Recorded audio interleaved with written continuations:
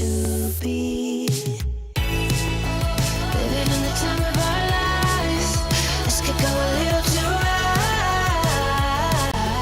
Illuminate the room like 1,000 stars. Running like a river through ya. Feeling you can't describe. You've no time to waste, so try not to wait too long. Yeah, you make a wish, you get it. Closest thing to heaven's right.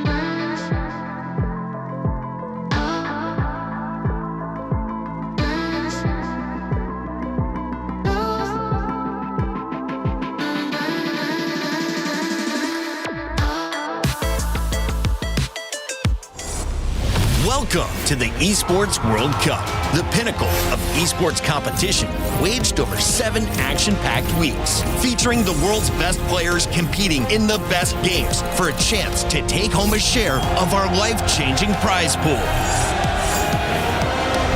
There's a ton of money on the line, so let's break it down. $44 million will be split across game championships, qualifiers, and achievements, with the remaining $27 million reserved for the best performing clubs across all tournaments in the club championship, where we'll crown the best esports club in the world. However, earning that title will be no easy feat. Throughout the Esports World Cup, clubs will earn points based on their placement in each title.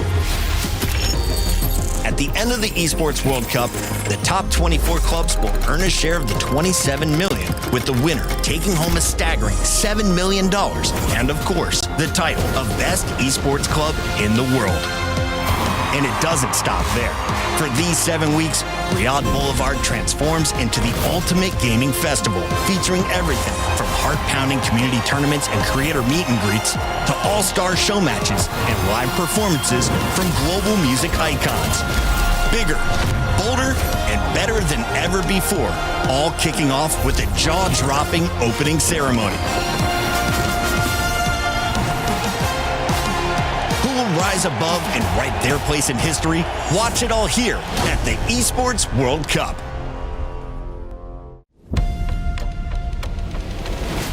No competition is as ruthless as the Esports World Cup. Its trophy system is no exception. The Club Championship Trophy, awarded to the one club that rose above the rest and reigned supreme across all EWC games. The Game Trophy, when a competitor closes their eyes, it's all they see. And it's not complete until it's sealed with a champion's key. Every participant earns a key engraved with their name. That's their right to compete. This year, returning champions hold a key unlike any other. Only one can place their key into the game trophy and become an EWC champion. The frame of the champion's key is embedded into the totem, a stone marker of legacy displaying every champion of the year. The keys of the eliminated will be crushed. The champions select 3 broken keys as a personal token, a reminder of who they have humbled. Beneath the totem, a resin block holds the remaining keys, a graveyard of fallen contenders. Will your dreams be broken or your name carved in gold and stone? At EWC, nothing is granted, everything is earned. This is the Esports World Cup Club Championship, the ultimate cross-game competition that will crown the best esports club in the world. Let's break down how it works. Clubs will be able to compete at the Esports World Cup in as many titles as they can qualify for. The clubs will then earn points based on their placement in each title. To qualify for the club championship, a club will need a top 8 placement in at least 2 competitions. But to win the championship, a club must place first in at least 1 competition. At the end of the Esports World Cup, the 24 clubs with the highest number of points will earn a share of the $27 million, with the winner taking home a staggering $7 million. And of course, the title of the best esports club in the world. Who will rise above and write their place in history? Watch it all here at the Esports World Cup. Ladies and gentlemen, boys and girls, children of all ages, teams have traveled across the globe to battle it out and earn their spot in the playoffs of the Honor of Kings World Cup. Paws Gaming, the champions of WKS. Watch as they look to be the best at KWC 2025. Oh, I didn't see you there. Come closer. Close. Too close, too close. Back off, back off. Give me a little space. Let me tell you a little bit of a secret in that I need to apologize to the KM West champion, Twisted Minds. This is a team that's on a tear, a la Nongshin Red Force in Season 3. They've beaten Kagendra and 2 teams from MKL, Black Shrew Esports, and Alpha Gaming. This is a very scary lineup beware of twisted minds as they're coming for you in the playoffs. Nova Esports, the final hope of MKL region. They were the winners, the champions of Honor of Kings Season 3 Invitationals. And right now, they set their sight at the Honor of Kings World Cup 2025. Let's go. OG Esports, the KMW hopefuls, and they are the ones to watch today. As we enter the playoffs, some dreams will come true and some dreams will be crushed. Only time will tell and find out who will be crowned king and champion of the Esports World Cup Honor of Kings. So what are we waiting for? Let the games begin.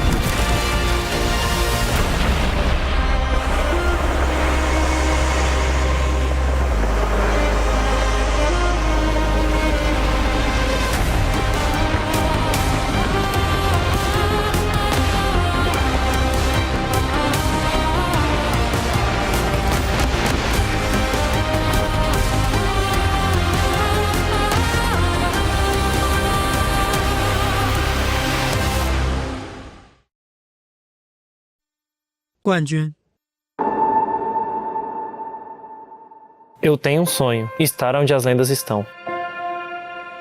Ini adalah jalan untuk membuktikan bahwa kami layak berada di puncak. Gunung di hati kami, suatu hari nanti pasti kami daki. 站在世界之巅，才配称为冠军。 Nos chamam de azarões tantas vezes, sempre presentes, nunca temidos. Mas isso vai mudar agora. Quero provar que o Brasil pode estar lado a lado com os melhores.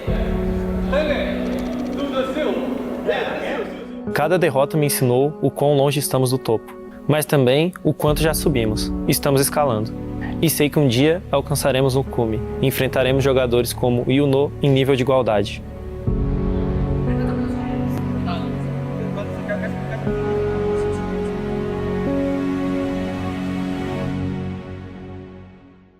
Saya tahu bagaimana rasanya kalah di panggung dunia. Saya telah melihat apa yang membuat tim KPL begitu tangguh. Saya meninggalkan rumah untuk berkembang, untuk membuktikan bahwa bahkan dewa pun bisa dikalahkan. Dan saya ingin melakukannya saat berdiri di hadapan Ino, pemain yang saya hormati.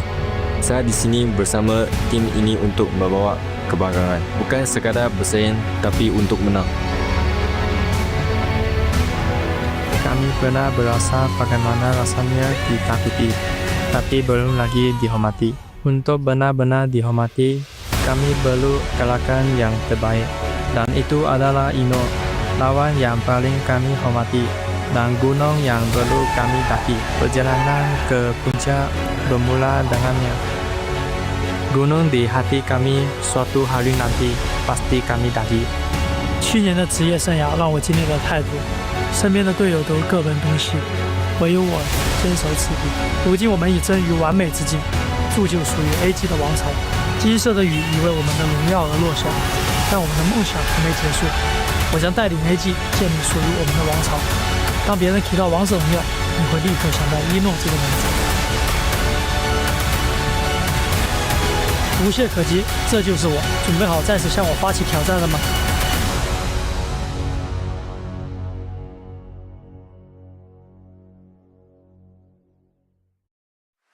The warm-ups are over. Ladies and gentlemen, this is the quarterfinals. This is the end of the road for some, and this is the first step towards the trophy for others. The Esports World Cup brought to you live from Riyadh, Saudi Arabia. This is Honor of Kings, the KWC 2025. I'm your host, Isaac Peña. For the next days, I'm gonna bring you the analysis of the top level of competition in our game. But clearly, that's something I couldn't do on my own, so I have brought some friends of mine, old faces, some new friends. Phil, Dave, how are you guys? I'm doing great. Just landed here a few days ago in beautiful sunny Riyadh here. And wow, coming into the venue is absolutely amazing. Breathtaking, you know? Something you can't really explain in words. Dave, you've been here around for a few days now. What do you think? Well, I actually have been here for a little bit more than Phil. And I gotta say, I love the food, okay? If you haven't tried the meat here in Riyadh, guys, it's awesome. Get your plane tickets. Come here and try some meat you have never tried before. I'm telling you, not only the food, the people have been amazing. It's been super friendly. Everyone right over here has been top level, treating us as what they need to be, man. Like everyone is just in here friends playing games. For sure. I've been only in here for a few days, being treated like family, you know. Everyone here is super nice and hospitable. It's amazing. Yo, everywhere you go, they're like letting you go first. You can go first. It's so the amount of hospitality that you're enjoying here locally, especially on the boulevard. But everywhere you go, like they can give you free food. A lot. Just the other day, they give me a free water because it's too hot outside. It's awesome, bro. I love it, Dave. I love that you're having a great time. You know what? It's not only about winning. It's about making friends, and of course, it's about building legacies. Let's take a look at the big picture. Let's look at our STC Club Championship updates. We have teams in here that they're trying to fight for points, to try to make it to the top level of the competition, to try to be on that first place. That first place right now is taken by Team Vitality that is going to be participating in our competition tomorrow. Genji Esports, sadly for them, they've already out of our KWC 2025. And if you look at that fourth place right now, AGAL coming into our competition tomorrow. So AGAL, they still have an opportunity to try to go and take that first place from Team Vitality. Word on the street here is AGL. They're primed to take it, right? They're the favorites to win it all here. And they're fourth place right now. As you mentioned, Genji, they recently got knocked out, so they're locked into second place here. Whereas AGL, because a lot of points to earn still. Oh my God, AGL is the gold standard for Honor King competitive here. I agree. And they are definitely aiming for nothing less than the crown. And that's a lot of points going to the club champion. I'm telling you, that crown over there at the top of the rankings is going to be at 27 million US dollars. That is a lot of money. Oh my God. Phil, what are you going to do with that? Life-changing. So many sports cars, you know, all right? You can get multiple. Every win from here on out gets you another sports car. Bro, literally, if you come to the boulevard, there's so many exotic cars lining up outside the gate. Beautiful. The thing about Saudi here is so cool. Like, it's a different world, right? Because life starts after 7 p.m. People party until 4 a.m. in the morning. Like, you literally, around 4 p.m. in the afternoon, you can't even find a restaurant open. But 7 p.m., bro, everywhere is hyped. It's open. That is true. That is the moment when the life starts right over here, right? And it's been a lively event in here with the new format that we have brought to you this year. We started with the group stage, then we moved into the last chance. We moved to the group kings, and today we're starting the playoffs. That format, never seen before, Phil. Of course. Now, a lot of people say this format is extremely cutthroat, and while that is true, it makes it so that every single match matters, right? You can get into the group kings, you can get into the last chance. Every match matters. It gets you into a better position in playoffs, potentially, if you win all the way through, but it gives you a second chance as well in the lost chance. I would say like this entire format is so creative. In the groups though, although it's random, but it's so emotional, right? You got the same region going against each other. And then once they go to the group kings, you're really deciding how you want to be seated coming into the playoff, right? The last chance, oh my goodness. If you were not in the venue, you're missing out, right? There's so much yelling. I'm telling you, man, like, I'm telling you, it's been since day one, it's been amazing because of the fact that you needed to win that first game. And if you did not, then you did not have any more respawns. Since day one up until day 6, we've had top clutch plays. And Kidia has been in charge of just collecting all of them and put them together in our Kidia top plays. Let's look at some of these. Some of them, they were very funny. Some of them, they kept us at the edge of our seats. But I'm telling you, this has been clutch after clutch after clutch. While Honor Kings is traditionally like, a 15, 20-minute game, you see here in a lot of these clips, we see insta-kills come out. Every second matters. You cannot misstep. You cannot make a mistake. You need to be focused and locked in the entire time. Absolutely. And guys, when you're watching the KWC, one thing to really want to do is take home all the combos that you see on the screen, right? Yes. I know that today we're going to see some games from Paws Gaming, for example. They're a team known for combos. And not just them, every single team here, they're going to demonstrate how to play a character, how to rotate with that character, so you can take it back and rank up with yourself, with your friends. They have a lot of great combinations that you're going to see at home, guys, when you guys play traditional ranked games and such. And to be able to see it at the highest level is amazing too. Yeah, take a look at this combos that you're watching right now. You got Dwayne in the front, tanking tremendous amount of damage, but they just got turned around because the other team, the red team, Twisted Mind, they have a twisted mind, right? And they want to show something completely different. And now we're seeing the players' emotion on screen right now. I'm telling you, some insane plays in here, but what's even better is just the reactions from the players. These Crunchyroll reactions, they never disappoint. The energy in the stadium is absolutely contagious here. We mentioned here that every game matters, and because of that, the pop-offs are even greater than ever before, surviving death and not elimination.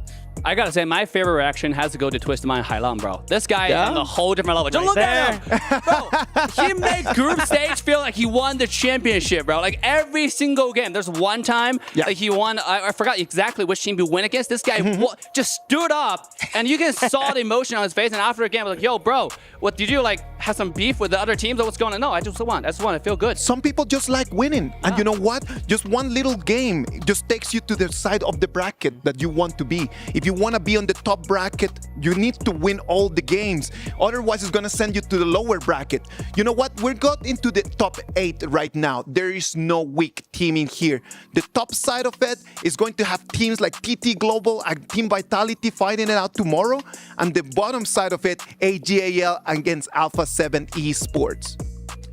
As we've seen from these brackets here, why the Kings Group League is important here is if you win that, you come into playoffs not having to face against the unlockable character teams from... Yeah, absolutely. This is quite important. That's why the Groups King stage, like you mentioned, is really important. But today, we're going to see a long day, all right? Because these teams, they're on the same level, same playing field. Paws Gaming versus Twisted Mind upcoming, and we have Nova Esports versus OG. Bro, these are longtime rivals, and they're about to face each other again in today's playoff. The stakes couldn't be higher than what they are right now. These two games are going to decide the fate of who is going to be going back home tomorrow and who is going to be able just to stay alive and try to fight for that prize pool, right?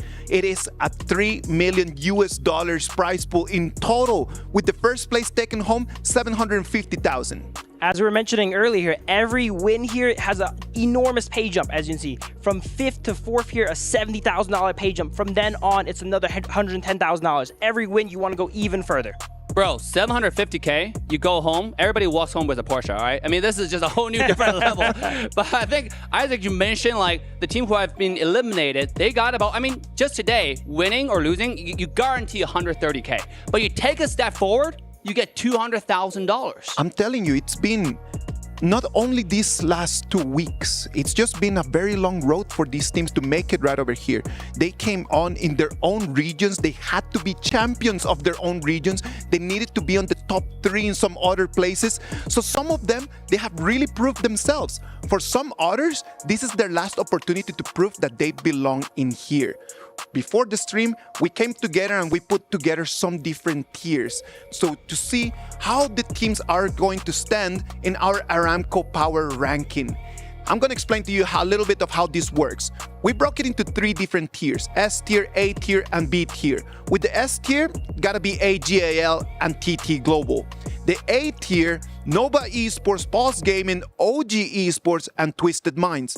And in B tier, we needed to have Team Vitality and Alpha 7 Esports. Phil, Talk to me about the distance in between the tiers, because we had a good conversation about that, right? For sure, the S tier here is going to be a good amount cut above the A tier here. These are teams that got a direct ticket into playoffs here, skipping through groups, and that's for good reason. These are some of the strongest teams coming from the KPL, and as mentioned before, they're projected to take the whole thing. Yeah, absolutely. I mean, this team's amount of training they had, the familiarity they have with each hero in each position, how to rotate. When they see a character, they have in the back of their head, they know exactly what they do, and you can see the distance they keep, knowing that the capability of their opposition. That's so important playing Honor of Kings. Dave, you had some interesting takes on that, right? You had some hot takes. What about if you give us some doctor's notes, mate? Oh, absolutely. I got my notes right here. So the Paws is... No, we're taking a look at A and B tier because the team are so close, right? We're talking about A tier with all this team coming so close to each other, but I think Nova is just slightly above from a historical statistic standpoint, right? From all the past World Series we have seen. Even in the scrim or in the group stage, Nova is just built different. The resilience this team have, the consistency this team have is on a different level. But at the same time, all the other teams we've seen like Vitality or Alpha 7, I have talked to Alpha 7 quite a bit. Yes. The coaches, Coach Joko, that talk about shifting strategies for the team. They used to have CR7 on the marksman, well, on the jungle. Now CR7 is the marksman, is the farm lane, and they have shifted their focus towards the farm lane with Danny playing support, tank, jungle, and funnel resources to the farm lane. And I think the strategy is pulling wonders. So I look forward to the fight Alpha 7 is going to give to AL. I'm telling you, it's difficult for us to be able to understand that there are no clear lines in between the teams. Everything is just that is brought to you by the Al Habib Medical Group. What about if we move into match number 1 of our quarterfinals? It is going to have Paws Gaming against Twisted Minds. Twisted Minds, they had a little bit of a slow start, but then after that, they've been taking win after win after win after win. But Paws Gaming, they haven't lost yet a match. Paws Gaming is coming in with 7 games, 6 dubs. They haven't literally lost a match since they started right over here. Let's talk Paws Gaming. For sure, both teams have definitely not felt defeat in a while here, right? But Paws Gaming have not encountered an opponent as strong as Twisted Minds yet here. These matches today here are gonna be our highest potential for ultimate battles here. The most grueling, the most 50-50 potentially, and it's anyone's game. Yo, by the way, guys, this is Phil's favorite player, Feng Jie, holding the key, all right? Listen, whoever loses today, we talk about this is do and die, this time to level up. Whoever loses today, they will have that key being crushed live in front of millions of viewers. Not only their keys, man, that their dreams are going to be crushed. And we do not want to see that. We talked about how important Fengji is going to be for the composition of Paws Gaming. On the other side, Hailang is going to be very important for Twisted Minds, isn't it? Oh my God, I want to see more explosive emotions, okay? Hailang came in and said, he has one sentence, right? We can beat any team, just give us a shot. And now you're looking at him holding the key. This is the key to his dreams and to his team's dreams. With Hailang's energy and confidence, I believe it. It's honestly anyone's game here. And Dave, don't get me started on Feng Jie here. I have a lot of notes about him. I cannot wait to go into it. Phil, you look excited, like you've done a lot of homework. I am really, really digging this whole information vibe that you're giving, man. Thank you very much on that.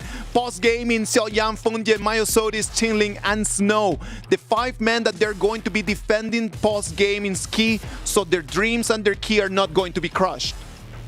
Yeah, and I want to talk about Paws Gaming in general. This team has scrimmed against the KPL region, right? We're talking about you become as strong as your opponent, so you're as strong as your environment, and that's exactly what Paws Gaming brings to the table. They might be a wildcard team, but coming in, they are just as strong as any other region, and they have shown it with 100% win streak. Again, when we were doing the tiers, it was just so difficult just to try to see who's S, who's A. There is a little gap, but that gap every single day is just becoming shorter and shorter and shorter. And on the opposition, Twisted Minds, Clean, 90, Highland Shanks, and City Boy. The 5 men that Twisted Minds are going to send us in order just to keep their drive going for a little bit longer. Yeah, Twisted Minds, not a team to be understated as well. The winners of the Kings Major West League, that's how they earned their ticket into here, the Kings World Cup here. And they're going to be against Paws Gaming. While they have some experience against, you know, the KPL teams, I don't think they're going to be ready for Twisted Minds. Bro, if you have not come to the Boulevard and went to the Twisted Mind building. Ooh. You gotta go, all right? He went there. You see the plushie? I got 3 of those, all right? That was goated. You have to get them. They have the lucky charm on them, and today I want to see them Twisted Mind because it's all about a mental game with Twisted Mind. Boys, we need to start wrapping up a little bit on this. Let's talk about Twisted Minds against Paws Gaming. It's going to be a battle of 2 different strategies. I do believe that Twisted Minds is a little bit more of a fist. It's 5 fingers all together into a fist, as I believe that Paws Gaming might depend on Fungi a little bit too much.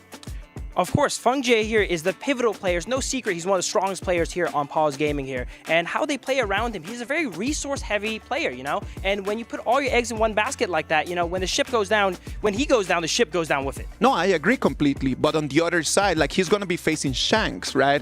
And if you analyze the Twisted Minds roster, Shanks might be, from the 5 of them, the one link that might be the opening for Paws Gaming. But see, different teams have different strategies. When I look at Twisted Mind, I'm looking at Hailong carrying the team's momentum. Yes. I'm also looking at 90, which is a player to watch for me personally, right? Of course. This guy has brought so much to the table with the engages, with the flanks. Have you seen the fatigue in the group stage? I mean, this guy can 1v3. He just doesn't die. Like, when he activates ultimate, he becomes undying warrior. For sure, Fatih, one of the newest characters on the Gorge here, and Knightley, one of the first person to adapt to it and very well, picking it up and performing excellently with it.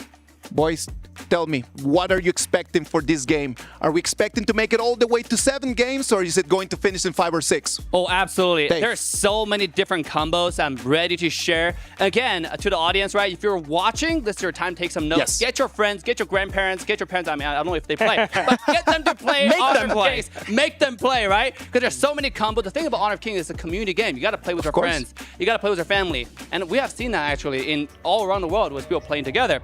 And I want to see some great combos like Sun, Lady Sun and Ming, Da Qiao and Fuzi coming out. Dave, look at that. The screen is ready. Whoa. The stage is ready. We started with 18. We're down to 8 teams. The last chapter of our story is going to finish right over here. It's the quarterfinals, ladies and gentlemen. We're going to send you to the Amazon Arena. This is the Honor of Kings KWC 2025 quarterfinals. Are you ready? Let the battle begin.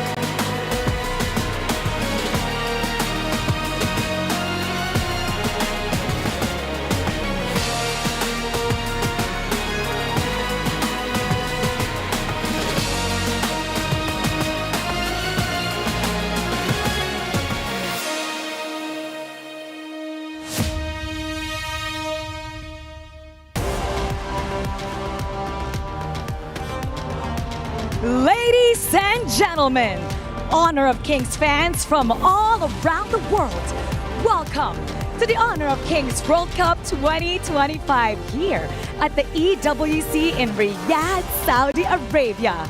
The stakes are higher, the pressure is intense, and only the best remain. My name is Mara Aquino here with Milosh, and we're here to be with you throughout the journey. We have an incredible journey to go through over the next few days. It's an honor to be here with you, Mara, to witness everything in person. Well, only 10 or so days ago here in Riyadh, 16 teams landed to compete, and only 6 are left through our group stage, with, of course, 2 squads joining us, invitees from the KPL ACL. It is a single elimination bracket. It's simple. You lose, you're out. There are no second chances, and it's all for one thing, for a beautiful KWC trophy this Saturday.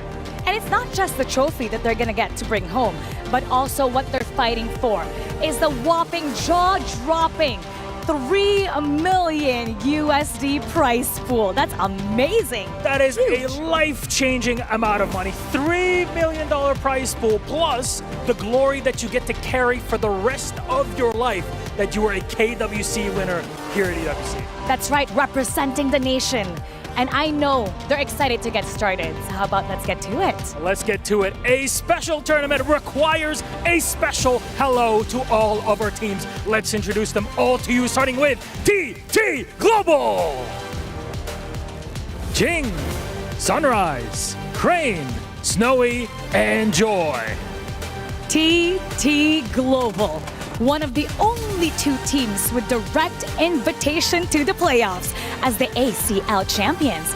TT Global comes into the tournament with incredible momentum and a huge weight of expectations on their shoulders. All eyes will be on them to see if they can convert this privilege into championship glory. Now it's time to introduce the next team, AGAL. Zan, Zoe, Shang, Inwo, and Shuai. The KPL Spring Champions are arguably one of the most decorated teams in HOK, and their incredible performance in 2025 has also giving them this huge opportunity, a qualification invitation directly into our quarterfinals here at KWC in Riyadh. Though, next up, our third squad on the stage, it's Nova Esports. Chuan, CY, Wendy, Muchi, Wapit. Nova Esports, the reigning Honor of Kings Invitational Season 3 and MKL champions. Now their reputation coming into the tournament is a formidable one. With that championship victory fresh in their mind and bringing along that confidence, they're considered to be one of the tough teams to beat here in the tournament. Now up next, let's welcome Alpha 7 Esports. Niap, Danny, Fury, CR7, and Villa 1. Now, qualifying out of the Brazil Fall Championship, they shattered expectations. And also here at KWC at the Esports World Cup, where they went through Group B, taking out both Loops and Team Vitality before making it to this main stage. Who doesn't love an underdog story? Next up, though, on stage, it's Team Vitality. Tufts, Zhangqiu, Neil, Zon, and 19. Team Vitality, a squad that knows how to fight through the fire. They may have finished third in the IKL, but they are turning heads here in the international stage. Now, they are the last remaining Indonesian team, and they carry the hope of a nation. They're still standing, and they're not done yet. Up next, we have OG Esports. Keke, Dao Dao, Wen, An, and Muchen. The phone rang for OG, and they picked up the last call to make it to KWC at the Esports World Cup. And boy, did they make an impact, going 2-0 in Group D. They definitely have aced their exams so far here. The question is, how far does that flawless run go now that we've made it to the main stage with 8 of the best in the business? These are our first 6 teams. Our next 2, however, will kick off our quarterfinals at KWC at the Esports World Cup 2025.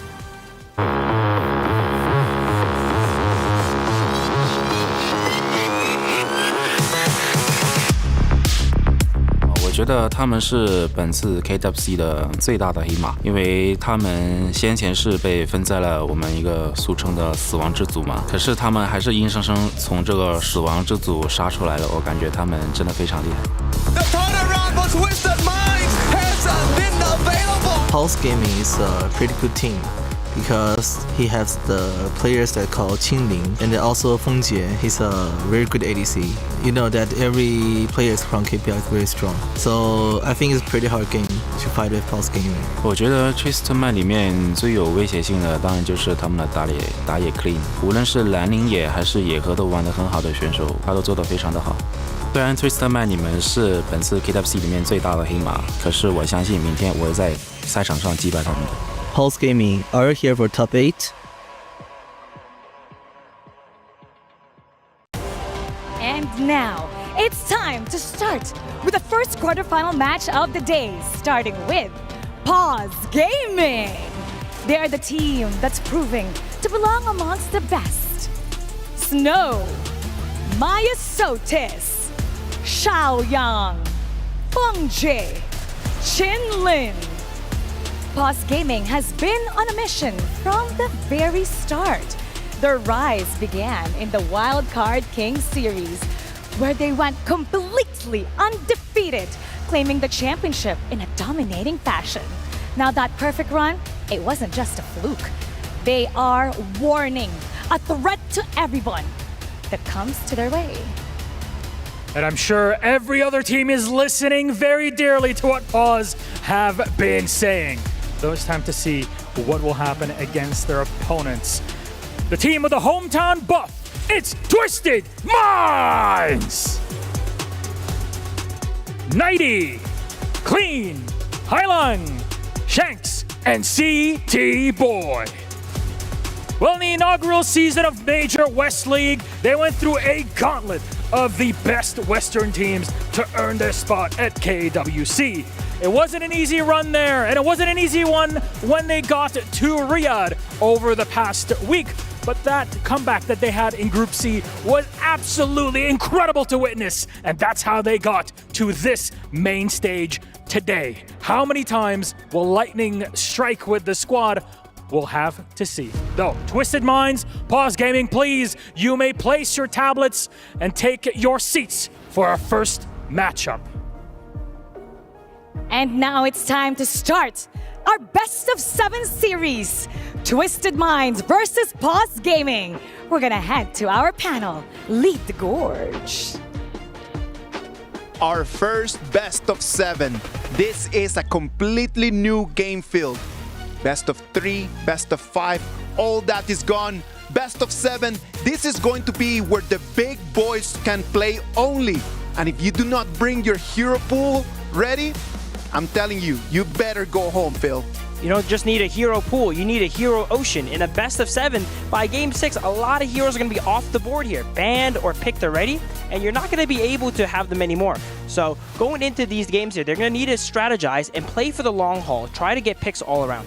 Now, for those who are new here, what that means is the heroes that you picked in the same series for the same team cannot be used again. And that's why we love Global Ban Picks so much, because you can see so many synergies and learn from the pros and see how they maneuver, how they pilot those characters, and to really show off and maximize the effect of those characters. Since the beginning of a Global Ban Pick, we've already said that the game completely just changed. It was the evolution of our game, because right now, 2 heroes, not enough. 3 heroes, not enough. 4, you're starting over there. 7, 8, or 9 is going to be the minimum that they need to master. For sure, you're going to need to be a jack of all trades and master of all. Unlike a traditional MOBA where you see, the same few characters every now and then, you get to see the widest array of characters and strategies out in these best of 7s. The characters that you want to watch, if you can dream it, it's going to be done, all right? It's going to be shown on this stage. As I mentioned before the segment, there's so many different combos, and you really want to get all your friends, if you're trying to make a team, to build a community, well, this is the time to get them to watch how these players is going to do all those combos. It's going to be awesome. I'm telling you, in here, the players, you can sense it. Even though we're in the studio and right now there's a little bit of a distance between us and the arena, I'm telling you, I can sense the tension in here. I can feel how for all these players, this might be one of the most important games that they've ever played. I've been hearing a lot about secret weapons, strategies that they've held here for the playoffs, here where every match matters here, because losing means you're going home. And in these best of 7s, you're going to see all kinds of strategies, traditional and non-traditional. My favorite has to be Pei and Byron, okay? Because it's not just Pei and Byron. There are different things that you can combo with that. Because really, you can have a hyper carry farm lane.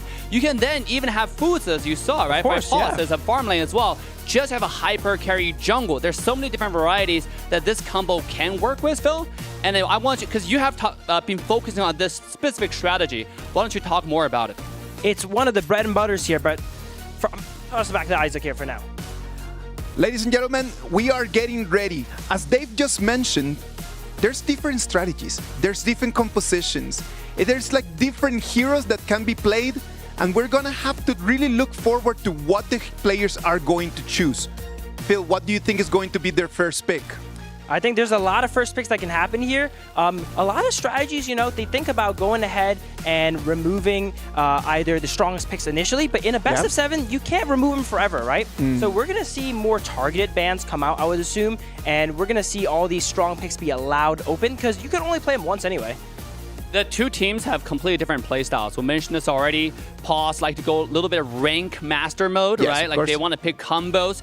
Even with Marco Polo and Yaria, right? The stuff that you've seen in rank. People love that combo. That's how they grind rank points. But coming in here, when they go against Twisted Mind, this team is flexible. They pick on the spot. Whatever makes sense, whatever contests your lane to give us a little edge, they will do it. And that's what makes this team so strong and so unpredictable. When you think about Twisted Minds, you think about communication. What would be one word that you would use to describe Twisted Minds, Phil? If I had to describe Twisted Minds, I would say camaraderie. They do everything together.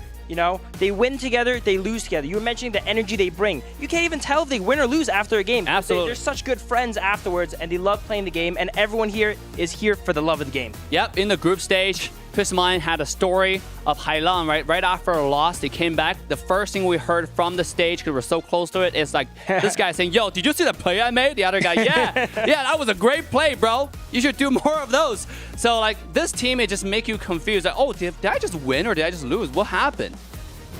It is going to be shown to us what is going to happen, as right now we're moving into the beginning of our game number 1. The ban and pick is going to be the first phase, the first stage of this game. And you know what? We'll analyze the game after it comes back to us. I know that Sagi and Bland, they're ready to jump. Boys, take it from here. How's it going, everybody? We are going to be your casters for the game number 1 today. It is your boy Blam, and with me is my co-caster for KWC. It is none other than Sagi. How are we feeling today, Sagi? Of course, we are stoked because we are finally pathing towards the playoffs. The last week, we have been putting stone after stone, blocks after blocks, and right now we are coming to our first series of the playoffs. Paws Gaming versus Twisted Minds here, Vlad. Yeah, brick by brick, we're going to be seeing the first game composition come through here already, and obviously we saw Dave and Phil talk about the party pick here onto the side of Paws Gaming. They're going to lock it in for themselves for game number uno. Ooh, game number uno. First strike coming in with the Fatih here. This pick, onto Snow, onto 90. They have had such an amazing performance, especially when it comes to jumping the backline onto this newly released hero. On the side of Twisted Minds, we're going to talk about anti-dive. We cannot be forgetting about Yu Huan and Long. These two picks, oh my goodness, their ultimate is a bailout button for them. Perfect to fight against this Fatih. Yeah, I can say, interesting point you make there, right? Obviously, Fatih into the backline is looking for that backline pickoff. But when you got the unending sorrow from the Yu Huan, when you have the infinite vastness from Lung, it's going to be hard to dive. But if you need some extra dive potential, this Doom pick here is definitely what you need, right? Exactly. It's like Paws Gaming is spelling one thing. We want to go in, we want to disrupt whatever Twisted Minds want to be, because as our panelists mentioned, they want to be in one mind. And if they are disrupted by all these multi-angle dives, maybe that's one of the ways to dissect them as a whole team. Again, with this obviously dive potential here, you do need a little bit of zoning as well, right? I feel like this Lady Jen here for the side of Paws Gaming, Xiao Yang has picked this pick quite a few times already. Destructive Deluge is going to be a great means of zoning.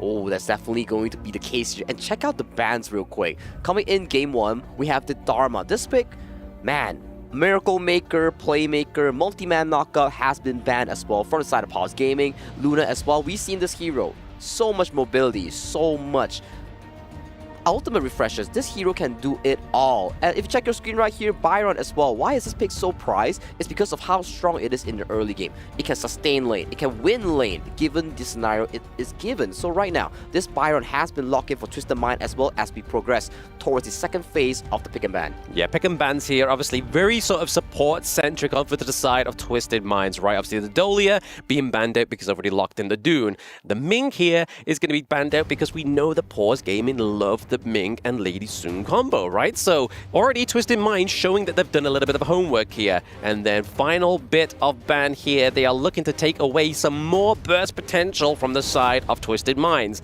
The Ganon Mo is on the ban bench. This is the beauty of global ban pick, right? Sometimes you don't have to fully push out all your prize picks. Yes. We talk about how expensive certain team compositions are. Imagine you pull out all the big guns, all the tier S heroes in game 1, but you manage to lose, or you manage to get a tough win.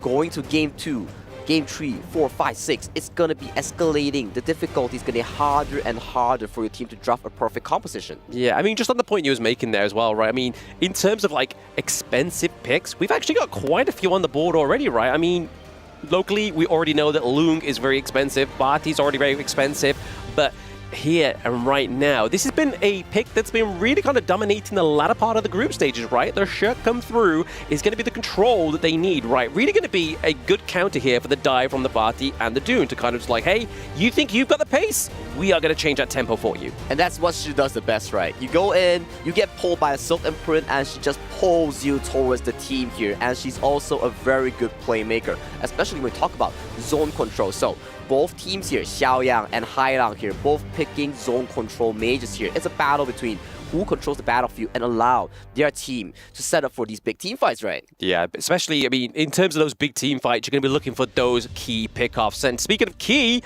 we was hearing it just before we switched over to us. As Dave was just like, hey, the Marco Polo Yaria is what they've been using to climb in ranked games. And Paws is like, hey, let's bring this combo out. A lot of CC, obviously pairing with the Fever Barrage Ultimate is going to be pretty scary here for the side of Twisted Minds, right? Especially when we talk about Yaria here.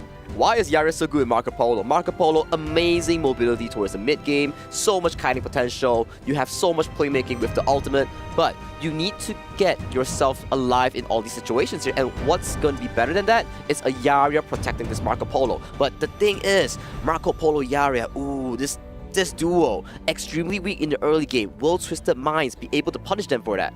I mean, we can really only hope so, right? We see over, look at the Twisted Minds, they do have their late game ticket, right? They have the Loon come through, so you know that Twisted Minds, now that they picked up the Agudo, that's going to be a lot of resources down to the bot side of the map, right? They're really playing into, hopefully, Shanks being able to perform on this Loon and not get caught out by the side of Paws Gaming.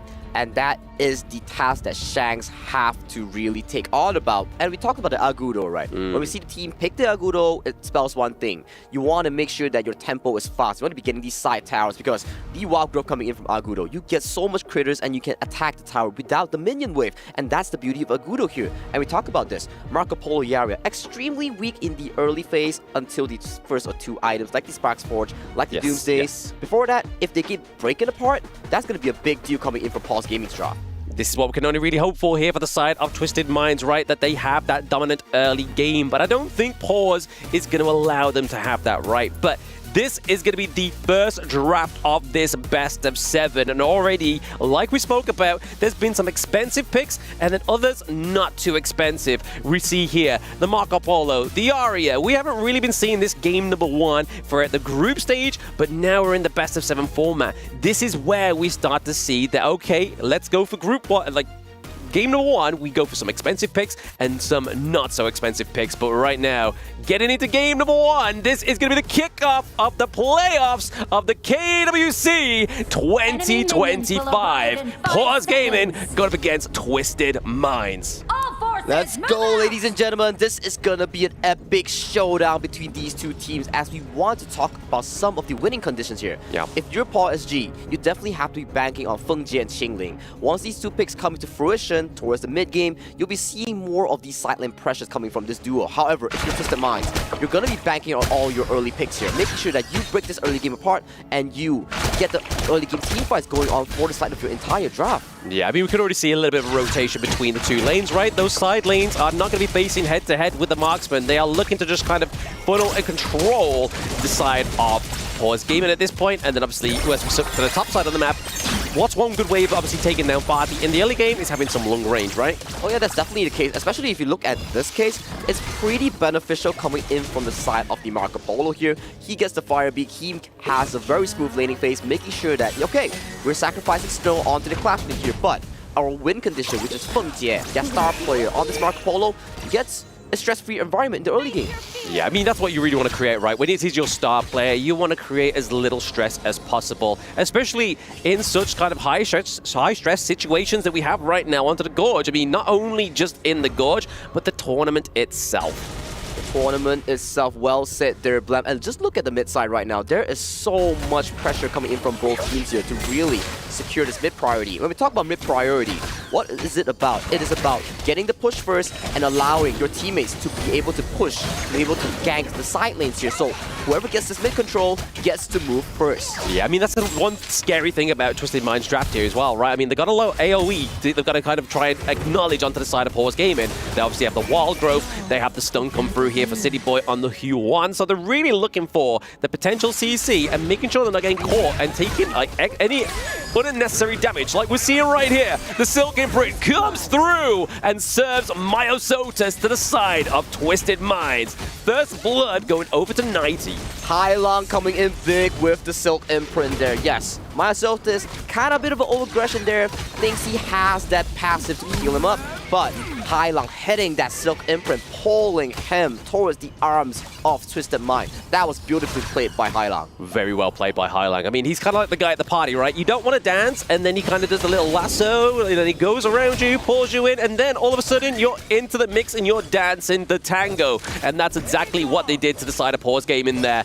Myosotis, like you were saying, Sagi, doesn't quite have that sort of sustain in the early game just yet. We're kind of looking for that itemization, right? Potentially a bit more tanky items coming through, but in terms of damage, it's going to be passed up into the top side of the map there. Paws repaying that first blood. Blow for blow, 90. He expended the flash just now at the mid lane to punish Myosotis here. Xiaoyang, they have that information, comes up with a beautiful roam, punishing 90 for that aggressive play.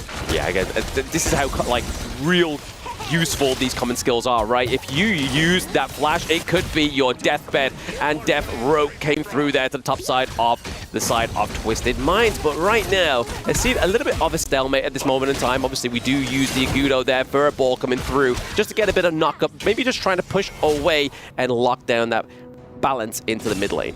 But we're coming to the first Tyrant of the series here, Blam. Usually we talk about, oh, early kills, not the greatest, not the best, but we talk about 4-minute mark. We want to see what the players, what the teams are prioritizing. Are we looking at fighting for the Tyrant? Are we looking for trading certain objectives on the map, like the buffs, like the towers here? As we slowly approach, the Tyrant has been spawned onto the map. Yeah, I mean, one of the clear indicators is obviously pressure down to the bot side of the map, but right now, Myosotis is just trying to kind of poke and prod both City Boy and Hailong here, just try and make sure they look a little bit worse for wear as they try and go for this neutral objective fight. We do see, however, Feng Jie in the sideline. Is he going to try and go with the Fever Barrage, but still doesn't quite have the confidence at this point in the game. Going over to Twisted Minds is the first Tyrant. Indeed it is, but I want to prize Paws Gaming as well. We talked about this, the Feng Jie on his Marco Polo. He needs some time here, but City Boy here gets forced out the ultimate here. All big, that's what we talk about, the bailout opportunity. That's the beauty of the Yuhuan role. The beauty of the unending sorrow as well, right? The undying sorrow is going to be there coming through to actually just basically just bait a lot of those skills to come out of your enemy team. We didn't see the Fever Barrage being used. We can see here, obviously, the common skill for Feng Jie. He wants to go for the cleanse because there is quite a lot of CC, a lot of control over to the side of Twisted Minds that could really upset the flow with the Fever Barrage. And that is correct here, but a bit of a pressure comes from the side of Twisted Minds here as they look to punish Xiaoyang here. Zhao Yang forced to flash out and forced towards safety here. This is the side selection we're talking about, right?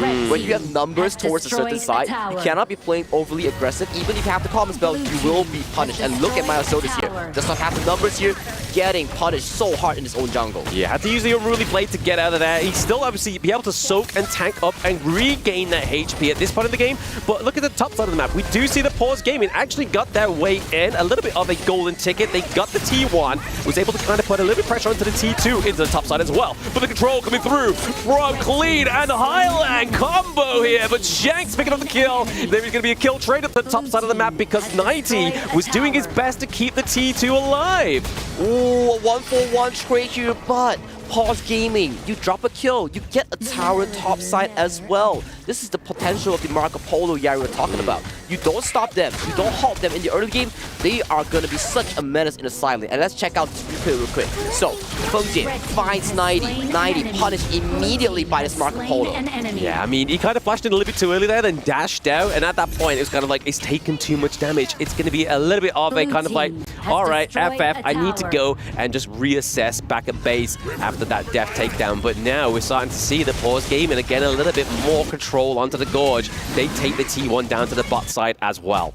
As the game progresses at this point, Feng Jie and Qingling is slowly becoming this side lane monster. Yeah. It's like a pseudo marksman that's roaming around the map. Roam and gun right now. Just look at bot side right now, 90. Once again, punished for his aggression. Yeah, punished for his aggression. That is going to be the takedown there. Snow coming through with a clean kill. Obviously, Furball doing quite a bit of damage, keeping him away from that second engage that we saw in C Brew there. Obviously, Myosotis coming from the back end of the Crimson Tyrant there, the Crimson buff, sorry. And then it was just kind of like, hey, no, Furball is going to do the pseudo tank job. And look at the members coming from Twisted Mind here. They want to punish this mobile marksman coming in from Feng Jie. There's no one on the side of Paws that's coming for his rescue. And he overextends into the bottom side of the map, gets punished, bails out, double kill for the side of Twisted Minds. Yeah, but I mean, double kill for the potential T1 here. I mean, 90's really got a job on his hands as they obviously now, the cavalry arrives. They do lose the T1 into the middle of the map, which is going to be a not as good trade, right? I mean, yes, you get 2 kills, but what can Twisted Minds do a little bit more here? Oh, Twisted Mind gets the pull onto Myosotis here once again. Hailang pulls Myosotis in. This is the matchup between Hailang Shi and Myosotis. It makes the dude extremely awkward here, and Shanks wants to go for the Flaming Paw, but does not get the range. Yeah, I mean, they claim back the T1 down in the mid lane as well, right? That is going to be a good kind of switcheroo here for Twisted Minds.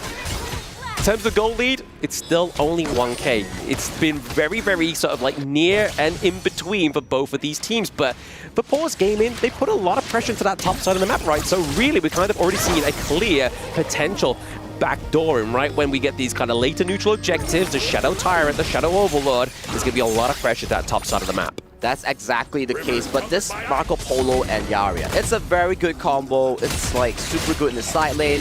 It provides so much healing and shielding for the marksman, but if you do overextend like what Feng Jie did, you're going to be punished as a 1v2 and you're going to be dropping 2 kills instead of 1. Yeah, they've got to be careful. They've got to be careful when obviously Yaria is on top of the Marco Polo. You've got to kind of make a case for that one within these dives into the bot side of the map. But right now, they're not really facing the consequences of that action, right? Exactly, and look at tempo right now. 9 minutes on the clock, 1 minute until the Shadow variant, the Empowered Overlord, Empowered Tyrant that's going to be spawned under the map. It's a 50-50 game between both these two teams. We haven't yet seen a full-blown team fight yet from both these two squads. Yeah, they're holding on right. I mean, you can kind of see here, we saw that obviously Snow was pushing a bit of pressure up into the top side of the map, and then rightly so, down to the bot side, they had a minion wave crashing through for the side of Twisted Minds. So they're really kind of negating this sort of like 75-25 damage here for the side of Paws Gaming, but they are able to take that Overlord there. The pressure is definitely being neutralized here. Pressure is neutralized here, but Twisted Minds knows the map formation here. They invade this Azure Golem and they potentially have an angle towards the mid tower here. But look over to the bottom side real quick as Feng Jie and Qingling further causes trouble as they are so strong in this side lane. Very strong. I mean, you can see already 4 members on the side of Twisted Minds potentially going for the gank here. Looking to try to take off the carry before the Shadow Tyrant has spawned in about 14 seconds.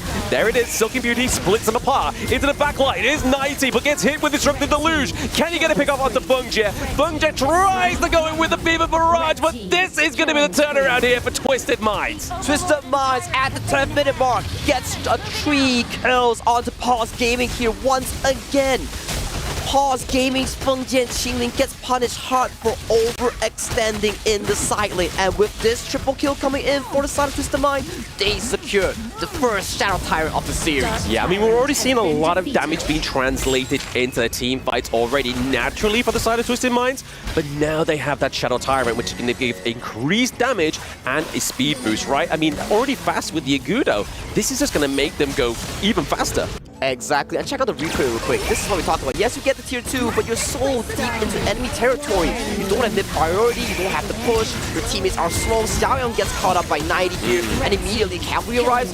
Fengjie, you have a lot of dashes, but how many dashes can it take you to really escape from this? Yeah, it's a lot, right? But even with the Primal Bond on the cards, Twisted Minds is like, hey, let's not give them the Overlord, because if they are able to get the Shadow Overlord, they get the Shadow Vanguards, which is going to create some more pressure that really, this could be the weak point of Twisted Minds in this game number 1. Oh yeah, that is the case here. And look at the goal lead right now. 2 minutes before we're saying, it's a 50-50, nothing much broke out. Yeah. But that is the pain that you have to suffer if you break out a team fight like this. You lose members, you lose out objectives on the map, and objectives provide you with all these gold. And right now, Twisted Mind, healthy 3000 with all the wave control, and they're going to be pushing all these towers down. Yeah, I just want to point out, obviously, Xiaoyang onto the Lady Chen there, obviously, in terms of damage output, but again, Fengjie and Qingling may get punished here as they try to poach the top side of the map. Obviously get phase check here. The right person to do it is going to be City Boy because he has the heals and the sustainability. Down goes Fengjie once again. They are being punished for the same reasons, not even like moments ago. How many times do I have to teach you this lesson here, Paws Gaming? Once again, as we mentioned, Fengjie Qingling very far towards the play here. Just look at this. They know for a fact that, okay, we go for the push. They will want to sneak a clear onto the side lane here. So, what do we do first? We clear them off of the side lane, then we commit on our push, which is right now happening in this tier 1. Yeah, I mean, they're down for around about like 11, 12 seconds, right, before this comes through. Destructive Deluge is going to be potentially enough here to take out the Vanguards into the mid lane. Can Twisted Minds convert this into that T3 into the top side of the map? Highlang may get caught out here because we see Snow into the back line, using the flash to get out, but it is going to be the damage. Infinite Vastness, Unending Sorrow come through. Is this going to be enough to keep the side of Twisted Minds alive? And it is! The double bailout we talked about in the draft here. Yes, no, you got an amazing flank coming in, but the double bailout instantly. No further questions asked. They get out and they get out safely. I mean, that was like escape artist level kind of get out of there, right? They really got out of jail with their free card.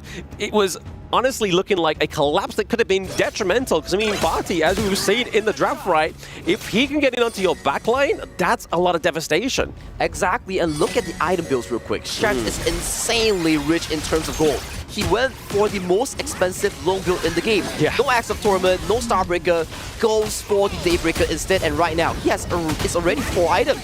Soon to be full slotted. Soon to be full slotted, but still, at the same time, Fengjie and Qingling are just trying to get that dominate into that top side of the map. But fortunately for the side of Twisted Minds, they're able to trade that T3 down to the bot side, and then that means that 90 is free to go and just mitigate that lane up the top side of the map. But right now, funneling more over to Shanks, the Crimson Golem goes over. Extra damage is not going to be the weak point here for the side of Twisted Minds. Okay, 4 seconds onto this Tyrant here. If you're Paws G, you gotta be breaking up some form of priority, especially the side lanes here. Yeah. At the very least, set up the map, set up a camp here, so you can catch up some of these members coming in for Twisted Mind here, because you know for a fact, once they get this Tyrant, they're gonna be rotating towards the Overlord, and once those two are in the hands of Twisted Mind, they are looking for the game-ending push. They could be looking for the game-ending push here as well. I mean, just more damage coming through. The Fever Barrage just being used as a wave clear here as well, right? Careful here. Yes, 90 is going to be quite spry. He does have his common skill as well. Clean, rotating through with a roll-through. Also, all sides of Twisted Minds committed into the top side of the map just to take down 2. Actually, not just 2. We saw that Qingling was trying to get out of there, but that is going to be a NO for Paws Gaming.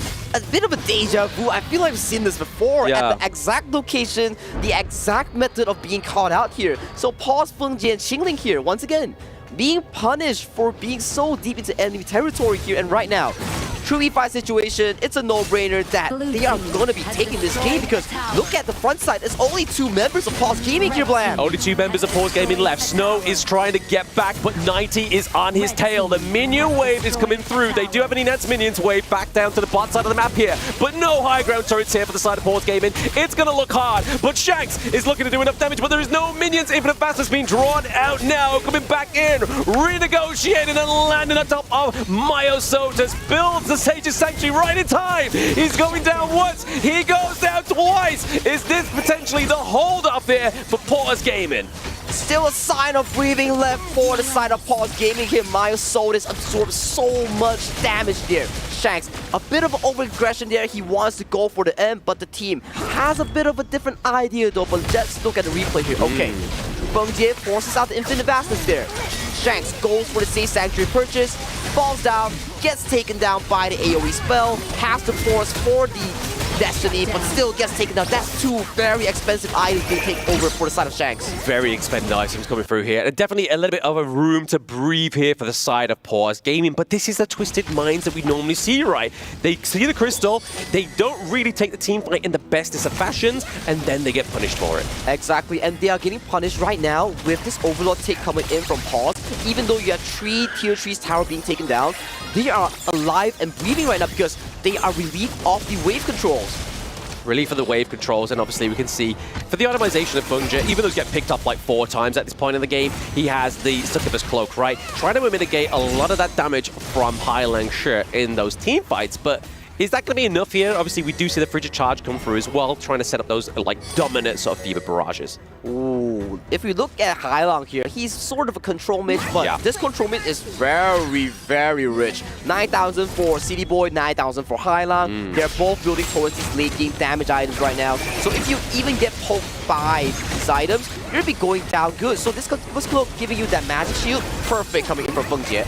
It's a lifeline, right? It's a lifeline against that magic damage. But right now, obviously, again, just creating more pressure to the top side of the map is gonna be Snow. And this is how he's been playing for the majority of the game. He's just looking to create some more pressure for the side of Paws Gaming. Twisted Mind City Boy taking a few blows there from Snow, but he's able to because he has the sustain. Exactly, and look at Snow right now, 3-0-1 coming in onto this party here. We talk about how prized this pick is. If he finds a perfect angle onto Shanks or City Boy, and they can chain the crowd control, they can't be using the bailouts, which is the ultimate. Yeah, I mean, right now, we're already seeing that one attempt for Snow down to the bot side to take that high ground turret. It's paying dividends here for Paws Gaming. They have the Vanguard down there. It's already split in part the side of Twisted Minds. You're already seeing that they're not clumped together as a unit right now. Exactly, and right now, Paws Gaming, they are looking onto the Shadow Tyrant. They have secured it. Are they going to put the gold button here because they have this extremely strong combat buff that's going to be on them for the next 90 seconds. Yeah, it's going to be a hard 90 seconds here for the side of Twisted Minds to play this, right? I mean, yes, they are ahead in terms of the gold, but I mean, how long is that going to actually sort of stick around, and how much is that going to benefit Twisted Minds going into this late game phase of Honor of Kings, right? I mean, they're already pretty much 6 slotted. 6 slotted. Just look at the gold chart real quick. 16,000 coming in from Shanks. Coming in next will be Feng Jie and 90 here. So we're approaching the path that you mentioned here. More and more of these players are getting 6 slotted. 90 potentially caught out here as he's forced to walk away, and he has expended the Pure Sky to block that one single damage output.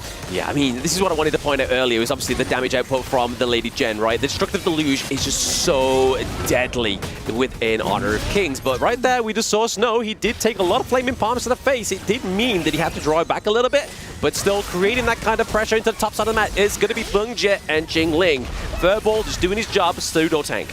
Twisted Mind really requires Hailang to be healing the Silken Prince here. If not, we're going to be seeing a tango coming in from the side of Paws Gaming here. They're just dancing along the waves, the lanes here as we approach the 50 seconds. That's going to be spawning off the Tempest Dragon because this Marco Polo, yes, he's 1-4. Yes, the Riara is 1-4. But they're providing so much pressure onto the side lane that Twisted Mind has to respond. Yeah, I feel like Snow's a little bit like Nostradamus within this game because obviously he was able to create pressure in the one lane where the Tempest Dragon was going to spawn. Like if Twisted Minds had that high ground turret down there, it would be so much pressure and so much kind of like on the back of the mind of Paws Gaming that they probably wouldn't even go for it. But now they've actually managed to have those enhanced minions down to that bot side of the map, I feel like it's going to be a bit of a stall here for the Tempest Dragon.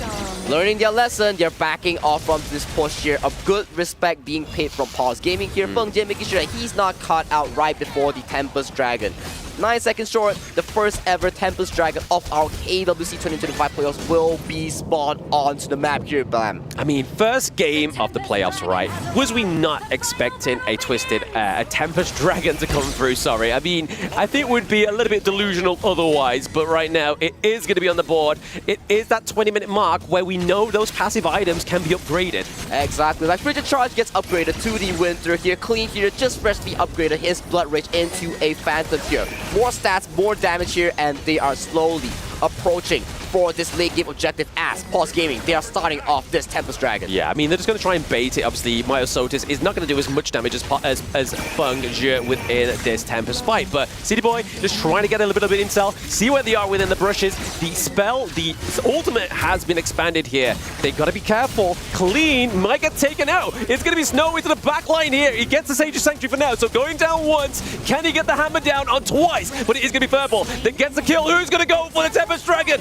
Paws Gaming secures a Tempest Dragon, but can they secure the way out? Look at Snow though, he's still in the back line here. 90 falls down, but Feng Jie falls down with the Sage Sanctuary here. Health bars are blinking low coming in from Twisted Minds here. Shanks still standing alive, still hitting with his auto attacks. He's still on it.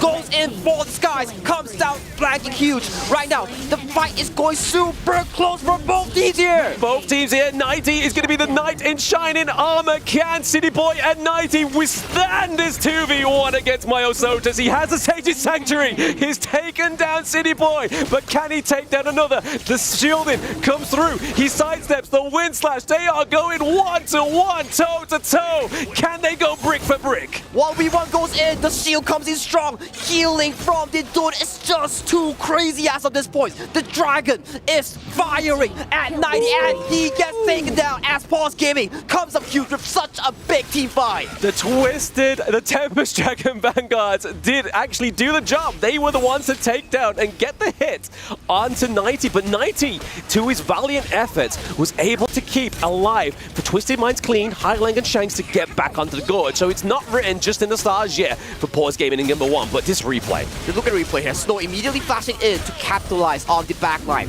The smite coming in from the side of Twisted Mind goes down and it's currently in the backline here. So on the front end, Paws Gaming gets the Tempest Dragon. As the fight further commences here, we see Snow further pondering at the backline here. And as of this point, all members are down and we see a 1v1 brawl between these two fighters into the mid lane. I mean, this is just giving me KMW Finals PTSD, right? Where we saw 90 go 3v1 and he was able to take down the side of OG. It was incredible, but it just wasn't enough against Paws Gaming as they go for the potential final assault.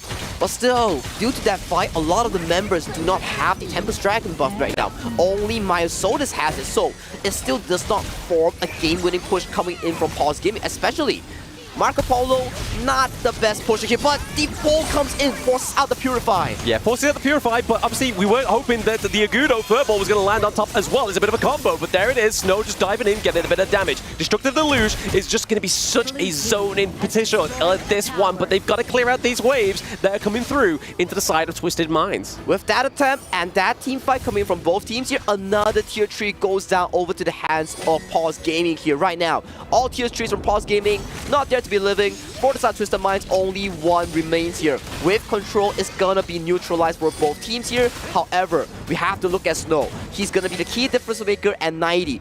Whoever finds the flank onto the backline will secure the deal for their teammate. It does seem like that, right? I mean, we were seeing it in the BP at the very beginning. It's all about the access into the backline, and both of these teams have that, and they have portrayed so far that they can do it beautifully, but it's who is going to do it at the right time. Exactly, and we have to think about one thing.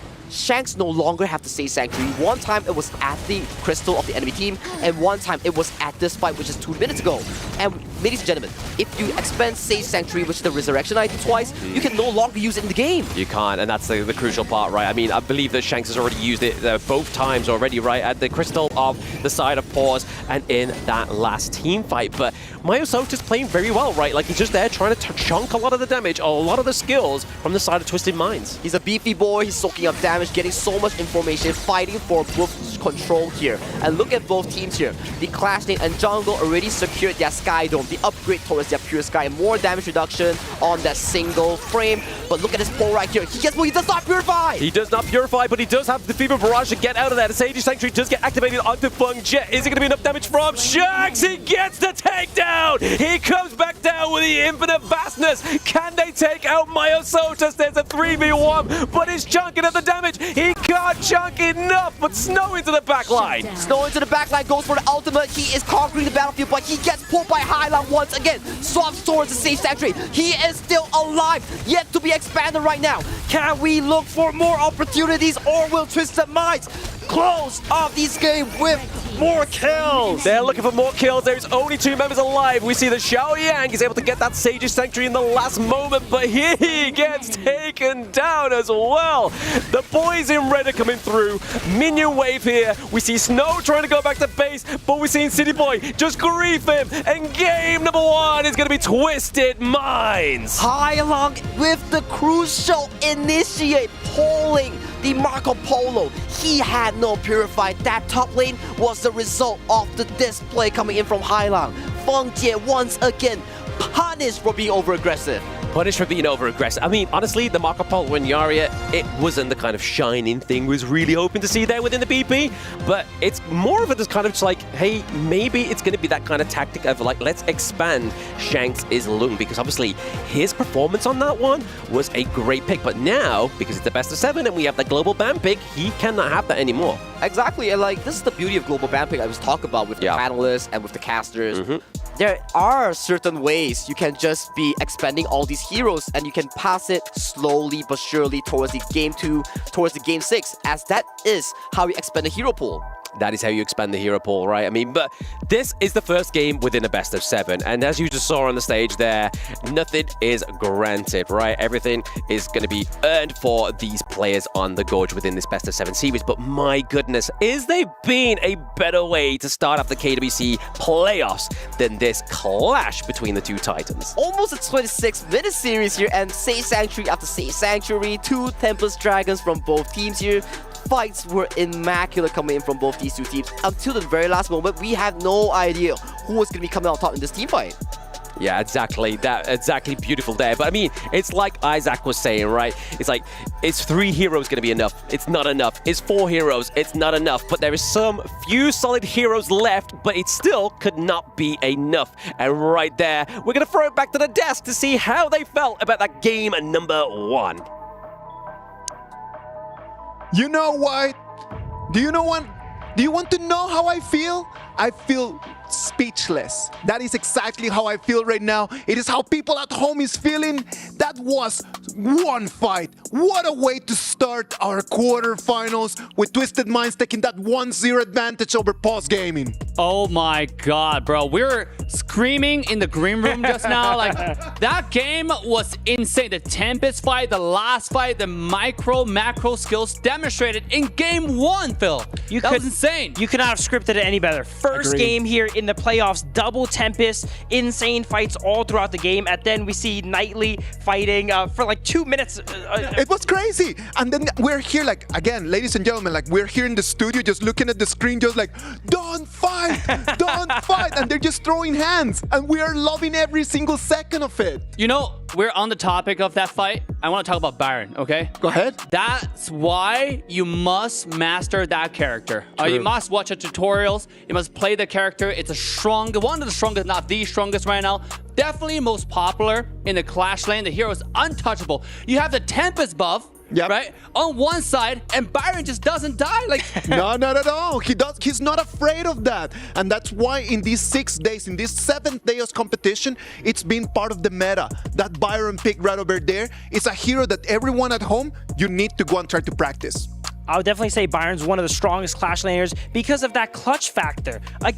Standing up against, you know, a Tempest there, he was still surviving for 2 whole minutes of fighting it. And we know Knightley, we've seen what he can do on Byron here, and he can fight for a while. That fight was so long that in some moment I thought, like, you know what, they gotta be tired, man. Like, their fingers gotta go stiff at the moment because the way that they're doing, if you have ever seen a professional player just playing this in live, like the speed that their fingers move is insane. So I can imagine that after those 45 seconds of throwing hands in there, just boxing match, they're gotta be like really tired after that one. Yeah, absolutely. And the thing about Byron is Byron has so much regeneration, right? With his skill kit, he can constantly regenerate. You can see that he was stepping back a little bit, so skill 1 touches not only the fatigue, but also the Tempest Dragon. And it was insane, the fact, Tempest Vanguard, excuse me. And that was absolutely insane how he constantly skill 1, just back and forth and regen like 1/3 of health. On the other side, the fatigue didn't die either. Oh, Duen, sorry, excuse me. Yeah, speaking of back and forth, this game was really back and forth. At first, it looks like Twisted had a great lead here, but kind of nearing the end of the game, they kind of slowed down. It started looking like Paws, you know, they got a Tempest. It was looking like swinging the other direction. But since they took out all those high ground towers, that was paying dividends all throughout the late game. Like if you look at the highlights right now and if you check on the replays, you can start seeing all the items, the speed that they're changing them, the Sage's Sanctuary, the Destiny, like all of those items are just being changed in seconds. You know, absolutely, because we're talking about, hey, where is the Sage Sanctuary? But then we mentioned that these players are so good micro-wise, they can change like in a split of a second, right? They have a preset, and you want to learn how to do that from Phil as well, right? Like he has a video talking about it, so you definitely want to learn that. Now we're looking at the stats. It seems like, whoa, that's 37% damage by Lady Jane. I gotta talk about the mages in this specific game. The mages are so effective because there's so many, like I would say, bruiser type of characters. You got a Byron on one side, you got a Fatigue on the other side, you got Duen as well. And it's kind of hard with the one-shot factor. It's more of just like poking back and forth, a lot of skill being thrown around. But everybody's so tanky, and that's why you see the mages doing so much damage. In a long game like this, almost 26-minute game, you see crazy damage numbers. But what I noticed here on Twisted Mind's team, you see the damage is fairly well distributed. They just have one holder of all the damage. But on Paws' side, we see the mid lane here, 37% damage. So once they went down, they were losing a lot of damage there. Yeah, same as damage taken. Look at Duen, 43%. It mentioned like how much damage like is concentrated on damage dealt by Lady Jane, how much damage taken at the same time is concentrated on Duen as well. It's just, and by the way, that's why you have to master Duen. This character is unkillable, right? With a skill 2, with a passive. So let's take a look at all the items built here. When we talk about early game, I knew that for Twisted Minds, it was going to be a little bit easier than for Paws. But when you look at the items that Marco Polo was building on, you know that when he's fully stacked, he is a force to be reckoned. For sure, they made it as tough for him to play as possible, I would say. With the draft on Twisted Mind, they have what I would like to consider a non-committal comp, right? Okay. They can easily dictate when they want to go in and disengage, and they're only really going to engage when it benefits them. Else, they disengage with the Shi, you know, and back up and play safe until they get another chance. Now we're on draft. I want to talk about the specific pick, which is Shi, played by Hailang, okay? Go for it. This character was so fundamental to their victory here because there's no one can touch this mage, right? In the first phase, once we know that Duen was being picked, Fatigue was being picked, and also there was Lady Jin being picked, you know you need like you need a marksman and you need a support. At that point, it's a great time to pick that character. We talk about Paws like to pick combos, but at the same time, Twisted Mind is so good at being flexible, at picking what works in a specific draft. That's why you don't see a specific synergy for the draft, but every pick makes sense, and Shi is so good here. Another thing about the draft is they banned Dolia. They also banned Arlie so they can pick Lone because that's their hyper carry. Of course. And I think that when the casters were describing the game, they were talking about that Yu Huan and Long, that double out of jail card, that was very important for them because in some of the fights, when you're talking early game, when you're talking mid game, they came in and it was because of that double out of escape, like they were able just to run away. Boys, we've been talking a lot about the game, and I know everyone is super excited. What about if we just take a minute just to go for a break, we get something to drink, and when we come back, we're going to break it down to you in more details.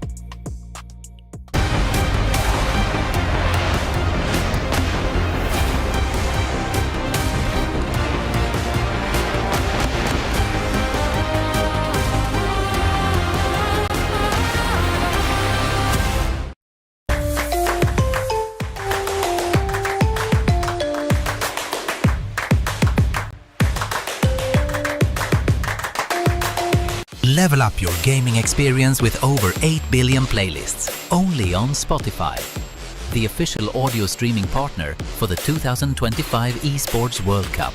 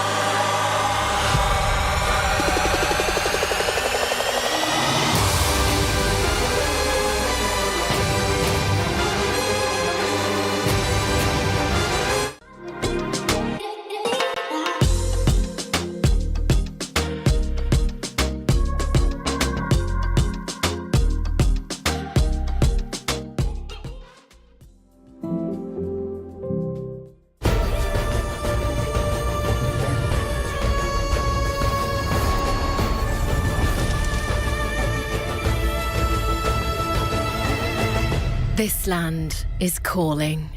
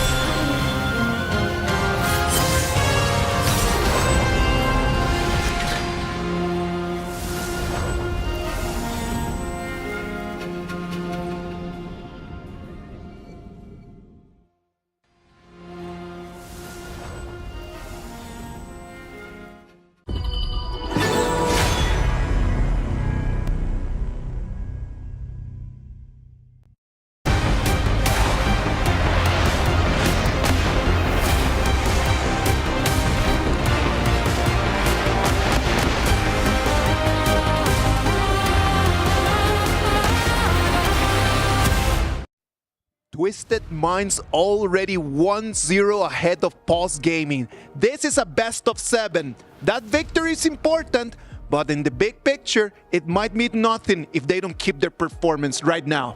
Absolutely. At the same time, they already used really strong picks like Byron in Game 1. And there's going to be so many more, right, for the other side in Game 2. This is going to be a game of stamina here. We're potentially going to see us go to Game 7, so strategies are going to be developing. I would say while Paws did lose, they didn't lose as many powerful picks as Twisted Mind did use. Well, if we're going to jump into directly to the predictions. First round of BP, like first round of bans, they were very clear. The Luna, the Dharma, the Pei, and the Arlie. The 4 most meta picks in these last 6 days. Now, if they are to ban the Lung and they're going to ban the Fatih, they're going to have to allow two of those out there. Interesting thing to notice, Diadea is missing here. You know, it was not picked or banned here, so teams are potentially saving it for some compositions later on. It's interesting to note that Diadea can enable some weaker picks to be a higher level. So I'm going to predict the Diadea pick here in the second game. It is 7 games, right? It's got to come at any moment because, as you just mentioned, Phil, it is one of those very strong support heroes. What do you think, Dave? I think Paws need momentum, right? Twisted Mind definitely twisted some mind with that Tempest play. And they need characters that can change the game, and they need something like Pei, for example. You know what? We're gonna jump into the first round of bans. As we see this first round of bans coming in, I am just wondering, are our ideas the same as the casters? Do they think that we're gonna be seeing a Luna, a Dharma, an Arlie, a Pei? Boys, what do you think? Sagi, Blam? Give me your thoughts.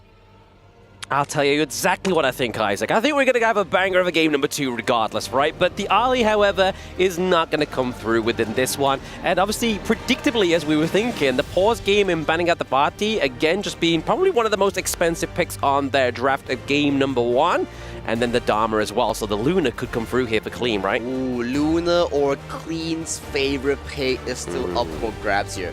So far, Clean, his player has been a phenomenal pick, especially right now. They lock it in. They know how important for Clean to dictate the tempo and control the game within its grasp. Because why is Pei so good? So much mobility, able to travel the map, spikes extremely hard towards the mid game to really dictate the tempo. If you can get the Shadow Tyrant, if you control all these neutral objectives, you're gonna be a monster. An absolute monster, but I mean, the one counter we've been seeing for the Pei, obviously, we was going to talk about the Yukio there, but it's not going to come through, right? Obviously, Jin coming through here, big AoE, a lot of damage reflection for her kit, but then the Byron, obviously, Twisted Minds used it last game. They can't have the Byron and Pei combo that we heard the Analyst desk boasting about earlier, So they're going to have to kind of look elsewhere, right? I mean, in terms of the Jing, we need a little bit more control on the side of Twisted Minds, right? I'm loving these two drafts, right? We talk about control coming from Twisted Minds. They're probably going to form a formation that is capable of playing with this pay here. And we talk about control. What's better with it? Meyin with the knockups, Zhang Fei with the pushback.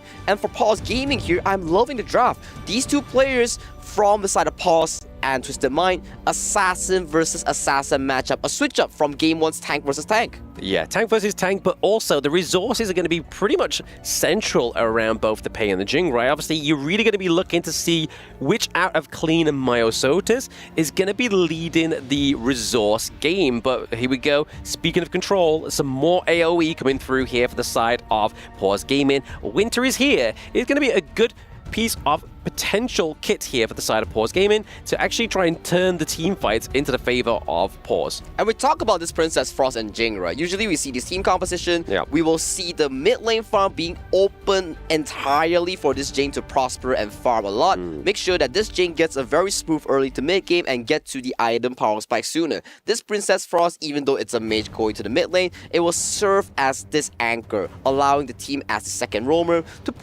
funnel farm to the jungle to give more space and for Byron to win the lane even harder. Yeah, I mean, right now we are seeing, again, they like to do this on the side of Paws Gaming. They like to focus Hailang's hero pool. They've gone for the I Ching, they've gone for the Gan and Mo once more. Because, I mean, in terms of obviously damage, we need a little bit more consistency here for the side of Twisted Minds, right? Down to the bot side of the map, we need to see that farm lane pickup come through. But speaking of farm lanes, it's going to be the DRNG for Feng Zhe. The DRJ, this pick, one of the best blind picks here. Why is it a good blind pick? Very strong laning, available to be going for the tank build, extremely safe when coming in with these assassins here. He can protect himself, he can play along with his own tempo, right? He can build the Ominous, he can build the Blood Rage, he can build the Succubus Cloak, so it's a very safe pick. And one more thing, he's so good in the lane. Very good in the lane, but also his ultimate, right? I mean, that's going to be one of the key parts taking down the Zhang Fei, right? You use his ultimate, he gets that damage reduction onto whoever gets hit by the golden token. So once that comes through, you can start to see that Myosotis on the Jing will just come through and cut like mirrors do. And speaking of mirrors, we get in that Lady Gen for Hailang, as we saw, impressive amounts of damage in game number 1 for Paws Gaming. And that's all Flowborn Marksman here. So Flowborn Marksman being locked in for the South Twisted Minds here, rounds up their composition. Pei and the Zhang Fei will be in charge of the early game, while the Flowborn Marksman onto Shanks will be in charge of the later stages of the game here. For Paws Gaming, they still can go for the Liang if they want to, but Lian Po, one of the best roams so far in this KWC, I think he has 80% win rate out of 10 games, is locked in for the side of Qingling. It's not just only that win rate as well, right? I mean, it's also one of City Boy's favorite picks. So Paws are like, hey, you've taken game number 1 of us. We're going to take your big boy off of you. But I mean, we were talking about this in the card to obviously the Boulevard, that City Boy likes to play those tanks, and obviously Hue-1. Hue-1 came through in game number 1. Now Zhang Fei comes through in game number 2. Is it going to become a little bit more of a problem if they get to game 4 and they're kind of just like, the deuces, bro? Like, who do we go for? Yeah, who do we go for? My draft is so down the drain, but that's the beauty. That's the amazing part about Global Ban pick here. The games will not always be the same picks of heroes. It will always comes out interesting because it forces players and the coaching staff to adapt to certain situations and to adapt and evolve as the draft goes on, especially towards Game 6. Especially towards Game 6. It's going to be hard for both of these two teams, but I feel like they're just definitely more focused in the moment, right? This is game number 2. We still are so many games away for, unless obviously Paws Gaming just allow or they get demolished by Twisted Minds in a 4-0, which is probably not on my cards today here, Sagi. But as we're just waiting to get into the game here, in terms of the core for both of these teams, we're looking at obviously Clean, we're looking at Myosotis, but what's the other win conditions we could potentially see here for both of these teams? One thing's for sure, we have to see the early game tempo coming in from both these two teams here. Snow on this Byron, Feng Jie on this DRNG will be the anchor to fight off the Pei that's going to be dominating the early game. But without further ado, ladies and gentlemen, this is game 2. My name is Sagi, alongside it is Blam. Blam, let's go! Let's go indeed. So Twisted Minds already having that momentum for game number 1 victory. Is it going to be enough then to get into game number 2 and just carry on that same winning strategy right now? But Clean was hiding in the brush there. Xingling was like, hey, bet I'm going to go and check it, because we're looking for obviously that level 1 invade, right? Trying to take some of the jungle camps away from your enemy's jungle. this is the important thing when you get playing against a Pei here. You know the fact that Pei has so much mobility in the early game. He's going for these invades, and you have to be standing at these bushes to make sure that your invade angle has been closed up. But Snow here gets poked a bit, but gets flashed out immediately. Gets out alive, gets taken down by Clean. I mean, we were looking for that invade into the jungle. Was we expecting a first blood to be the case? I mean, that's going to be a little bit of a juicy gold lead there going over for Twisted Minds, because with first blood, you get that Brucey bonus. But at the very least here, just check out the replay here. Snow overextends a bit, gets the Storm Strike knockup, but gets punished immediately. And this is the strong point of Clean here onto this Pei. This hero, so much damage potential in the early game here. Just check out this normal combo here. You can alternate between human form where you're ranged, and when you're in the tiger form, the tiger stance, you have so much mobility. You can be leaping onto your enemies with no harm. With no harm indeed. I mean, definitely going to be the takedown there. What you're looking for is going to be in that tiger form. So those below, look below on the screen. If you're looking to pick up the Pei, that's how you play. But nonetheless, we're looking at this game right here. Obviously, game number 2. We're looking around about 400 gold lead for Twisted Minds at this moment in time. Already just trying to slow down the early game aggression here for Twisted Minds. Xingling playing very well, kind of just baiting a lot of those skills over to the Lian Po. That's the job of a roamer. You want to be opening up the map, providing information.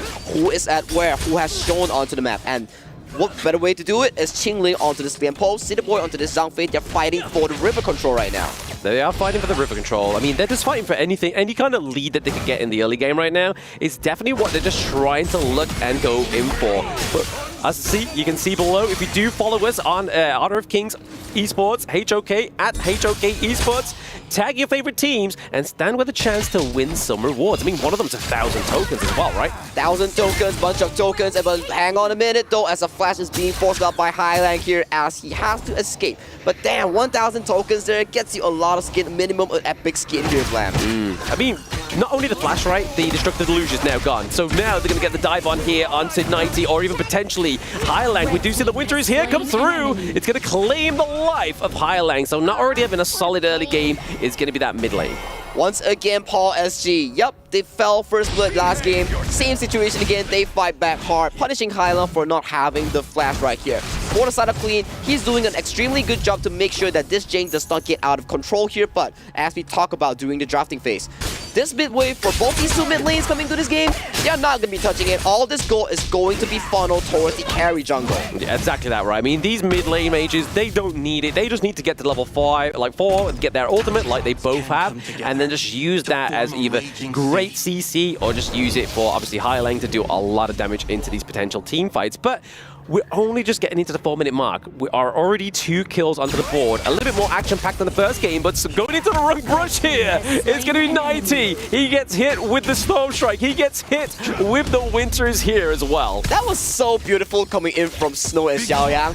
The combo was orchestrated perfectly. Storm Strike knock up into the freezing prison, immediately locking up 90. We know Mayin has a lot of CC immunity, has a lot of mobility, but what are you going to do about that? We can't react at all. Yeah, I mean, when you get slowed, it's going to be hard for you to get out of those fights when you are Mayin, right? But already, Paws Gaming looking to put a little bit of pressure down into the bot side of the map, looking to try and secure that Tyrant. Again, this is going to be a lot of damage for the side of Paws Gaming. And this is the prize Tyrant, right? It allows you to be pushing out these plays even faster, gives that extra electric zap for your team, and look at Shanks right now.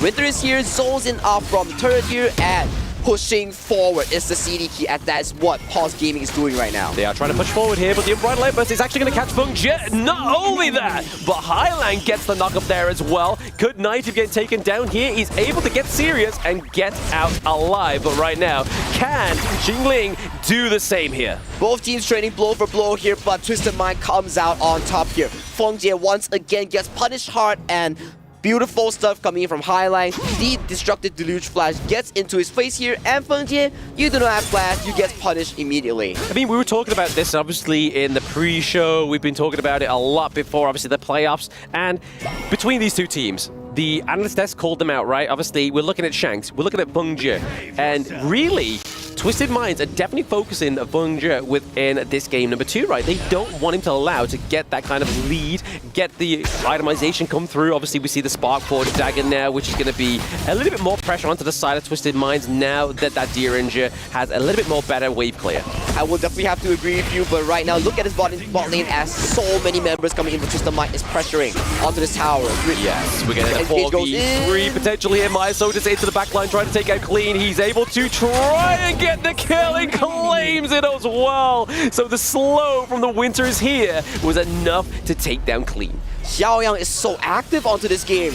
The difference between last game and this game, Xiaoyang is coming out huge. Every fight is involved with this Princess Frost. He's setting up this assassin, these side lanes up for success here. We talk about this. The game is never about how much gold you get. It's about how much you can contribute to the team. And look at Xiaoyang. Least gold as one of the carries of the team, but he's doing wonders on the map. Yeah, I mean, it's just that ultimate, right? That big AoE ultimate just has so much kind of impression and influence onto the Gorge when you're having these team fights, and it's already showing here for Paws Gaming that it's kind of putting Twisted Minds at a bit of a standstill here. Look at Snow though, they're looking for an engage onto Shanks here. Shanks, flash is true, still has flash, but look at mid lane again, so much action going in. Get serious? Oh, with the whatevers, he gets a takedown, so currently that's a 2-1 trade across the Gorge right now. We see the takedown of Bungje as well as Xiao Yang, so they have lost their marksman, they've lost their mid. A lot of damage been taken up to the side of Paws Gaming right now.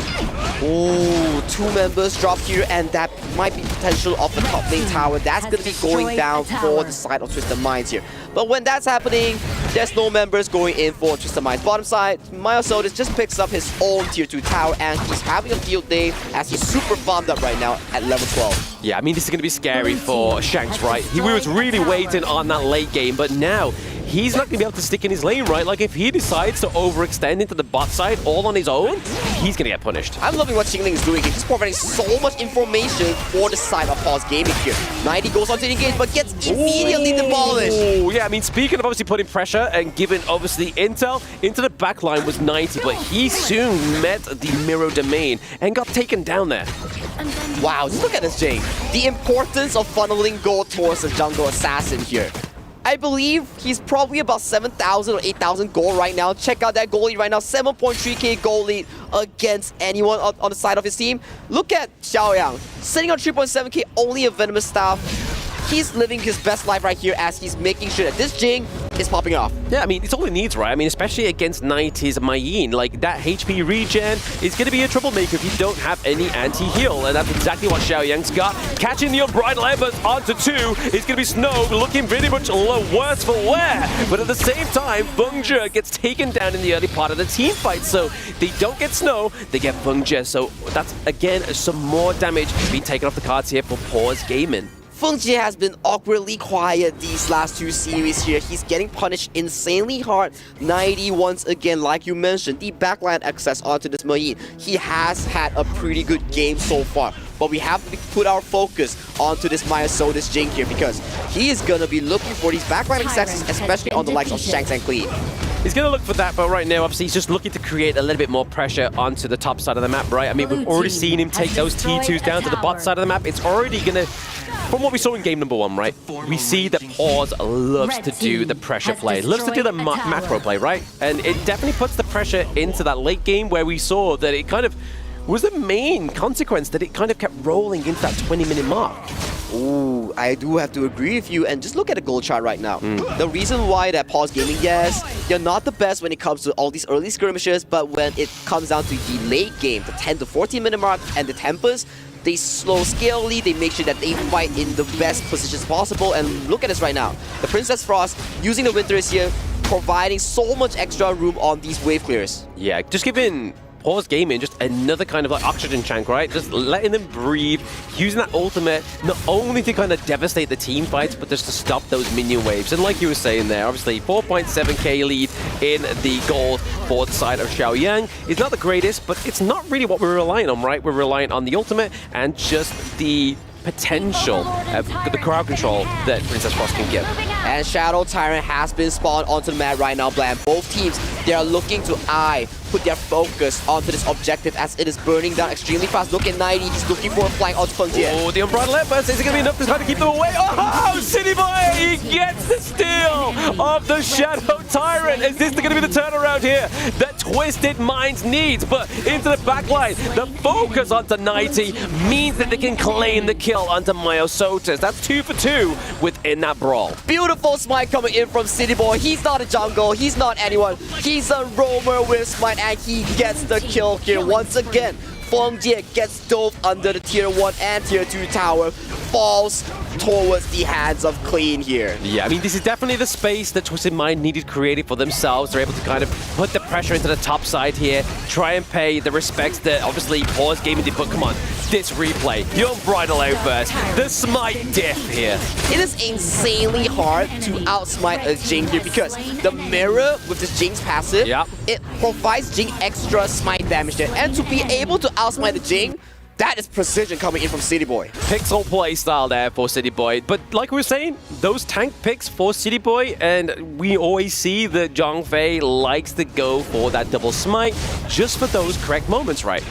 And they were rewarded fruitfully. Clean and City Boy definitely smite at the same time. They communicated and they stole it from Paws SG Myosotis here. And right now, the goalie has blown up to almost 3,000. Shanks, the late game insurance of the Twisted Mind lineup, is slowly starting to scale towards fruition here. Once he hit that fortified item power spike, no one on the side of Paws can be realistic hacking this flowboard. Yeah, I mean, he's kind of like, it's like a double-edged blade, right? The fact that they focused down the bot side of the map meant that Shanks had to play more with the team, and it's kind of paying dividends here as well. Obviously, we get into level 14, it's going to get the itemization on board, and you can already see the ultimate from Flowball Marksman is very impressive into the backline and a great wave clear as well. So much poke coming in from Clean here, but Unbridled almost goes through! It does go through, and just as we were saying, the ultimate fraud, the Flowball Marksman there, just putting pressure onto the backline before you even get in.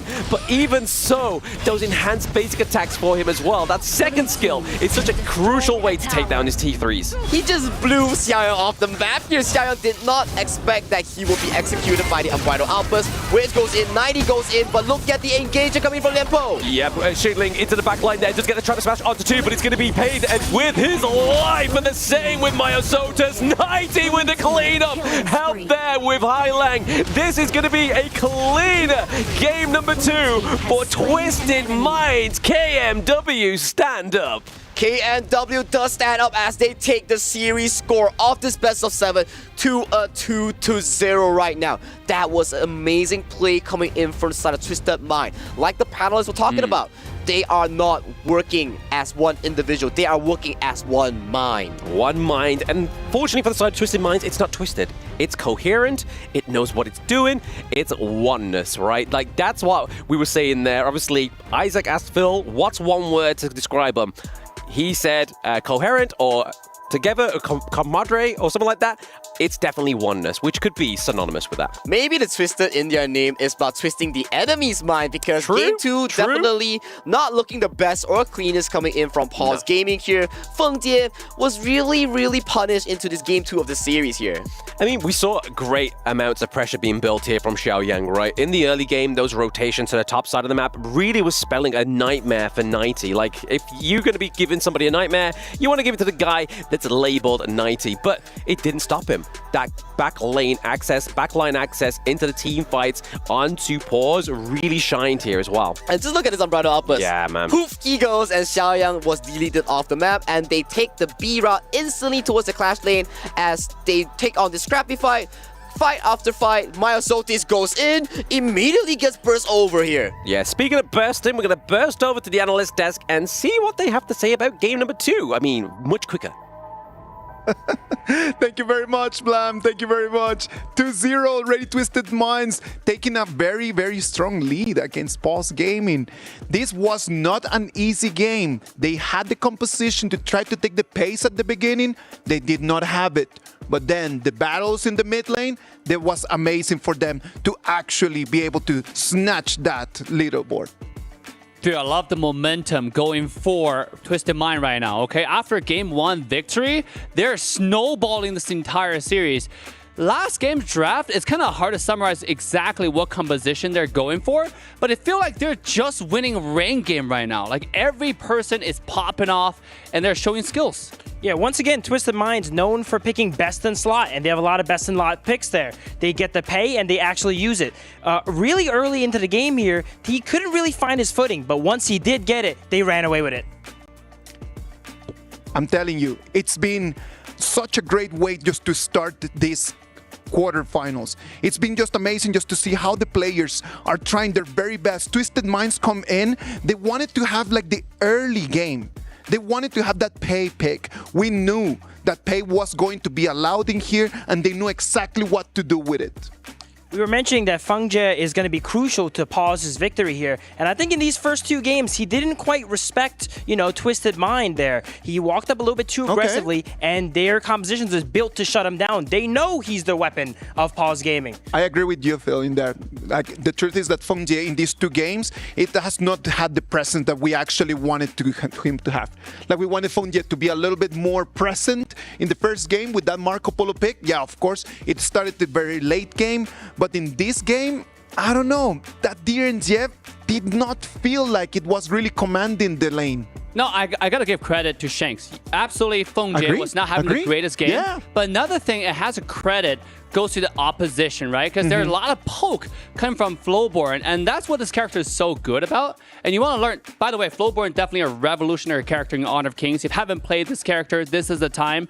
There are already tank and marksman classes available, and this is you're seeing a master class for marksman. I knew at the beginning that I mentioned that Shanks might be the weaker end of that link, right? I talked about that. I talked about the chain. I talked about the composition. I knew that Shanks, for me, was going to be the opening. And on the other side, Shanks has proved me wrong, man. And whenever that I'm wrong, I got to admit it. And Shanks in these two games have really been the top dog.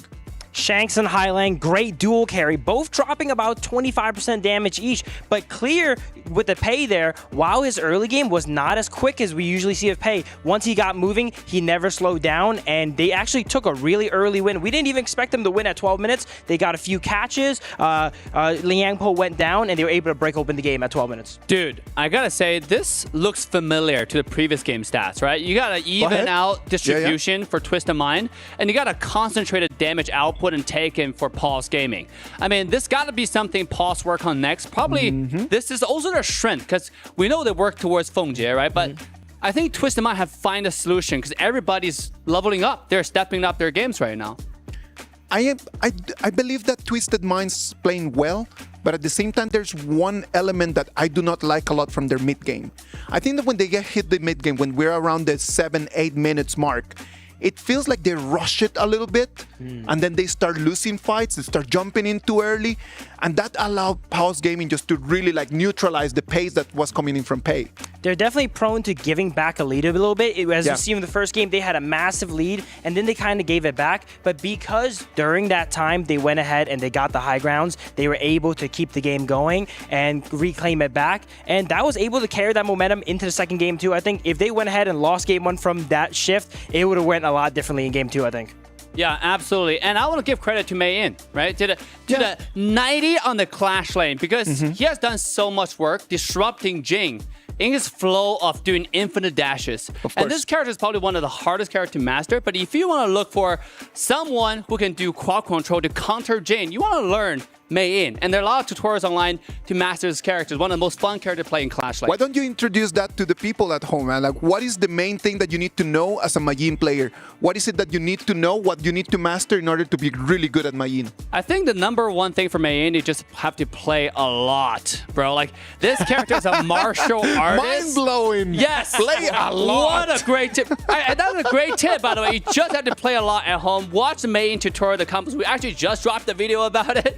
So you definitely want to watch and know how to combine different skill sets, the fist, the kick, and this way you can do infinite CCs. He has so much CCs. If you capture you once, he will capture you twice. And that's what makes Jing so hard to play in this game. Now, I have a question about Mei In. Do I need to move really quickly? Do I need my fingers to really move quickly? Because my fingers cannot move at the speed that they are moving. Like, we're showing you right now in slow-mo about how they're doing the main mechanics. Like, look at that. That's the real pace. Real time is crazy. Hold up. You thought that was real time? No, I'm telling you, it is lightning. Yeah, this guy switched items so fast, Phil. And you're definitely going to need some fast fingers. Look at that. Wow, look at that. To play these characters here at the highest level here. As Dave was mentioning, Mei, any character practice makes perfect, right? But Mei, you definitely need a little bit extra games on.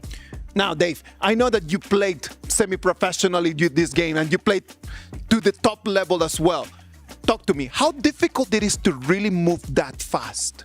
I mean, it all comes down to proficiency. For example, item swap, right? There's a specific way of how you do it and how you do it properly. It's like any sports. You want to get your poses correctly and then just practice over and over and over again until you have muscle memory. Okay, I click here, here, here, and that's how I get those items. Because when you watch a top player play from the global region, that's what you saw. It means you barely see them open up the shop and somehow the items are already swapped. And that's because they memorize it in the back of their head. For a lot of people at home, like, what they're looking is that they're always just kind of like comparing gold with all the other people. And I understand that they are comparing that gold so they can understand the jungle pathing and then just exactly knowing when the items are coming in, not only for them, but for their opponents, right?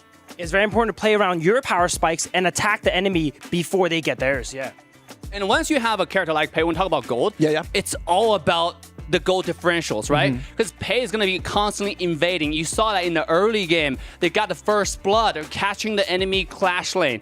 And I think that when you play a character like that, and when you play Honor of King in general, you have to learn how to make money, bro. You have to learn how to farm around, right? Gold is really, really important. If you have 3,000 gold ahead of your opposition, the corresponding laners that in your position, you will destroy no matter what. Sometimes you can 1v2, 1v3, and that's the power of gold.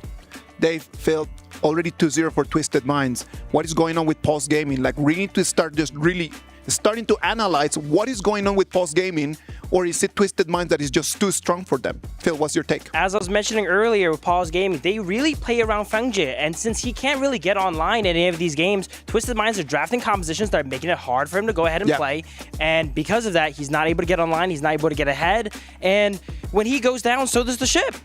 Do you think that it's because Fengjie is not having a good day, or is it because Twisted Minds has forced him into a corner? What is your take? I think it's a little bit of both. He's not really respecting the enemies as much with how he walks up. He plays a little bit reckless, I think, with some of the encounters. But also, Twisted Mind drafted compositions that makes it so that he has to play so pixel perfect to not get caught. Dave, do you have the same take, or would you say that is something different? Bro, I gotta play the devil's advocate here, okay? Go for it. I think that, we all want to root for the underdog, but I think a Twisted Mind got it in the bag, all right? Because they have the momentum right now, and then obviously their name is Twisted Mind, bro. Like, they're ready. And the first two games, if anything they have demonstrated, they are the natural predator, the natural counter for someone like Paws Gaming. Paws Gaming played by the book, right? They have the combos mastered. They have the strategies. Where you have the Twisted Mind, they just go all over the place, right? They can pick whatever that counters you based on your choice of action. They have the swag as well. Exactly. You know what? Like, when you see the reactions, you can see like the way that they're enjoying the game. And that kind of mentality in these very high stress moments, it actually got to pay up. Oh, when Twisted Minds wins, you know they win. They make sure you absolutely know it here. They're definitely twisting the minds a bit on Paws here. I feel like they're really not on their game today. And also, I gotta say, for Twisted Mind, they're showing a different side of their draft. They're showing like a 200 IQ draft right now. Like we mentioned in game one, how they banned Dolia, banned some of the combos for their opposition, right? Dolia and Duen. Okay, you pick Duen, I'll take that out. I'll pick Shi to counter you, right? On the other side, in game two, they've shown a flexible pick. Okay, you pick Ginger, let's pick Poke. Let's pick Lady Jen and Flowborn to counter that. So this is a team about flexibility, about different choices and options. And I want to see game three, what they have in store for us. I am really looking forward for game 3. I know that right now, the Amazon Arena, the tension in there, the feeling, it's gonna be so exciting. I am actually looking forward for this BP to start, because I'm gonna tell you something. I think I'm just gonna make a little run just to the Amazon Arena, check on it, and check how it's going on, and then I'm gonna be running back right over here. I wanna go and see that trophy. That trophy in the middle of the stage is the reason why these teams are practicing every day. They tried their very best in order to be closer to that. Twisted Minds with that 2-0 lead in a best of 7, they come into game 3 wanting to make this a clean sweep. But you know what? Is it gonna be a clean sweep? Is it gonna be a Twisted Minds win? Or is it gonna be a Paws Gaming win? The people that can tell us a little bit more about that are Blam and Saggy. Blam, Saggy, take it from here. Thank you very much there, Isaac. I mean, showing your preference there for the Amazon Arena rather than the boys in the casting booth. We're literally around the corner. Come and run and give us a hug. Give us some love as we give you the Game 3 BP between Paws Gaming and Twisted Minds. Already seen very familiar bands. Ooh, familiar bands. And that's a very familiar pick as well, as Paws Gaming are like, okay, Fengjie, you got a very sloppy 1-2 game. You were really focused coming in from Twisted Minds team composition. So, this game, we are going to treat you as the president, as the prime protector that we have to protect this sole DPS here. We see this lady soon. We're going to be expecting the Ming that's going to be shortly picked up. I mean, we've saw it plenty of times for Paws Gaming, right? It's got to come through. I mean, you're not going to see Twisted Minds be like, yeah, you know what, we're going to bait away that. I mean, they've gone for a really good combo here. The analyst desk was talking about it. Twisted Minds playing that 4D chess. Who's not playing 4D chess right now is going to be Paws Gaming at this current point in time because they've let the Doom and the Dolia come through. So that's already quite a heavy combo here for the side of Twisted Minds. And I think coming in for like Game 3, Game 4, and Game 5, I do believe that Paws Gaming, they are slowly starting to show their cards here. Yeah. Game 1, Game 2, yeah, it was tough games, very close games, especially in Game 1. Game 2, they got demolished by Twisted Minds, but coming into Game 3, these cards are starting to slowly expand here. We were talking about Burst as we bursted back onto the analyst desk before game number 2 post analytics. But speaking of Burst, we love to see the Dolia and the Ganamo, right? I mean, you got Dolia Dune, you got Dolia and Ganamo. Dune's going to be able to give that kind of range that Ganamo needs, and then Dolia can give over that 2 times freshly forged blades, and that's going to come through and do a lot of burst damage. So if you can catch Fengjie, which they've been able to do in the past few games on this Lady Soon, it's going to be a hard one for them. And especially for Dolia, right? You can always be flexible, right? Yeah, you have the Dune, you have the Ganemo, so you can think, okay, do I want to play Protect for my Ganemo, allow him to throw out more of these freshly forged? Or do I want to play with Dune so it can be hyper aggressive, keep going in and out with the Unruly Blade?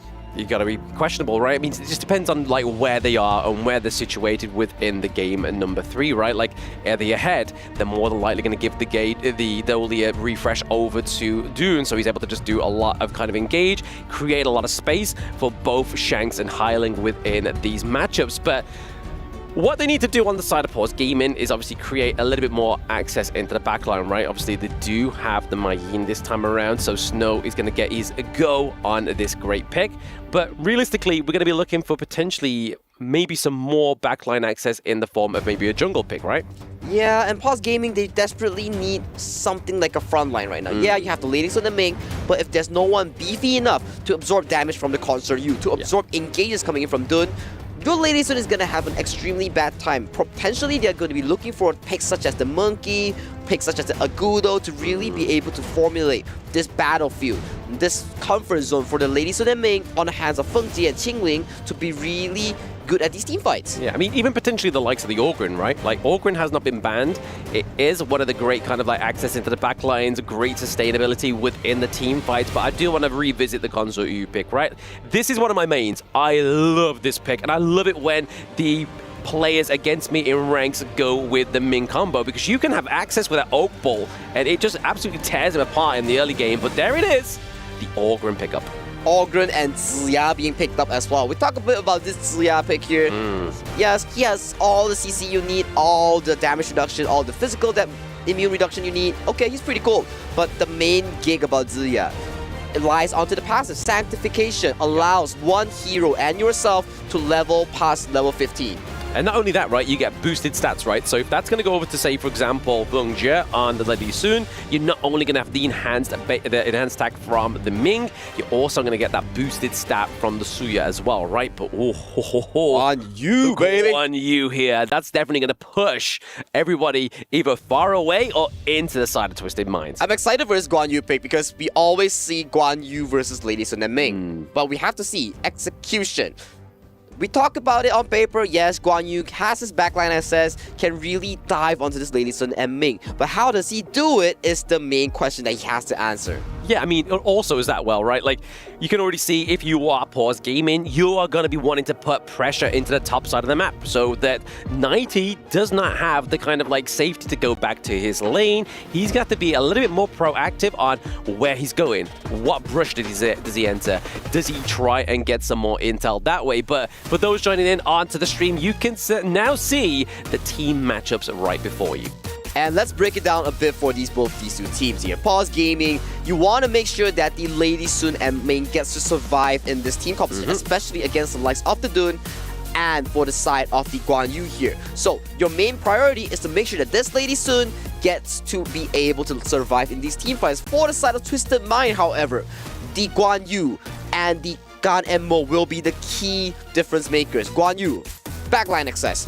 Gan and Mo, backline access in the forms of long-range bursts. Yeah, I mean, if you're Paws Gaming, you're really wanting to take the Ganemo and the Consort U off of the board early, right? Like, if you go into a team fight and those two are down, your damage, like, output for the side of Twisted Minds is gone. So really, I feel like that's kind of like the team fight winning potential here for Paws Gaming. But all questions will be answered, very soon as we get into game number 3 here. Paws Gaming going against Twisted Minds. Can Twisted Minds take that 3-0, or can we get a bit of an answer here for Paws? Come on, Paws Gaming, you gotta be getting some form of momentum here, as we see early on towards this game. Maya Solis decides to start from the Clash lane, and now, with the help of Snow, they go with the jungle, and they're looking to fast clear this jungle immediately. Yeah, just obviously give a little bit of aid over to the Ogre in there, just kind of give him a guiding hand onto the Gorge as such. But right now, obviously, seeing the tip for tat here, we do see the light up your cheer, so pause up, game on, Paws Gaming to the top there. Jihanhan_TFN, thank you for your cheer for Paws Gaming, as we hope they perform even better into this game. But coming to this game, talking about all these jungle rotations and clear, that's the beauty of Honor of Kings. That's the specialty, right? You get to plan how you want to start your clear, how you want to orchestrate your entire game plan with the likes of the jungle pick like the Ogren. You can start like from the Clash lane, from the mid lane, with the invade. All these ways are open if you have the brains to do it. If you have the brains to do it, if you have the means to do it as well, right? Like, you really want to be giving yourself over that priority. Obviously, in the early game, you don't want to allow the Ogren to be very uncontested, especially if you're Twisted Minds, right? Exactly, and Ogren, as we talk about, yes, he's not a carry, but this pick, he has a very good mid to late game scaling. Yes, mid game he spikes extremely hard, late game he starts being some sort of a punching bag, but if he gets so much resource towards the early to mid game, he becomes a super tank. Yeah, I mean, in terms of itemization, because there's a lot of healing over to the side of Twisted Minds, we're really going to be looking at going for that Blazing Cape, right? Like, that needs to come through for the anti-heal, because when Myosotis is into those team fights, he's going to need it, but there it is. Unless 90 can kind of force him into the team fights when he's unprepared, it could be scary here, but 90 looking pretty low, is able to get out, but nobody falls just yet. Props to Myosotis there, beautiful positioning with his path of passing, stuck himself into the wall, so there's no angle for 90 to realistically push him out. As we talk about, healing reduction is the name of the game here. We have a ton of healing coming in from both teams here. From Paws Gaming, you have Myosotis, you have Qingling, double healing coming in. From the side of Twisted Minds, you have Clean, especially, and City Boy. So these two mages will be looking to build the Venomous Staff, and the junglers will look to build the Blazing Cape. Yeah, I mean, right now, you can already see what Paws Gaming is looking to go for, right? They've gone for the same kind of approach within Game 1 and Game number 2, but look at Game number 3, right? I mean, this is pre-4-minute mark. The shielding on the turrets is still available, and Paws has already done a lot of devastating damage down to the bot side, so once that, that 4th minute comes up, they can just roll through, take that down with ease. Oh yeah, and look at the goal lead right now for the side of Paws Gaming here. Short of 3 minutes, 600 healthy goal lead already thanks to the laning phase here, so that's a small dub coming in from Paws Gaming here. But as you mentioned here, 4 minutes, the first time around, we might see a full-blown out fight by both these two teams, as they really want to cement themselves with the strong early game that they are drafting right now. Yeah, they definitely need it. They need that neutral objective, that boost in damage to come through for either of these teams. And the goal lead for once in the early game is going over to Paws, right? Like, that's definitely maybe the winds of change shifting here for Paws. For me, I want to comment on Paws Gaming. They are doing exceptionally well in terms of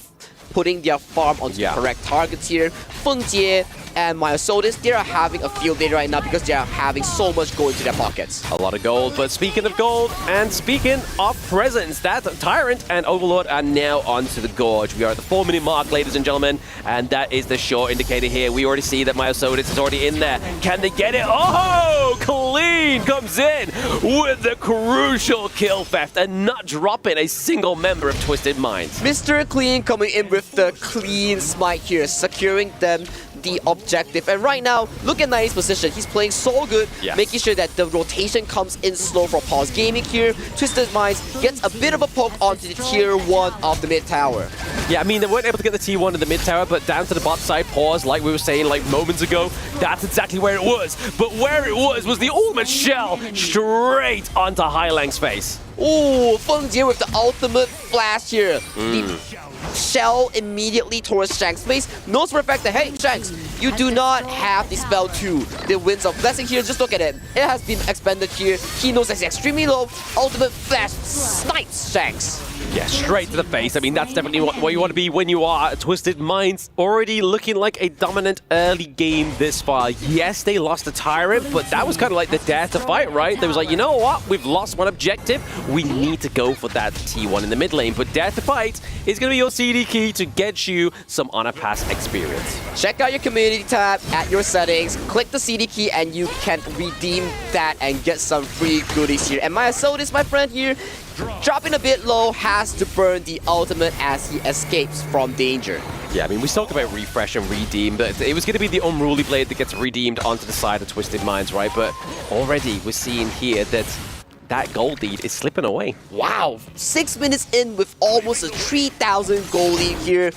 Paws Gaming, as we talked about in draft, they're coming in game 3 with more comfort drops. Game 1, game 2, they were experimenting, thinking that, okay, can we realistically fight Twisted Mind with our weaker drafts? Coming to game 3, full guns blazing with their comfort. Fengjie onto the Lady Sun, Qingling onto the Ming, and they are performing so well.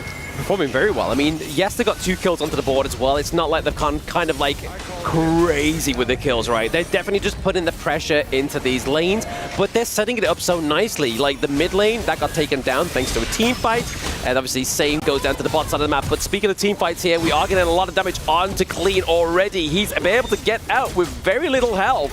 So we're seeing that the damage is already too much for the side of Twisted Minds, but it is going to be the damage from Console U. Shanks getting the kill onto Myosotis. Myosotis there, a bit of an over-aggression as he takes too much tower damage. Ooh, the Blades here securing the Crimson Golem from the side of Hailang.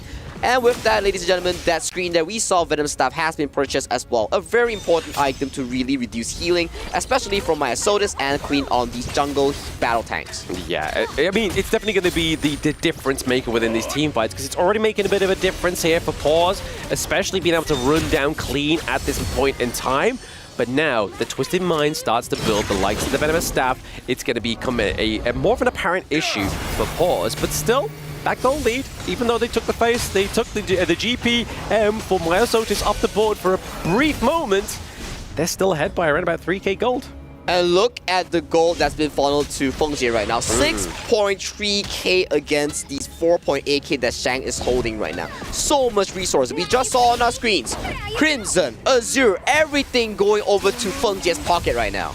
Speaking of pockets, I mean, they were able to claim the Azure Golem there from the side of Twisted Minds, and look at the claim 90 as well. Oh, okay. Oh, the rolling raid came through. It was going to be the clean hit that was going to get 90 there, but they take the T2 as well. So Paws put in that pressure on thick. We were thinking that coming in from Game 1 and Game 2, Fengjie didn't have the best performance. No. But Game 3, that didn't affect his confidence at any time at all. Look at him. He's playing around the battlefield with so much precision right now. Playing very well position-wise. Playing very well in his positioning within the team fights as well, right? Like, he's not got caught out just yet. Exactly, and even if he's getting caught out, his reaction speed is so on point there. 1 small second of a difference there, he would be caught out immediately. Get caught out immediately. Could be the case there for Fengjie, but he gets right out of the team fight. He gets the T2. He's like, guys, I've done my job. I'm going to go and get the next one. So this is, like you were saying, Sagi, a definitely different version of Fengjie that we're getting right now. He's playing very aggressive, not only in the team fights, but in the macro playstyle, securing T2s left, right, and center. And talk about securing, Xiaoyang has secured level 15, and you know for a fact that the passive of the Ziya goes onto the main boy, the primary carry, which is Feng Jie right now. He has been blessed, and he can level over level 15. It's a problem as well, right? Like, 90 hasn't had the greatest early game. Guan Yu being punished in the early game meant that his lane gets taken down, doesn't able to get through.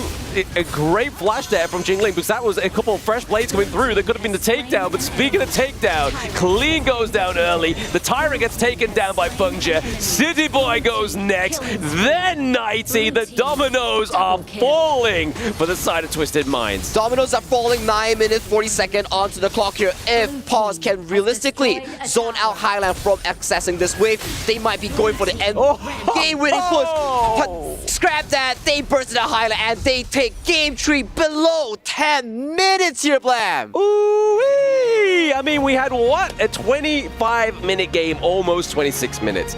Game number 2 was around about 12 minutes. This one is 10 minutes, not a single Shadow, Overlord, or Tyrant bless the Gorge. And this is the quickest game so far within the playoffs. Talking about comfort here, Blam. Paws Gaming, they were like, game 1, game 2, testing grounds. All right, game 3, boys, we gotta get serious. Bring out our comfort draft, the Lady Sun, the Ming, and they really powered up big. They powered up big, but I mean, it's going back to the same story that we were visiting in game number 1, right? It's after game number 1, we knew that Shanks' picks is slowly going to start to become a little bit more accessible. He only died twice, but didn't really have the impact that was really hoping for with his Consort U. Same with 90 on the Guan Yu as well. But let's check out more feedback from our amazing Analyst deck. Analyst, let's take it away. Thank you very much, Sagi. It was a short one. That was quick. Not even 10 minutes. And then we are right now 2-1 for Twisted Minds. Paws Gaming, kind of like making a statement in there, isn't it, Phil? For sure. We were having talks that, wow, maybe potentially Twisted can take this 4-0 because we saw the momentum shifting that way. Paws Gaming shut those talks off instantly, under 10-minute game. No, I think Isaac was onto something when he said this is going to be a 2-1 after the draft finished.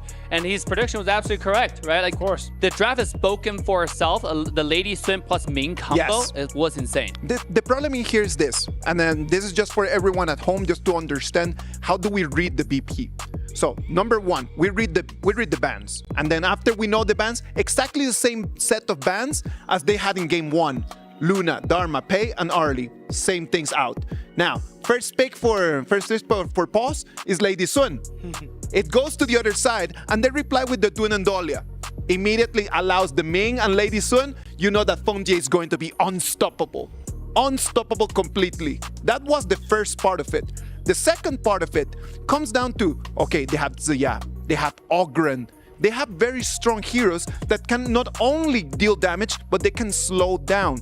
And in the moment that I saw the Guan Yu pick on the other side, I know that Twisted Minds is playing to 7 games. You cannot win every single one of them. Nobody plays to lose. This is super important. But a lot of times, you cannot play every single game with your most expensive, most costly heroes.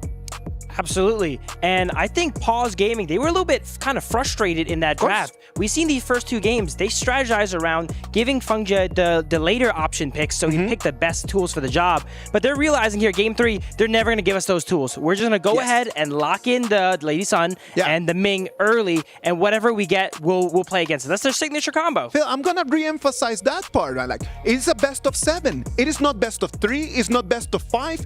You need to think about, how do I win 4 games? If I cannot win 4-0, and I know that sometimes I'm not going to be victorious, what do I give to the other side? And they decided just to take this one to the chin, and Paws Gaming just won the whole game from the BP, Dave. No, absolutely. Guan Yu, we thought it was a good pick because there's not so much CC that can stop him. But Mei Yin showed us something completely different, right? Yeah. Snow for sure outplayed in this game. And as you mentioned, I think Twisted Mind have something in mind for strategy-wise. Not use all the great, the best of the best characters. At the same time, we got to give credit to Paws. They banned Elaine away. So to make sure that you don't have the Dahlia-Elaine combo to dive onto Lady Sun. So, I mean, this is... So I think both sides have drafted pretty well, but Paws definitely stepped up in this specific game.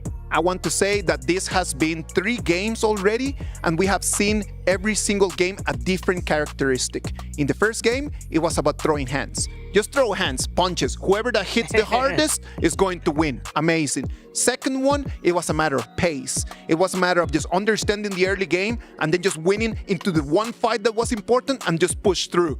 And you know what? This third game was a matter of understanding we're not playing best of 3, we're not playing best of 5, we're playing best of 7.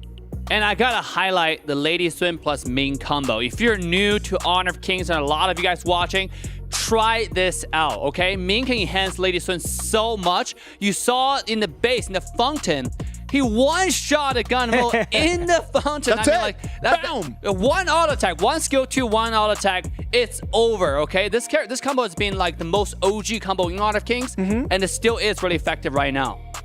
And this is why Paws Gaming is so fun to watch. They have these combos that you can go out on your own, grab a friend and try, and it will succeed. It will succeed in tournament, and it will succeed in your ranked games. A great composition, Lady Sun plus Ming. It is already gone for Paws Gaming, and that's going to be an option that Twisted Minds might want to think about if they want to put City Boy and Shanks on that.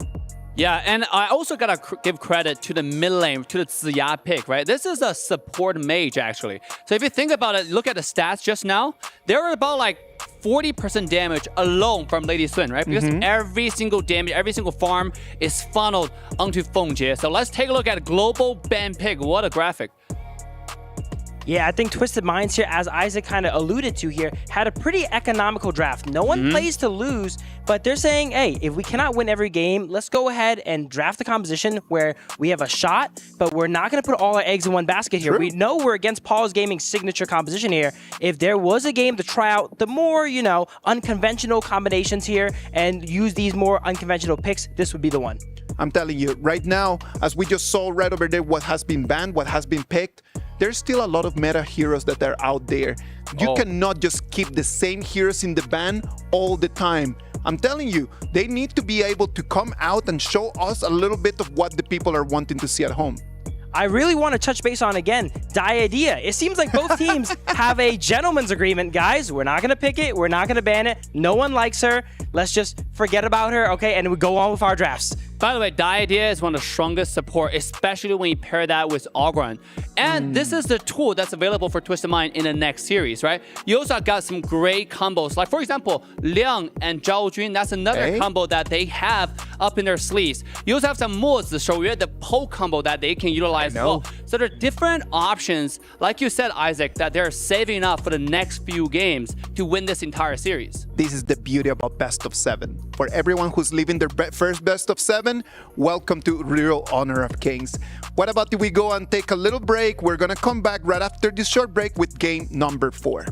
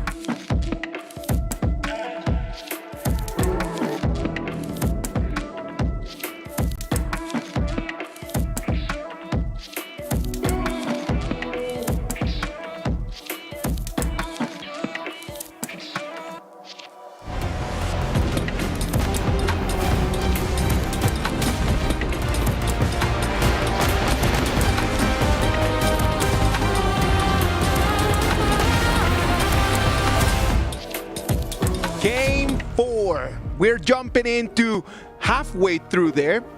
I am telling you, I'm really looking forward to 7 games. I really want to see an ultimate battle between these two teams, because if it is going to be half of how incredible it has been in these first 3 games, oh boy, this is going to be a long day.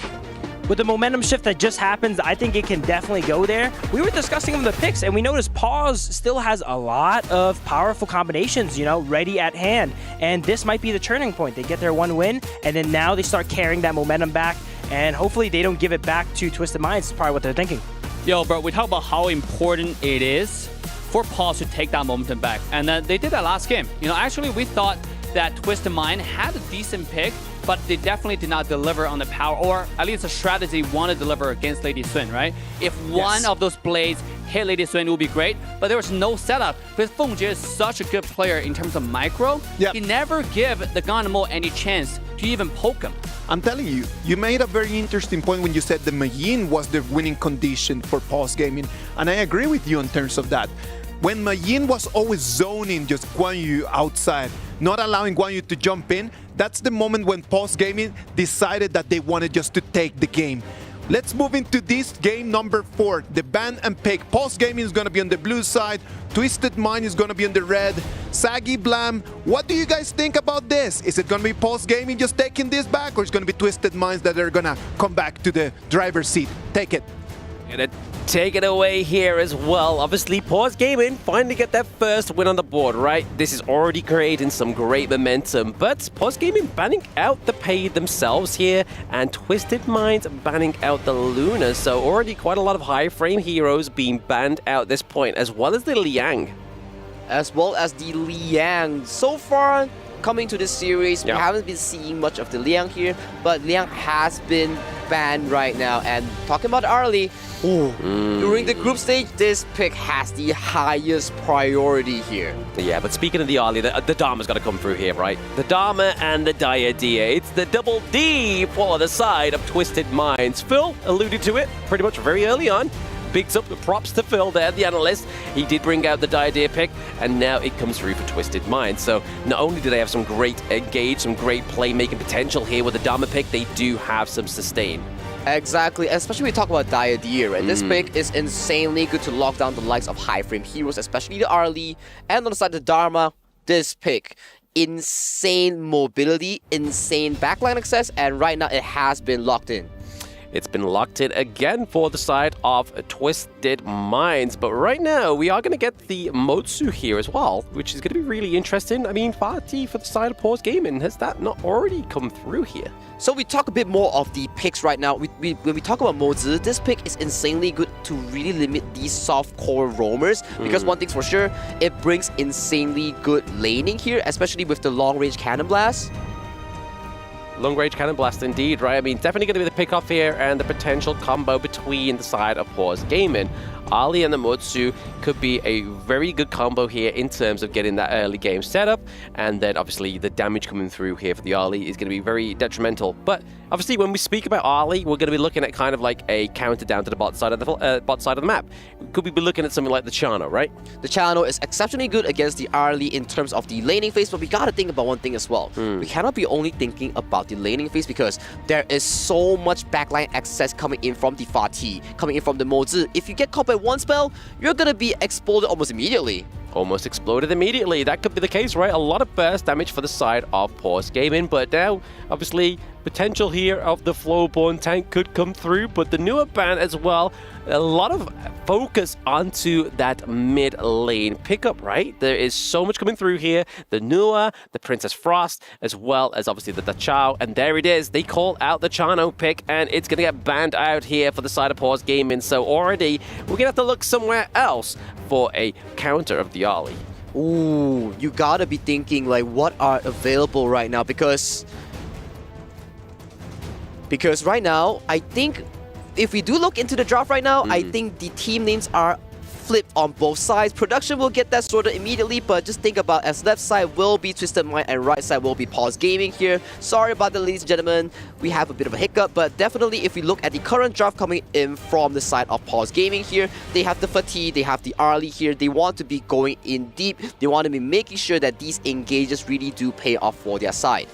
Oh, I mean, this changes everything, right? This changes everything that we're going to be seeing here. But there it is, the Yixing. So the Yixing coming through, not going to be paired with the Futsu or the Dachao this time around.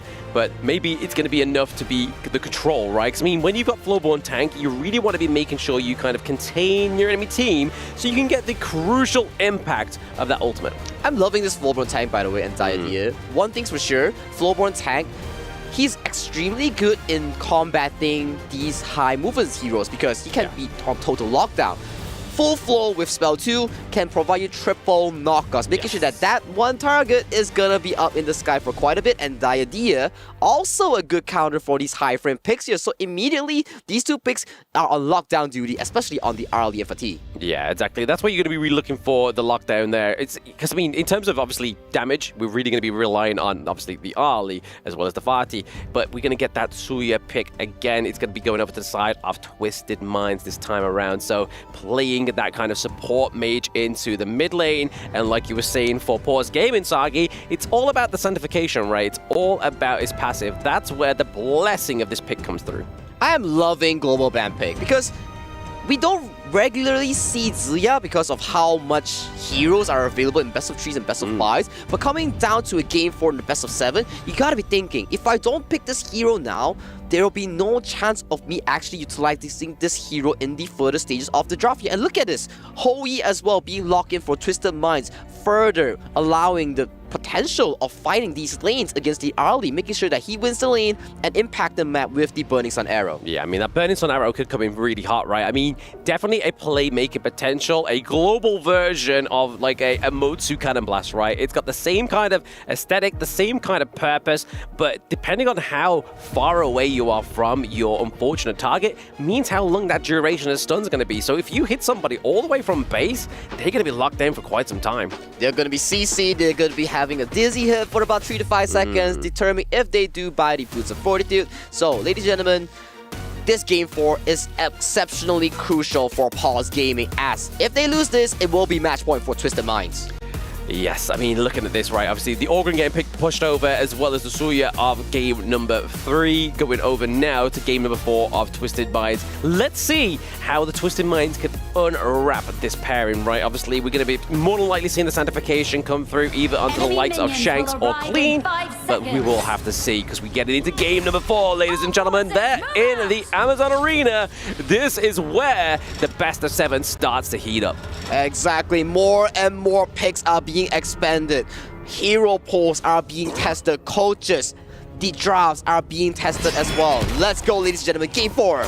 Game 4 indeed, right? I mean, as we're seeing here, obviously, win conditions. What are we thinking for the side of Paws Gaming? Paws Gaming, you definitely want Feng Jie and still to look for these key engages here. And look at Feng Jie. Oh, dropping dangerously low. I think that was a cannon blast here coming in from City Boy, immediately punishing this Shoye.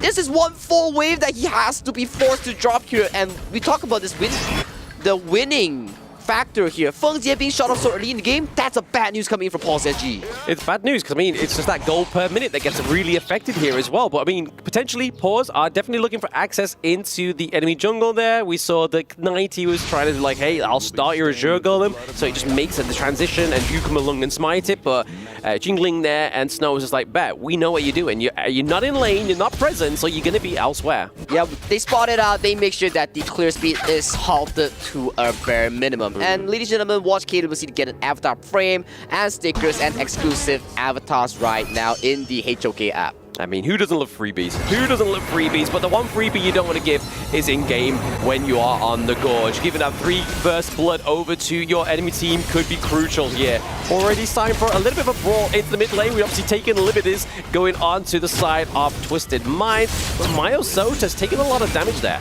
I'm still thinking about one thing here, Blend. Mayo Sota's onto this Flowborn tank, cool and all, but this pick has 0 win rate since the group stage. Can he break the curse, or can he break through the statistics here? I mean, someone's got to be the statistic breaker, right? Someone has got to break the pattern on this Flowborn tank and make it work. But we haven't obviously brought this point up. Obviously, once you've used Flowborn, you can't use the alternative in that pick. So pick it once, you lose the rest of the variants. But on the topic of Flowborn here, you do have the outfit design contest that is live. But speaking of live, it's going to be that truth mantra. It's not going to connect onto too much demonstration here onto 90. Because of that, World's my board coming through as well. 90 beautiful play here, dodging out 2 key ultimates. And right now, look at Queen here, just punishing Myosotis for having a bad clear time, making sure that he steals away the Azure Golem at such an early part of the game here. Losing out 1 Golem here, that could mean immediate goal lead here and EXP lead here going towards Twisted Minds, especially on Queen. Yeah, it's not only that, obviously it's the cooldown reduction that gives over as well, right? I mean, Myosotis on the Flowborn tank, he does have his own kind of cooldown reduction with his first skill. When it's on cooldown, it reduces it by a second, but that you want more. You want more. You always want more in Honor of Kings. And speaking of more, we want more First Blood here for Paws Gaming. Oh, such a clutch kill here coming in from the side of Paws Gaming here. The escalation from that play alone was really down to the domino effect, because all the plays here was really required down to a bare minimum. You really needed both these two teams here to really play their combo to a perfection. And perfection was Snow and Xiaoyang here. Their synergy was immaculate. Very immaculate indeed. We're trying to get these two teams on the board right now because both of them are looking to try and just cement that gold lead, right? Obviously, last game, Paws Gaming for the first time was able to get it, but now we are seeing potentially a takedown here. The thing inside the box is going to lock down Jingling enough for Twisted Minds to get that kill. Ooh, blinking help bars here coming in from Shanks and City Boy, but the 2v2 has been saved here thanks to High Lang's roam towards the far lane here. 4 minutes on the clock right now. We do not have Qingling on the map onto this Diadea, but we are starting to see rotations here coming in from Snow as they really want to fight for this Tyrant control. They really want to go for it, right? I mean, in terms of the extra damage here for Paws, it could do dreams in turning this around, right? I mean, kills across the board, not much, but being able to take a few team fights with extra damage is really going to help Paws here. They claim the Tyrant, Myosotis getting that smite there. It's going to be enough to claim the neutral objective. Good news for Paws fans as they really secured this Tyrant that they really need for this early game right now. And look at the rotations here coming in from Paws Gaming. They want to be able to poke down this bottom tower. The blast does miss, and Xiaoyang here doing a very good job in escalating the situation, making sure that Feng Jie and Qingling gets out very safe. Yeah, let's try to put a bit of pressure down to the bot side of the map because that's really where the side of Paws Gaming could really look for a bit of a early game win potential here. Just put a lot of pressure onto Shanks, could definitely disrupt, obviously, getting that lead. And look at the side of Feng Jie's build. He's not going for the tank build, the on-hit build that relies you to go on the likes of the hold on a minute, Cannon Blast does hit and it connects onto the Mozi here. A shake of an ultimate and a spell here coming in from both teams here. But going back to the build here, Feng Jie is not going for the on-hit semi-tank build onto the Hou Yi. Instead, he wants to play for the late game insurance. He's going for the crit build onto this pick. Yeah, I mean, they definitely need it, right? Obviously, in terms of damage, we're really looking at Xiaoyang for that. So if they didn't do that in the Hou Yi, it would have been troublesome there. But speaking of troublesome, Destiny Counter is having to be used there to zone away Twisted Minds from that takedown. Light work from Feng Jie there as he takes no time at all to really dodge away from those spells here. But this opens up the map right now. Since Qingling is not on the map here, this Azure Golem might be an objective take here that Twisted Mind is looking for. Does not seem to be the case as look at the Burning Center is traveling towards melee. It hits! Oh, it hits onto Shanks. That's not the person you want to get taken down if you are Twisted Mind. So nice one to my board, covering in for Myosotis. Like we said in the draft, really utilizes that Flowborn tank. What an amazing ultimate coming in from the Hou Yi there. I think the ultimate also traveled into the bush and Shanks could not see the ultimate animation, plus he couldn't react with his spell to Maple Dance. Yeah, because that normally counts as a projectile, right? So that could have been the way that they could have countered it, but it was just a little bit too soon for the side of Twisted Minds to even react. But right now, Feng Jie is level 10 and Shanks is level 8. So that's already a clear disparity in the XP. That is a beautiful play, and it's also a painful death for Shanks because if you're early, you cannot be dying in the mid-game against a Hou Yi because in the mid-game, when Arlie secures that Doomsday that you see on the screen, it's when she's the strongest and there will be the timing where she gets the Crimson and starts scaling towards the map. But due to that death there, The Crimson goes over to Feng Jie, and the Tempo goes over to Paws Gaming right now. Potential here. I mean, the think inside the box being committed a little bit too early for my liking, but the Truth Man just give me enough to try and catch clean into the box. It comes through with the board as well. We are playing on the terms of Paws, but can Twisted Minds turn this around? No! That is a double kill for Xiaoyang before he goes down. Feng Jie is untouched right now. He is dancing on this team fight onto this hole. He's laying down the arrows right now. And look at this replay. Yes, the think inside the box immediately reacted by Feng Jie. The arrow doesn't hit, but look at Feng Jie untouched around the fight. Beautiful board catches 2 core players coming in from the side of Twisted Mind. Yes, he trades by Xiaoyang though, but that's another 3 kills going over to the side of Paws Gaming. Yeah, I mean, they got the 3 kills. We saw that Twisted Mind was able to get the T1, but soon that turned around here for Paws Gaming, getting the T1 back in return for themselves. Trying to find a little bit more from the side of Twisted Minds, maybe potentially taking this Crimson Golem. And if you look at Feng Jie, right, when he's standing and not moving, it's not because he's lagging, guys. It's because he's aiming his Burning Sun arrow. He's looking for a target to be landing. But look at Snow, though. He's lurking behind enemy lines. He may be looking for a flank here. Maybe trying to find out maybe the positioning of either Xiaoyang here or even Feng Jie, but no. So just catches that one out, right? He's like, hey, you know what? I'm going to use my ultimate in there to make sure that that brush, because we don't know where 90 is, he's got to be somewhere. And when we talk about the role of a tank, this is one of the roles for the tank here. You are not just a BP tank to absorb damage, to disrupt team fights. You need to be marking some of these crucial flanks, like what CD Boy was doing. He was cleaning out the flank coming in from Snow, and like what Maya Sodas were doing on the Floorborn tank, he was cleaning out the flank coming in from 90 onto the Spotty. Yeah, I mean, you see Maya Sodas building the Lung Knight Guardian as well, right? That's going to be very good in terms of shutting down that burst potential for the side of Twisted Mind. So obviously already trying to lock down and shut down the huge potential here for the side of Shanks. But we did see the cleanse come through. That's a good shot here, good shot calling, but it does mean the ultimate for 90 is not going to be available for the potential team fight that could happen here. That's a lot of DPS being removed just from one Burning Sun arrow. So ultimate for ultimate, at least Feng Jie knows that there will be no backline access coming in from 90 until he has his ultimate up. And just look at the items real quick, as Feng Jie has already completed the core 3 critical items. The Shadow Reaper, the Eternity Blade, and the items that increase the range, the Sun Chaser. Yeah, Sun Chaser. If this game does obviously get to that 20-minute mark, that can obviously be upgraded also. But right now, Twisted Minds, definitely a little bit of progress here. They were able to stay alive a little bit longer than last game. Well, this white board is being committed here, and Shanks, Highland gets taken down there first, but Shanks maybe go down soon. Snow gets a true full Marcher into the backline. This is a detriment to Twisted Minds in this one. There's that double knockup right. Keeping clean, slowing down the momentum, meaning that this is going to be a team ace. A wipe coming in here for Paws Gaming. 0-4-5 exchange here. That was such a beautiful gameplay. Team fight that has been played by the likes of this team. Look at this. Burning Sun arrow hits. Immediate board onto 3 members. Dharma flashes in for the Truth Manta on 2. There was no fighting back from the likes of Twisted Mind and team. Yeah, I mean, exactly. When you 4-man down, clean, just had to try and get out of there. But in fact, look at that knockup. That knockup is so sort of detrimental here in order to keep your teammates there, your enemies there, as well as obviously the Ominous Premonition. That's going to slow you down also. So you're going to be trying to, like, as if you're walking against high winds.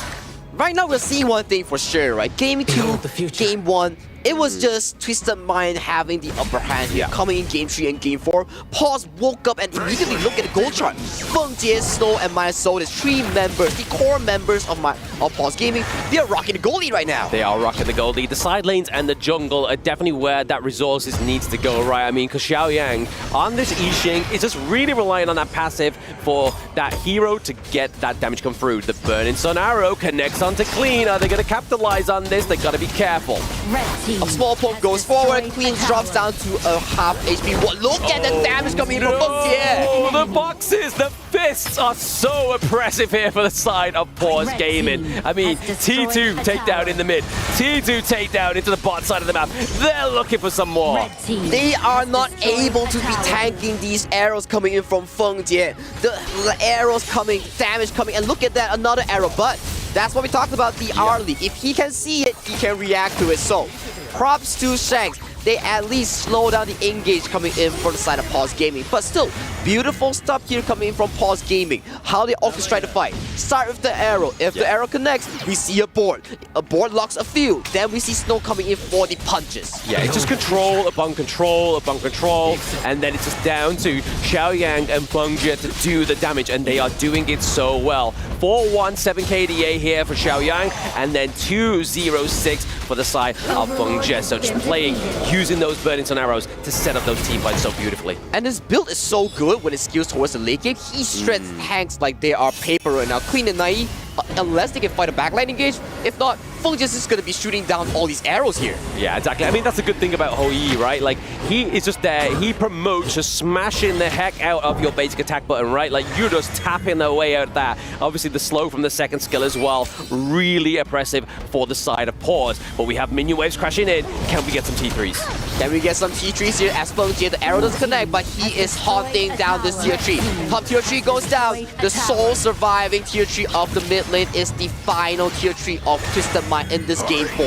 Yeah, I mean, they got to be careful right here. The way that Twisted Mind plays this defense is absolutely crucial for them staying alive in this game number 4, because we have Vanguards coming through. It's going to be hard to defend the base as well as that high ground turret. Exactly, they will have to put their focus onto the Shadow Vanguard that's crashing towards the top side. So this mid lane will have to go down, and look at the engage, it's escalating right now. It's escalating because that board is now onto the gorge, and onto the gorge, into the backline is 90. Can he be the saving grace with that ultimate? He gets 1, he gets 2, but still, it's Twisted Minds that is going down. Paws with the Vanguard, come back from 2-0 to 2-2.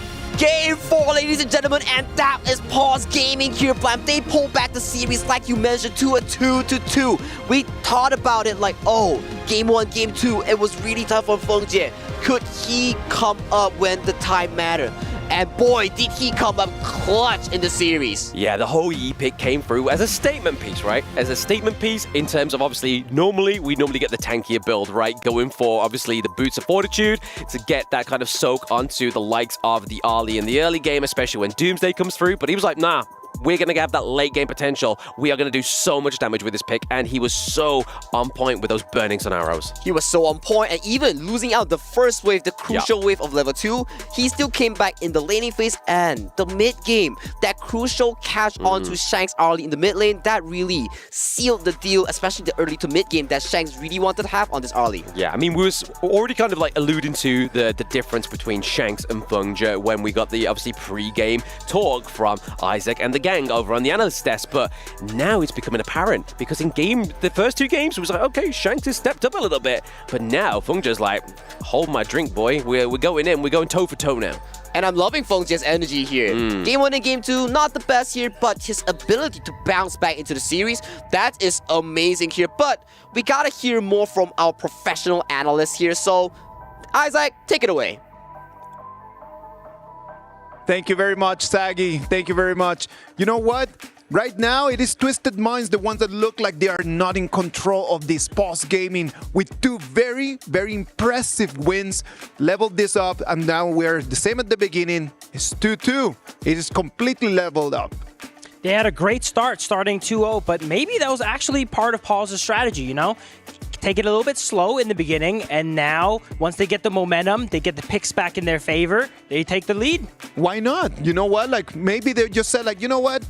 Let's just give them 2. And then after that, we can take 4 in a row, and then we can go to the hotel and just have a good rest. Right. You know, we actually talk about this is a full best of 7, right? Many different times now. In a 7-game series, you have to be slow and steady. You cannot throw all your hand at once, but you could just get a momentum going. And in this particular series, you show how strategic Paws is. I mean, there are a lot of people doubting, I wonder how about Hou Yi is the pick, right? Because a lot of people doubting this character, think like it's pretty low tier, but in competitive, Hou Yi is such a good engage tool. Sometimes when you gank the farm lane, it's really hard because the marksman doesn't have a lot of engage tool, but not Hou Yi, right? You can set it up, and you saw what happened with all the arrows. But I'm telling you something, Dave. In terms of that, I do believe that it is a competitive pick. When you are with your whole team, when you have 5 people that they know how to play around you, then it works really well. But if you're just going to be on solo, I don't think that that's the best pick. What do you think, Phil? Of course, in uncoordinated play, sometimes your team didn't even notice you hit an across the map arrow, right? Whereas here, you're constantly calling out, hey, look, I'm about to hit it. And then people are ready to go ahead and pounce on that. Hey, by the way, I gotta say, Hoi has a bleach skin buff, all right? And that event is still active in-game, so you should go and get it right now. It's pretty cool skins. It is really nice. When I saw the laning stage in there, and I saw the picks and what's going to be Arlie against Hoi, I'm going to tell you, I was not one of the believers. I did not know, I did not think that Fungi could seal the deal. But on the other hand, I don't think that it came down to Fungi. I do believe that it was thanks to the Dharma. That Dharma that Snow played initiated every single fight in an amazing fashion. Dharma, one of the most game-changing Clash laners, has one of the highest win rates here in the KWC, and that's for good reason. It's able to open up these fights and end them too with perfect execution. You see, and that's the reason why it's been banned so many different times. They knew that a hero like that could turn things around, and in Game 4 that it was available, they were clearly just going to grab that. You know what? Now we're on the topic Dharma. Dharma is one of the most picked, has the highest win rate in the entire KWC. In contrast, we have Flowborn Tank, who had a 0% win rate up to this point, but not anymore. Not anymore. Dub, let's go. Here, this hero right over here, I'm telling you, is one of the heroes that I really like seeing because you can personalize it, right? Like you can actually customize it, which is super cool. But up until right now, it's been a really tough sell. I'm telling you, it's been 6 days that I've been trying to do this, and it's just no dubs at all, only L's. You know, we want to talk about Flowborn Tank, but yeah, you're absolutely right. There has to be a win. I mean, what else do you say? But look at this stat. This guy tanked like 40% damage close to it. It's absolutely insane, and he's really tanky. The thing about Flowborn Tank is not only are you tanky, you provide so much crowd controls, and that goes about the entire roster of Paws, right? You got engaged from Hoi's ultimate, you got Yixing's ultimate, and you got Flowborn Tank just unkillable, stay in the front, constantly CCing, constantly jumping, and you have Dharma, as you mentioned. All right, now if we talk about this laning stage, we've talked about how the Hoi played really well. We talked about how the Dharma played really well. But then on the other side, the Arlie, that Arlie is going to be a very, very, very painful point because it could be it could come in handy in Game 5 or Game 6. And right now, because as we see in the global ban and pick, Twisted Minds, that's not going to be an option for them. Yeah, Twisted Mind losing a lot of valuable picks there. The Arlie, the Fatih here. I think Twisted Mind's a little bit over-invested on the scaling aspect. They wanted to go for the dunk. They wanted to go for the dunk and then just missed it. They wanted to just go 3-1. They saw that they could actually just put Fungi on a corner. They wanted to seal the deal and just get the match point. And sadly for them, they were unable to do that. Bro, but at the same time, if you look at all the options that are still on the table, I cannot imagine how many characters available right now. For Paws, right? I mean, Twisted Mind, you mentioned, they draft themselves into a corner, they had the momentum, they kind of lost it. And I think it's actually going more into Paws' favor. They still have Pei available. I mean, that's one of the strongest characters. And by the way, my Shiranui has not been picked by either side also. They have Jing available as well. They have Arlie available. That for Paws Gaming, Game 5 and Game 6, they look a lot better. And the problem in here is that Twisted Minds, right now, they do not have the momentum. What is going to happen with them? They started on a high, and right now, it just looks like it's closer to Paws Gaming as it is for TM. I think Twisted Mind's drafts going forward are going to be fairly telegraphed, you know? They played the pay already, so now they're forced to ban it every single game. It's going to make Paws Gaming be able to draft around it really easily here.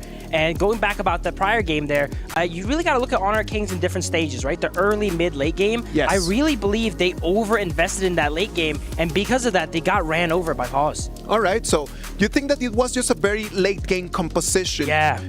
For me, it has been a problem of the mid game.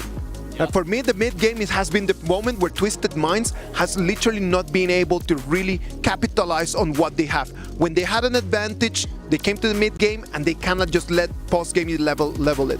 When they did not have the advantage, they came to the mid game and they just let Paws Gaming snowball. They need to perfection that strategy from the 4th to the 10th minute.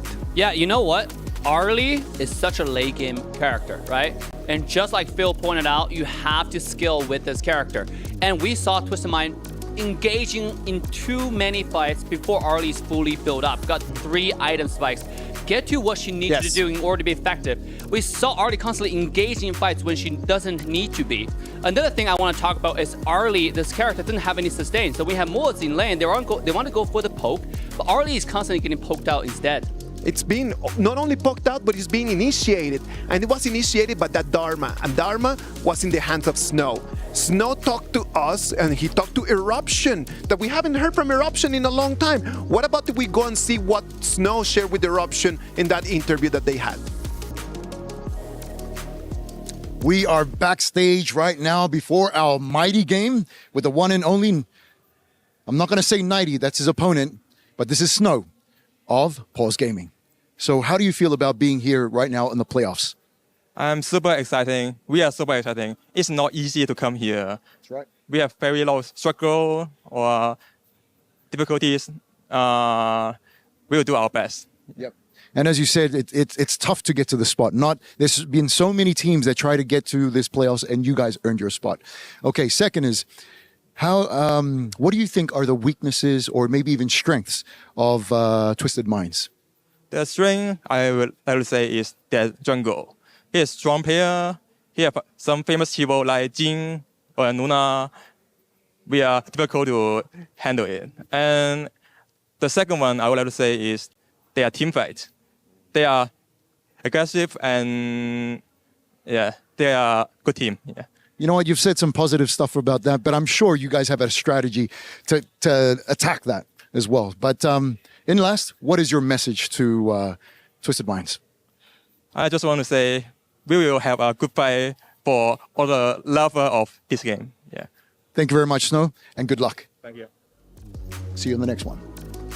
A good fight for the love of honor of kings. At the end of the day, you got to remember, this is a game. And we come in, we might be right now opponents, but we're never enemies.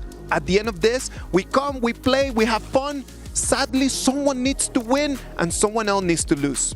Absolutely. Snow, very classy, very humble in that interview, but his gameplay is nothing but humble. He was making amazing flashy plays on the Dharma here, and I would say he was the MVP of last game. I'm telling you, he was very diplomatic on that interview, but in the Gorge, he is all damaged. He's out there for blood, no? I mean, like, this is all around for HOK community, I would say, right? Yesterday, we saw some social posts on HOK Esports channel. You can go follow that for a lot of up-to-date news and results for the competition. But we saw actually AGAL's players interviewing with their opposition, with Alpha 7 Danny. Same thing on the other side. We have TT's coach talking to their opposition for the upcoming matches, teaching them how to play better. And all you see was class. It's all about the community. Yep. I'm telling you, one of the things that I love about HOK is the community. There is no toxicity here. There is not trying to taunt on other people nor anything. It is just all about like learning. You mentioned right over there, the coaches are the ones that setting the example just by telling people, you know what? We're all here to compete, but after we finish, we're all friends and we can all just learn from each other. Absolutely. The competition is top of its class, and so comes with it sportsmanship. As they've mentioned, the teams are helping each other out. They want to put on the best show possible. They don't want to face a weak enemy. They want to face each other at their best. And they need to grow together. And growing together has been Paws Gaming and Twisted Minds, because everything started with Twisted Minds just literally just taking control of the match and forcing Paws Gaming to up their game. I haven't seen Paws Gaming this dominating since the group stage. They came in the first 2 games and they were a little bit not performing as we were used to. But right now, I'm telling you, Paws Gaming, if they don't bring their A game, Twisted Minds could just snatch it, and this game 5 is going to be critical. The winner of this game 5 is going to get the first match point. Absolutely. Paws Gaming, Fenji has been awakened here. The first 2 games, you know, we were saying he was sleeping on the wheel a bit here. Now it's all gas, and if they have no brakes, they're going to make it through. Yeah, absolutely. And there are still a lot of options on the table for Paws Gaming. Still a lot of combos available for Paws Gaming. So game 5, as you mentioned, it's a match point grabber. Whoever wins this match will win. I'm excited about it. I am super excited. You can see the players right over there. The communication, just the way that they're always trying to talk to each other. You see some laughs, and that is important as we check on our Crunchyroll reactions. You need to laugh. This is a game. It might be high stakes. It might be a lot of pressure, but you need to help each other just to kind of like calm down and be able to make the right calls. It's great to have teammates like that in the moment to forget about all the odds and the stakes and just play in the moment, have fun, enjoy this time. This is an opportunity of lifetime for both teams here to compete here on the EWC, and to be able to play it and have fun with your friends is all that matters. But I gotta say, going to the next series, in order for Twisted Mind to grab the momentum back, of course, I gotta put the weight back on Hailang, right? Okay. I mean, Hailang has to be the momentum booster, the mental fortitude for the team. This guy has been the cheerleader for the team, the hype man. So just now in the game, when the game ended, you saw a little bit of frustration. You saw a little bit tiredness. And that cannot happen. And that cannot happen. So going to game 5, it's up to Hailang, in my opinion, to step it up, to level up, and take the team to the next level. All right, Dave, you're mentioning that Hailang needs to step up.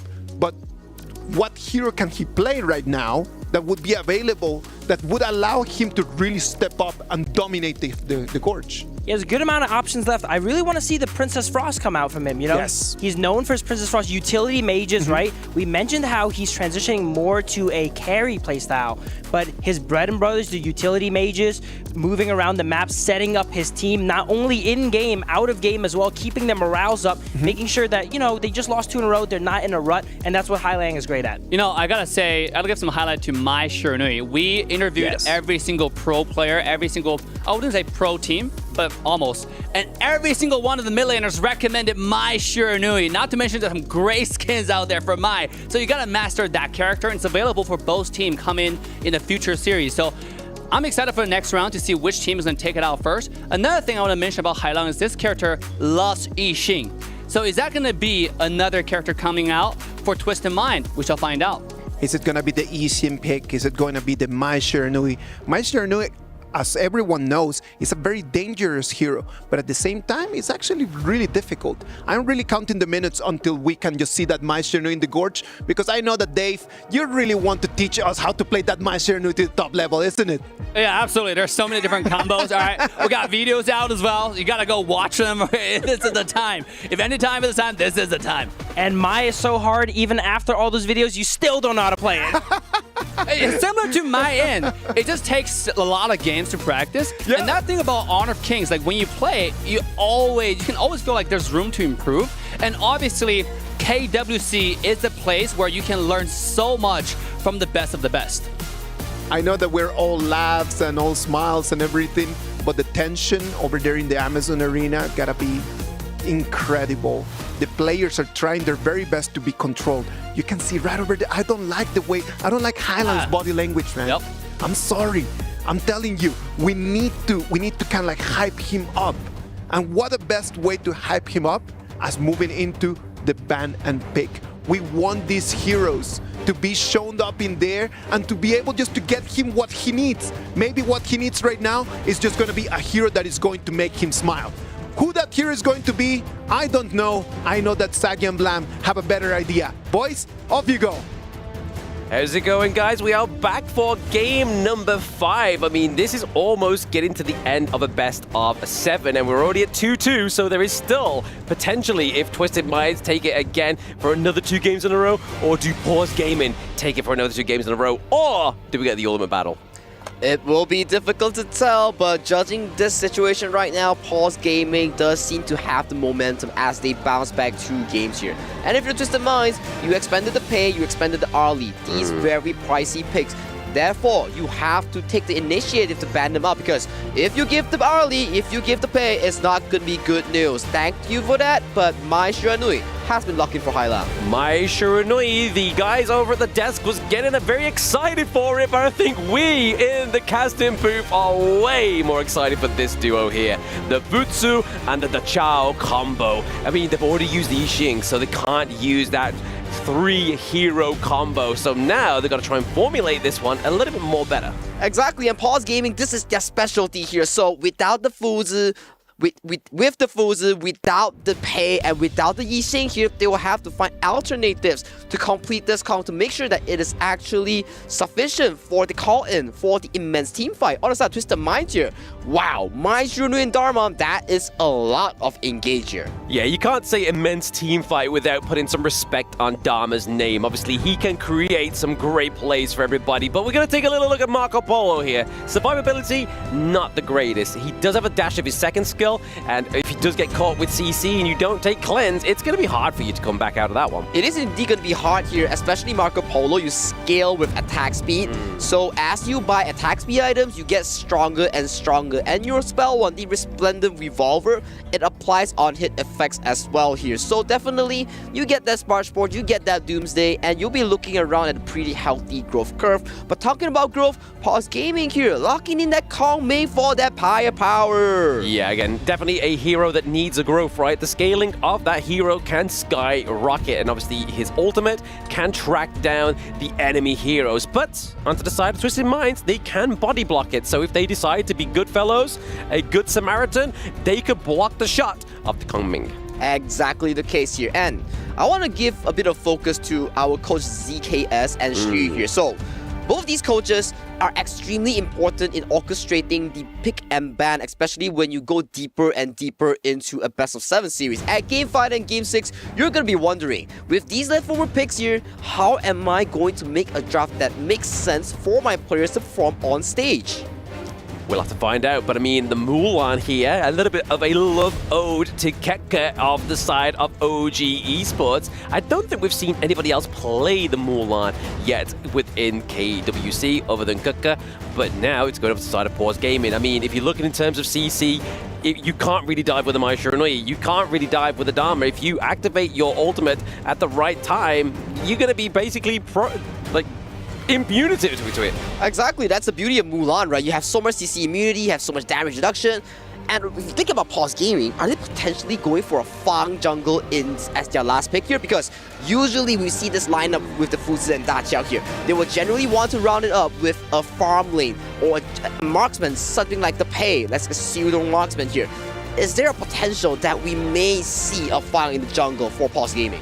We might do. We might see that. I mean, Fang could come through as well. Obviously, Paws Gaming, in terms of obviously turret takedowns, could be great for them. Pairing that up with the Futsu could be a great pairing when it comes to that macro playstyle. But over to the side of Twisted Minds, they were lacking a little bit of sustain, and now they've got the Sakia with the Kaiser as well. So Quasar going through here, and a debut for Yao. This is one of Paws Gaming special as well. If you were following the WKS region, Maya Sodas, he loves this Yao pick, and with a triple bruiser lineup, Paws Gaming, everybody is looking to do damage here. One Fuzi ultimate, you will have insane amount of damage in front of your face. Insane amount of damage, but also insane amount of access into the backline, right? I mean, Yao can bob and weave around your enemies, as well as Mulan can pretty much just charge through, dash through, and then you've got the Sage's Might on top of that, which is obviously Futsu's ultimate, so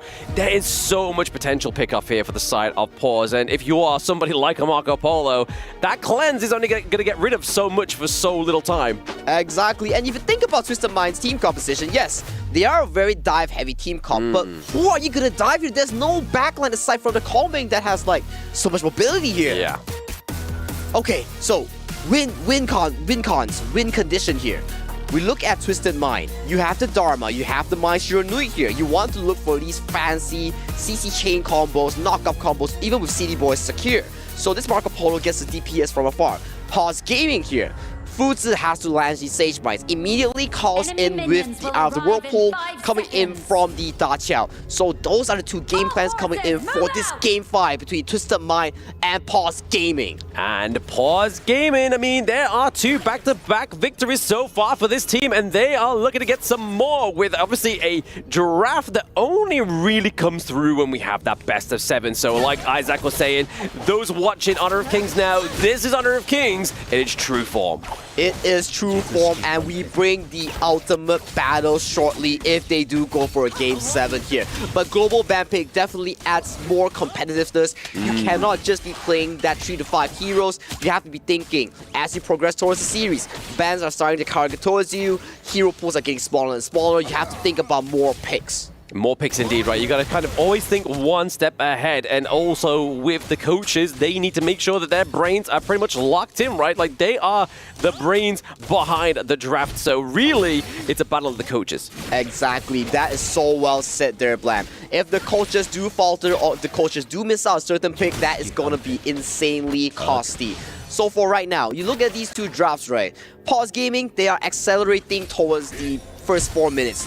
After the first 4 minutes, they get the ultimate onto Feng Jie and onto Qingling on this Dacha Fuzi combo. You're going to be starting to ramp up the leads here. But you don't have a marksman, so you have to end very early. You do have to end very early, right? I mean, in terms of range, they have very, very little. But in terms of scalability, they also can have that too. But speaking of that, Yao, like I was saying, he's a very slippery hero. He can dash, dip, dive, dig, and dodge around those team fights. And talking a bit about Yao, right? He has that gray bar on his health. It slowly takes his HP. So if he uses ultimate, he can definitely refresh the HP bar, removing that DPS that's going to be taking his HP. And 90 here takes a bit of a poke, almost falls down. So a lot of the focus here are ganking towards 90 here, making sure that he does not have a good time. Yeah, nobody to body block that winning strategy, right? And that's going to hurt 90 in this early game. I mean, yes, he's level 4, but he's still not going to be able to kind of take too many of those shots, right? Like, in terms of magic defense, he's not going to have a lot right now.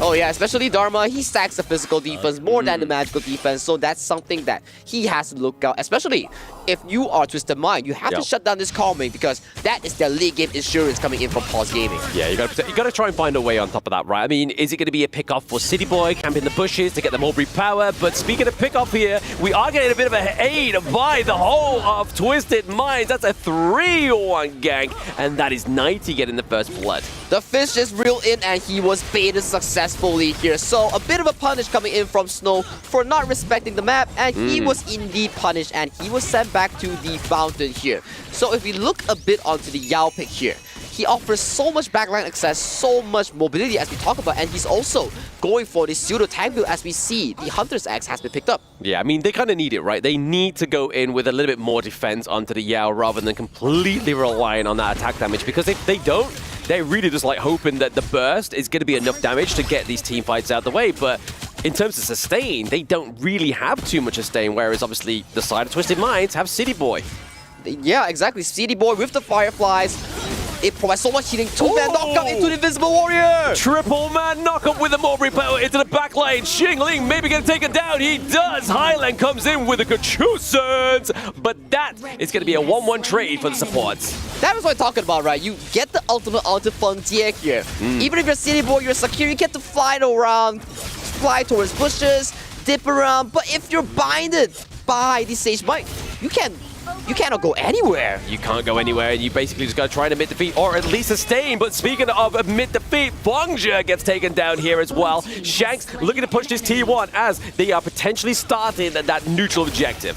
Twisted Mind is playing an insanely good game here to mitigate the Fengjie and Qingling dynamic here. You want the combo to be always with each other, but they're breaking it apart. And once they're broken apart, this Fuzi in the early game, he does not have enough cooldown reduction to spam his intuition that gives him the damage reduction, so they punish him cleanly. Punished him clearly, but speaking of clean, we are seeing a bit of a dive there onto Qingling, but he's just basically just soaking those skills, right? Like, he's like, right, at least they got him, at least they phase checked him, and they weren't getting hit by those leaping Koi Tides. I agree, but Hailang getting that Purify out of Qingling here, the next time that happens, they might CC chain him to a 4, and he might not be even able to cast his ultimate. So that's something for Paws Gaming to look on about, and that's something for Twisted Mind to be punishing. Yeah, I mean, they've got to have it in the back of their mind, right? I mean, there is so much at risk within this game, because this now kind of puts whoever wins this one, puts them at that 3-2. So they've got to try and make sure that they've got in the back of their mind the actual depth of this game. Right now, trading the T1s across the gorge here,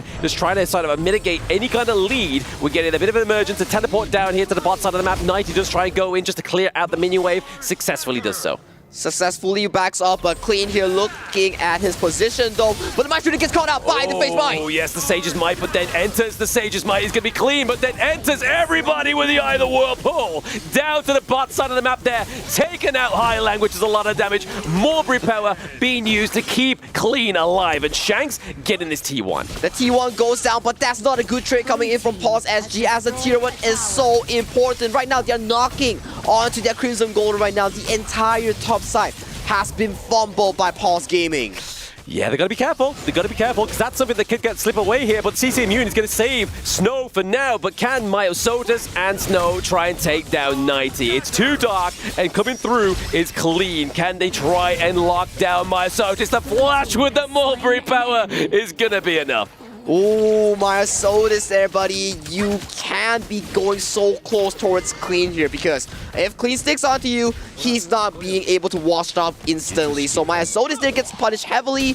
And City Boy, gotta give props to him. That flash Mulberry power was on point. It was exactly where it needed to be, right? Like, if that was like aimed ever so slightly to the left or the right, it wouldn't have had that impact, and it wouldn't have been that crucial. And right now, you're already seeing that we are having about a 2k gold lead here for Twisted Minds. In terms of the lane separations, going over the Shanks here is the clear disparity. Man, I thought this game was like 8 or 9 minutes, but there's so much action coming in from both teams as Myosotis might be caught out once again. Oh, yes, the Fireflies are just so impressive, right? Like, they go on at you after the team fight even happens. You think you're safe, and then pow, you're gone. That's the beauty of Sakura, right? So much early game damage, so much mobility, gets to set you up for all these plays. And that's why Sakura is a very prized pick into the early and mid phase, because of how much damage he can deal and how much healing he can provide. And look at the control here coming from Twisted Mind. They know for the fact that they have the early lead. They're riding on this Marco Polo train. They're zoning such a big gap out of the jungle of Paws Gaming. A great display for Twisted Minds, right? I mean, they definitely needed to get their head back in the game after that two victories, defeats back to back. But now, it's all in their case, right? They have the momentum going in this game number 5. They just have to keep it. The foot on the gas. The foot on the gas needs to be there.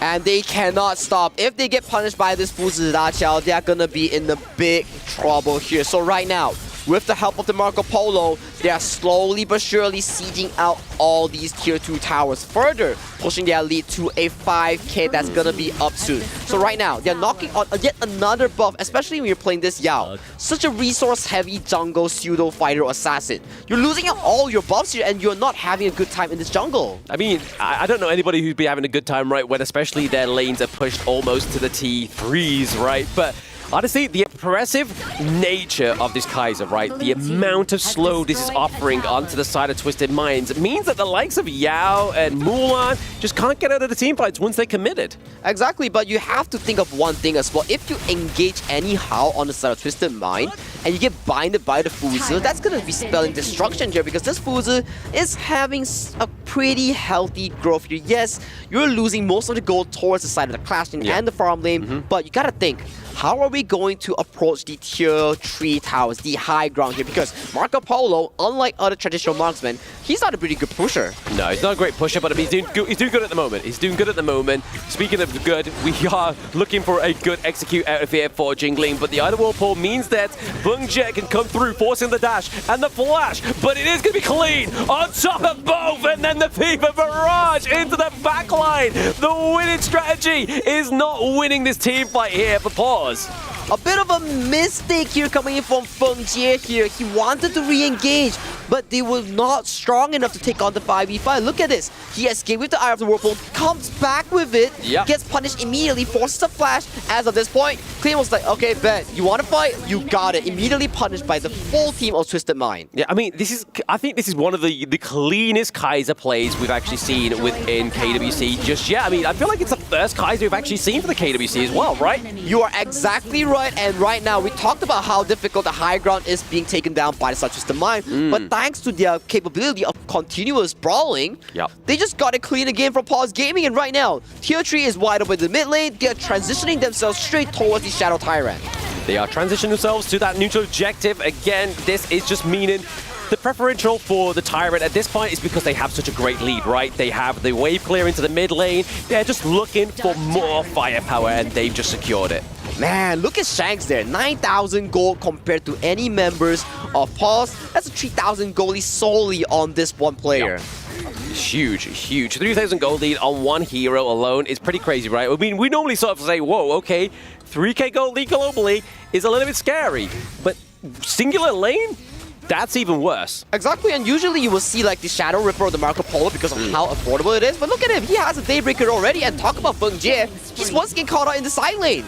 This is a bit of a repeat of his Marco Polo performance, right? Just in the side lanes, constantly getting caught out. But we have to give Paws a little bit of due diligence, right? They are trying to create that pressure down to the bot side. They have the minion waves crashing in. But 90's always on point with the recalls. He's always there to meet the minion wave. And to be honest, the way the team fights are going, they're not really relying on the Dharma for those crucial engages. With all these scrappy fights happening, especially coming in from Hailang and Shanks, they're winning all these skirmishes, but as you talk about Paws Gaming, what do they need the most right now? They need to stall time. Qingling is doing an exceptional good job, and Snow and Myosotis, they're making sure these side lanes are constantly being pushed up, but right now, the Overlord has been secured by Twisted Mind. Can they repeat the success of dragging the waves? I am not sure.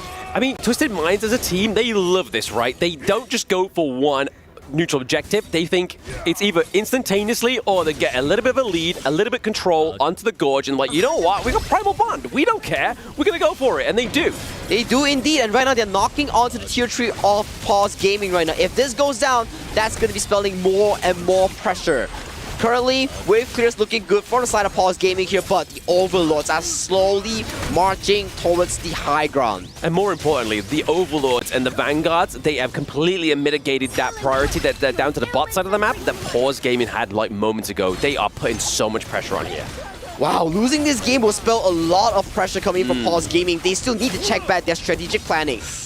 Do they have enough heroes? Do they have the next drop ready? Because if you lose the next game after losing this game, there's no ultimate battle for you to pick up your most favorite team composition. Exactly. I mean, that's what they're banking on, right? A lot of these global teams are banking on that, but banking on is into the backline. Is going to be clean, doing a lot of damage onto Qingling. He's just trying to get to that Sea of Fate, but his fate was signed, sealed, and delivered there by Clean. But now, Myosotis trying to put pressure into the backline. Wasn't able to take out Shanks, but that could be crazy right now. That could be crazy indeed. Qingling is your only form of healing reduction coming in from the side of Paws Gaming right now, and no one is here to stop this secure. Look at the Fireflies. One Firefly for you, and everybody's healed to a full for the side of Twisted Minds right now, and they are continuing the pressure onto Paws Gaming. Yeah, I feel like Paws need to take down Clean, because Clean has been so aggressive in this one, right? Like I was saying earlier, Dharma, normally the guy to go to. He's the guy you call, like, let me get into this team fight. But right now, Clean's like, no, my bro's like currently got too much work on his hand. I need to be this front line, and that's exactly what's going on. We do see the Mulberry Power connecting here. Can they get live function? Feng Jie flashes out to safety here, does not get the re-engage. Gets the engage onto 90 here, but Qingling, the key member of the Ultimate, gets taken down, and they are crumbling. They are crumbling indeed. I mean, they have the Invincible Warrior leading them at this point. They don't have any minion waves, but they are able to take down that farm lane duo, which is crucial. That is crucial indeed, and look at the waves coming through the mid lane right now. It is slowly but surely approaching towards this crystal. But looking at the map state coming in from Twisted Minds transition here, they do not want to end the game here. They're looking for a safer path to take the top tier 3. They could potentially do that, right? But at the same time, we don't want to see Twisted Minds end in the Twisted Mind fashion, which they just focus the crystal and not the team fight. They haven't done that. They're creating more pressure, like you said, Sagi, topside. Okay, top side, do they look for the win fight? The Truth Mantra goes in, takes out Myosotis. He does take down Myosotis, but they're still waiting for those minion waves to come through. We have Fengje back up and Qingling as well. The Koi Tides may be enough to take out those minion waves, but can they stop the boys in blue running down mid and clash? I don't think that's the case right now, as I don't think they can stop it indeed. Look at the Blazing Blue. They are looking to take down this final tier 3. Are they looking for the game-winning push, or are they rotating themselves towards this Tyrant as the fight breaks out? Fengje goes extremely low. He goes extremely low, but he's into the Sea of Fate as well. He can recall back in, but Snow is able to take down 90. Can they take down Clean? Because that could be the difference here for Paws Gaming. Fengje trying to find a way out. Invincible Warrior being procced here to just drive them back into base. Twisted Mind, they're going to recuperate. They're going to be visiting these buffs. After that, they are going to be timing themselves onto this Shadow Tyrant. That's going to be spawned recently. But if But the side of Paws Gaming, they're being relentless right now. They know this is the only chance because 90 is nowhere to be seen on the map. Yeah, they need to do something, right? They have a moment, they need to take it, and there's nobody pushing these side lanes for the side of Twisted Mind, so there's going to be no pressure being converted into these lanes. So if they're able to get this Tyrant, it could be huge. It could be huge indeed, and right now Paws Gaming does secure it in the back, but look at the goal lead here, 10,000 for Twisted Mind. How does Paws Gaming come back from this deficit? I mean, they're already showing signs that they could do, right? We've seen many global teams at this point in the game with no T3s come back all the way into the enemy's crystal. So now, the ball's into the favor of Twisted Minds. Do they drop the performance they're doing right now, or do they up the ante?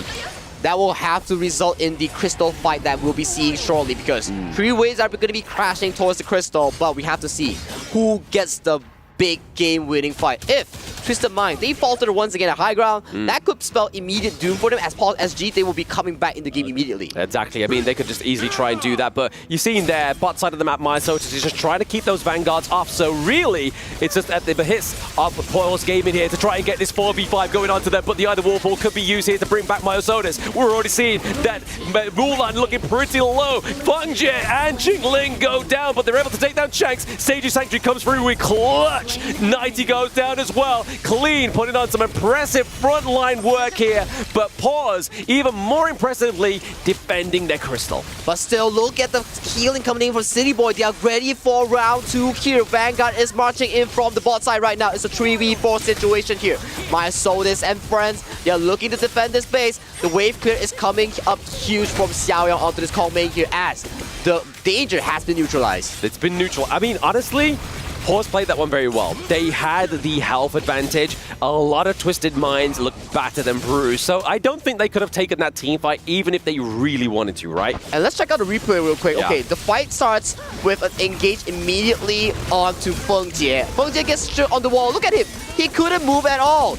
So much ultimates, so much bounce house. He's taking at least 4 ultimates. Even if Qingling and Fengjie falls, the firepower is Xiaoyang. As long as he doesn't fall, the wave kill is always secure for the side of Paws Gaming here. So beautiful stuff coming in from Paws Gaming. Yeah, I mean, they're definitely fighting with the backs against the wall, but they are coming back with guns blazing right there. They don't have a Marco Polo. They used him in game 1, but they still are going very hard on this game number 5 right now. But like you keep pointing out here, Sagi, 61.8k to the 52.8. That's a lot of gold at this point in the game. I have to agree, but I have to disagree as well, because as we scale towards the late game, the goal lead matters lesser and lesser. It starts being a 50-50 game where people and players are fully slaughtered on these items. Look at Kongming. He's slowly and surely building towards a Splendor or that Tome of Wisdom. Yep. And the Yao and the Fuzi, they were 0-5 in the scoreboard here, but they're slowly approaching their final builds. They're coming close. They're coming perfection form, right? But speaking of perfection, we do have 3 minion waves coming through at 1, but there is so much wave clear here. Obviously, thanks to the Leaping Koi Tides, that's really saving Paws Gaming face. And talking about Leaping Koi Tide, the more magic damage you build onto Qingling's Da Qiao, the longer the range is. So this Da Qiao is also infinitely scaling until the full item build here. So on the side of Paws Gaming here, we will have to see how they tackle the minion wave issue when the Tempest Dragon spawns. It's going to be another Tempest Dragon game. It has to be, right? I mean, we're at the 18-minute mark. We see no signs of the base being taken down just yet because of Paws Gaming's defense. I am sweating right now. I'm sweating indeed, because look at the map state. Tyrant is up, but Paws Gaming, they're still chilling. They're looking at how to plan this upcoming team fight, because one bad team fight from either team, that could be immediately the game-winning push, but look at this push. Oh, I thought he was going to face check and they were going to be there, but they did rotate when we didn't have vision onto the map there. So good play by Twisted Minds. They knew that Xiaoyang was going to face check that push, and they pick up the Tyrant as well. Yeah, they pick up the Tyrant here, and 40 seconds on the clock. There's no more time to secure this Overlord as it despawns at 19 minutes, 30 seconds here. Out of the Whirlpool has been popped to transport Myosotis to a safer location here. Both teams, they are looking to set up the upcoming push, the final push for this final objective. Yeah, I feel like Twisted Minds need to just completely get this minion waves pushed out, then get the pressure pushed into these 3 lanes and potentially go for the Tempest whilst they have the Shadow Tyrant, right? Having that extra damage, having that extra movement speed is going to be crucial in this next team fight. Wow. chills down my spines right now. Even if Paws Gaming, they are so behind on kills, so behind on gold.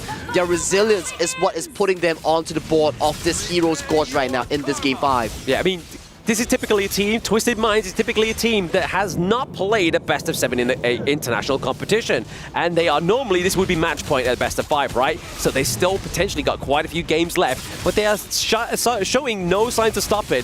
20-minute match on the board, on the Gorge in this best of 7 once again. Exactly, and look at the bottom whiff that's being orchestrated by the side of Paws right now. Oh, but look at Xiaoyang, he gets caught out! Xiaoyang gets caught out. This could be trouble for them. They were waiting for that pickup, and they get it, but they also lose Shanks and City Boy. We are seeing Myosotis and Snow going hand to hand, but Myosotis gets taken down as well. They don't have a smite. That is scary. That is scary, and this is the pickup potential coming in from the Maestro Nui and Dharma here. The late game firepower coming in from Xiaoyang. He was immediately mitigated from the team fight, and immediately it blew up. But Paws Gaming, the resilience, getting 2 kills back onto Shanks. City Boy, that is what it mattered. But and look at the re-engage coming in from Qingling. He knows if he can teleport back, he can send the whole team here. But Snow! He gets deleted!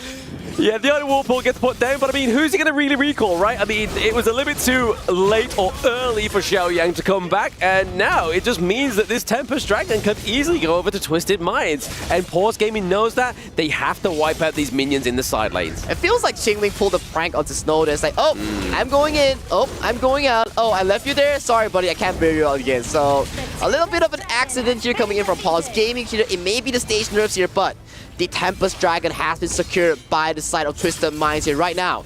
They have a minion way towards mid lane, and Snow has 10 seconds on the board. They've got to be careful here, Paws Gaming. They have defended their crystal so many times, but now it's more detrimental than ever. The Mulberry Power Flash does actually miss onto Xiaoyang, so they haven't quite got the pickup of that hero just yet. The other Whirlpool is sitting at the crystal. Do they go for the base fight? It is going to be the Troop Marcher, and it's going to be game number 5, going over to Twisted Minds.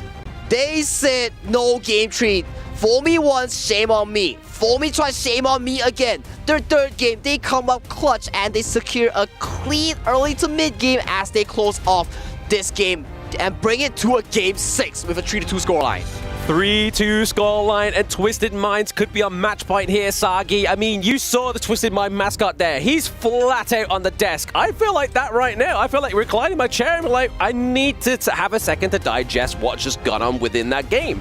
Wow, that was such an eventful game. Both teams played super well. The early to mid game was so well orchestrated coming in from Twisted Mind. They had such a big lead here. All these fights, it was always Twisted Mind, Twisted Mind, Twisted Mind. And Paws Gaming, yes, they trade back the kills, but the Marco Polo is just getting infinitely fed, and you don't have a marksman. If you lose out the early, you're gonna be losing out a ton in the late game. Yeah, you're gonna lose a ton in the late game indeed, right? I mean, very impressive was Clean on this Kaiser, right? Honestly, such a great performance. We haven't seen Kaiser at all within the KWC up until this point, and this is where that beauty of Honor of Kings comes through, right? Best of 7 comes through, big picks come through, different picks come through. It's all a different game at that point with this best of 7 format. The global ban pick, and this is the crucial one. Hailong and 90 synchronizing the flash, removing Xiaoyang. This team fight was gonna be a 50-50 angle, but removing the main firepower, which is Xiaoyang, makes it so easy for Twisted Mind to come back into this game and secure the game-winning push with the Tempest Dragon. They get the secure winning push there, the game fatal blow at the crystal with the Tempest Dragon. They only needed one this time, only one, which is an improvement from that game number 1 Tempest Dragon fight. But we need a doctor to give us a diagnosis, and I know 3 of the best of them, so let's give it over to Dr. Isaac. I am no doctor, first of all, so I don't want my mom just to be taking like I already went to school and then just go and then got myself another degree. But what I can say, I love the way that it was played, and I am telling you, we were right over here just yelling at the screen, push, push, push, fight, fight, fight, because these TM against Paws Gaming fights are really the best of the best.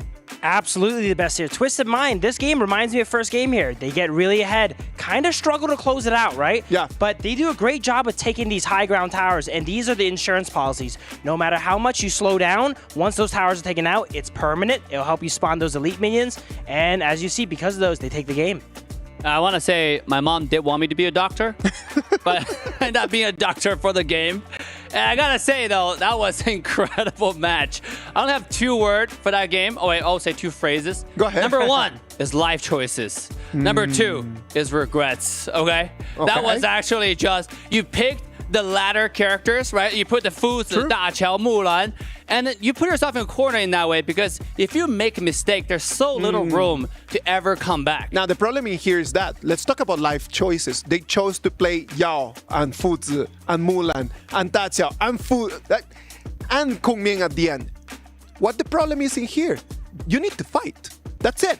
Like you decided just to go with a fighting, go 3v1, 4v1, gang people here, gang people left, gang people right, and they were not able to do that. The tempo of the Da Qiao Foods strat did not work out, allowing TM just to turn things around. I think they picked the composition that kind of thrives in chaos, right? Yeah. But against someone like Twisted Mind, they played really calm and collected and structured the game. They never let the chaos of Paws Gaming's composition disrupt them here. You know, with the Mulan, Yao even, Ko Ming, none of that really got rolling, especially the Futsu in the bottom lane. This one right over here, look at that fight. It's like, it just feels like they never had a clear target. And that allowed Twisted Minds just to turn things around. If it wouldn't have been because Shanks died in the middle, then that would have been a clean-up immediate. See, I want to give credit to Twisted Mind also, because they find the I would say the answer for the code, which is Fuzi and Da Qiao combo. The target is you just focus on Fuzi all game. This guy was 0-5 for the longest time. That's KDA, right? Because they were constantly ganking him. The thing about Fuzi and Da Qiao is if you lock somebody in, Da Qiao can summon the entire team and they become a number advantage. But if you focus on Fuzi's lane and separating those two, that becomes your answer to that solution. But you need to have an item advantage, a gold advantage, a pace advantage. You need to have anything going your way, and nothing was going their way. And they were still just going with the same strat again and again and again. Twisted Minds returning to form. Earlier in the series, we mentioned how they were doing a great job of shutting down Fengji here. And this game, I have not seen him shut down more than this. 22-minute game, he only did 43,000 damage. Yeah, there's no damage. Look at the entire damage distribution here from Twisted Mind. It's totally even almost, right? Whereas on the other side, Xiaoyang is doing 40%, close to 40% again, right? 30+%. And that's not because, well, he's doing decent amount, but this game also dragged out over 20 minutes. Over that period of time, this is actually not a lot considering the rest of the team is not contributing enough damage in the team fights.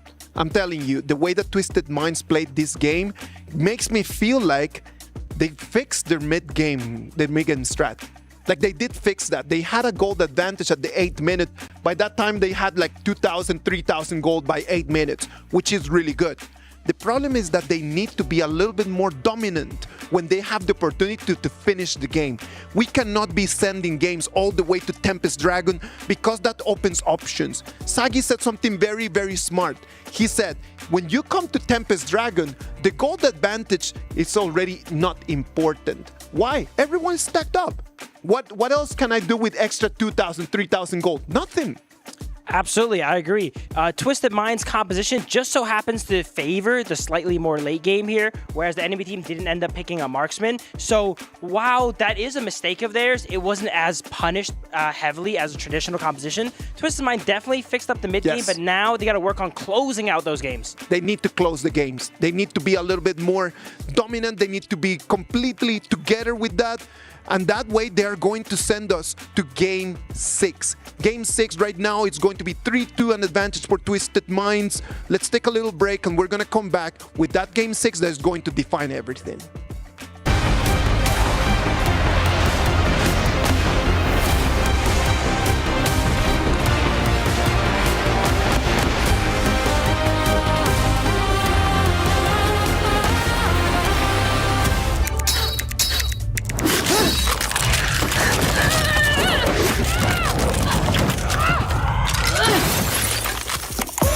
Reach your impossible, Lenovo Legion.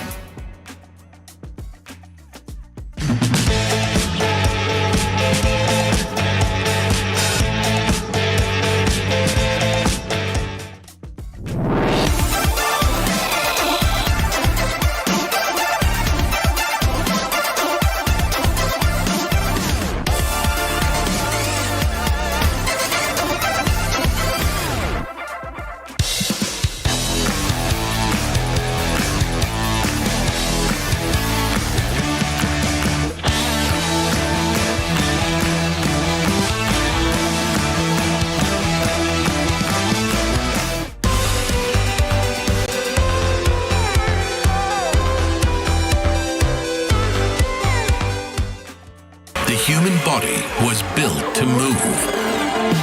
Not trapped at a desk in one singular posture for 12 hours a day. It's time your chair evolved. This is Secret Lab Titan Evo. Ergonomically engineered for you, gamers, hybrid workers, artists, backing your every move.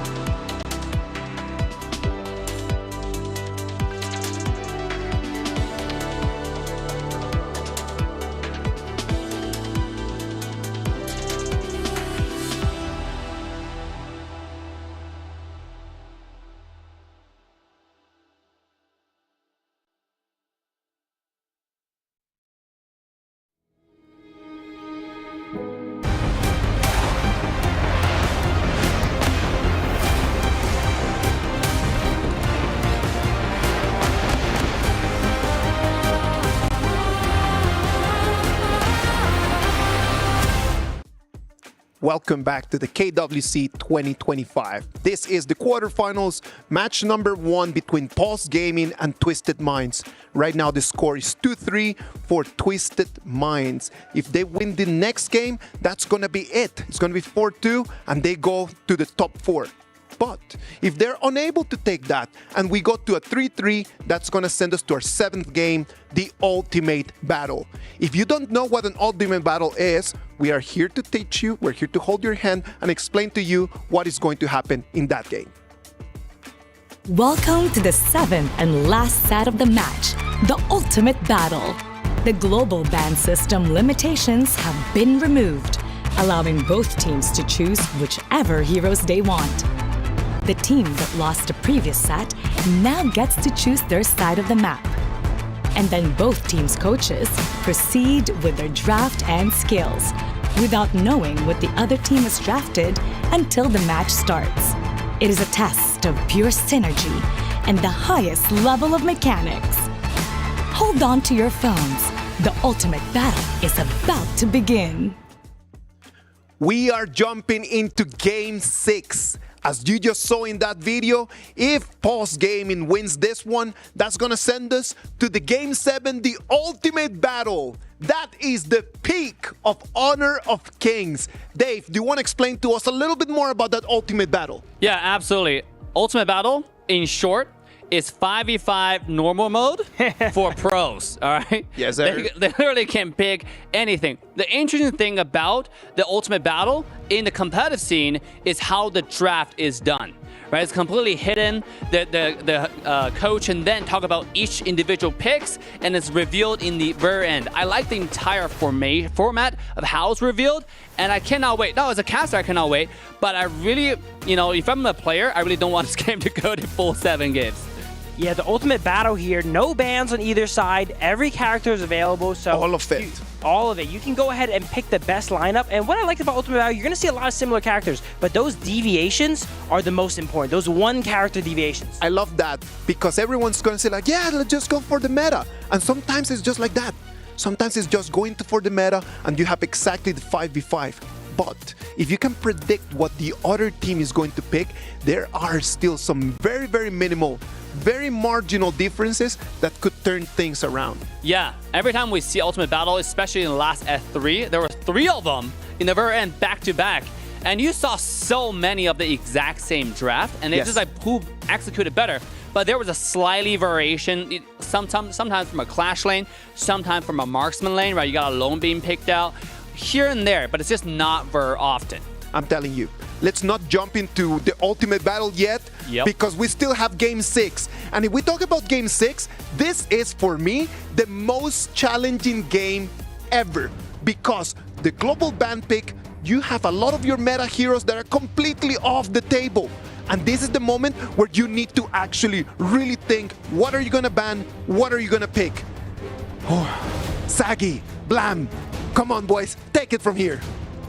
Thank you very much there, Isaac, for holding our hand through the ultimate battle explanation. We're going to hold your hand through this draft. It's obviously completely neutral, and we love that. But anyway, we get into game number 6 here. Twisted Minds is up 3-2, and Paws really need to bring out some stops here to stop the Twisted Mind. If they don't bring out their stuff gear, they're gonna be bringing their stuff home to the airport, because this is the elimination match. There's no loser bracket. It is single eliminations here. So this is the final game potentially for Twisted Mind, and this is the only chance that Paws Gaming has to pull it to a best of 7 ultimate battle.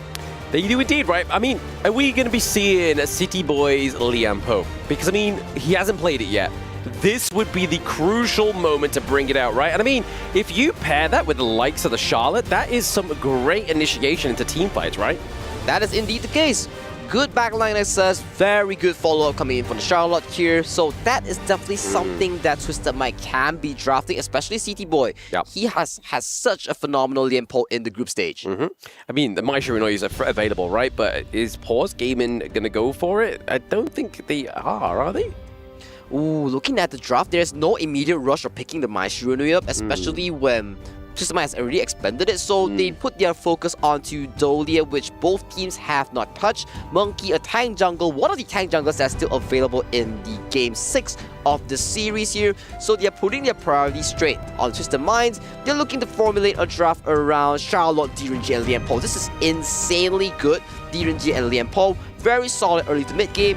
In the later stages of the game, on the team fights, Charlotte and Liam Poe will be diving towards your backline here. Yeah, and I mean, the D-Ranger here as well, right? Like, he can kind of self-sustain in the lane alone, right? He's not kind of going to need anybody to hold his hand, unfortunately. But he's going to be able to just kind of carry himself, and then as he gets into the latter parts of the game, he can then have that crucial kind of damage reduction as well, right? Especially onto the tanky heroes like the Monkey. But the Maishirino is going to come through here for the side of Paws Gaming. So Xiao Yang is going to be looking like he could potentially be the carry in this one.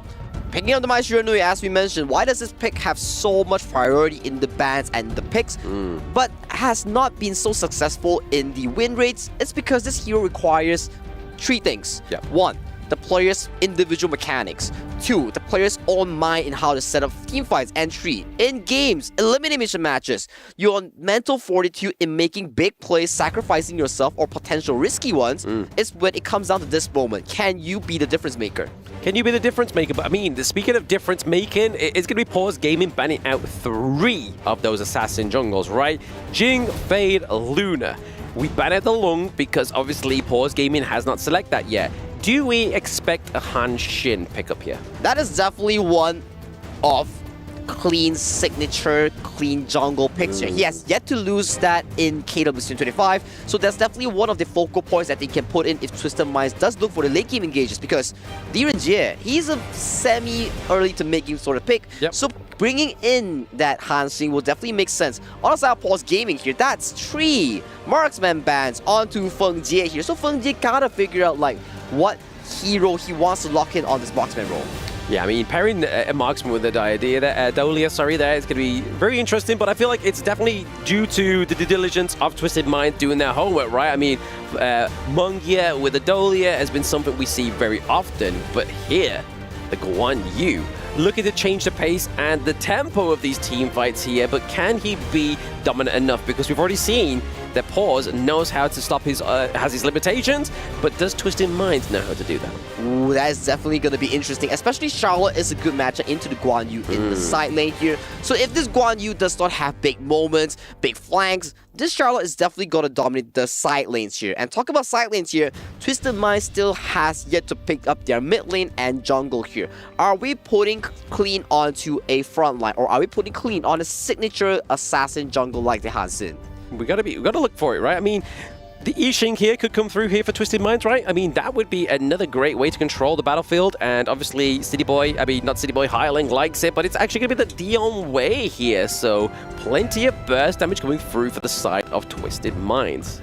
And talking about something interesting here, Luban number 7, the best tank shredder in Honor of Kings, has built-in damage based on enemies' health. So that's a very amazing pick here if they want to shred down key targets here. But if you think about it, City Boy is on Lian Po here, and the last time we see him on Lian Po, he was punishing Feng Jie insanely hard during the group stage. Very hard, right? I mean, he plays the Lian Po very sort of like proactive. He's around the gorge, not really kind of sticking into lanes. He's kind of burst ramming into those brushes to get those phase checks as well. But honestly, the Dion Wei, I feel like it's the first time we may have seen him as well within the KWC. So just another result of the best of 7 format is the fact that you do get new heroes. Obviously, yes, Dion Wei has come through once and has currently at one singular loss, not a single dub on the board. Whereas Luban, this is Paws Gaming's moment to shine, right? If they want to give this a 100% win rate, they can do. But this is Twisted Minds rounding out this game. And there is some big picks that we've been seeing in terms of performance for the side of Twisted Minds come through here. But only time will tell if this game number 6 will be the conclusion or the start of something new. The start of something new being the ultimate battle here, but we definitely have to check out this Dian Wei pick here. Yes, we talk about the Luban, insanely good tank shredder, very good early to late game marksman. The only thing bad about him, he has no mobility at all. This Dian Wei here, when you look at the bounce house here coming in from Paws Gaming's draft, you have all these purify coming in from all your spells here, coming in from Dian Wei. Every spell you cast, it's a purify here. So both teams, they have sort of their own idea on how they want to orchestrate their team fights and look ways to counter the opposing team composition. Yeah, I mean, they've got it at this point in the game, right? I mean, they can't just kind of draft like willy-nilly and think that they're going to win this game number 6. But right now, obviously, Twisted Mind City Boy is taking a lot of damage there. They do force the flash from him as well, so already having that intel could be huge. Oh, second skill just missing. That missile just flew past right his face there. If that were to hit, it wouldn't have killed him, but it would really damage his recall timers. And look at this strong laming here coming in from the Luban number 7 into the Direnjie. A very standard matchup that we usually see in the KPL in towards the farm lane. So right now, we're sort of see a big win here coming in from Paws Gaming's farm lane.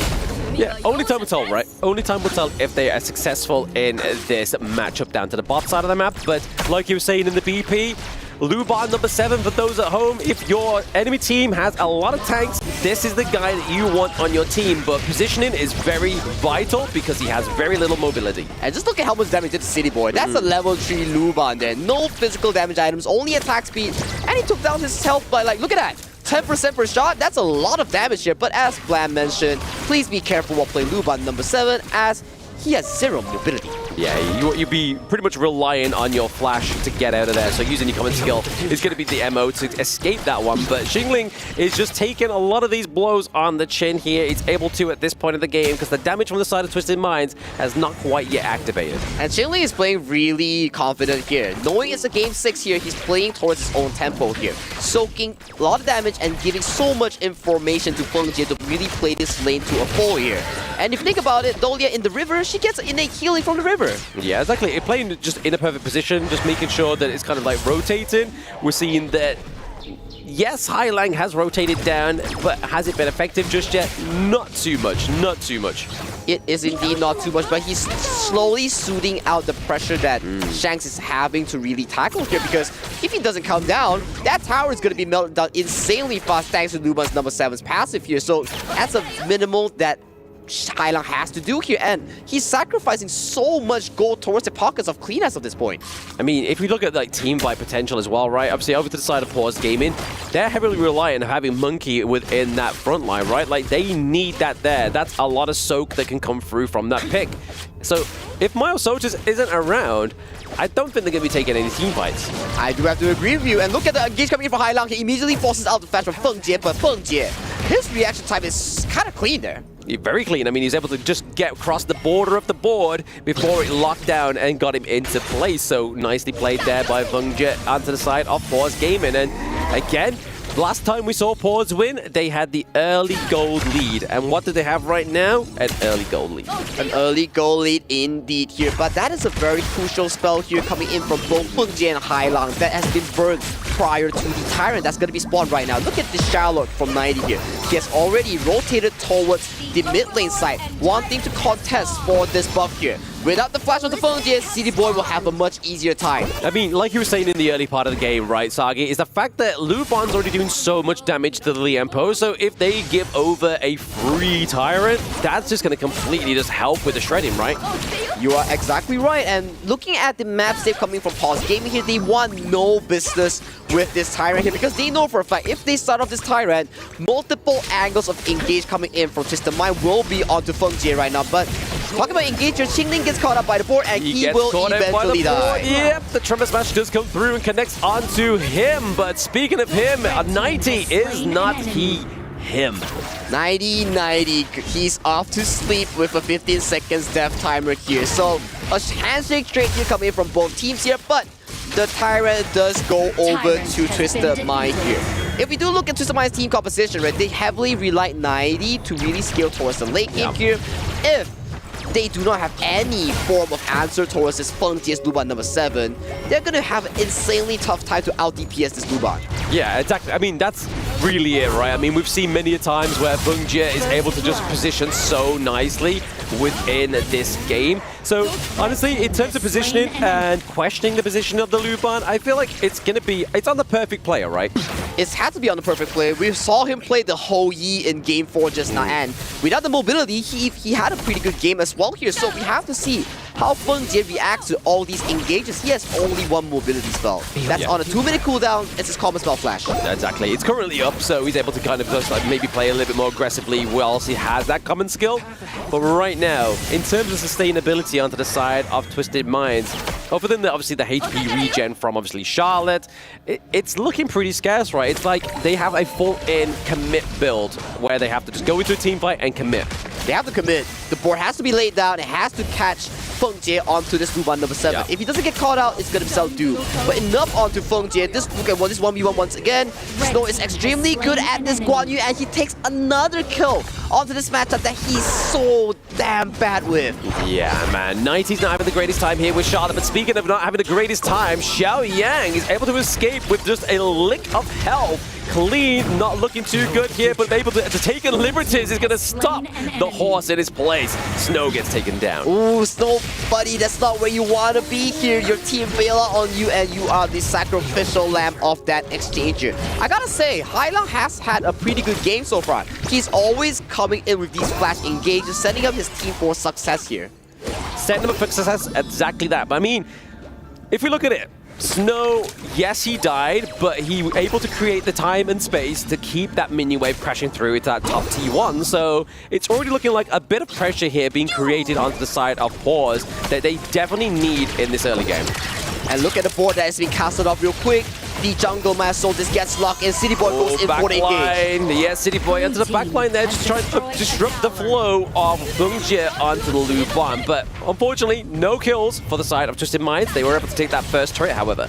And look at Xiao Yang, he's dancing along the knife's edge right now. He's extremely low, but he fends off the tower against the push here. So, Xiao Yang knowing his limits, making sure that his tower is safe here, making the game a stalemate at 8 minutes. Previously, as of this point, one side would have completely exploded and the goalie will have been immense for both teams here, but this is an awfully medium and neutral game so far. I mean, through it all, obviously, Twisted Minds, they've got the T1 into top side, and they got a few kills, but they're still not ahead with their gold, right? The Tremor Smash, is it going to connect? Oh, Bunja! Not only the Leap of Fury, as well as the Tremor Smash, that felt personal, and even more personal, we get a takedown of Jin Lin. City Boy again showing off his Lian Paws prowess here. First ramp flash to find the correct angle onto Feng Jie, forcing out the flash, connecting with the Tribal Smash, making sure that Clean is able to follow up this. And right now, we talk about this mid-game. Kind of quiet, but City Boy breaks it apart. He breaks it apart. And speaking of breaking apart, the T1 down to the bot side of the map gets breaking apart by the Winions as they are able to claim a second objective for the boys of Twisted Minds. Definitely puts them into a more favorable slot in terms of being ahead with the gold lead, but it's still so slim. It's literally, like you said, Sagi, it's on the knife edge. It is in the knife edge right now, but I really want to see how City Boy orchestrate all these big engages, because one engage like that, he secured himself 2 kills and he's having a field day right now. So far, City Boy has been one of the most impressive Lian Po players so far coming in from the group stage to the stage. Yeah, I think this is why we were waiting for it to come in game number 6, right? This is game point potentially here. Leap of Fury onto the backline. Bungjet not looking too happy. He gets caught inside the box. That is a takedown. That's a lot of damage from the side of Port's Gaming, already been taken off. But Hylang as well gets traded here, but can they get more? Dream Roam comes through defensive. He's looking to charge through. He's not going to quite be able to get it. And then Myosotis gets the kill onto City Boy, but can Snow make a difference here? The takedown of Shanks could be the opening here for Paws. Snow comes in clutch, but he's standing still. You see what is going on with Snow here as he falls down towards Myosotis. A 5-4-3 exchange in favor of Paws Gaming. Yeah, I mean, ultimately, that goes in the favor of Paws, right? Like, even though Twisted Minds started off that one pretty clean, Hyland kind of got punished there for his positioning, right? That's the danger coming in from the Guan Yu, right? Let's take a look at the replay here. So, while Feng Jie was getting caught out, Snow immediately got access to the backline, takes down Hylang. Look at his positioning here. He's lurking. He's finding an opportunity at the backline. Once he finds it, he finds Shank at first, pops his Razor Cavalry, executes Shank, and he played the last fight beautifully until his demise at the point. Yeah, unfortunately there, obviously for Snow, he did get stopped there, and obviously it was a takedown overall of the team of Twisted Minds. And the T2, in the top side of the map does get taken down as well, however, so it's still already cementing that gold lead for Paws Gaming. But we're really starting to see here Myosotis on the monkey, right? Like, he was at so low health so many times within that team fight and still kept going in for more. Just spamming that first skill, keeping that shield up.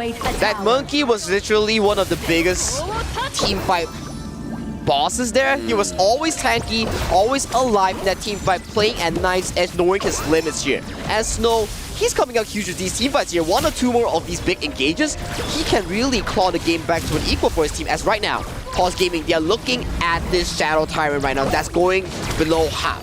Yeah, Clean's like, do we contest it? Do we? Oh! He goes in with a Leap of Fury, gets a crucial kill. Pep, can he get any more? But the damage going through for the side of Paws is too much. City Boy gets the Tremor Smash onto Bunja, but they need the damage, and there it is. Delivered, side sealed and delivered there by 90, but can they now get out? That is the important question, and the answer is going to be answered very soon. 90's trying to dip dash out of there, but it's going to be looking at the Kachusa. It's trying to go in. He gets taken down. Shanks, however, gets met here by Myosotis. Oh, Myosotis here gets the spine onto Shanks here. There's extra movement speed, but Myosotis does not get the execution onto Shanks here. But Shanks, that is the splash that you expended against a monkey here. As we can see, Myosotis on this monkey is gradually getting more and more tanky. And just look at his clean steal here. Yeah, absolutely beautiful. And this fight was orchestrated beautifully coming in from Paws Gaming, making sure that Feng Jie was alive. But look at 90 here, slicing through the backline here, making sure that Feng Jie does not get out alive. City Boy here does get out alive here, and 90 here, he knows that he cannot escape here, does fall to the slash here. Yeah, it's just a little bit unfortunate there for obviously Twisted Minds, but definitely the turnaround that Paws really needed in that one, because obviously Feng Jie being taken down, the Overlord does get taken here as well over to the side of Paws Gaming, thanks to Xiao Yang, but right now, it's getting very fine with obviously that gold lead. Still around about 100 gold lead difference, right? Like, we're still just in that percentile. It is not a big difference, and this is one of the closest games so far we have is this series here. Both teams are neck to neck, and look at the damage now coming in from Clean. He steals the objective, he does the damage, and look at the board as it is locked onto 4 members of Paws Gaming. 4 members do obviously get locked into the board. Trumpet Smash actually goes onto Feng Jie as well, gets taken down, but here it is, Guan Yu just trying to upset the pace. No, pushing around City Boy, but gets to seize immune thanks to the Magma Slam. But here it is, Clue onto the back line. Clean gets that clean kill here with a Leap of Fury. But right now, we just need to make sure 90 City Boy and Clean get out of this alive, because if they don't, they lose that T1 into mid. Open up a sizable lead here for Paws. Wow, that was under the influence of Shadow Tyrant as well here, and Myosotis, as we talked about, who is realistically taking down this monkey because he is a raid boss as of this point. Yeah, absolute raid boss at this point. So much health, so much shield. And honestly, the damage really coming through here is Clean, and Shanks actually not having the best game here on this D-Ranger. Well, you have Snow on this Razor Cavalry Guan Yu that's constantly charging at you. I don't kind of blame him because if we look at it, Feng Jie, he's sort of like a living bait here. Yeah. Fights engage onto him, but he dies, but immediately Paws Gaming starts winning the team fights. Yeah, I mean, they always kind of position him towards the back part of the team fight, commit a lot of resources to get him, and then at that point, they've already used all the resources to get in there. It's the getting out part that they need fuel for. So the next rotation around the moon, around that team fight, is where we're seeing Twisted Minds really struggle here. And look at both of these marksmen that we're talking about, right? They were not having the best of the present in team fights, but they were slowly and surely going for their final builds right now. 14 minutes on the clock, they're slowly going for their final items right now. But the backline engage is coming in from Paws Gaming, coming from Twisted Mind, is so darn clean here. Very clean. Obviously, access has always been one of these things with both of these teams, right? They have no trouble getting into the backline, but it's like I said, they have trouble getting out. They have trouble getting out, and this is the one thing that they have to take note. If they fail the backline engage going into Paws Gaming here, they're going to have a big issue with 90 goes into 1v1 against Feng Jie. He's going to get him. Yes, he does get a takedown. He dashes up the wall, but can he escape the dream roam of Myosotis? But there it is. The Trumpet Smash does get connected just to try and keep Shanks alive. He's trying his best. He's able to get down and take down Snow. He's still so little health, but then Xiaoyang into the backline cleans up Shanks. He's still alive. Can they get some more? He is leaping away. Qingling comes up huge with the escape here, and look at Myosotis here taking another round here with the Dream Rope, crashes onto Hai Lang here. So that's 2 members again being traded for Feng Jie. I'm telling you, Feng Jie's a living bait as of this point. He's just a dangling golden carrot at this point, right? They're just like, hey, if you really want to go for him, you can do, but you're going to get punished, right? We always take more than that one trade. And Paws Gaming, especially Snow and Xiaoyang, that was an insane play coming in. They went out with almost 1 or 2% HP, knowing for the fact that if they die there, that could have been massive going in for Twisted Minds. But right now, another objective gets secured for the side of Paws Gaming here. 90 going extremely low, but backs off. He does back up, but I mean, honestly, we prop 90 up here, obviously trying to jump in onto Feng Jie, but I don't think they've learned, right, that like we were saying previously, if they go onto Feng Jie and they only get Feng Jie, it's not good. It's not good indeed. And look at the top side KDA coming in from Snow and Myosotis. 6-3 and 5, 6-0 and 5. If we were to go out to see the damage chart, I'm pretty sure that they're on top. Yeah, absolutely. They seem on top, right? There's consistently damage coming through, more than likely coming from the Blazing Cape as well. Obviously, that damage over time, but also that anti-heal is definitely making the difference here. The day and night difference onto 90. Day and night difference. And with that lead that you were talking about, right now, they secure yet another Shadow variant under the influence of the Primal bot. That is how ahead this Luban number 7 is. And right now, no tier 2s are available for the side of Twisted Minds here. If you are Paws Gaming here, it is time to go for the big push. Time to go for the big push indeed. Because I mean, if they don't go now, when is going to be the best time? Because they, like you said, even with Primal Bond, something that Twisted Minds likes to do, they like to go for those double objectives. They indeed like to go for double objectives here, and look at Feng Jie here, utilizing Luban's number 7 pass to take down the first tier 3 of Twisted Minds base. And look at the board. When will Hailang lay down the board is the question here as the engage goes in. The engage just go in, but the board is small, and into the back line is going to be City Boy. He's stuck into the thick of it here, and Fengzhi is keeping himself alive, but goes down once again to 90. They get Xiaoyang, but they also get Fengzhi. That's a lot of damage being taken off the side of Paws Gaming with Snow down as well. Maya Sotis gets hit with illegal immunity and gets taken down. He gets taken down, and this is a successful engage here thanks to Hailang and City Boy once again. City Boy and 90, they dove the backline. They make sure that you are punished for drafting Fengzhi onto this group on number 7. Yeah, I mean, even though Twisted Mind's got that clear little win there for themselves, what, 4-1 trade overall, I don't think they're going to be able to finish it here. At most, get that T3, which could still be a great pony back into this race. I think we're going to get ourselves another Tempest Dragon game for this series here, Blam. Both teams are neck to neck, 16 and 16 in the kill score, and they are looking 50-50 as of this point. 50-50 as of this point. We did see Shanks use the legal immunity there to try and get onto the Fengzhi, but missed it. So now we know that's on cooldown. He's probably not going to go for these invades or try and get a little bit closer to the enemy team. But look at this replay. Look at this replay here. Immediately, the entire backline of both teams are infiltrated. But thanks to the Shanks, his tanky build onto the T3, he makes it out alive. But sad story for Fengzhi, it's not the same case. He gets taken down immediately by 90 on this Charlotte. Yeah, I mean, I think actually getting the catch onto Fengzhi and Xiaoyang was probably the key part of that whole team fight, because once you get rid of those, there's a lot of damage being taken off there by the sides of Paws Gaming. But still, after all that, 4-0, 4-1 trade, we're still seeing the Paws Gaming are ahead with that gold. Well, as we mentioned, and Isaac mentioned as well, as of this point, 20 minutes in, gold lead 50-50, it doesn't matter. However, you can still utilize the gold lead to do item swap, Sage Sanctuary to the Splendor, Splendor to the Destiny, to the Blood Rage. So there are still multitudes of itemization that you can go for. Right now, 19 minutes, 25 seconds here. The Tyra will despawn in 3 seconds. And not only that, right, obviously with the 20-minute mark come around, with that extra little bit of gold lead that you have, you can then upgrade those activation items, right? I mean, that's definitely going to be beneficial going into these team fights, and which you want to be on the receiving end of.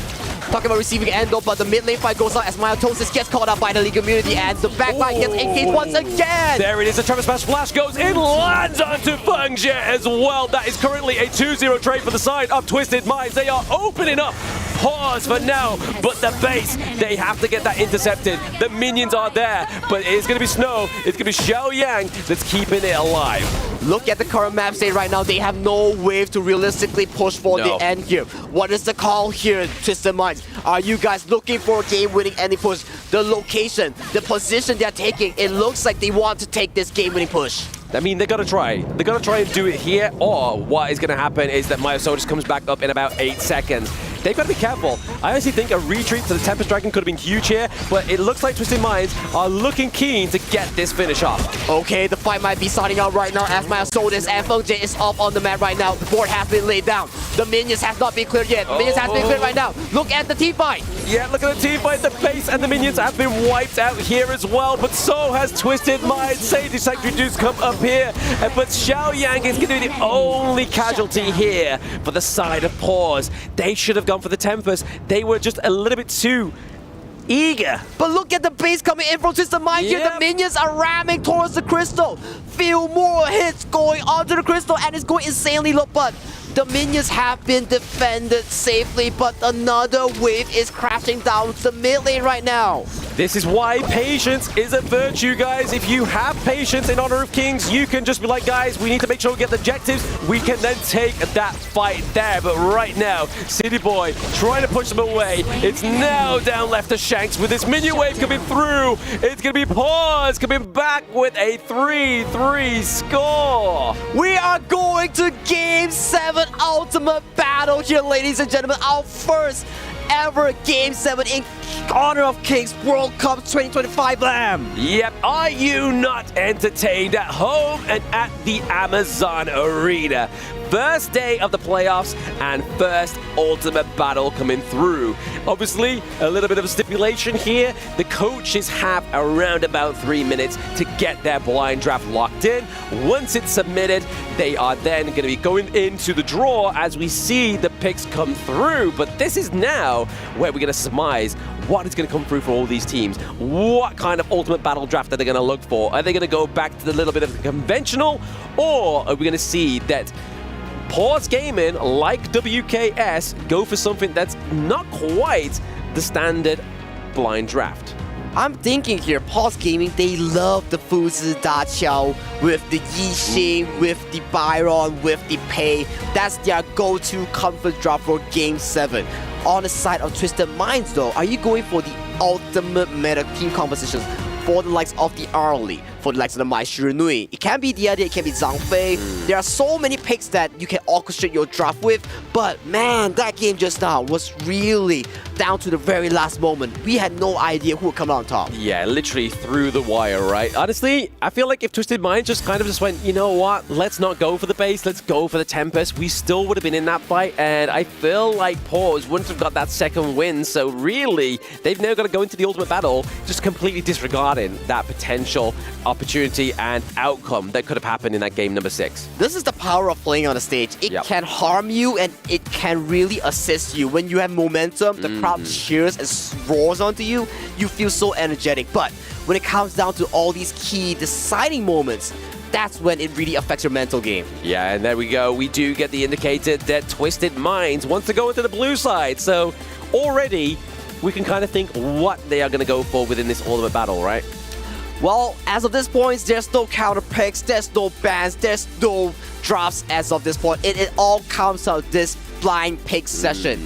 We will see similar heroes, or we will see entirely different drafts coming in from Paws Gaming on Twisted Mind here, Lam. Yeah, I mean, these are two teams that have had very dominant performance within the KWC, right? They are able to get to this part of the competition pretty much with very little losses as well, right? And now they both are here at the Ultimate Battle. And honestly, I don't think anybody predicted otherwise, right? If they didn't, they kind of played a little bit of a fool's errand, right? That is the beauty of Honor of Kings, right? You have the Ultimate Battle, you have the global ban pick here.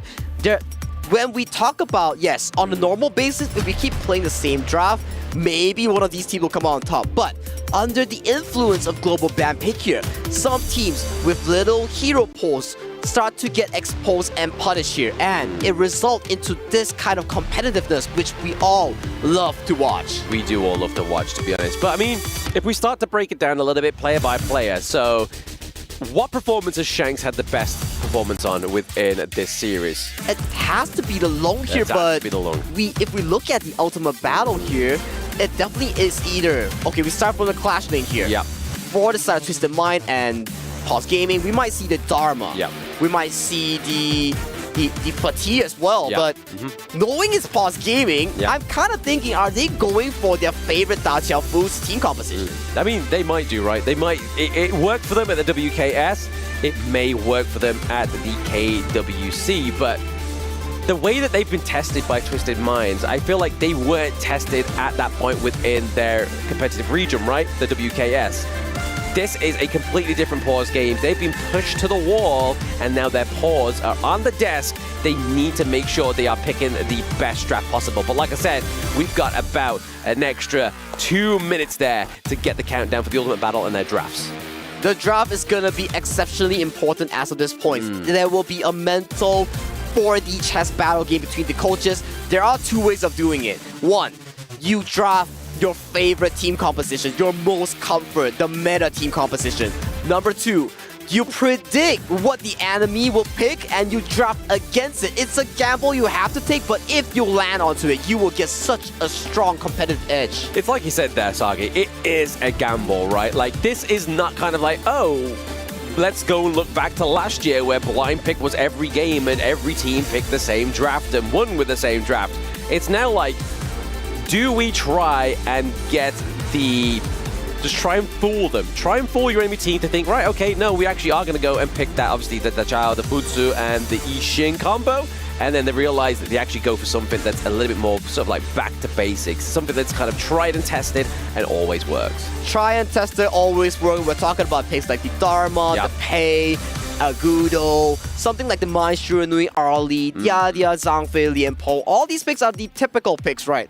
But it's Paws Gaming, guys. They're not typical. They're not just your average meta team. They love to play it wild, and I can't wait to see what they have in store for us because this is our first Ultimate Battle here, Blam. The meta is entirely different compared to what we had 1 month ago. It is completely different, right? It is completely different, and we need to put some respect on Paws Gaming, right? I mean, somebody said on the analyst desk, this was like, yeah, they're strong, even though they're from the wildcard region. It's like, you can't say that. The wildcard series was definitely like one of the top ones you could look at. I mean, it had obviously Fearless Esports that we had from last year, and it had obviously Paws Gaming as well. And honestly, they are the kind of like the dark horse within this race. Both Twisted Minds and Paws Gaming are. It's kind of like the Grand National of Dark Horses at this point. I totally have to agree with you as the matter right now. 2 seconds on the clock until we get to see the ultimate battle draft that has been finalized for both these two teams,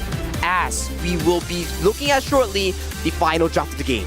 I feel like a kid on his birthday, you know? I'm like, I don't know what I'm going to get for my birthday. I don't know what I'm unwrapping, but whatever I do unwrap, I'm going to be grateful for, and I'm going to be excited because both of these teams have definitely fought tooth and nail to get to this point. What an eventful day for this specific series. You started 0-2, and you sold, and Twisted Mind was definitely ahead. But Game 3, Game 4 onwards, the game were clean and fast coming in from Paws Gaming here. 5 and 6, we have a bit of a 50-50 game until Tempest Dragon, and it resulted into this Game 7, which will eventually result into one and only one winner. Only one winner going forward to the semi-finals, obviously to play either against TTG or Team Vitality.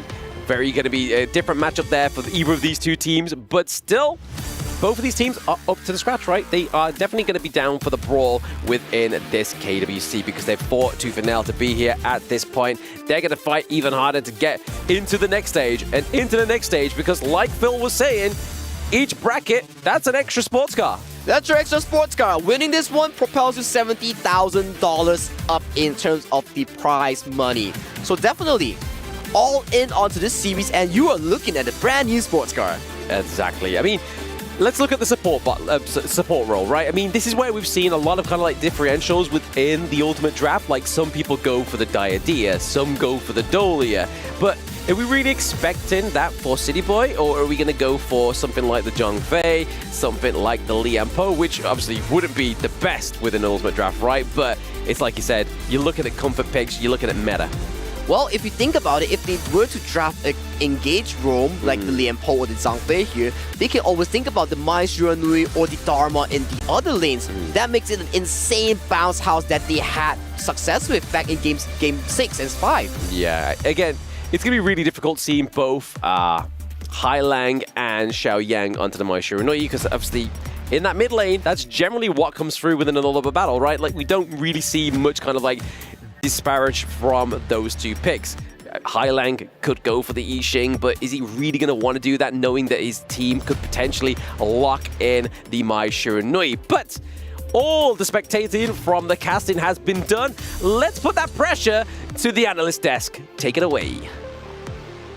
Pressure? What pressure? We live from pressure. We love pressure, and we love Game 7. We're gonna move into our ultimate battle. That was an amazing Game 6, a great display of decision making, a great display of skills, and a great display of whatever that was. Ups and downs and roller coaster life, isn't it, Phil? Absolutely. And I don't want to say we called it, but we kind of called it, right? Ultimate battle here between Twisted Minds and Paws here. And we're talking about some stuff they could possibly pick. You know, we're kind of thinking about it still. And we're thinking like they did let a lot of picks through that they didn't pick later on.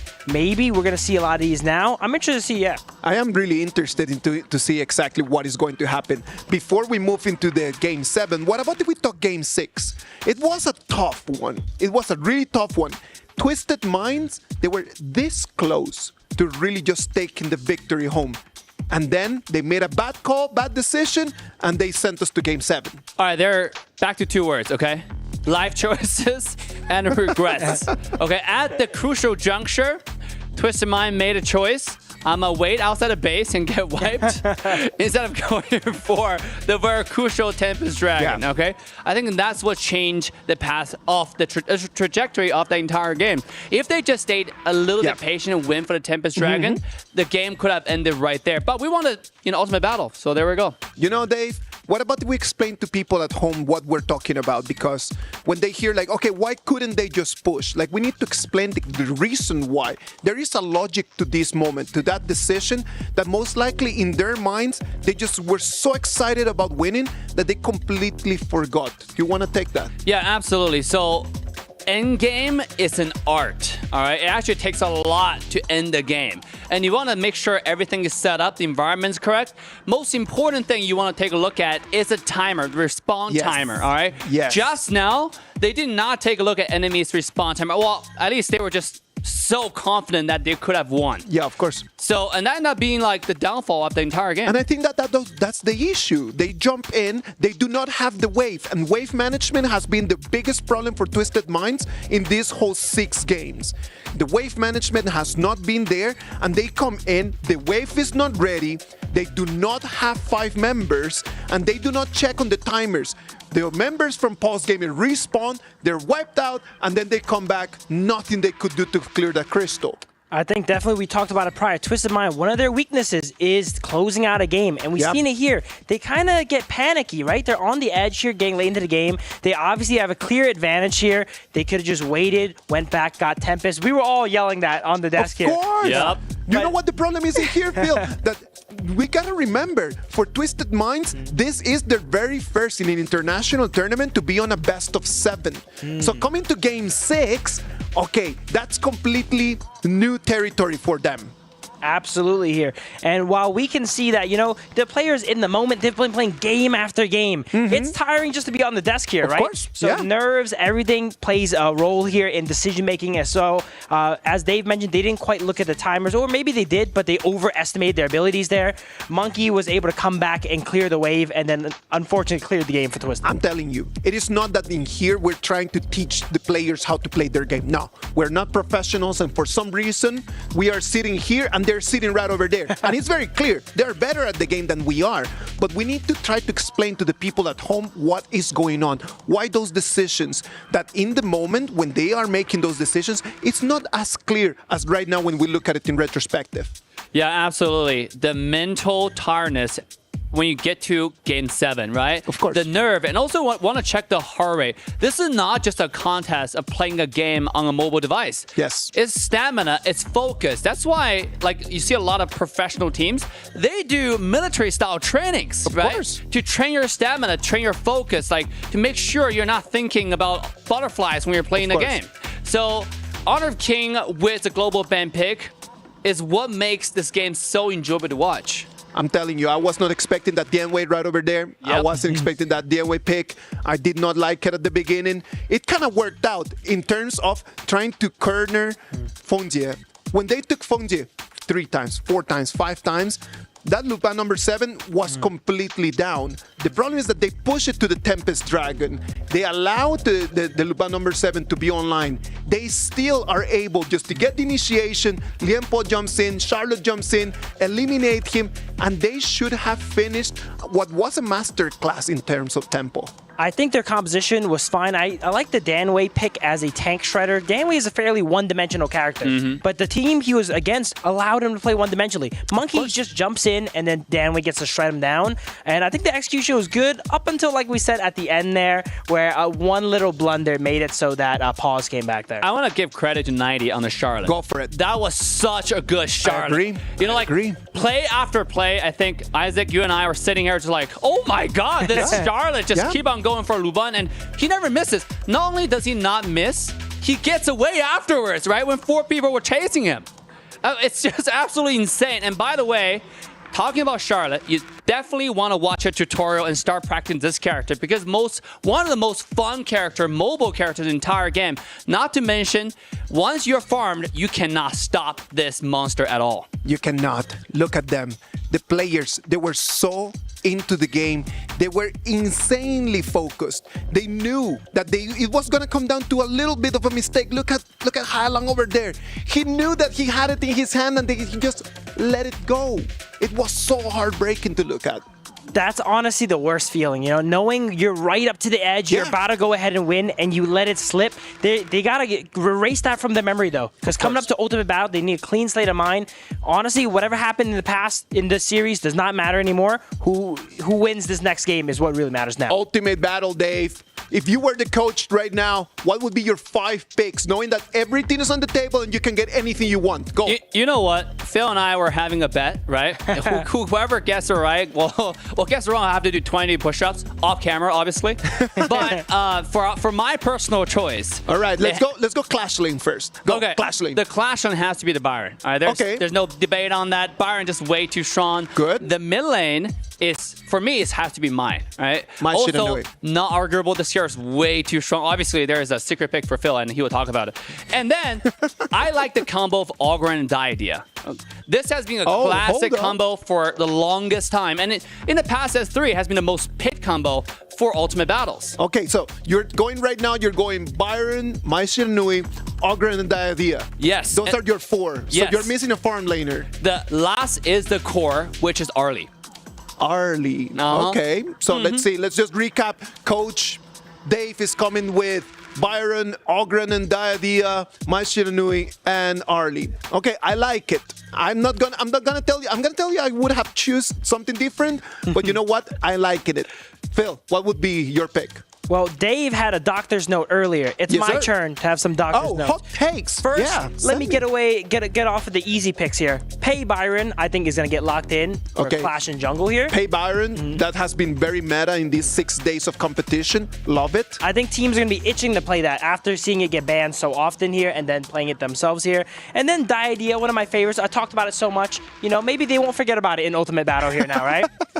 You cannot just right now just let that Diadea go. Right now is your time to shine. Good. I like that. And then Marksman, me and Dave actually differ as well here. I actually pick Long instead. I think it's a little bit of a safer pick, more reliable pick in Ultimate Battle, where the stakes are so high, teams might not want to play something like the, Arlie. That's a very high mechanical, I would say high variance, compared to Long, right? And on that note too, I'm gonna bet that it's not Mai v Mai.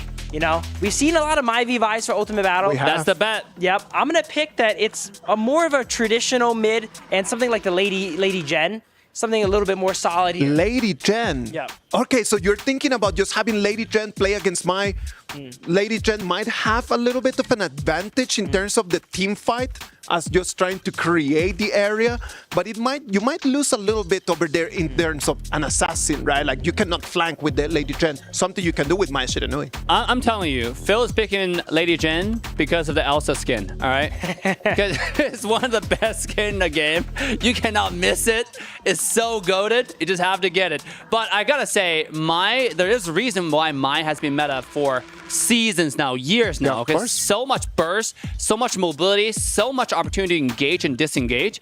And obviously you can build out different ways. You can build assassin, you can even build tank just to engage. So learn Mai as well. There are a lot of tutorials online, so search it up. I'm telling you, if I were to pick one of the two of you, I would pick none because I don't like your Ogren and I don't like your Lady Jen. But if it were down to me, this is what I would think about. I would think, number 1, who is the core member of my team? And then just build around that one person. After I build on that person, then I'm going to have to just start thinking around. Let's think about the fact of Paws Gaming. We're Paws Gaming. Who is the core member in Paws? I also, it's great that you bring that up. I also thought that they might just scrap all this and go back to their comfort and go Lady Sun and Ming, while everyone plays all these broken picks. I, at the end, decided they probably will not. but I think it's possible though. I know that when you guys were talking about this, you were talking about like, okay, maybe they're gonna come back to the Tatsia Futsu, which again I did not like, so I didn't want to jump into that. That was Dave, for the record. That was Dave. Throw him under the bus. That's totally fine. That Tatsia Futsu, it didn't work out right now. Would you really play that gamble there? Not in Ultimate Battle. Right? Okay. Not in Ultimate Battle, because there's so many different other choices. As you mentioned, as Coach Isaac was talking about, focusing on the core is obviously a strategy. And that's why, if you focus on the core from Paws side, their core is their marksman player. Agree. And Arlie is arguably one of the strongest, if not the strongest in meta right now. It's just we haven't seen Arlie being that flashy or successful. But remember, the FMVP skin in the game, right? For a different region, for Honor of Kings, is Ino's Arlie. The character is strong for a reason. Well, Arlie could be, for me, the core member of this whole strategy if we were talking about Paws Gaming. On Twisted Minds, on the other hand, the core has to move away from the farm lane and it needs to move into the jungle. For me, Clean needs to be taking control of the pace of this, so I would go with the pay. I would need to give Clean a pay, and if I'm gonna take that pay, I would take the Byron as well. So in that, I agree completely with Phil. Absolutely, thank you for that. And my main... You're welcome, Phil. My main thing about the mid lane here is I still firmly believe Mai is one of those. Is a very strong character, absolutely very strong. Yes. But teams are still hesitant, and we see in the stats, tournament after tournament, Mai is kind of on fraud watch. You know, it's consistently under 50% win rate, and in an Ultimate Battle where the stakes are so high, my guess is not that they're gonna pick Lady Jen exactly. Yeah. My guess is more on it's not gonna be Mai versus Mai. Okay, so not Mai versus Mai. I agree with that. It could be nice not to see both of the same heroes. One of the beautiful things about the Ultimate Battle is that since you don't know what the other team is going to take, you cannot play to their weaknesses. You need to be playing to your strengths. Yep. And if you are playing to the strengths, and we talk about mid laners, who do you think is going to be a better mid laner? Is the side Twisted Minds going to be better at mid, or is it going to be Paws Gaming? Oh, my vote is Hailang 100%, okay? I mean, just the fact that I've been a fan for a while. Yes. And ever since that he stood up and cheered after a group stage game, and after the interview, was that a rival? No, I was just happy that I won a game. I became a hardcore fan, all right? I upgraded myself from a regular fan to a hardcore fan, okay? This guy is mentally on a different level. Okay. And I'm excited to see what he's about to bring in the next game. Obviously, in the previous games, he was kind of shy. I mean, I would say shy, on the edge, right? You see him like kind of frustrated, especially the post-game cam. He was a little bit on the table. The body language wasn't there. But game 7, this is the time to take a deep breath, regroup, right? And talk to your team and just step it up. I'm telling you, this is the Esports World Cup. This is the 2025 KWC, man. This is top of the top. This next game is going to come down in history. It's going to send us. If you win, you're going to write your name in the top 4. Top 4. You know how many teams are out there in the world, and you're going to be one of the 4 best teams in the world. You lose this one, and then you're going to have always that regret in the back of your head. Absolutely. Just the regret of thinking if I just did one thing a little bit differently, especially for Twisted Mind, as we see how they played that game there. They're going to be thinking about that one for a while here. But going back to your last point about the mid laners and which ones are stronger, I think they both have different strengths. But one thing I would like to mention here is while we are projected, I did a bit of a hot take that it's not going to be Mai versus Mai. I think Mai versus Mai is probably what's projected. And if it is Mai versus Mai, I would say Paws' mid laner has the edge because Hailang's not really known for his Mai. I agree with that. Xiaoyang is actually a lot more well-known than Hailang in terms of Mai Shiranui. Is that something that Twisted Minds is going to have to keep in mind and maybe not take that Mai Shiranui for Hailang? And you know what? We're talking about it. Do you think Milady is in the play? I don't think Milady is in the play, Dave. I'm sorry that I'm going to shut that one down. Milady is not in the play, my guy. Yeah, but they're in rank. If you want to try it, it's one of the characters that actually do really well, right? Against Mai, actually, yeah. Against, you can block the fence, you can steal the tower. The thing about Mai is Mai rely on hyper rotation because it's so good at clearing the wave and then just rotate and gank. And while you're ganking, well, guess what Milady is going to do, right? Throw some mechanic robots under a tower and throw an ultimate, the tower is gone, right? I'm going to do it rinse and repeat until every tower is gone. So it's like a counter rotation strategy. You move, I don't move, and I win.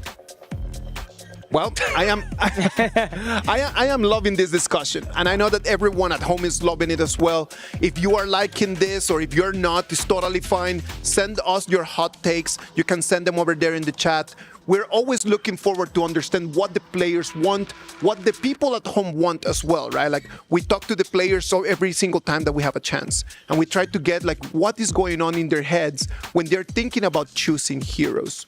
Dave, when you are practicing your own heroes, what are you thinking about? Are you thinking about just the timing of the skills? Is it something important for you? Or are you thinking about different builds that would allow you different versatility in the games? You know, this conversation has been brought up, I think, 3 times now in this entire series. And my only advice, I would say the most important advice, has always been practice. You gotta play a lot, right? Until you forget about mechanics.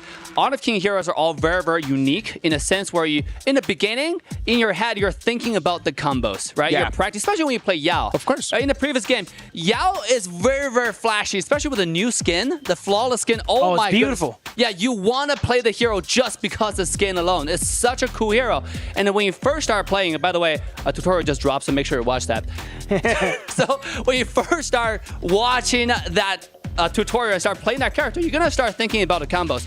But then once you play a lot, it becomes something like muscle memory for you, right? Intuitive. Then you think about rotation. Then you think about, okay, should I engage here or should I focus more on farm? Because we brought up how important gold is, economy is in this game. And you definitely want to focus on that. So I think a step-by-step progression. And that's also why Honor of King is so fun and attractive to a lot of high-end players. I'm telling you, a lot of the people at home are going to be taking your words to heart, and they're going to go and start practicing every single hero that they know. Because everyone has that dream. Everybody would love to become a professional player. And what a best way to know what professional players are thinking about than going with Eruption right now and talking to Nighty from Twisted Minds. Let's see what Nighty wanted to say. All right, we are backstage with the one and only Clash laner, Nighty of Twisted Minds. So, Nighty, how do you feel being here? It is playoff mode. Yeah. How do you feel? Today, I think we are very excited because it's the first time that we play on the main stage, and it's Esports World Cup, a very big tournament. So that's why we are excited. I love it. I love it. I love the enthusiasm because it is true. You need to ignite everything in your body and your minds to be able to come off through to this playoffs. Okay, your opponent right now, it is Paws Gaming. What are your tactics going into that game? It's a secret. I think you guys can find it in the game. So you got to watch the game, guys, to be able to find out their tactics. They don't want to reveal it. So do you have a message for them, for Paws Gaming? Be ready to be destroyed. All right. What's that? 4-0. 4-0, guys. Nighty, thank you very much for your time. And congratulations in advance. Anyway, back to you guys. Well, so that interview aged well. They expected a 4-0 victory right over there. Sadly for them, it was not a 4-0. Right now it's 3-3, and we're waiting for the arena to be all set so we can move into our ultimate battle. It's going to be our game 7. I just love the way that Nighty just mentioned it for us, right? Like, if you actually want to know what is going to happen, you need to be looking at the game. They're never going to give you a little bit of an advantage. How important do you think is going to be that? Just those little secrets that the players can keep from their opponents. Well, look at this series here. It's 3-3. It's so close. Some of the games, the first game we see today, double Tempest Dragon. These tiny little mistakes and advantages from each side really add up. I was talking to Dave about how easy it was to steal the boars. It's only like 60 gold, but throughout the set of a series, how many camps you steal, right? It adds up to being a lot. By the way, and that's why you want to watch a top players play, like character like Pei. Yeah. Someone who's easy to invade with, right? Because if you watch like also Zhongyi, or aka AGL Zoe, in this tournament, he played Pei a very unique way. He will not buy jungle item, which is something that most jungler would never think of. Because once you buy the jungle item, you have the punishment to clear the minion wave. So he will go to mid, clear the wave without any items, and then he will buy the jungle item, and then he would either invade the board, depending on how you defend it or not, or he would just go straight to your buff, which is like really creative. So you want to really learn the little minute details that start accumulating and it become a huge snowball. Those minute details are very important as we're gonna move into the game 7, right? Because how the junglers decide just to make those decisions. Those decisions that the junglers make decide the tempo of the game. We're always calling the supports just to be the shot callers, that they're telling when to go, when not to, since they're able to literally just receive a lot more information. But the tempo of the game is decided by the junglers in most of the compositions that we have right now. Would you agree, Phil? I would absolutely agree. And how well the junglers play with those supports and roams when they come in and gank together or invade together is going to be what separates these teams. No, one thing I want to bring to the table of discussion here is discipline. I mean, you've seen so many little mistakes, and in Honor of King competitive, tiny mistake is very, very punishing, right? You make it once, you saw the Tempest Dragon push, you don't go for Tempest Dragon, you go for the base, it's game over, of right? Course. Sometimes, if you overstay your welcome in the base, if you don't go for the formation, the 4-1 formation, push a high ground tower, guess what? You won't be able to push a tower, and you will lose some players. And once you lose some players, you might lose a Tempest Dragon, that snowball into a Shadow Overlord. So that will go to the next objective after next, which is kind of crazy to think about, but the comeback potential in this game is so insane. And that's why discipline is so important to not make those mistakes once you have the advantage. All right, boys, you know what? When we talk about discipline, we're thinking about like, okay, how do we all are able to understand how to move forward in the game, how to just get the ball going, how to continue. Dave, you play professionally, man. You need to tell us exactly how the coaches are telling you how to build that discipline. Bro, that is actually such a hard topic. But to be honest, there are many different foes to it. Number one is communication. Because each player on the team will keep each other in check. If you talk a lot with your team, that's why I was thinking Hailan was so fundamental, crucial to the team, right? Because he communicates a lot and he's excited, he's talking, he's always shouting.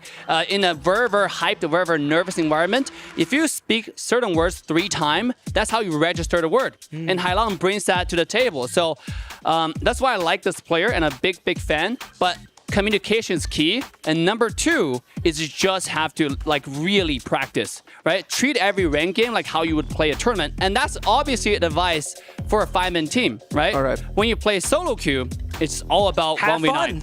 Yeah, have fun. Boys, I'm really sorry just to cut the conversation right over there. I just received information on our Game 7. Sadly, Paws Gaming failed to complete their picks on the 3 minutes limit, and because of that, they're gonna have to play with their Game 6 composition. So one more time, we're going to be able to move forward to Game 7, but sadly, because Paws Gaming did not lock their composition in the 3 minutes limit, they are going to have to play with their Game 6 composition. This, boys, could completely change everything. Yo, all I gotta say is there's still Mai in there. Dave's bet is still alive. They did play Mai in the 6th game. Get out of here. Is that really what you guys are going to catch? Yeah, no 20 push-ups for Dave. Okay, 20 push-ups for this guy. Well, not yet.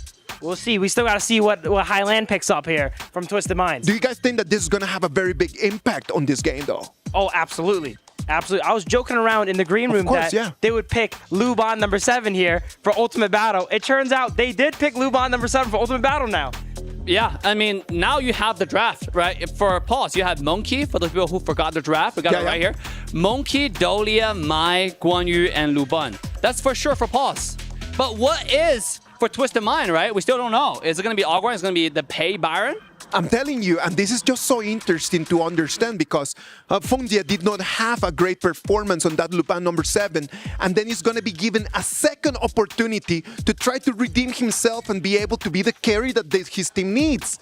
This could be a great story. So I am loving the fact that this is happening. I'm really sorry for Paws Gaming because you know what? Everybody wanted to see their Game 7 composition. Everybody wanted to see their Ultimate Battle composition, but the rules are the rules. We got a 3 minutes limit, and sadly for them, they were unable to lock in their picks in that time ban.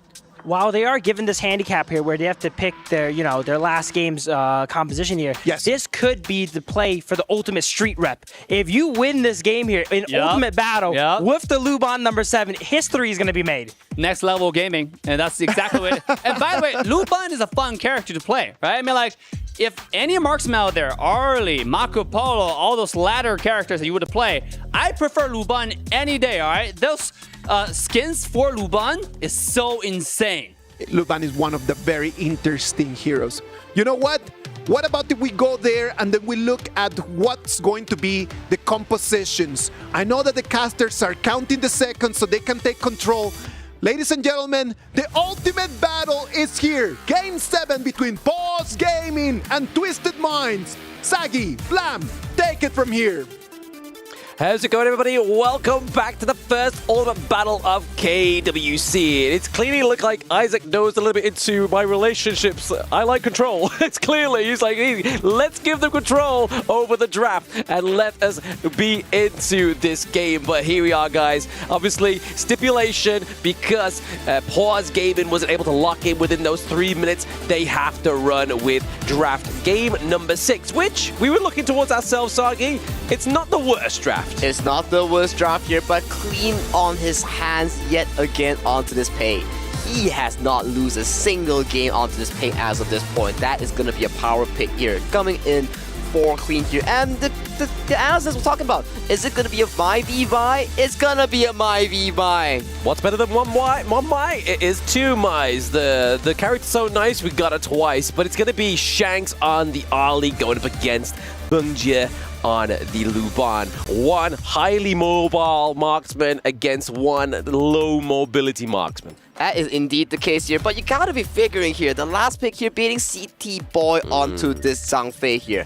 You have the Zhang Fei, Marshall Nui, and Pei. This is triple insanely fast tempoed hero here. And if you do get engaged by 90 onto his Fatih, what are you going to do about it? Because this Luban has no feet. He cannot have any mobility to be dashing around. Yeah, has no mobility to dash around. I mean, we can maybe see the priority for going the teleportation top side of the map, right? To be able to kind of go down to the bot side and then just kind of put the pressure on that way. But like you were saying there, Sagi, Clean has not lost a game on this pay. And I don't think he's looking to upset that now within the ultimate battle. I mean, this is do or die. Game number 7, ladies and gentlemen, at the Amazon Arena, we are getting into the first ultimate battle of the KWC. And right off the bat, we see a lane swap here coming in from Twisted Minds as they look to contest Myosotis here onto this buff. A 5v5 breaks through early on towards this top side as Myosotis successfully secures the Crimson Golem. He's able to smite this Crimson Golem there. So really, we committed 3-4 men there onto the side of Twisted Minds, tried to get the Crimson Golem, tried to punish Myosotis, but he came out on top. That is indeed the case here, but that is 2 small camps being stolen away from the side of Paws Gaming here. That's going to be hurting a bit onto the jungler Myosotis here, but towards the bottom side here, Fengjie is putting a lot of pressure as they secure the Fire Beak, the Firehawk, and also soon to be the Spiketail Beast. Soon to be the Spiketail Beast. They're just looking to try and obviously put some resources into the likes of Fengjie to try and get that itemization on a little bit more earlier. And you can kind of already see it's paying its dividends. It's around about 200 gold difference into the bottom side of the map there. Exactly the case here. And Shanks here, he's playing the early here. He did not have the greatest of the game against Paws Gaming. He was getting sniped down by all these Burning Sun arrows back in game 4, right? But it's a time for redemption here. We don't talk about the previous games here. 3-3 scoreline, we evolve it back to a best-of-1 blind pick. Best of 1 blind pick here. But I mean, we can revisit the history, right? I mean, we said, obviously, Isaac was saying that Fengjie gets that second chance to prove himself onto the Luban, but so does Shanks. He gets to prove himself now onto the Ali. So a little bit of a redemption arc for those characters, 2 heroes and those 2 players that we've been focusing on for the majority of this series. And once again as well here, Blank Clean going for the semi-tank build onto this pay that he has so much confidence in. But due to this rotation here, the bottom tower is getting chipped down so quickly coming in from Paws Gaming. They're doing very well, right? They're doing very well to put that pressure on down to the bottom side of the map, and it's pre-4 minutes. So they're having a field day with the health bar of that T1. So at that timer of the 4-minute mark, when the Tyrant comes up, that you know for a fact that's going to be the main focus here for Paws Gaming. Okay, let's talk a bit onto the game-winning conditions here for both teams, right? For Twisted Mind, it's simple. You catch out Feng Jie, you mitigate Snow and Myosotis, that is your game plan here. For the side of Paws Gaming here, Feng Jie has to survive because unlike last game here where Shanks was on the Yunjie, immobile, he could have got dove by Snow and Myosotis here.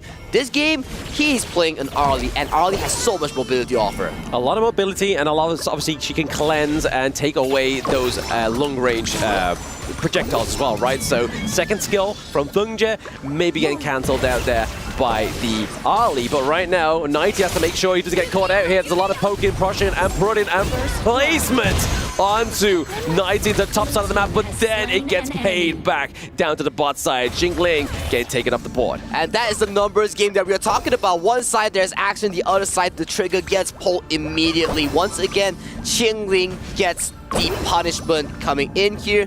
And talking about punishment here, Clean does sneak away some of the camps once again from the jungle of Paws Gaming. Just sneaking away them, obviously chipping away at their resources is obviously what we're going to really be looking for here for Clean. Obviously 3k to around about 2.8k, not the biggest lead, but speaking of that, we do get a dive into the bot side of the map, but has to get out of there because they sense that Xiao Yang and Jingling are down there as well. That was a crazy micro sidestep here coming in from Feng Jie there. If he would have got connected by that Real Engine, he would be so done here, but look at Shanks as he gets demolished by Xiao Yang's flash engage. Yeah, massive. Traveling the distance here for Xiao Yang is not going to be a problem. And obviously having the Dolly, being able to refresh those skills as well, means you can potentially get 2 dives rather than 1. Exactly, and right now Xiao Yang is proving that his engages are much more effective compared to Hailang here. We talk about all the other picks here, but the key difference maker being this Maestro. Look at that clean execution here. It's not on the Luban, it's on Shanks, on an Arlie. Yeah, no, it's a little bit worrying for Twisted Minds, right? The fact that you can get caught out on such a high mobility hero is pretty scary for their prospects of the victory of this game, right? But still, we have yet to see a full-blown out 5v5, and we have seen from last game, Feng Jie is so prone to these dives, especially CT Boy and 90. They have such a good synergy in diving the backline. So we have to see, as the game escalates, how does Feng Jie play these fights? He's got to play them carefully, right? Like, we saw the last game where he was getting caught out by 90, dashing in. Same with City Boy. But there was kind of like overcommitted, and they had to kind of stay once they were in. But now they've got to try and find a functional way around that. Exactly, and right now we see rotations coming in from both teams here. A small 1,000 gold lead does fall over to the hands of Paws Gaming here. That 1,000 gold lead is the difference between Xiao Yang and Hailang currently in the mid lane. I'm going to say it once and I'm saying it again. I mean, Paws Gaming, every time they get that early game gold lead, they win the game. They did it last game. They're doing it right now, so Twisted Minds better not be looking at that as a bad omen. Man, but that blam, that last game though, would you really call that as a victory? Because that was Twisted Mind fumbling the bag here. So, man, we gotta see how this game 7 really escalates, because right now it's looking pretty good for Paws Gaming in terms of the goal lead. I mean, it was a victory. They got a point on the board. They got to the game number 7. So even if it was a fumble, it doesn't matter how you got there. It's the destination, right? You got there towards the end, and you got the point overall. But like you were saying, so far it is looking like a good fight, a good ultimate battle here for Paws Gaming. But we know that in terms of those team fights, this is where Twisted Mind likes to thrive. That is exactly the case. I do have to agree with you as well, but I want to put focus on our clash laners here, 90 and Snow. I feel like these two will be the key difference makers. Aside from the Mai versus Mai matchup, they will be the one to really find these backline engages. If you can't find Shanks, you can always find Clean on the Guan Yu engage. But exactly, Snow has such a phenomenal game last game that I feel that bringing that tempo from his Guan Yu performance to this game will be pivotal. Exactly, yeah, he has the momentum. He's kind of had a warm-up match with it as well, so it kind of works out, right? We see obviously the support spell being used there by City Boy to try and slow the side of Paws Gaming to keep them within that means, but someone's missing from this team fight, right? It's Snow. Snow is putting the pressure onto the top side of the map. And that is a lot of pressure for one Guan Yu alone. He has a frigid charge already, so even if he accesses the backline onto Shanks, he gets the stun in, he will send Shanks flying into the arms of Paws Gaming. So right now, both teams are playing exceptionally safe from any form of engages, but look at CD Boy. He's finding an angle, he's looking for the unbridled outburst, but Paws Gaming, they're not giving you a chance at all. That's the thing as well, right? Like, Unbridled Outburst, it's great when it hits onto 4, onto 3, but if you miss completely, it's going to be a devastating blow for the side of Twisted Mind's team fight potential, right? Like, if you miss that Unbridled Outburst and then you take a team fight, it's going to look worse for wear. And that's exactly the case here. So that is a very key spell there. If you miss it, you're going to be talking about like a 30 to 40 second timer where you have to stack, given if there's a jungle camp here. And look at the positioning right now. Feng Jie is at a very safe spot, but we have to see the angle coming in from 90 and Hyla.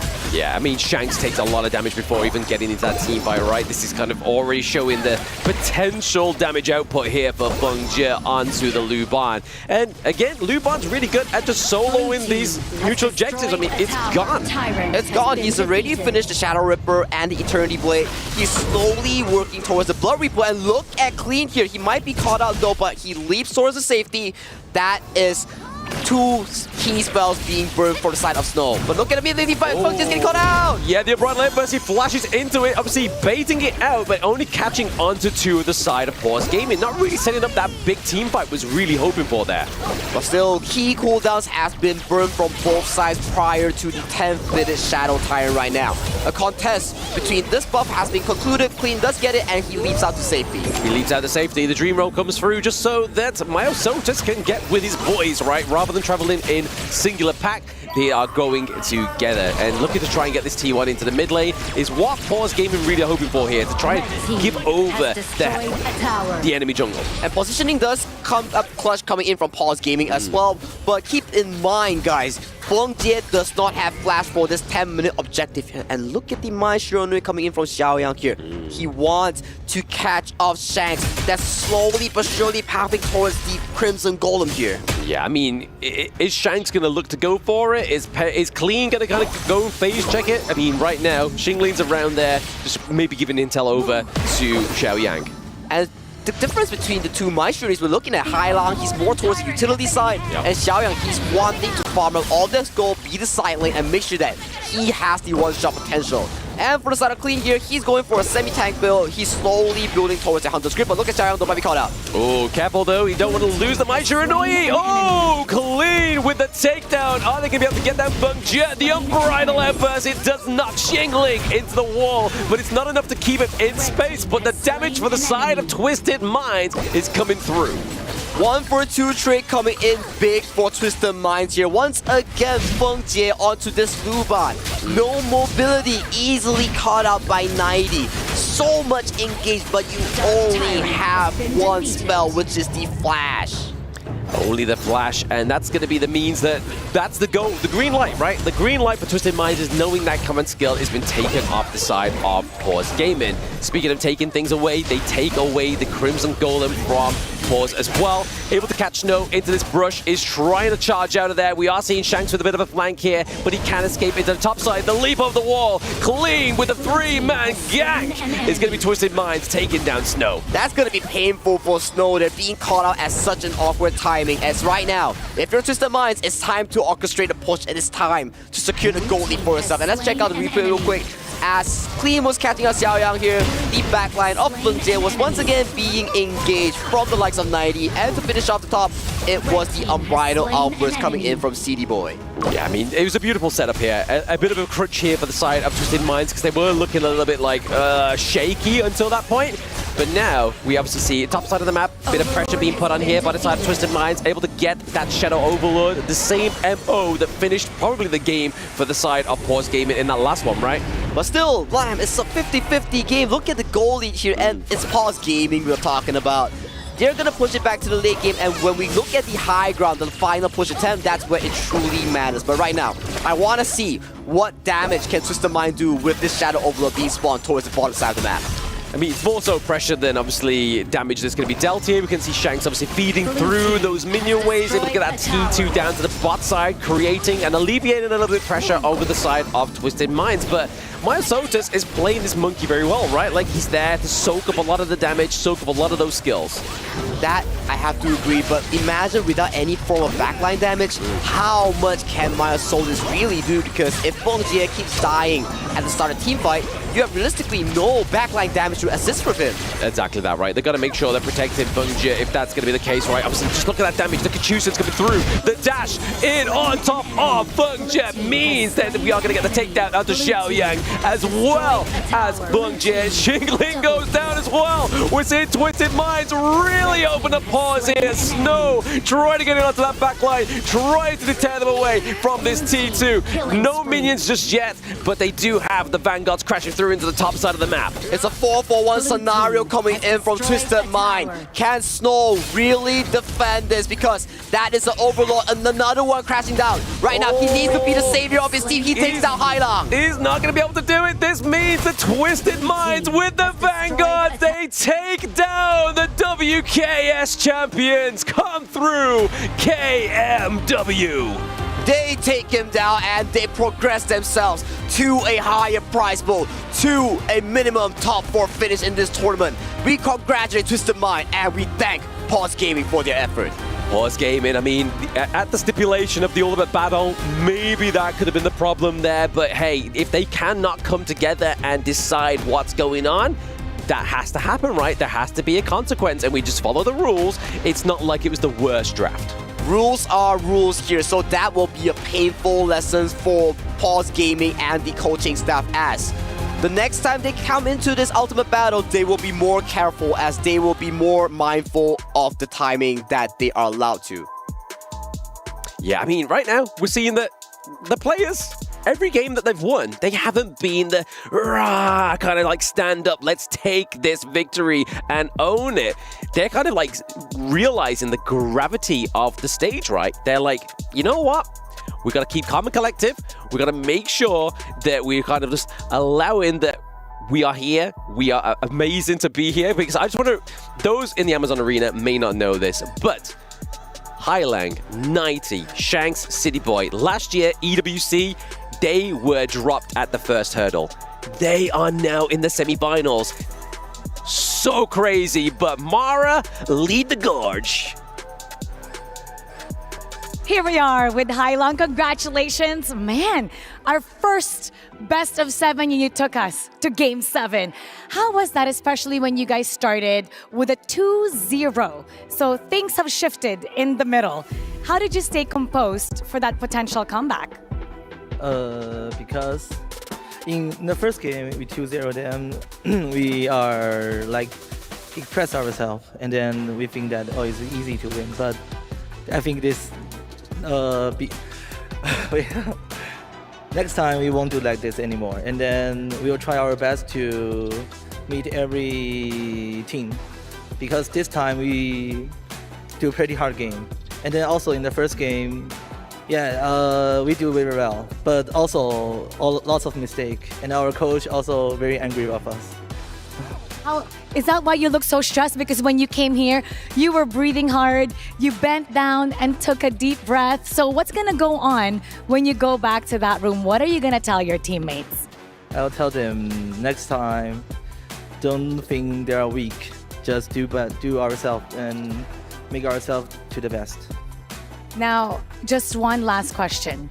In game 7, you found out that your opponent didn't lock in their heroes and they had to use their game 6 heroes. What was the reaction of the entire team? At the first time, we feel shame of them, because this game will be very, because you don't have lots of times to play like BO7 to the full, and I think this is also a mistake for them. And next time we fight with them, and they must remind us. You did well today. It's time to take a deep breath. It's time to rejoice, because you've won today's hard-fought fight. Once again, Hailang, you're so amazing. Congratulations. And now that we've shown you all the action, we're gonna hype it up even more because there's lots of things happening with Honor of Kings. So let's watch this. Hello, Honor of Kings fans in Saudi Arabia and all around the world. I'm James Yang, the Senior Director of Global Esports Center at Level Infinite, Tencent Games. Honor of Kings launched in 2025 with a brand new esports ecosystem. This year, we've seen players transform into competitors and competitors into champions from grassroots open series tournaments to regional leagues, all competing in the global spectacle of KWC. We've built an esports ecosystem for players worldwide. Over 160,000 players have created their own esports stories. We see these stories worldwide happening in each player's daily lives. And in the second half of 2025, we'll tell these stories even more fiercely, with more tournaments, low barrier to enter, and more ways for players to make their mark. A more challenging and epic global esports tournament. Honor of Kings International Championship KIC is happening this November in Philippines. The reactivated KIC will embrace local culture to deliver richer experience, ready to boost your excitement to the max. This time, the focus is on global teams, where top teams worldwide will meet to fight for regional pride, battle for championship honor, and split $1 million prize pool. The more thrilling news is the KIC champion will have a dedicated hero skin made for them. Furthermore, they will not only be KIC winner, but also new contenders. The top 3 teams from KIC will carry their regional flags to the Challenger Cup in China this December. Regional professional leagues offer pro teams the direct path to the world stage and international fame. Starting in August, the second season of regional leagues will launch IKL, MKL, PKL, WKS, ChokeBR, KME, KMW. Which team will crown the next regional champion? Which player will emerge as the next league superstar? Stay tuned to witness the regional actions. We are excited to announce that the champions of the IKL, MKL, and PKL will each receive a special team-themed Flow-born outfit. Should they secure their title as the regional Pro League champions again, we'll enhance their outfit with new and exclusive accessories. Legendary players might be among us. Just look at Team Twist Minds. They clawed their way up from Open Series, emerged from Major West League, and earned a place on the KWC stage. They will not be the only ones. Over 160,000 players from 100 plus countries and regions competed in the Open Series Split 3 this year, and 18 teams advanced to regional professional leagues. Their stories show that everyone has a chance to step on the esports world stage. Do you want to be the next grassroots glory miracle? Open Series Split 4 has begun. In the second half of the year, the esports competition will open to every HOK player with low entry barrier requirements and new format for more aggressive battles for advancement. Plus, we welcome everyone to become a content co-creator in the Open Series. Showcase your highlight moves and get cheers from audiences all around the world. HOK Esports isn't just about fighting each other, it's also about playing together. This year, we bring two campus-exclusive events, Honor of Kings Campus Series. The inaugural KCS tournament happened in over 500 campuses worldwide and attracted thousands of student participants. According to them, KCS was the closest way they have to the pro-level competition and was also a great chance to meet their fellow gamers. For the second half of 2025, we are ramping it up with more campuses, giving more students a shot at KCS. We'll also host more online and offline events for a chance to meet with students. So students, get ready for KCS because the next campus we visit could be yours. It's time for your Dome team to become KCS champions. We believe in everyone having their esports moment in HOK. So, esports players from all around the world, are you ready? Create your own story of honor now!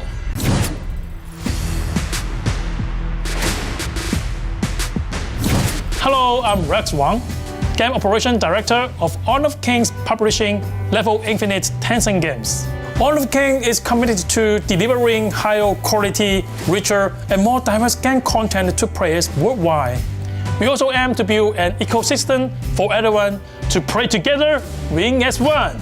In this ecosystem, other than esports contestants, Honor of Kings content creators are also vital, bringing creativity and tons of fun and rich Honor of Kings content. I myself follow many of those creators. To help more creators and their amazing content which passionate Honor of Kings fans worldwide, we have already launched Honor of Kings Studio, and now we are excited to announce that in the second half of this year, Honor of Kings will launch $1 million creator project.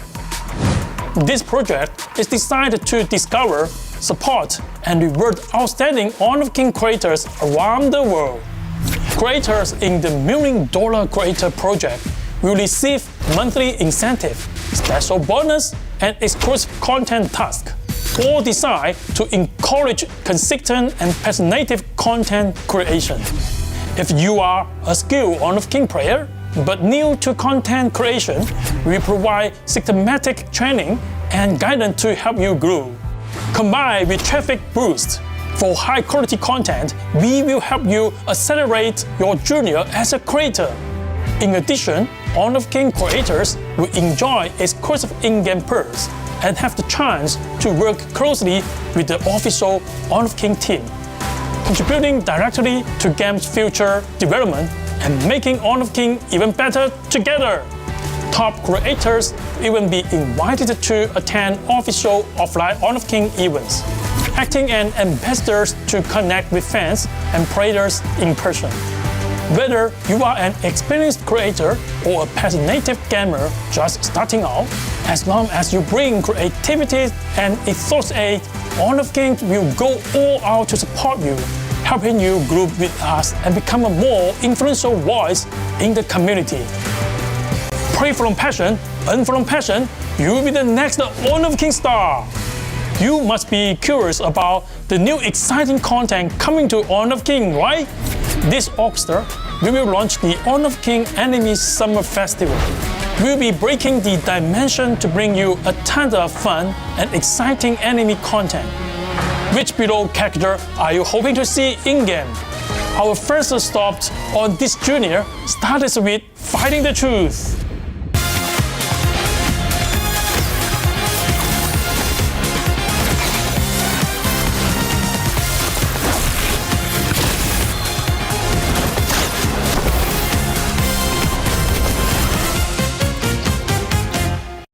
That's right, Honor of Kings will also kick off its collaboration with Detective Conan on August 1st. Don't miss the showdown between Detective and Fatal Thief in Honor of Kings. Coming soon in the second half of this year, whether it is gameplay, esports, or content, Honor of Kings will be with you in every part of your life, offering the best gaming experience and our fondest memory. Let's enjoy together, OKHOK!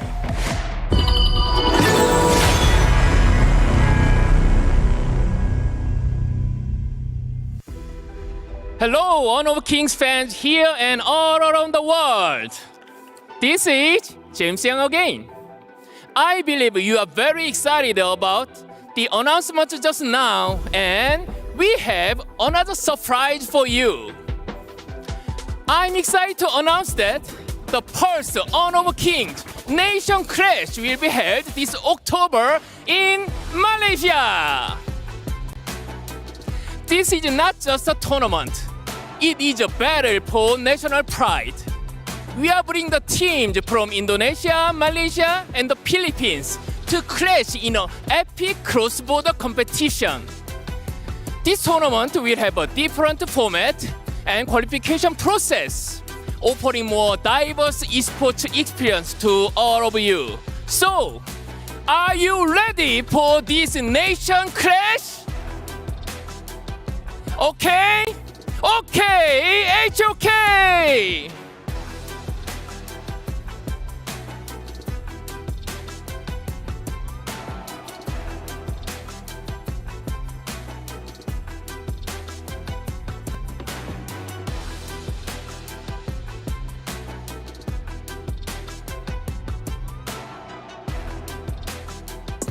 It's been amazing just to hear the new opportunities of what is going on in our game. I am super excited just to see the evolution of Honor of Kings, how we are moving forward, creating a bigger ecosystem, creating more opportunities not only for everyone at home, but for us as well.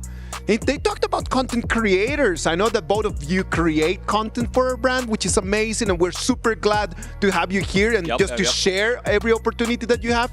But at the same time, for everyone who has that esports dream, these platforms are going to become a key passage for you to make that jump from home to the stage.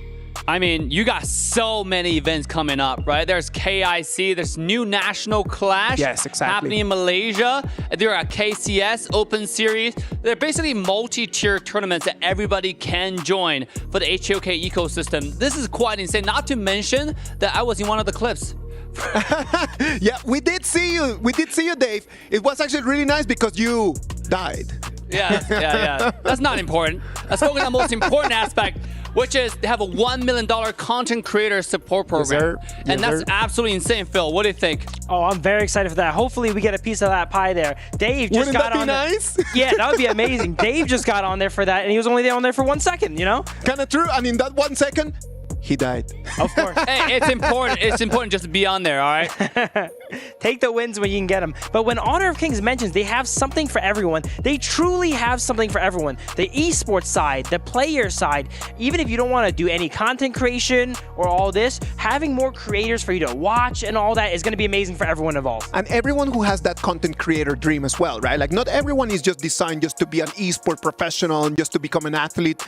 A lot of people just want to create content and they love the game and they want to just make their voices be heard. And this new program is going to allow them. If you don't know how to do this, you can always come and we will help you out and just give you a hand. Absolutely. There's so many different angles you can come in to start creating content for Honor of King, ensuring great content series like tutorials, guides, gameplays, or if you're just a pro player who want to share some tips, it's all here ready for you, not to mention all the prizes you can earn along the way. It's so good. I want to talk about something which is the anime series, bro. The Conan skin for Luban number 7, that's great. I'm telling you, man, like it is going to be one of those things that when you've got it, you gotta show it. So we're gonna start seeing a lot more of that Luban number 7 over there in the Gorge. Absolutely. Honor Kings make some of the best skins, and these collabs are amazing with AAA branded names you guys know, like Detective Conan. I don't actually know the anime, I'm not too familiar, but that Marco Polo skin looks amazing. Weak. How can you not know about Detective Conan? I haven't watched it, but I know what it is. So I'm a little bit closer to Phil. Ladies and gentlemen, thank you very much for being here with us. Twisted Minds and Paws Gaming, that has already finished. Twisted Minds taking the victory, a 4-3 victory for Twisted Minds in that very eventful Game 7, right? What about if we go to what about if we just move forward a little bit and then just check a little recap of the game? Because there were 5 members of Twisted Minds. One of them stood a lot higher than the rest, and he is going to be our MVP of this competition, is going to be CT Boy. CT Boy is going to be taken with us, the Sony MVP. Man, look at City Boy's place. The entire series, because it's 7 games, it not only just takes skills, it takes a lot of stamina, focus. And when you're playing the roam position, there are a lot of shot calls, there are a lot of macro, a lot of commanding position you have to take. It's not easy. Okay, a lot of people think roam is easy. Just the opposite. It's usually the captain position. You know what? Like roam is just so hard in terms of the communication, in terms of the information. When you need to be thinking about the timers, it is the roam's responsibility to be looking at those timers. Yeah, the roam kind of dictates how the team moves around the map. We were mentioning earlier, they work for the jungle to go ahead and get ganks going. And while you could play more of a passive roamer, that is definitely not City Boy. He's the playmaker of the team, moves around the map, starts all these plays. That's why you play like the frontline kind of roam characters, right? You have Lin Po, you have Zhang Fei. There are a lot of different characters you can engage with, tank a lot of damage, soak a lot of damage. And you can see right now, that's the Zhang Fei right here with the KDA 009 not dying. He's unkillable. Beautiful support KDA. Beautiful performance on our Sunny MVP from Twisted Minds, City Boy. You know what? This is actually a triple S performance, I think, right? The new evaluation system in-game. You haven't tried that, you have to try that, okay? Like, this is it. If you don't die as a roam, and you constantly get like a high teamfight participation, taking a lot of damage, while having little gold, because that's what, you know, support does, I guess. But you will get triple S in rank that's 3 stars in 1 game. I am really looking forward to do that, and I would really like to do that. I know that a lot of the roamers out there would love to be able to see themselves just getting extra stars and then just getting that triple S performance. Well, right now, Twisted Minds already with 4-3 victory over Paws Gaming, and that's going to send them to the top 4. The top 4 of our this year's KWC, one of them is going to be Twisted Minds. They win, and look at that. They're waiting for the winner of tomorrow's competition between AGAL and Alpha 7 Esports. Yeah, I mean, AJL and Alpha 7, they're waiting for you. I mean, I guess Twisted Mind is waiting for you guys, right? Either one. So, Alpha 7, bring a great show. AJL, good luck. They got a lot of time to study, being the first ones to break out of the top 8 here. And they're going to need it. They're against potentially a very strong opponent. It doesn't matter if it's going to be AGAL or if it's going to be Alpha 7 Esports. I'm telling you, that is going to be an amazing match, and it's going to be worth of that semi-final. We're extremely happy to be able to see that. What about if we just start thinking about the big picture in here? We already have one team already seated in that top 4. We need to move forward to the next matches. And those matches from today, it's going to be an amazing, one more time, retake to what we've already seen in best of 3s.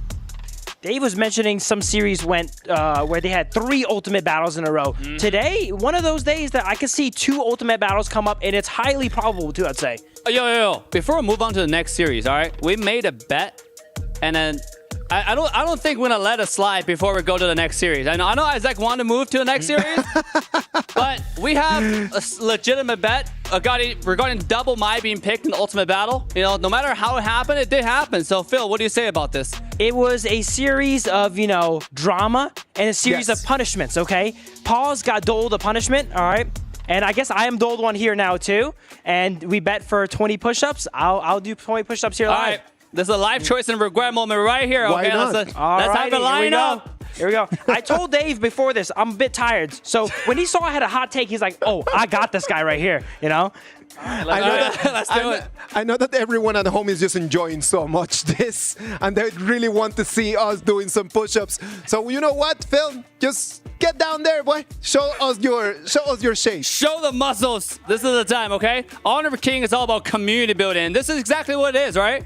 This is what happens. It's a life choice and regrets. So, this is actually pretty good form, to be honest. I mean, how many was that? That's 1, 2, that is 10, 3. 10 already. 11, 12, and 13. Okay, let's go. Yo, he's not slowing down. I mean, the pace is amazing. I know. If Twisted Mind had this in Game 6, we wouldn't go to Ultimate Battle. I love that. Wait, is that 20? Hey! That's 20. That's like 25, 27, we're up there already, all right? It's all right, Phil, it's all right. You know what? I feel like my brother in here, he needs a little bit of water and he needs to take a little bit of a breather. What about if we do the same and we bring you the game between Nova Esports and OG Esports right after that? Let's have a little break and we'll be right back.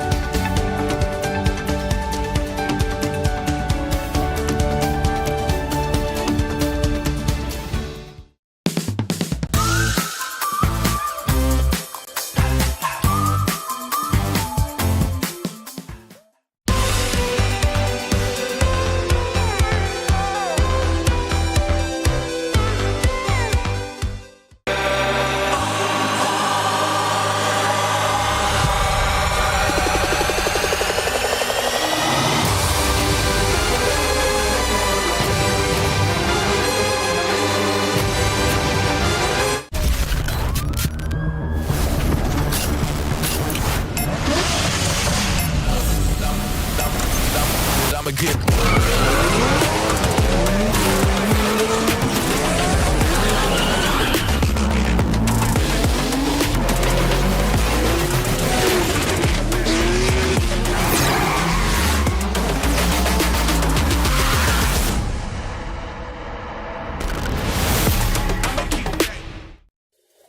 Hi everyone!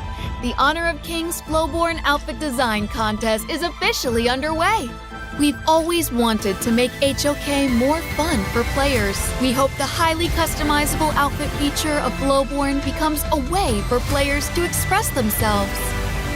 In this contest, we welcome all players to submit their ideas through original outfit designs. Create your own exclusive hero. Outstanding entries will win cash prizes and may even be implemented in-game. The submission period is from July 4th to July 25th, so don't miss out. Before submitting, please make sure to download the official template to keep your submission format correct. After completing your design, follow the steps to submit your work.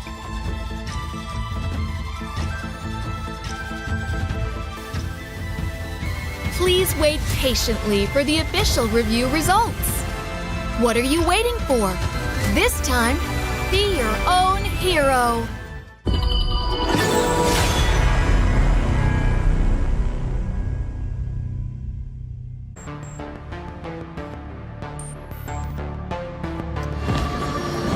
Activating Warp Jump. Destination? The brightest star.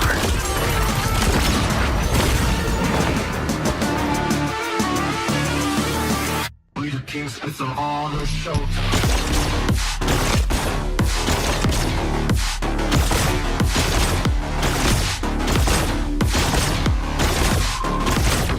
Pulse gun charged. Scope calibrated. It's a quantum party! Ignite the stars! Into the nebula! Cosmic shifts! Supernova pulse! Woo! Right in the core!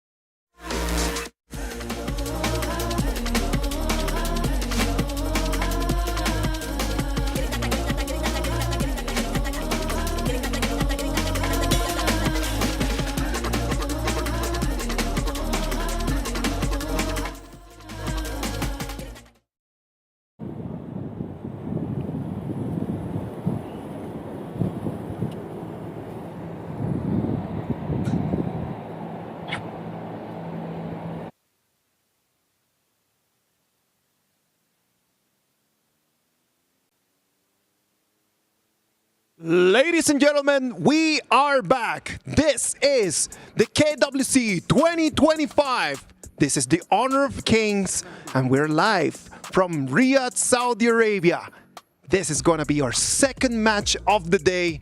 This is going to be electrifying. I'm telling you, if it is going to be at least half of what we already saw from that first match, this is going to be something. You guys are up for a feast. If you just got online and you do not know exactly what just happened in that first half, we had Twisted Minds take a 4-3 victory over Paws Gaming. That was a very amazing game. I remember that Twisted Minds started with a 2-0 advantage. Then it was Paws Gaming, the ones that they took the lead, and then you went to 2-2. Then Paws Gaming, no, then Twisted Minds took the 3-2, and then Paws Gaming in the last second snatched the victory in Game 3 to send us to our Game 7. In that Game 7, sadly, we had Paws Gaming just having to take a little bit of a nerve because they did not submit. They did not submit their picks in the previous 3 minutes, and then after that, Twisted Minds just sealed the deal with one more victory. Moving into Nova Esports against OG Esports. We can see the players already arriving. I know that Nova Esports and OG Esports, they're really looking forward for playing against each other. The two of them, they really are counting the minutes to be able to see exactly what this game is going to be. We had already an OG Esports against Nova Esports match before, and that was already a Nova Esports 2-1 victory against OG Esports in the best of 3. Now, Nova Esports, Mutsi, Weipit, Xuan, CY, and Wendy. These are going to be the 5 men that they're going to be showing us what Nova Esports is going to do. We are always talking about Nova Esports being able to be very close to that S tier. When we were talking about the tiers, when we were talking about the ranks in this morning, we were talking about how the difference between Nova Esports and those teams like AGAL, like TT Global, it was day by day becoming smaller and smaller and smaller. When Nova Esports is really on their toes, like believe me, they can take anyone. And Nova Esports is going to be one of those teams that you're going to have to look forward to. On the other side, OG Esports, Dao Dao, Wen, Keke, and Muchen. These 5 boys, I'm telling you, they wanted this match more than anything else that they had right over there. The day of the draw. If you would have been with me right over there in the studio, it would have been amazing vibes, a great environment. When they saw that they got to play against one more time against Nova Esports, I'm telling you, they erupted. They were elated because this was going to be an opportunity for them to take revenge. It does not matter if you are a Nova Esports fan or an OG Esports fan, this is going to be the match of the day. I'm telling you, this is going to be our SNB match of the day brought to you by the Saudi National Bank. Boys, this is our match of the day brought to us by SNB, Nova Esports against OG Esports. Lads, what are your thoughts? Here we go. This is the main dish. Paws G versus Twisted Minds. It's just the appetizer, bro. This is the main event for today. There's a reason why this is the last match for tonight. A lot of history between both of these teams, right? Team Nova versus OG. On paper, you can say it's Nova, but OG. If you're gonna look into their player walk-ins, you can feel the aura. You can feel in their body language that they want to get this. Manji, I'm telling you, if you're telling us that this is an appetizer, wow, that was a big appetizer. The main dish. Yeah. This is the main dish. And if this is a main dish, after the size of that appetizer, yes, sir. Gosh, yes, sir. We're off to a great start for our top 8, right? Yeah, absolutely. I mean, Nova versus OG is one of the most anticipated matches of the day. The skill levels, and we're talking about Nova being consistent, OG being the upsetter. They missed the mark just a little bit every single time. But now, $3 million are on the line. I mean, this do or die, okay? If you want to show us something, this is the time to show us something. Dave, I'm telling you, the players are ready. We are ready right over here in the studio as well. We are really counting the seconds for them to start. What about if we go to the Amazon Arena and we check exactly what is going on in there? Welcome back to the Amazon Arena for the Honor of Kings World Cup 2025. My name is Mara Aquino, here with me, Milosh. Oh my goodness, that first series, best of 7, and it went all the way to the ultimate battle. What a twist and turn. Such a twist. A lot of twists, actually. Lot of twists. You could even say our minds were twisted throughout that matchup. That was a big prediction. I like what you did there. See, it's on another level, right?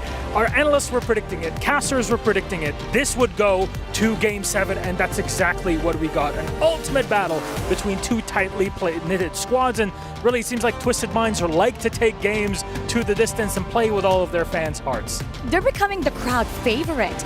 They crawled through the group stage, and now, well, they won the game to survive another day. There's so many things happening. But you know what? How about we go up to the next best of 7? If that's what happened in the first, imagine what's going to happen next. Now, up first, in our second best of 7 series, it's going to be Nova Esports. Now, this team, straight out of Malaysia, crushed Group C in their group stage and walked away undefeated in their series. No one could stop them as they entered the playoffs in the top pool. Shuan, Sai, Wendy, Muchi, and Waypit. Now, they're not just here to compete, they're here to conquer. And their energy and confidence is sky high, and they want more. Who would not be on the stage if they were not looking for one thing, to lift this trophy at the end of this week here at KWC? Well, we're gonna need 2 teams to tango with this one. Let's introduce their opponents. It's OG Esports! Well, the OGs themselves, they were the final team to qualify to KWC out of the last call. And oh boy, did they scream loud to the phone speaker. In Group D, they 2-0 though, NS Red Force and Alpha Gaming remaining flawless until today. It seems like this rematch has all the makings of exactly what we're looking for. KK, Dao Dao, Wen, An, and Mu Chen. What again?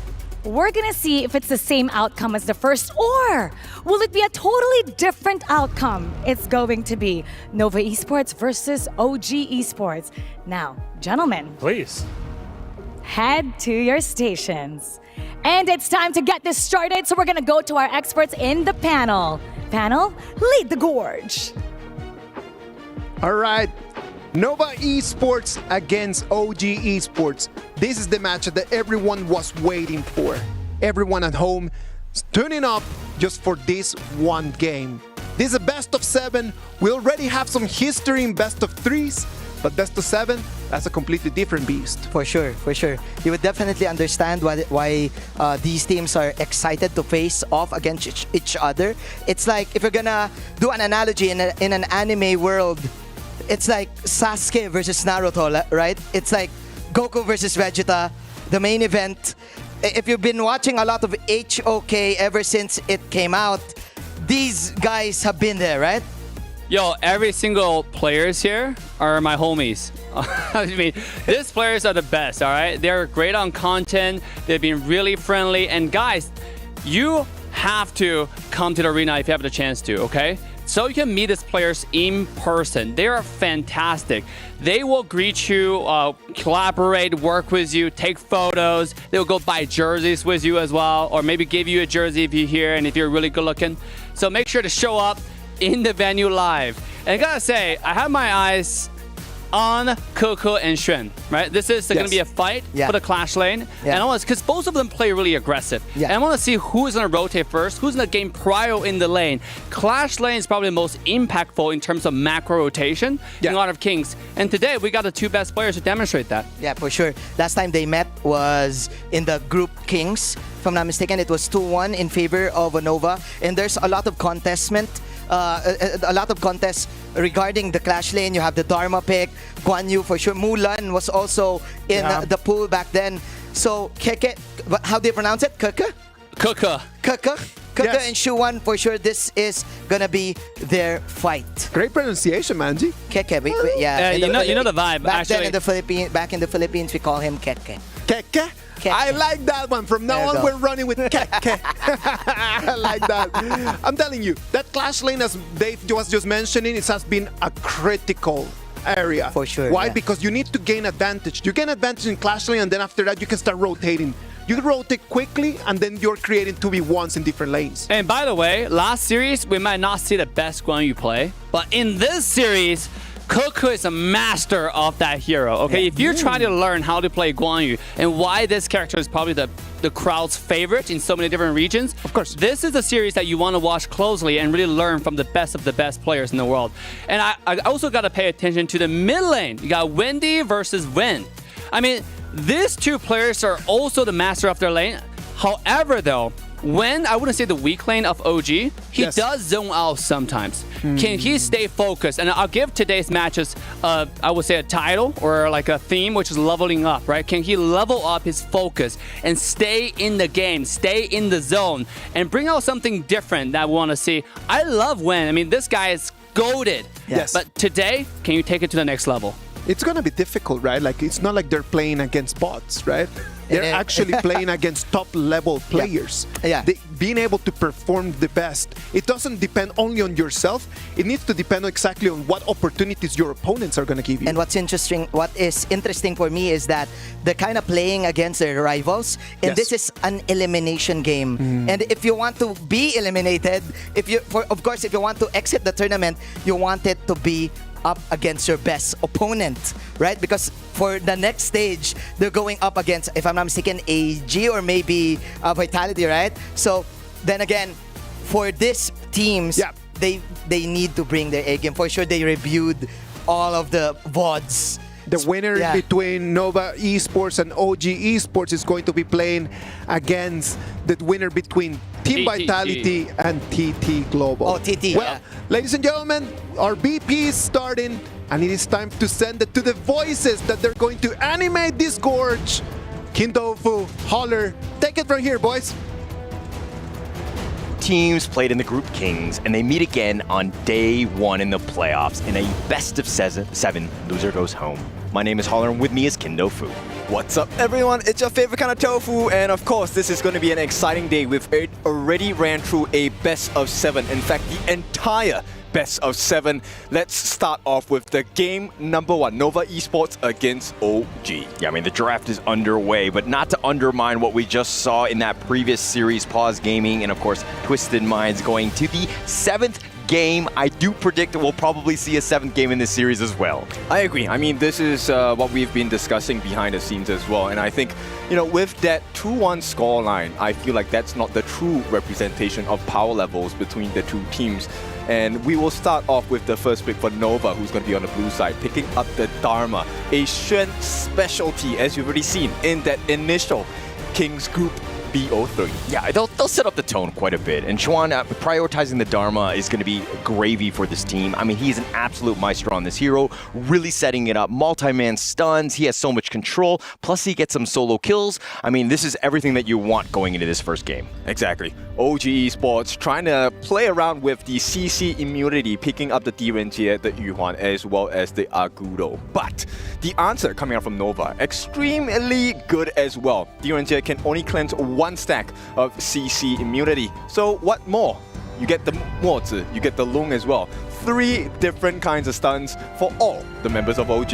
Yeah, and going into this one, it feels like the teams are kind of playing more of a, shorter series. Some of these heroes are definitely meta. It seems like they want to really have a good first game and really take the fight to them.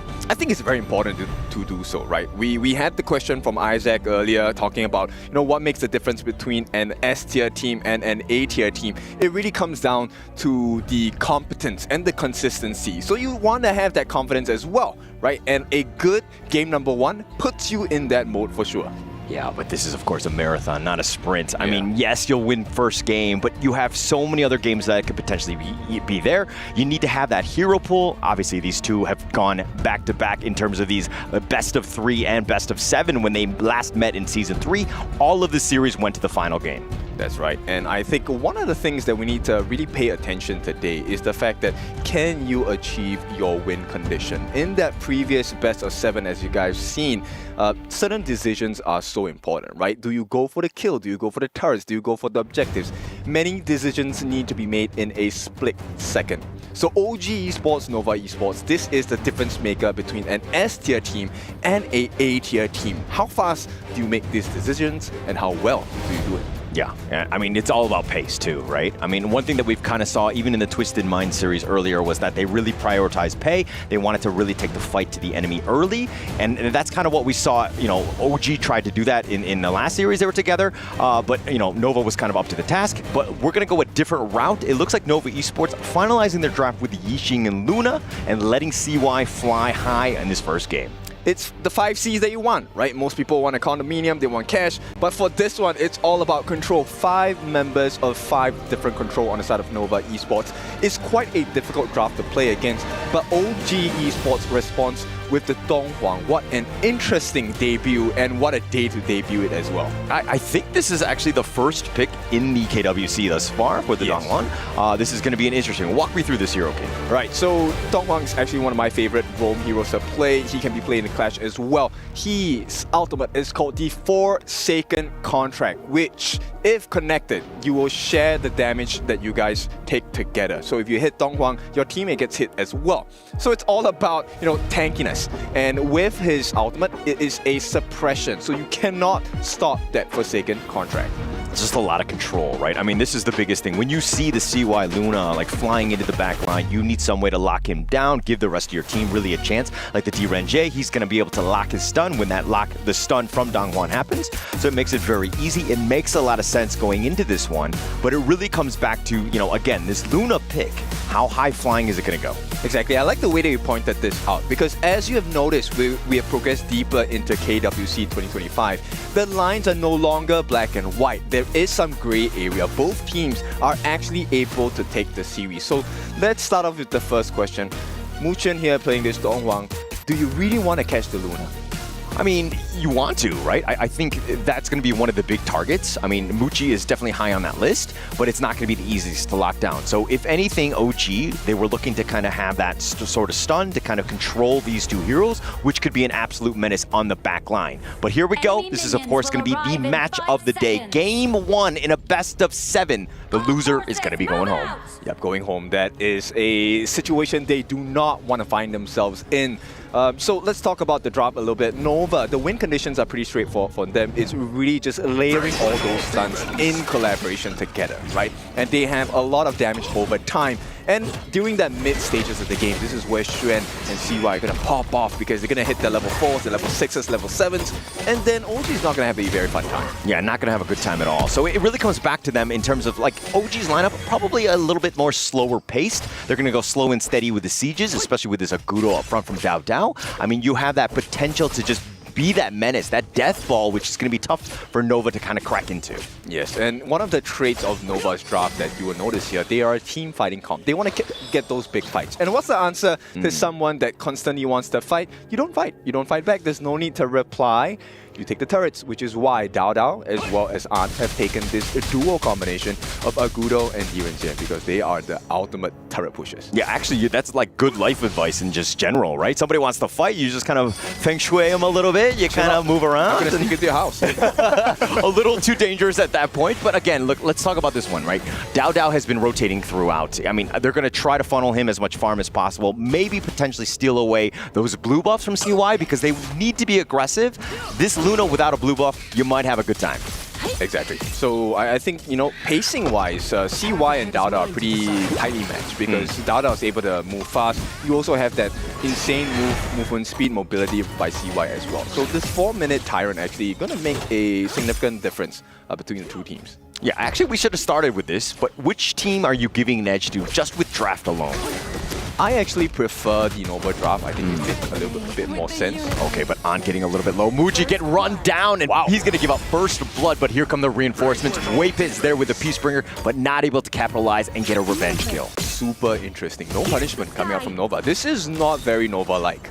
And you know, Nova is a team that we have praised. In fact, on paper, Nova looks a lot better than OG, but it's OG that strike first. Yeah, so this going back to that one, I mean, Nova has always gotten the best of OG in all of the games and all the previous series. Like, it seems like they're the nemesis, right? I mean, going back to the Season 3 championship, or the Season 3 Invitational, excuse me, OG was up 3-1. They had a potential to knock out Nova, and they kind of fumbled the ball as Nova Esports won 3 games in a row.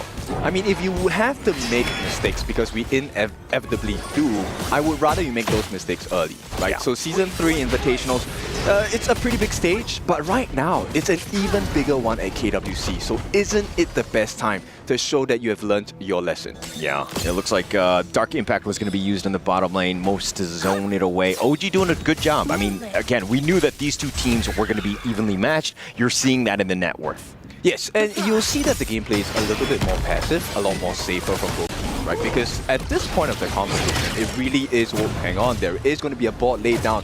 Forces out the flash from Muchen. This is not ideal because now that aggressiveness is not going to be apparent from OG. Not going to be possible. I mean, the 4-minute Tyrant is about to spawn, so that's something to take note of. I think Nova have a slight edge going into this team fight, especially with Waypit just like throwing out these cannon blasts left and right. Yes, he already has the arcane boots here, so he can have Pierce. Yeah, Dao over the wall. He's going to be back in. And I mean, he's been spotted out. Nova Esports doing a great job of understanding that, hey, the 4-minute timer's about to happen. Let's push the wave. And as I said, that Infinite Vastness used instantly. So they make a trade, right? Right now, they force out the Dragon Force from Muchi, Infinite Vastness. They also force out the Flash from Muchen. So there's a little bit of a trade in terms of like battle prowess. And I feel like OG, they have a little bit more control. Nova, very smart. They recognize this. They go for the other objective instead. Yeah, very smart here. But I mean, they're going to trade away the Tyrant because OG had all that space in the bottom lane, plus the fact that they picked up the bottom T1. So I would say the overall net worth shift has gone in OG's favor. Yep, and very small decisions here coming in from Nova, but very smart ones. You will notice that, you know, Muchi's actually trying to take away this Crimson Gold because they wanted to stop the steal. But unfortunately, you know, OG, they recognize this. This is one trait of a professional team. They are able to read the situation at all times. Yeah, and being able to take out both the red buffs, especially early, taking it away from CY, huge. Set sail connecting on the 2 on this one, but again, it's all about CY. How is he able to get farm in the early lane? It looks like they've got him with the lockdown. Muchen not getting away from this one, and they're going to feed CY, let him get that kill. I think that was a worthwhile trade for the side, right? Muchen, he gives away his life, but end of the day, they secure the buffs. And unless Dao is taken down here, I don't see much of an advantage for Nova. Yeah, not much at all, but I mean, it's still a shift.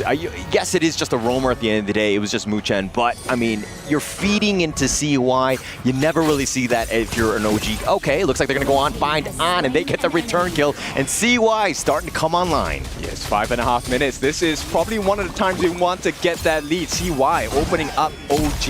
Yeah, CY not scared. He's diving back and forth. They're going to find Dao as well with Muchi's damage on top of that, and Nova Esports, you blink, and now they've got a lead. Yes, you don't want to be too careless with Nova at this point, right? We have already seen the results of being careless against Nova Esports, and once again, OG put their foot off the gas, and they're punished pretty heavily at this point. I mean, look, I think it's more of the fact that like OG were fighting, but Nova was like, actually, we're just going to take the driving wheel, steering wheel away from you, and we're going to take control of this game. They went into that playbook on the side of Nova, right? Which is Nova wants to fight. So OG, I think they need to recognize the situation a little bit better.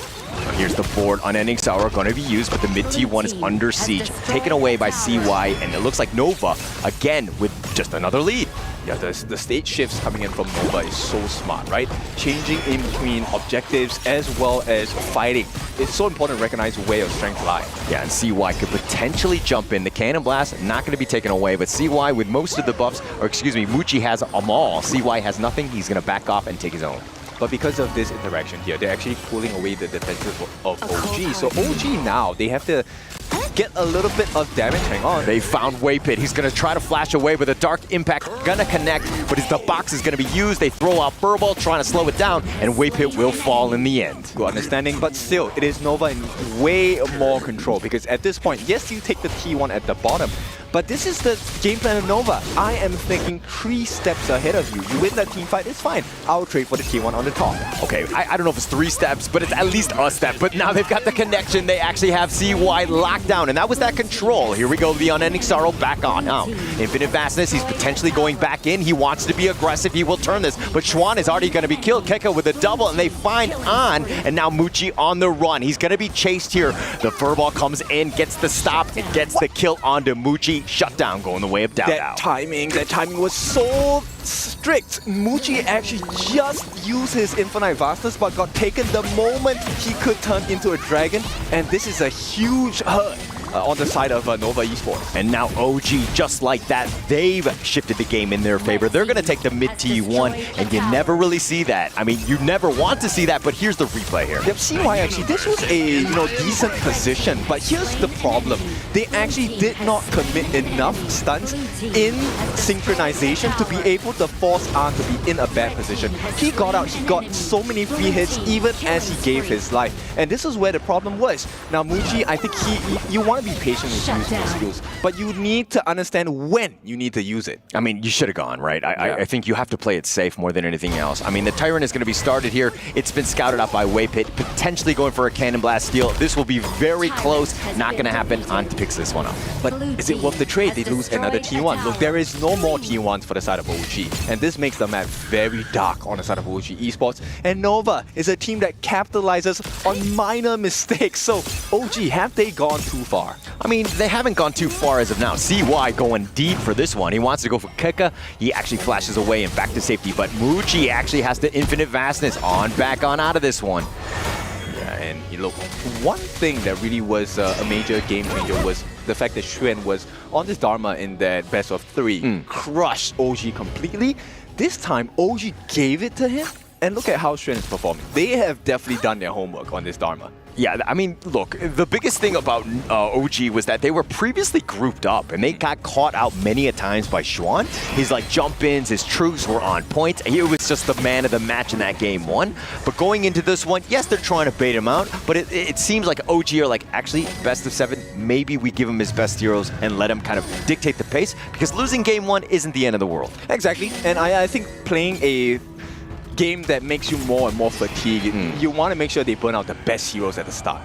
And going back to the earlier series, I mean, Ultimate Battles, when they go to a 7th game, it is very tiring. There were some uncharacteristic mistakes from the Twisted Mind side, as well as the Paws Gaming side. It didn't seem like everybody was 100%. Fatigue is definitely an issue. But here's the Dark Impact potentially going in for this one. They have the stun on the Waypit. They have the lockdown and the control. They get the damage. But it looks like Muchen's going to be traded away. They have the knock-up onto this one, and they're going to bounce him around. Juan trying to go for the truth, but not going to be enough. CY is going to be focus fired. He goes down as well. 3 for 1 thus far, and Nova on the run.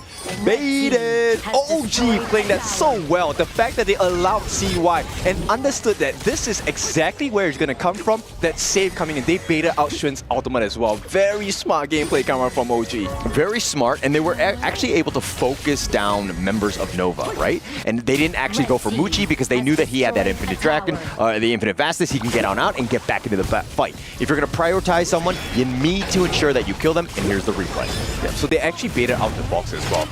Was it really a bait? I'm not sure, but the fact that the Forsaken contract got rid of the support on the side of Nova actually was a big difference maker, because not only did they force Xuan to use his ultimate early, in which you saw they did not manage to get the slam onto the wall. That was the biggest difference, right? The Truth mantra has maximum effect only when they're all stunned up, and that requires you to slam your opponents against the wall. It did not happen, which allowed for the instant Wurn ultimate, which heals and damages at the same time. Yeah, and they were able to out-sustain it, right? And just kind of outlast in that lineup, in that team fight. So, again, OG's, it's more of like the draft has been paying dividends in terms of how they want to build, understanding that the potential burst from Xuan is there, but unfortunately for Xuan, not able to get that, that 2-man stun to kind of really set the tone in that fight. So I think OG recognizes what this big win condition from Nova is, right? We need the stuns, we need them layered, we need them in synchronization. So the moment Waypit was taken out, number 1, there was no Radiance, number 2, there was no continuing stuns, no think inside the box, so no AoE control,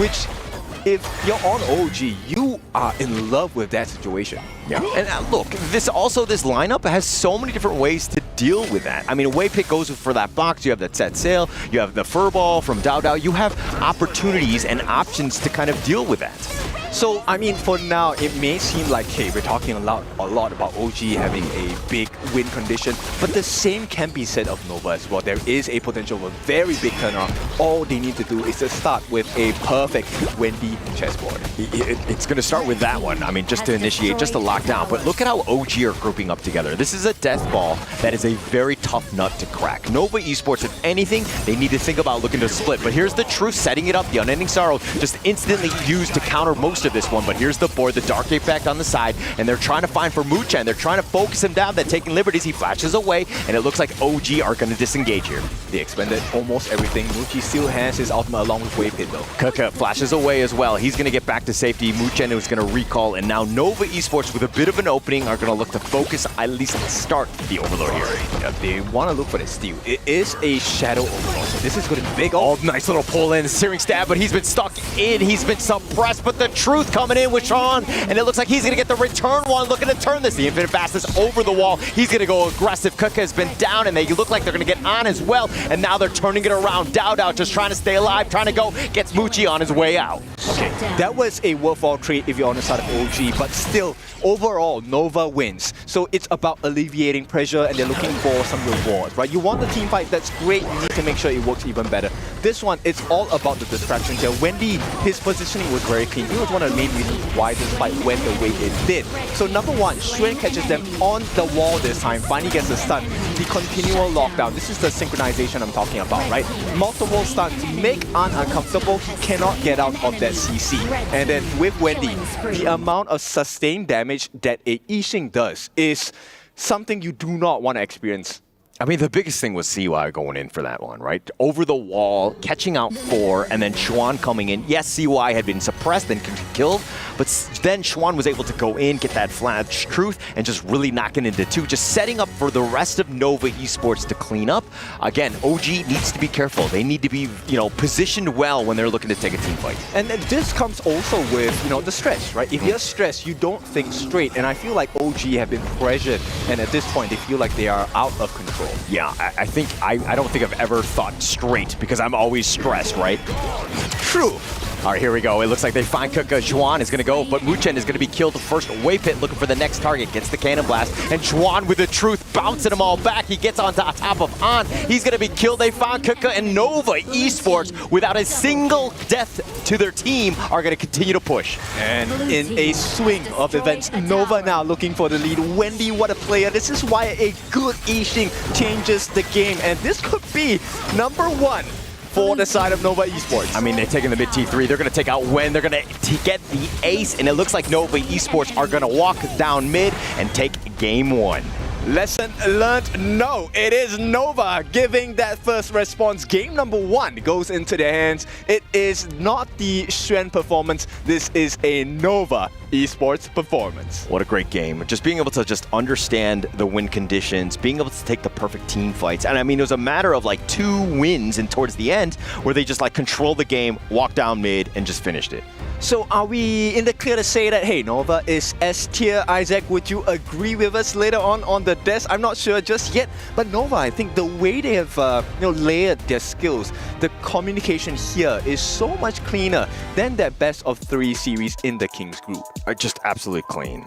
That was almost like a great game for them to really set the tone. Yes, OG had opportunities to get back in, but they were completely unfazed. They understood the win conditions and just like being able to play this game out. OG had a couple good times. The draft was a decent idea, but they were never really able to go. This is the moment where Xuan didn't actually connect with that truth, and this is why OG were able to take it. They had a bit of a lead, especially in that early game. Okay, so let me give you what the difference maker was at this point. So number 1, the main difference between those successful team fights that OG had versus the one that really worked out for Nova is the fact that Muchen dies first, right? If Muchen dies without getting too much damage onto this lineup of Nova Esports, that is a big loss for them. At the same time, as the later the game goes, I want you to put your eyes onto Wendy. Yes, CY, Xuan, perfect combination, but it's Wendy who's setting all these things up with the taking liberties, the sliding stones, a lot of damage offered by Nova Esports. So, I'm curious about the answer to our question, are they tier S? Isaac, let's hear your answer. Again, I do believe they are tier S. like an S minus. Let's be realistic. There are levels to levels, and they're on their way. The distance is just becoming smaller and smaller, but there's still a distance in there. They will have a chance. They just need to finish the game today, and then they will have an opportunity in the future. They need to make it to top 4. Talking about tier S or not, I don't think that is a conversation for right now, but that's a conversation for tomorrow, that's for sure. Well, ladies and gentlemen, that was Nova Esports against OG Esports, with Nova turning things around and being able to take that victory. Before we start, let's welcome in the proper way, Mantin. Okay, I apologize for earlier. We went to the toilet because of the Game 7, right? Because it was such a great series. But then again, the main dish, as expected. By the way, hello to the Filipinos out there in EWC. Masarap. Yes, as expected, this is the global game. Team Nova versus OG. It is indeed a bloodbath. We have what? Another 20 plus kills of a game at around what? 14 minutes?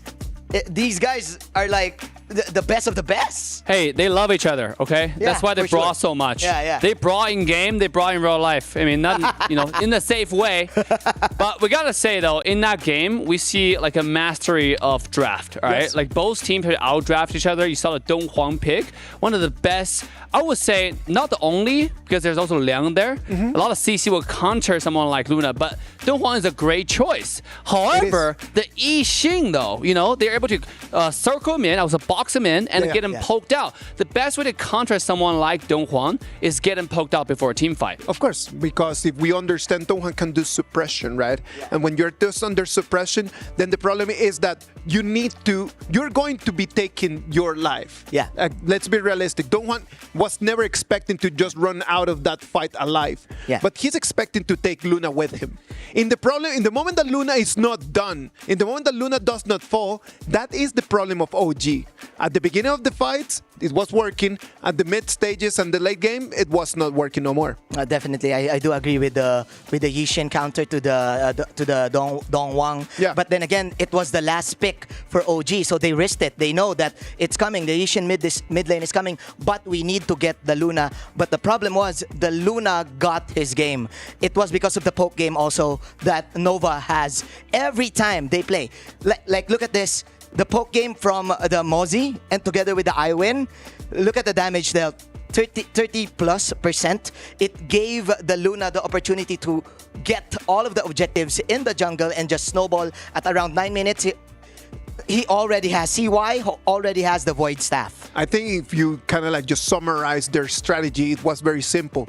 You come in, you poke, you chip a little bit their HP bars, and then after that, let Luna just come in to collect kills. Yeah. No, another thing is they're actually somewhat using CY as a bait, right? You see him, he's actually not that impactful in this game. He doesn't do that much damage. Look at Muchi, right? Look at Wendy's damage.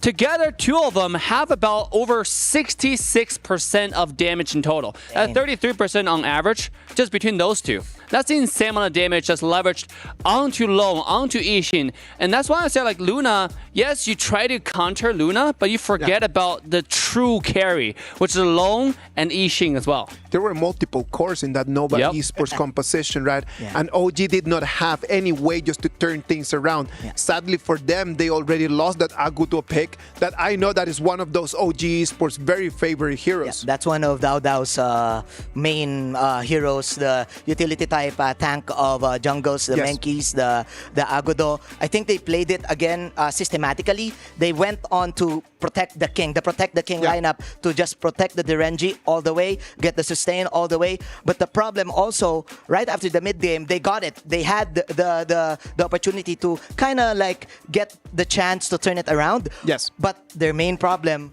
we talked about it earlier, the clash lane, Shuhan on this Dharma, always finding a way to, I don't know, get them from the side, from the back, from top, I don't know. He's just everywhere. When you start talking about laning, I think that Nova Esports had a little bit of an advantage in each one of those lanes. And then when they put it all together, that's the reason why they took the dub. Yeah, absolutely. This is a game, even though in the early game there was a slight advantage to OG, but Nova stayed cool and they just stayed persistent, did their job, and eventually when they find the big clashes, that's when Dharma's rotation truly mattered. I'm telling you, I found that CY in some moments of the game in between the 5 to the 8 minutes mark, jumped in a couple times and died in both times. And I feel like he felt like, okay, I got the Luna, I got a little bit of an advantage, I might be able to come in and take the kill. And just his tempo was slowed down because of these decisions. Yeah, that's why it's a team game, right? Like Shuan for sure definitely stepped up with the Dharma, and I'm really guessing that they're not giving the Dharma anymore. For sure, in the next game they're gonna ban it out. Maybe ban out another jungle hero, maybe a Pei for sure, or maybe the Luna themselves. They're gonna ban it out and will not give it to Dao Dao and the Dharma onto Keke. Yeah, Dao Dao's signature hero is actually Luna. If this guy has his hand on Luna, this is the time you pick out Liang and Wang Zhaojun, right? That's when you try to counter. But it's so hard to do that because it's so hard to bait. You don't know whether this person is going to pick it or not.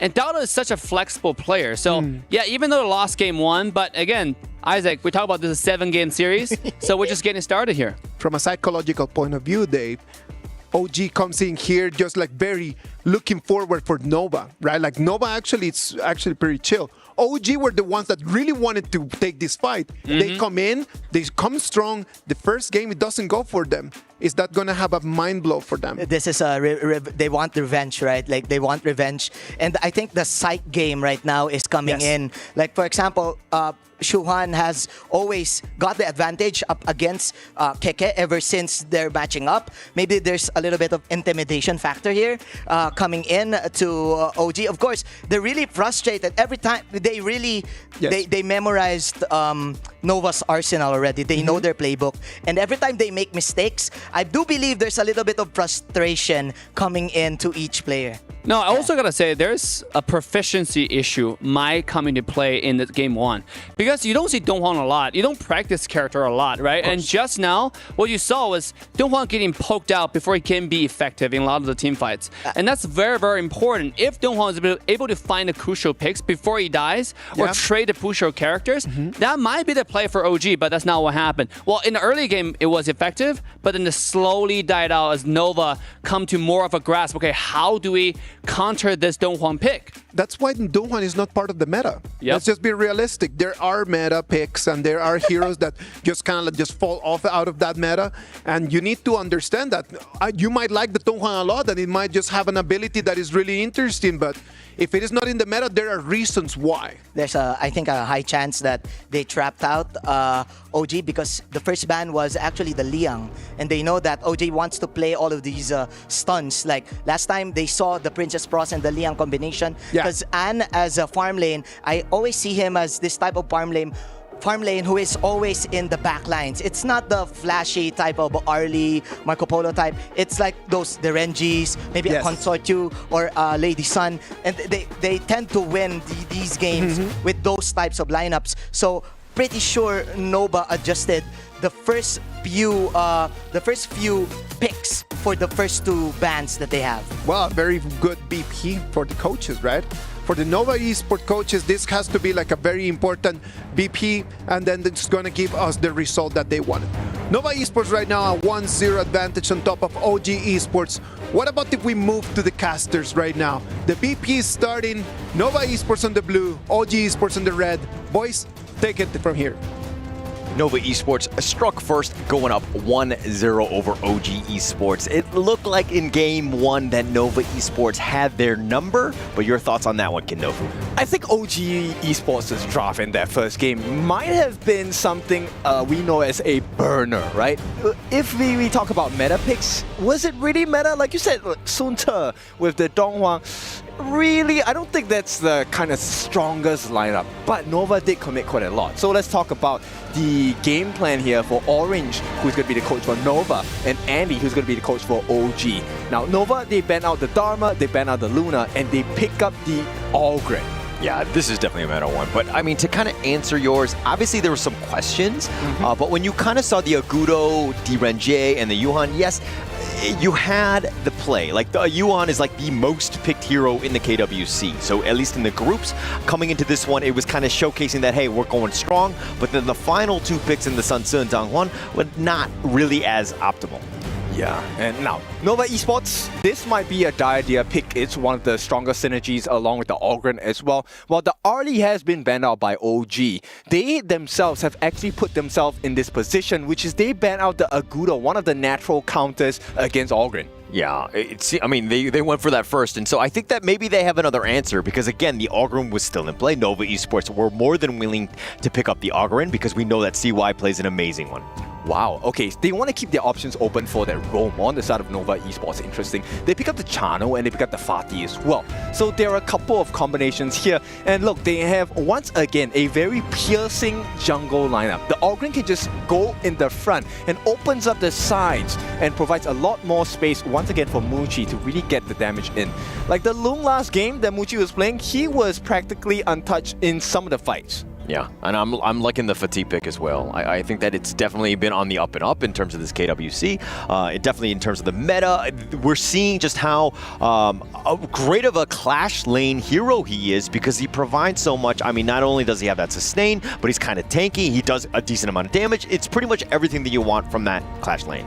In fact, I would go as far as to say right now, Nova Esports, they've started this first half of the draft really well because, you know, the Flowborn marksman, yes, he's great if he plays from a distinct range, but Fatih, one of those Clash laners that's able to kind of close that gap really quickly, and he has 3 chances to do it with his first skill. So I'm a little bit scared because whenever I see Flowborn, obviously it's not the tank, so I would have given up on this game. But I mean, this is, yes, you saw one victory with that, but the marksman here definitely, it seems like it hasn't had the greatest success rate thus far.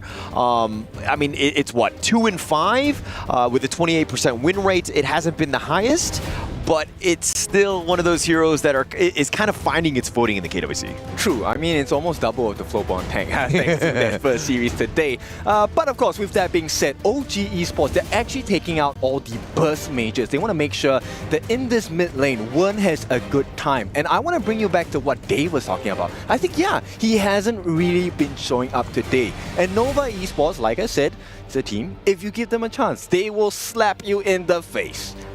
They're about the long term, right? They're able to find ways in. I think even going into this draft, it seems a little bit like posturing. I mean, the marksman, the Flowborn marksman is fine. Secure is definitely, we're going to see Muchen kind of fly high on this one and just kind of out-sustain because you need to deal with the potential healing of this Ogryn and Fatih. And the idea now.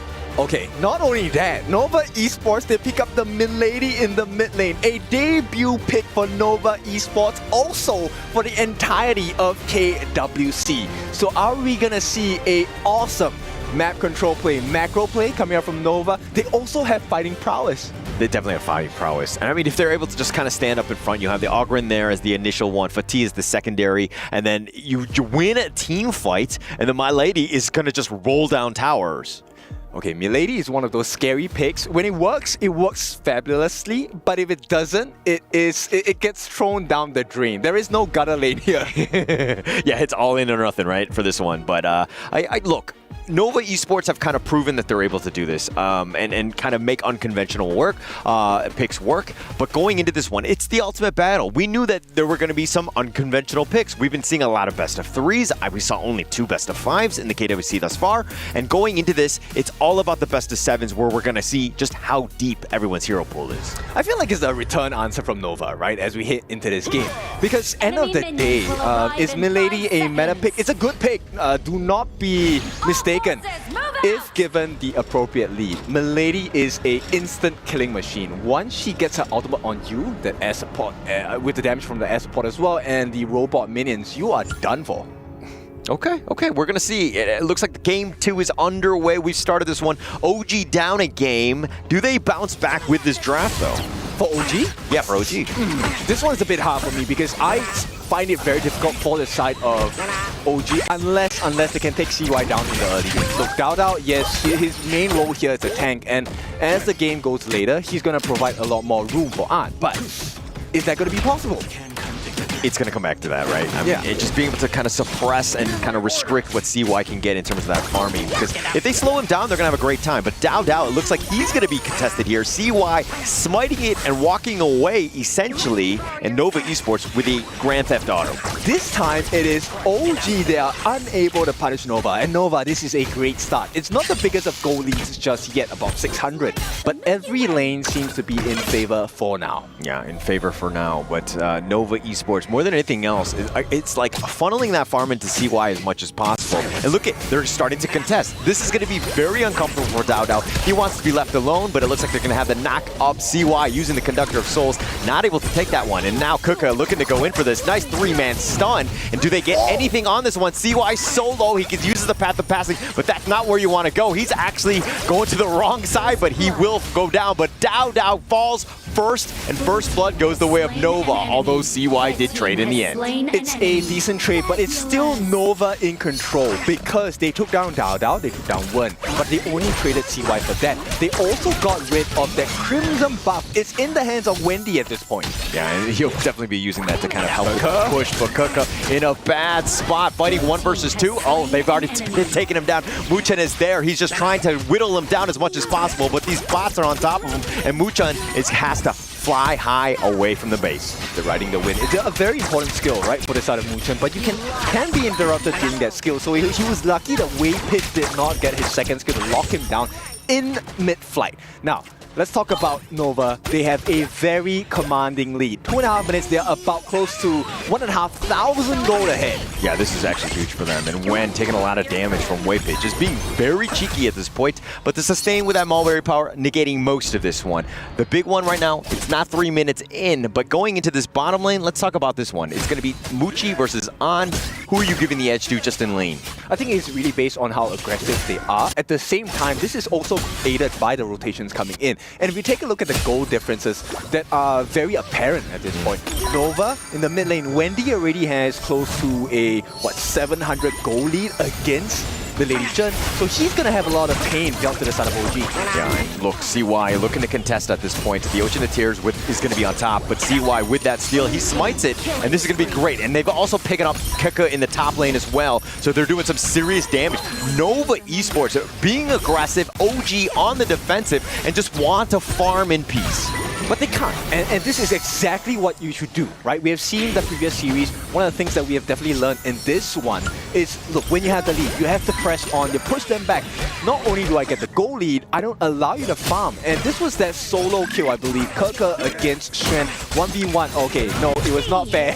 The flash came in from Wendy as well with the ultimate, and with that stack damage, Wendy now on a killing streak. Yeah, and just a nice little rotation, and it looks like Muchen taking some damage. Waypit chasing him down, but the ride the wind, and Muchen flies on out of there, but they're completely out. This Tyrant looks to be a free one for Nova. OG looks lost, and Nova, I mean, they're proving that, hey, that BO3, no fluke. CY in a very commanding position, and what a timing. Look again, Azure is here. Okay, they're going to look to contest yet again the Arrow Storm right onto CY, but they pretty much just want the buff, and they're going to move on out. They smite away yet another buff.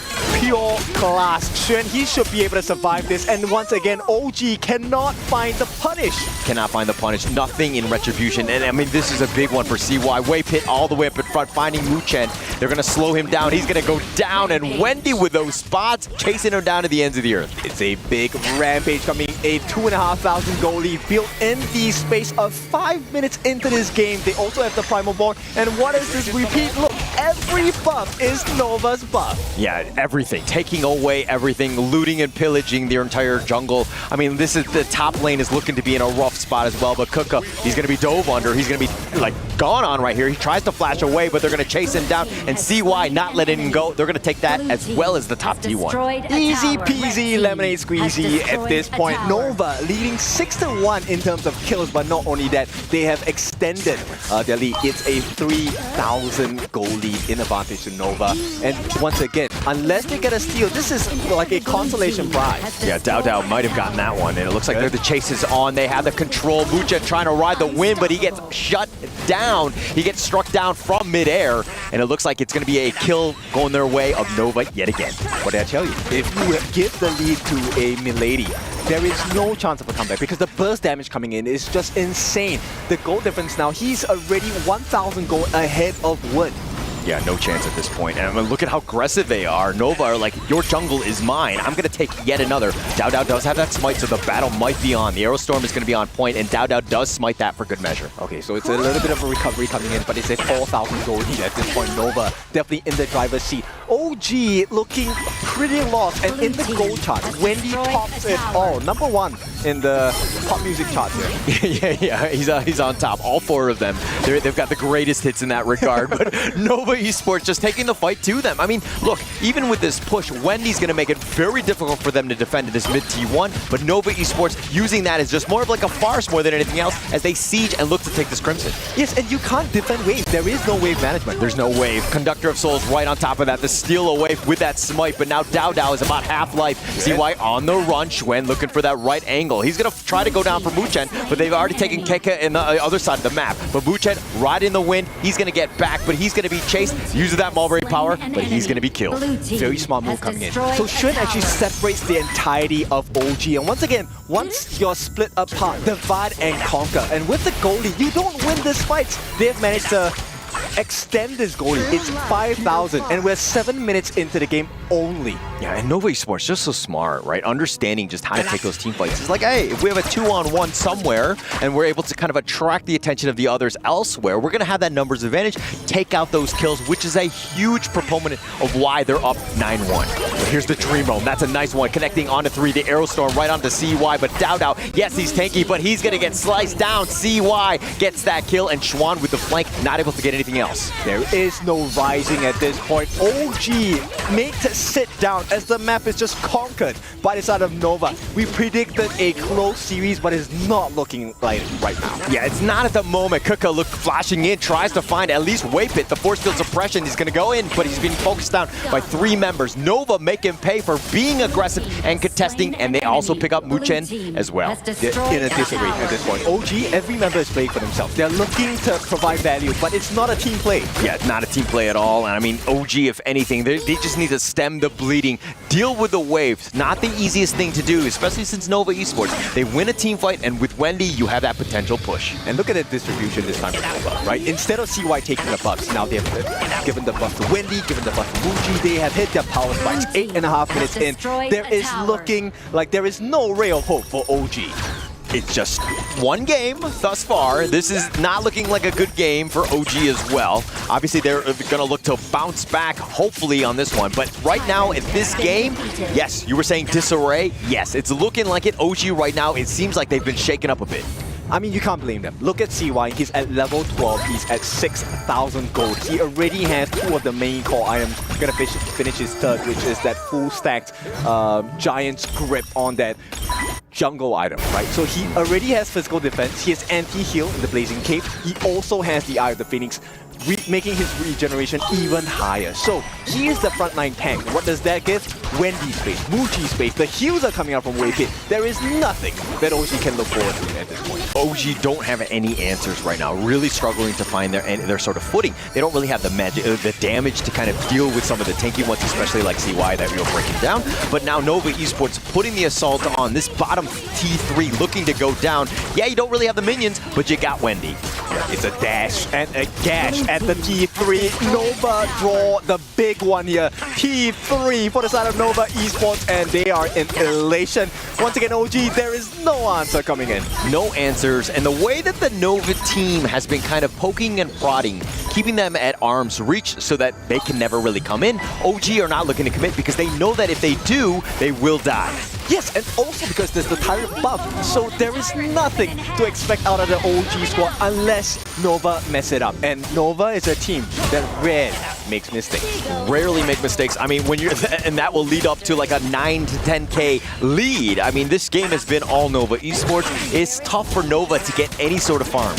In fact, look, they're so optimized. It's a double objective pick. Wendy gets the Shadow Overlord, and Muji gets that Shadow Tyrant. So not only do they have macro advantage, they also have micro advantage. Take any fight you want, Nova is going to crush you. All right, look, if you're going to take 2 neutrals at the same time, I think you're just being greedy at that point. I mean, greed is good at this point, right? You have the lead, you have a 10 1,000 goldie. It is set in stone now. You have an open bleeding wound on the bottom side. T3 available for the taking. Why not if you're on the side of Nova? No, I mean, it's a great call. You have that damage too, and you're able to do it well. But the dream roam forward, Kaka looking for that flank, but it looks like he's been caught out. He's going to use the force field suppression just to stay alive, but CY Seer states him, and now it looks like Schwan all the way in the front line, just attracting them to go back into their base. CY over that wall, but they've got Vanguards. This siege will continue. A second Rampage, this time in the form of CY as well. It will be a Baron base, and you know what? The Crystal is wide open. They can go for this if they want. The top T3 is the only thing standing at this point. Yes, the Crystal is there, but with this Shadow Vanguard, it's going to be tough. Muchen getting so low, he's going to get sniped out by Muchi. He gets that Soaring Signal, but Dao all the way up in front. He gets guillotine for his troubles, and they get wet, and they get the Crystal, and Nova Esports take game 2. Well done on the side of Nova Esports. There was no chance of a comeback on the side of OG Esports, and Nova looking so strong. So strong at this point. I mean, I think going into this third game, the draft has to be on point. They got to go with their meta heroes as much as possible. They need to figure out some way to kind of, you know, get back into this series. If they lose that third game, they're going to really struggle. Struggling is not where you want to be at this point, right? If you're an OG. Because at this point, you are down by 2 games already. No points on the board, and Nova could be well on their way to win a third game in a row in a best of 7. I don't want to get ahead of myself, but that one looked rough for an OG fan. Going into this, we thought that it was going to be that, you know, 7th game right now, and the potential is definitely there. But OG right now, the biggest thing for them is they need to kind of draft a little bit better, find something that works, because it seemed like this draft was nowhere near able to kind of deal with what Nova was throwing at them. I think the draft is one issue, but then it's the constant questions posted by Nova. Right? At every single opportunity, every 80 seconds, Nova's at your buff. And there was no response, no answers. No answers whatsoever. And it kind of, I mean, I hate to be like, oh yeah, Flowborn, not great, but it didn't do well yet again. But let's see what the panel had to think about game 2 here. You can see it from Wen's expression, man. Like, it's not going well for OG. Even for the OG fans, they're looking at this game and they're just thinking, what's out there is what's going on. Not only what's out there for them to take in the next game, but are they gonna be able to take the next one? That's a big question right now, because the performance is not their best, and that's just a little bit of a compliment compared to what everyone's thoughts are. Yeah. I mean, last game, you saw Win's expression with the post-game cam. This guy looked frustrated, he looked tired, and maybe he slept on the wrong side last night, you know? He had a pillow syndrome. It's time to wake up, all right, for the next game. Yeah. But for sure, that was an interesting strategy. We see Augur and Didia for the first time in the playoff, and it was great showing from Nova's side, invading all around, and the other side, OG, I mean, they got a game plan, but it didn't go the way they wanted. I think that they had a game plan that did not work out. Nova Esports taking the Milady pick out there, putting that non-meta hero over there in the Gorge, and being able just to take the dub. That's gotta be a very difficult thing for OG to digest. Yeah, we saw the push strat here, right? You have the Tux from the Milady. Those are the pushing robots. All of these units that she spawns. Plus, you also have the wolves together. You would definitely know that Nova wants to end this. Like, they want dinner early. They want to make it to the hotel and get that dinner, that yummy steak, right? But then again, for OG, I should say they need to change the blueprint right here, right now. They're sticking to the blueprint. They've been sticking to this strategy ever since the group stages, the protect the king type of play style. What I suggest is maybe they need to fight fire with fire now, like risk it all at level 1, at level 4, burn all the flashes, burn all the spells, and just take it from there. Let's talk Wendy. Wendy on that Milady, 33% damage dealt. Dave, what is going on with that? Explain to us how this Milady works.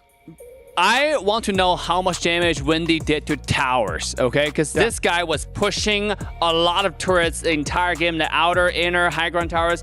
He got them all, okay? Even the towers. But let's talk about Milady in general. We actually mentioned it last game. Milady is such a great tower pushing character. It's so underrated. It might be a counter to Mai Shiranui in rank. Okay. And also in competitive, you saw today how they're able to use it along with channel, like Menjin was mentioning, right, to push a lot of towers.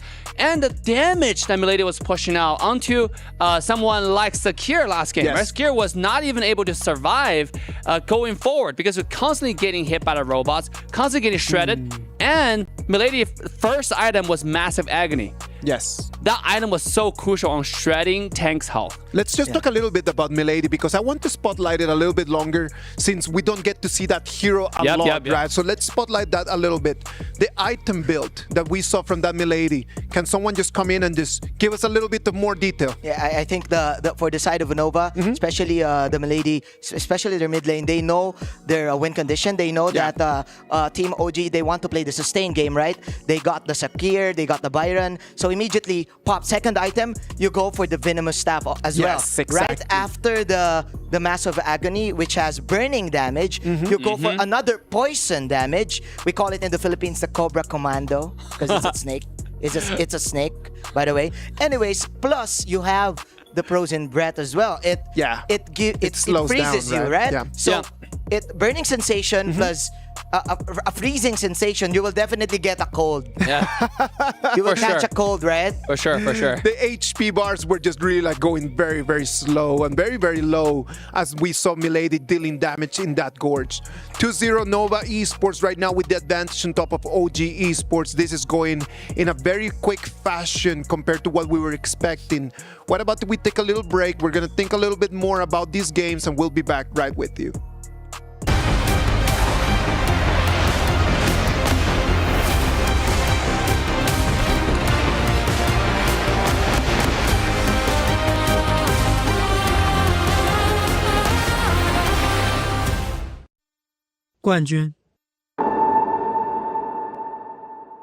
Eu tenho um sonho, estar onde as lendas estão. Ini adalah jalan untuk membuktikan bahwa kami layak berada di puncak. Gunung di hati kami, suatu hari nanti pasti kami daki. 站在世界之巅，才配称为冠军。 Nos chamam de azarões tantas vezes, sempre presentes, nunca temidos. Mas isso vai mudar agora. Quero provar que o Brasil pode estar lado a lado com os melhores. Cada derrota me ensinou o quão longe estamos do topo, mas também o quanto já subimos. Estamos escalando. E sei que um dia alcançaremos o cume. Enfrentaremos jogadores como Yuno em nível de igualdade.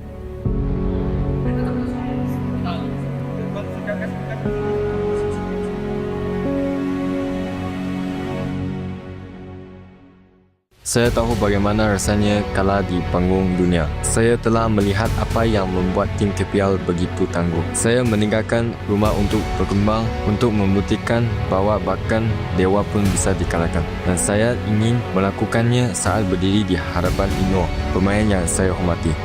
Saya di sini bersama tim ini untuk membawa kebanggaan, bukan sekadar bersaing, tapi untuk menang. Kami pernah berasa bagaimana rasanya ditakuti, tapi belum lagi dihormati. Untuk benar-benar dihormati, kami perlu kalahkan yang terbaik. Dan itu adalah Ino, lawan yang paling kami hormati, dan gunung yang perlu kami daki. Perjalanan ke puncak bermula dengannya. Gunung di hati kami, suatu hari nanti pasti kami daki. 去年的职业生涯让我经历了太多，身边的队友都各奔东西，唯有我坚守此地。如今我们已臻于完美之境，铸就属于 AG 的王朝。金色的雨已为我们的荣耀而落下，但我们的梦想还没结束。我将带领 AG 建立属于我们的王朝。当别人提到王者荣耀，你会立刻想到一诺这个名字。无懈可击，这就是我。准备好再次向我发起挑战了吗？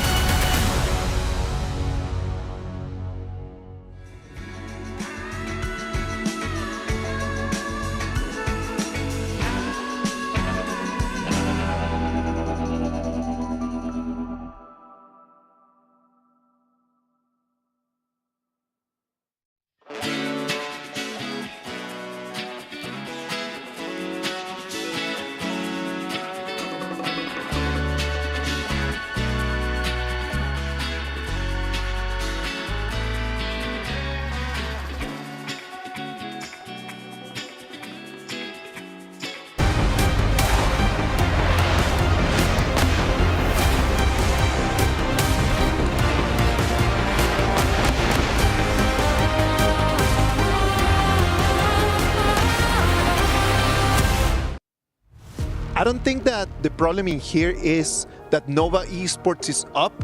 I think that the problem in here is that OG Esports is not performing the way that we were expecting. Yep. That I think that is the biggest surprise that everyone at home is having.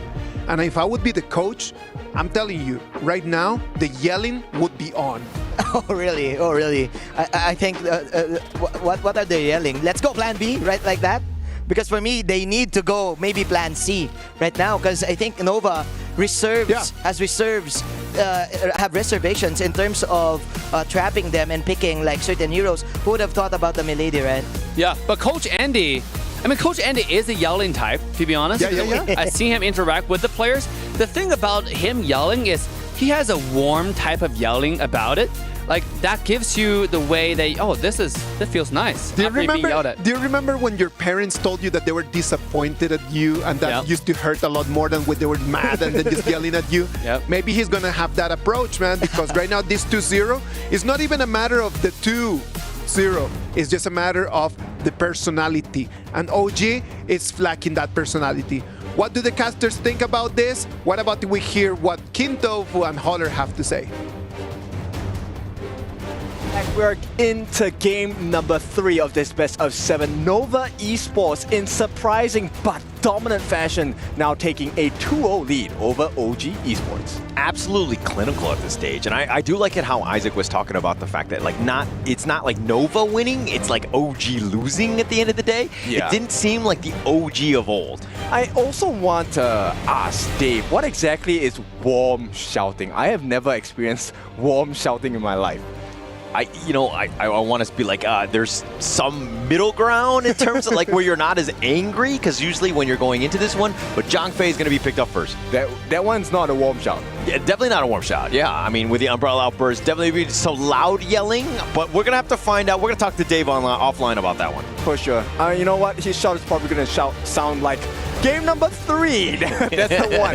And Nova Esports, once again, they go back to stock standard band. So the Dharma and the Luna, this is, 2 of the comfort picks coming out from Dao Dao as well as Keke. And today, their lives have been made super uncomfortable. Yeah, uncomfortable for sure. And Dao Dao, I think, was like, hey, let me shine. Let me play my high-flying assassin style jungler in Jing, picking it up. Also, the counter to that one, also a great support just overall. It's the guy with, dare I say, a punchable face with these glasses, the Liang here. Yes, I agree with you, but once again, Nova Esports, they have brought their cheat sheet here, all the answers that you want. I'll give you the Liang. Who's going to stop you? The Zhang Fei is going to shout at you, the Guan Yu is going to grab you by the neck, and then Musashi is going to slap you in the face. So many answers against the Liang pick for Muchen. Now, Muchen, he has had an impressive record with Liang in the games coming into this stage of the game. But with 3 different answers to one singular problem, how are you going to deal with that? Yeah, I don't know. And this is where the drafting has just been brilliant from Nova Esports. It seems like they've gotten this step up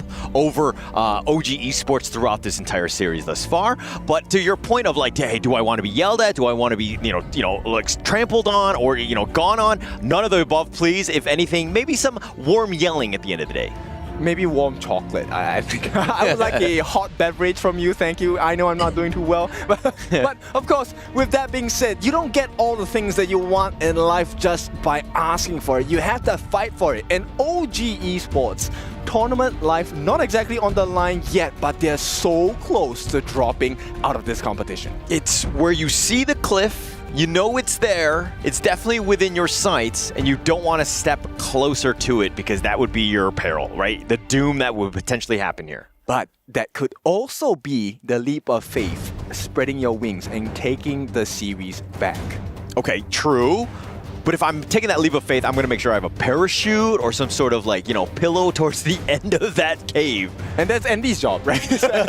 he gives you the equipment and then you do your best with whatever you can. And now OG coming up with another debut pick, the Angela coming in for the side of OG Esports. A great answer. Number 1, tank shredder. For those of you that don't know, Angela melts tanks like a hot knife through butter. At the same time, also anti-CC when she uses her ultimate. So she cannot be controlled until the ultimate shield that she's been given has been depleted. Yeah, great mid lane pick here. But if you see it, Angela, though, who are you looking to kind of, counter pick that, especially in the mid lane here? anyone with mobility, right? So I mean that's the answer. So there's two options you explore. Either you get rid of her shield so that people can CC her, or just straight up move to the side, sidestep. Okay, which is not going to be easy, but I do think that we need to see a little bit more from Wen, especially in that mid lane. I mean, look, everyone from OG, with how things have gone in the first 2 games, everyone needs to step up. But here, last 2 picks from Nova. Okay, Yuan and Consort Yumi. Now, this is a smart pick coming out from Nova Esports. Let me present to you the problem that OG is going to face. Once again, it's the same situation as game number 1, right, with the Donghuang. Now, as a Liang, you have suppression, you're able to get the catch. But who are you supposed to catch on the side of Nova? Everyone on the side of Nova, once again, has a disruption skill. They're able to get the CC on you. Can they actually get the full lockdown onto this Lung, which is going to be piloted on the side of An? Not really. But what do you do in a 1v5 situation, especially as a Lung, when you've expended your infinite vastness, which is that dragon form? Going into this one, game 3, we know the draft, we know the players on them. Like, look, is this draft gonna be enough for OG Esports to take a game and get back in the series over Nova? I think it's possible because look, here's the reality of the situation. Nobody drafts to lose. Everyone wants to win. But in order to do so, you need an advantage. So this early game, once again, very prominent, very important for OG Esports. They cannot perform like they have done in the first 2 games.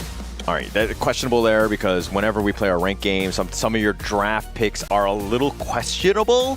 So when you're saying, hey, nobody wants to lose, you know, it's a little bit confusing there. It's like an execution error. I'm okay, I'm always learning, right? With HOK, with esports, you either win or you learn, and I have done a lot of learning. Yeah, definitely a lot of learning. I'm going to say that for sure. But what actually have you learned? Whatever. No, but okay, we're going to go into this one. It's going to be game 3. Can OG Esports strike back and get themselves in this series over and over Esports? We're going to have to find out here. Yes, it's not about recovery at this point. OG needs to come back swinging against Nova because Nova are looking like an immense challenge for the side of OG. I mean, they need to play a little bit faster. It seems like Nova Esports have gotten their numbers, especially in the early game. They've been very aggressive. This first movement by Xuan, so smart. He actually takes a roundabout just to check where OG have started their first buff. It's going to be huge, right? You just try to take that away as much as possible. And again, CY looking to, you know, it's just that vision, that, you know, that communication where CY understands where those buffs can be, and so that he makes his own rotation down. So this is a trickle-down effect. Now that CY has taken his own Crimson buff, he now knows the timing, roughly, of Dao Dao's Azure Golem. And I can assure you, we have seen it in Game 1 and 2, Nova are going to be there. Yeah, they're going to be there. I mean, they're going to contest as much as possible. Dao Dao has not been given any space. I mean, we always talked about the fact that, like, OG Esports, yes, they have a team of all-stars, but Dao Dao is, dare I say, the brightest star. He shines the brightest. So he's going to have a bit more focus from Nova. Yes, and especially if Dao Dao doesn't have a good game. He's a Jing. He's meant to melt those people down on the side of Nova. If he cannot do that one singular role, okay, there's many roles, but like that main role, then Dao Dao is going to suffer in this game, and OG will start to crumble again. Yeah, but what is Dao Dao going to do? Like, how are you going to initiate on this Nova lineup? Everybody's kind of like tanky, or they have that sustain, or they have some way to kind of mitigate that potential jump in. I find it very hard to answer, right? End of the day, look, with the first skill of CY on this Musashi, able to block most projectiles, if not all projectiles in this game, Illuminating Flash. And that kind of cancels out so many different skill sets when that Chaos Cinders, that second skill stun, not available if it's slashed out. Same thing for An on this Lung. Look, you can throw Flaming Palms, Ride the Wind, Downpour, whatever you want to throw. As long as CY catches that skill in that midst of the Illuminating Flash, it's all gone. Yeah, it's going to be gone for sure. And I mean, OG Esports, this is kind of why I'm like, hey, there's a little bit more pressure on them to have that good early game to kind of really take the fight to Nova Esports. If they're behind, then not everyone can freely farm and kind of get going. In this case, it seems like there's a slight edge in favor of Nova here. Draft-wise, I definitely agree, right? Because there is going to be a lot of difficulty. Like, who are you supposed to stop? And can you stop them consistently? Because Dao Dao is actually a hero on this Jing that is very fearful of control. And once again, I bring you back to the point. they have 5 different members of control on the side of Nova Esports. Yeah, if they're able to get those team fights going, and this is why Dao is like, might not be the full all end all win condition for you. Yes, he will set up the initiations. Yes, he will attract a lot of the CC, but it's going to come up to On to really step up. But here's the Soaring Green Dragon on to 2 members, but they're just going to push them away. They just want the Sprite. Yeah, OG needs to find an unfair advantage at this point.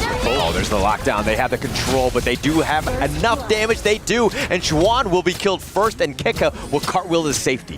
That is what we're talking about for OG fans. You split the damage, you share the damage, and then you get the kills. This is why when on this Angela, beautiful pick, right? Tank Shredder, OG, there is some life to them. But Nova, I can assure you, they are still very comfortable in this game. And one thing about OG's lineup is the fact that they needed that early game start, and Mu Chen will provide. Once he hit level 5, which he did on that, I mean, he level 4, he had control. He was able to do that in that top lane to kind of lock Xuan down. That's the way you want to do it. Every single time it's off cooldown, you want to be looking for kills. But the one thing we've ever learned about Nova, the one trait is if Nova makes one mistake, they never make it again. Rarely. Yeah, it's tough. It's tough. They definitely learn from their mistakes. Waypit was going potentially in. He's just scouting that out, but he gets killed for his troubles when picking up that kill.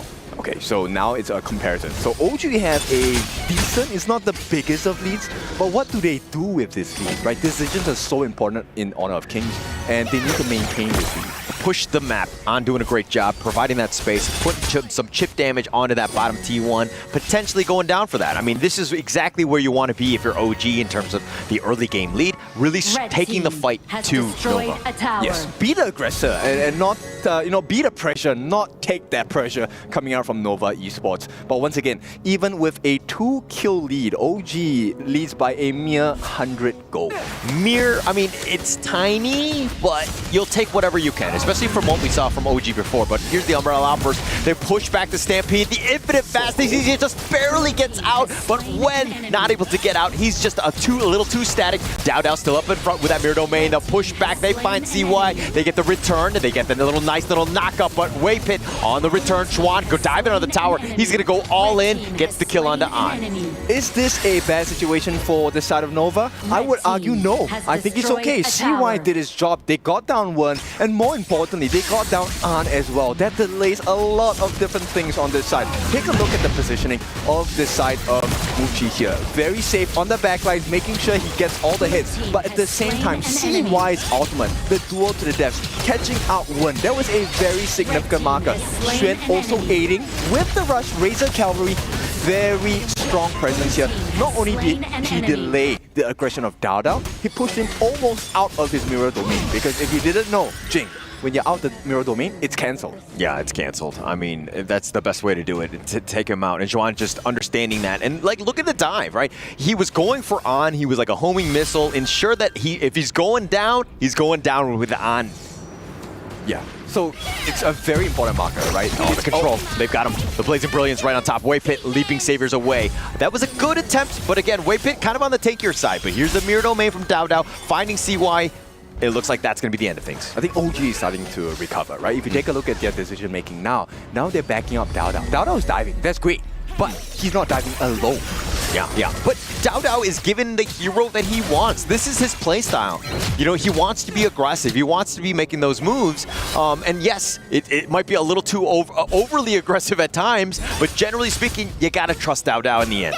So for all the newer players in HOK, you're wondering why are teams fighting? It's actually to get that map control, right? If you time your fights right, the opposing team won't be able to clear the waves, which, funnily enough, is what Nova is doing right now, right? There is a bit of pressure on the T1, and Nova looking for an outburst. Oh, the Umbrella Outburst, but the flash away, and it looks like Mu Chen will get to safety. Just kind of sensing things were astray, but here's the return. They find Waypit, they do the damage, and they find CY. They get the pick off, but Kuka is down. Xuan with that Soaring Green Dragon under the tower. Here's the Mirror Domain with Dao, and it looks like On looking to make a play, goes for the Flaming Palm, not able to kill Muji. He gets on his dragon, he's on out of there. If they get this Crimson Golem, it's a big win for the side of OG, and they do. Dao steals it away like a thief in the night, and with that objective taken, with the Vanguards flying down as well. OG restoring the lead. Now it is a extensive one, 2,000 ahead. Yeah, they're going to be very happy with just how things turned around, right? And the fact that they were able to take down CY, trading for Kuka, this is like you want to trade up, right? You want to slow down CY as much as possible. Muchi's definitely on that list as well, but getting that kill and only trading away your Clash laner, I think they'll be happy. But they have the control, they find CY yet again. He's had a rough time, the unending sorrow, keeping Wendy alive. Mirror play, and this one is a beauty. Now, Dao, here are two traits that you will see here. Number one, OG is playing exactly how Nova played, which is your buff shows up, we're dead. Oh, they find Wave Pit. He leaping Saviors over the wall. Kuke was trying to do some of that damage on, but here with this Vanguard, they're going to potentially go for this mid T1. That will be a healthy amount of damage. They get the T1 down as well. And look at the goal lead. 2,000 ahead this time. Individually, Dao leading ahead of CY. And this is where you need to hit those markers and timing. Did you not believe that Dao was going to bounce back in a must-win game? This is the guy that's going to set things up. He wanted the Jing, and you could tell when they first phase picked it.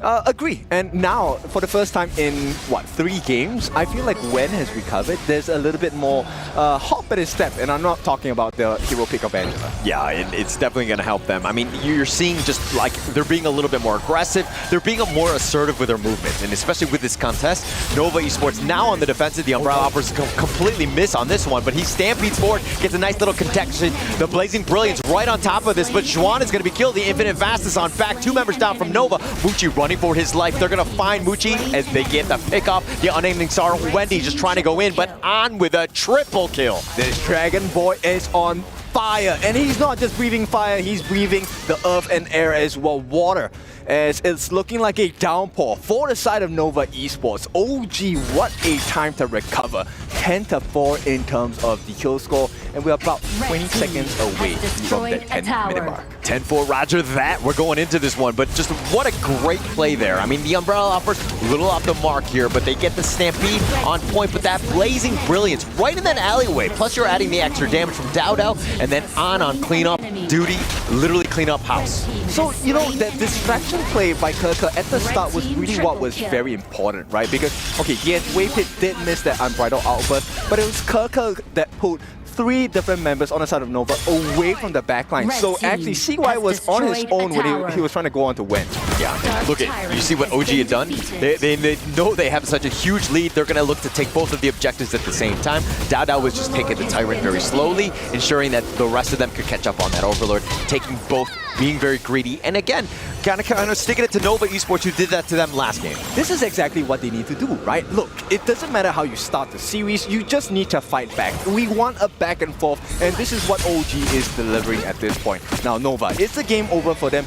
Definitely not. You never count out Nova. Never count out Nova, never count out OG. I think that's the biggest thing we've learned. Yes, Nova Esports with two very quick games really stuck it to OG Esports, and there were some questions of like, oh man, is OG like ready for this? Are they able to kind of contest? And it looks like the answer is to that, yes. And Xuan now, as well as CY, they have those upgraded items as well. And God, there's a lot of damage on the Wendy. You're right, a lot. I mean, Dao just going in, just kind of threatening more than anything else. He could potentially just burst in, but he needs to be careful. There's a decent amount of CC on the Nova side. Yes, in fact, like I said, 5 different members, a lot of CC.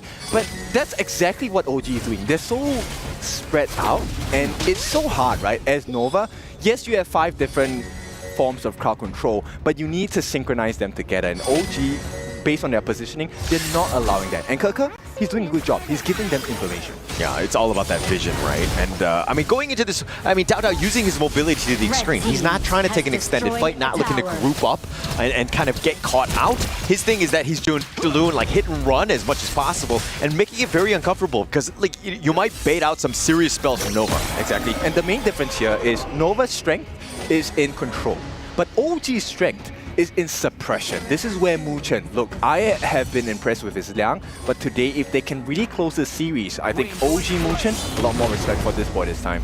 Yeah, that would be huge for him. I mean, Muchen has been making some serious plays in the KWC thus far. He hasn't had the greatest time. I mean, yes, they're in the lead. He's been able to knock down the right one, but it looks like they're going to go for this one. The Umbrella Outburst pushing him back. Here's the Duel of Death, finding a nice little target. They find Wendy, though. He's going to be the first to fall, but they trade away with Wen. Muchen down for the count as well. And now CY on the run. Kaka makes a beeline for him, gets the pick off, but it looks like that's going to be a 2 for 2.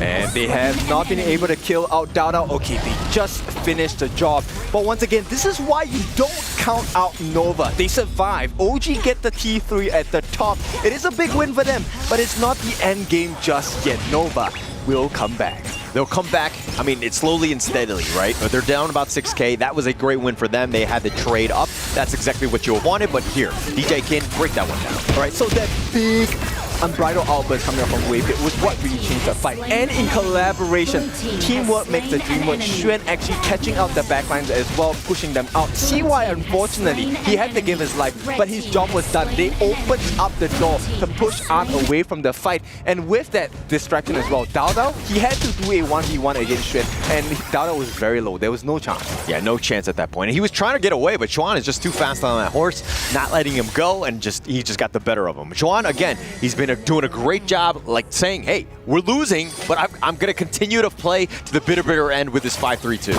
So at this point, look, 4.7k, he's 6 slotted, and that's Dao Dao I'm talking about, right? This Jing is fully at max strength in terms of power spikes. It's really about the item swaps. But 14 minutes in, the T3 at the bottom, open for the taking, and OG, they have a good advantage. Yeah, they're going to take the Shadow Tyrant here, and OG looking for more, trying to get the knock-up onto Waypit, who Leaping Saviors away. And with that Oak Bolt, I think they're not going to go for too much. The Razor Cavalry, they find On in a bad spot, nowhere to get On, and he's not able to get out on that Dragon, and now Nova Esports on the chase. What was he doing there? He had no flash, he had no business being there. On might have made the biggest blunder in this game. I mean, got caught out here, but I mean, the minions were potentially looking to end the game. If anything, it might have been just kind of like a bit of a bait in that sense of just slowing or trying to go for that cheeky win. Nova Esports are up to it. Now they're going to focus on this Overlord. Okay, this is a difficult situation for OG. They do not have the control. They have the nice little damage. The Blazing Brilliance, and Waypit is going to be down. He got stuck out. The Unending Sorrow on 4. They find Kaka in return, but now CY just going to step out of that pit. Wendy's been killed as well. It's a 2 for 2. Okay, so at this point, Waypit and Wendy, they did have to tank Wen. Unfortunately, it was Wendy who was standing in the front. Oh, he's going to go Golden Chuan under the tower, though. They haven't even taken the top T1, so they need to take that. But it looks like the Overlord will be picked up for Nova Esports here. Okay, that's some breathing space for the side of Nova, right? Because no, it's 2 bleeding wounds on the top and the bottom. And with Dao Dao, oh, what's the call? Oh, it looks like they want to go for Xuan. He's the Mirror Domain, but he's going to step on out of this one. But Xuan gets picked off. Dao Dao with just too much damage at this stage. And Muchen, he is the hunter now. He does have his ultimate, so he's looking for that opening. Have they spotted out CY? I think. Oh, I don't with think so. The shadows, the Fog of War. Oh, the Fog of War is too much. They're looking for him, but the search party, and it looks like CY in the perfect spot, the pocket. He's not able to be seen, and CY gets out of there. Right beside each other. I mean, it's like they had their backs facing each other. And if they had gotten a kill onto CY at this point, it would have been super problematic for Nova. Yeah, I don't know if they could have come back from that one. If CY goes down in that situation, right, getting that pick off with that numbers advantage, and then OG would be able to continue on. I mean, they already have the lanes like pushing throughout. Yeah, like, and he's not exactly the rich guy you're looking for. He's 9,500. He is not 6 slotted. Yes, he does have the blood rage, but against suppression, what does that do? Yeah, not really too much at this point, right? But he does need to stay. He just needs a little bit more time, and this is why Nova Esports. Yes, you have the mid T3. You don't have a lot of opportunities to make any more mistakes from this point on, but Nova Esports, again, just looking for a single pickoff to kind of start this comeback. Which is why Waypit as well as Xuan have very important roles here, right? CY is trying to find that opening as well. Right now, I think if he dives on the window, they're going to go. The Umbrella Outburst, the pushback, Juan finds Dao Dao. He's not going to look to dive for that tower, but Kaka in a bad spot, looking to get serious on this one, but he might have been caught out, tries to go all in for Muji, and Muji outdashes him. Just too much at this point. The Infinite Fast is on back, Wen with the Blazing Brilliance right on top, but he's going to go golden, just stay alive at least a little bit longer. But Nova Esports have gotten that pick off, and they have a power play. How is Nova doing this? They are behind, but they are putting pressure onto OG. And once again, the TP back, they know that they just have to manage this waves coming in at the bottom. And once again, they are maintaining the defense through offense, right? Their buffs are left untouched. OG now has to deal with the Shadow Overlord, and the map is still, after a while, in favor of OG, but it's the pressure that's coming from Nova that is unbelievable. Unbelievable. The S3 and MKL champions. There's a reason why this team are the champions, because they're so resilient. They're able to find ways to come back into games and to just pull them out from under you. It rarely feels like Nova is at a disadvantage. That's true. The Umbrella Outburst is going to be on, but Dao gets that steal. His Sage's Sanctuary, he might be going out for this one. It looks like he will be killed, but he trades his life away for that Shadow Tyrant. I'm not sure if that was worth it, but I think OG makes a very conscious decision not to stick with him, right? Do not bring Death's Door to us. Wave it! Yeah, he's going to get back to safety, and yeah, you're right in the sense that like nobody else wanted to die with Dao. It was a suicide mission. He was successful, but now they find Juan in a... Oh, sorry, they're going to do a little bit of damage. Keka trades his life away, finds Wendy, but now Muchi's a little bit low, and it looks like he wants to go. He's going to go immune, at least for now, but Ana gets the pick off, and it looks like OG finding opportunities, but they're on the run. While they're running, the minions are doing the work. The T3 in the middle being taken down as we speak. Now, Nova, they have tried their best. They will be able to defend the T3 in the middle. But OG, once again, playing to their strengths this time. Playing to their strengths, but Nova actually coming out a little bit on top. But with these lanes that are pushing, it's going to be tough for Nova Esports to really make that true contest. Now, Dao looking to cut off the angle of retreat. He's going to wait in the brush, and he's just going to just chill for now. Yeah, OG, they have a little bit of difficulty here for the next 15 seconds, but it's the Azure Golem that is more important for them, right? Right now, it's about, hey, can we delay this growth on the side of Nova? They cannot be allowed to take this Shadow Overlord because the next big objective, final showdown, Tempest Dragon. Tempest Dragon definitely within that. Definitely, we're going to probably see one. I mean, it's about 45 seconds away. I don't think either of these teams will really take any sort of fight before that happens, but it looks like they're going to bomb rush the Shadow Overlord here. Okay, with the Primal Bond down, right, out of cooldown, it is going to be OG taking it with relative ease. Now, the question is, with this advantage, how much more do they push Nova? Yeah, if they need to do, I mean, take the blue buff, that's going to be a great start for them. On actually taking that away from Dao at that point. But the Tempest Dragon about to spawn in about 15 or so seconds. OG, if anything, they need to kind of push some pressure down. That Vanguard is still there in the bottom lane. Exactly, and it's 80 seconds of Primal Bond for them, right? They cannot allow Nova to take it. Nova has an advantage to take the Tempest Dragon if OG makes a mistake. Yeah, but nobody's actually rotating. CY was potentially going for that recall. The Vanguard is still there in the bottom lane, but OG using that space to potentially go. Here's the dual death, finding Muchen. He's going to go golden, at least for now. The Blazing Brilliance just pushing them back. Dao not able to really find the target. They go on to Waypit, who's taking most of this. Nice little stampede on to 4. The Infinite Fastness on back, and Keck has been picked off. Muchen's going to be next on that list. They found Dao as well, and 3 members down from OG, and Nova Esports looking to dive deep into the mid T3 here. One blunder, the save comes in from Xuan to save the base as well. Nova, this is the time. And look, there's 3 members down. On and 1, can they actually do it? There's no minions at this point, and here's Sage's Sanctuary onto On. They've already gotten Wen, and Nova Esports, they get the ace, and Nova Esports looking to close this game and this series. You thought they were out? Nova Esports are like, not just yet. 10 seconds, and the base will be wrecked at this point. OG, they cannot do it. It's Nova. They take game number 3, and we are at match point.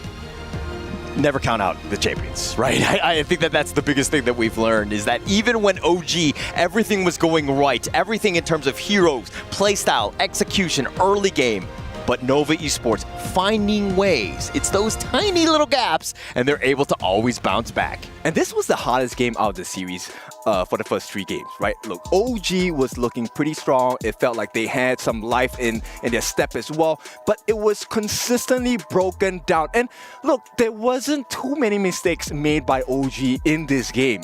It's something you can count with your 10 fingers. Yeah, look, I mean, going into this series, I did not have Nova Esports 4-0 OG, right? I always thought that they were able to kind of counter, but OG, even in this game where they had so many advantages, they had this huge early game lead up about 4K at the 9-minute mark. Everything looked great for OG, and you were thinking, how does Nova come back? Yep, look, they were frustrated. Muji was frustrated, CY was frustrated, but still, they rallied their teammates and, they recovered. And once again, never make the mistake of counting out Nova. Nova, when they hit the strides, is so painful to play against. And, one of the rare times that you actually see Kirker under stress at this point. This ultimate by Waypit saved the game. And this one was something out of the extraordinary, a comeback. But that's from us. I want to see what the desk thinks. Isaac, take it away. I am really looking forward to see what's going to happen in the next game, because this third one, I had it for OG. I was 99% sure that OG was going to have it, and Nova showing us that you should never count them out with that 1%, just making the decision just to turn it around. One little mistake, and that was it. OG's Esports, that comeback has turned into a 3-0 advantage for Nova. Oh my god, what a series. 8,000 gold advantage. All gone in one team fight. I mean, I wouldn't say one team fight, but one and then another one. It starts shrinking little by little, and then one team fight is over. I have one word for this game. Yep. It's called, one phrase, calm down. Okay? Calm down? Yes, you look at OG, they're on the edge, man. The nerve is on the edge. You can feel it. We are so far away from the stadium, but you can feel, they're so nervous on the stage. You can look at the players' expression, facial expressions. Yeah. I want to see their heart rate right now. I bet their heart rate is beating they're running on a treadmill. I noticed that also. It's so easy to say that you need to reset, but with the big stage like this, it's super difficult to do. I have one phrase to say also. The MKL champions are like this. It's Nova. It's Nova. They're like Vince Carter, bro. It's Nova. Look at that. They changed the blueprint. Yeah. That's commendable for the side of OG. Of course. They changed their strategy. Finally, they went on full damage, burst damage on the Angela, stun on the Liang. Yeah. But when we saw the consortium, we were like, oh, another trap was set. I think that's the issue, right? They used a very interesting composition. They used the Liang plus the Angela. So you have suppression plus burst damage. As long as they can find one of the members from the other team, that's going to be done, right? We thought that we would just by taking away the Princess Frost, then it was going to be problem solved. But then they just brought in the Angela, and that was the other option for that combo. I want to mention, we're watching this highlight right here. This is one example why I said for OG, they have to calm down and reset, because this is unorthodox for a team that trained with Team Wolves in the KPL region, right? I mean, if you watch the KPL region, the teams play together. They fight as a unit, whereas you watch OG today, there are multiple different battlefield every single team fight. They're not fighting the same target. They're a little bit separated every step along the way, and that's why for Team Nova they're able to find the opportunity, find the opening to come back. That was very evident at the 14th minute, I think it was, over there on the Crimson Golem area, and stepping in too deep, and then just being solo taken, and then everyone hears what just happened? There was not even a moment for a fight. It was just him just wandering around and just being caught by Nova Esports. Yeah, it's kind of like their curse, right? They're always like this. We were talking about OG. We don't want to use the term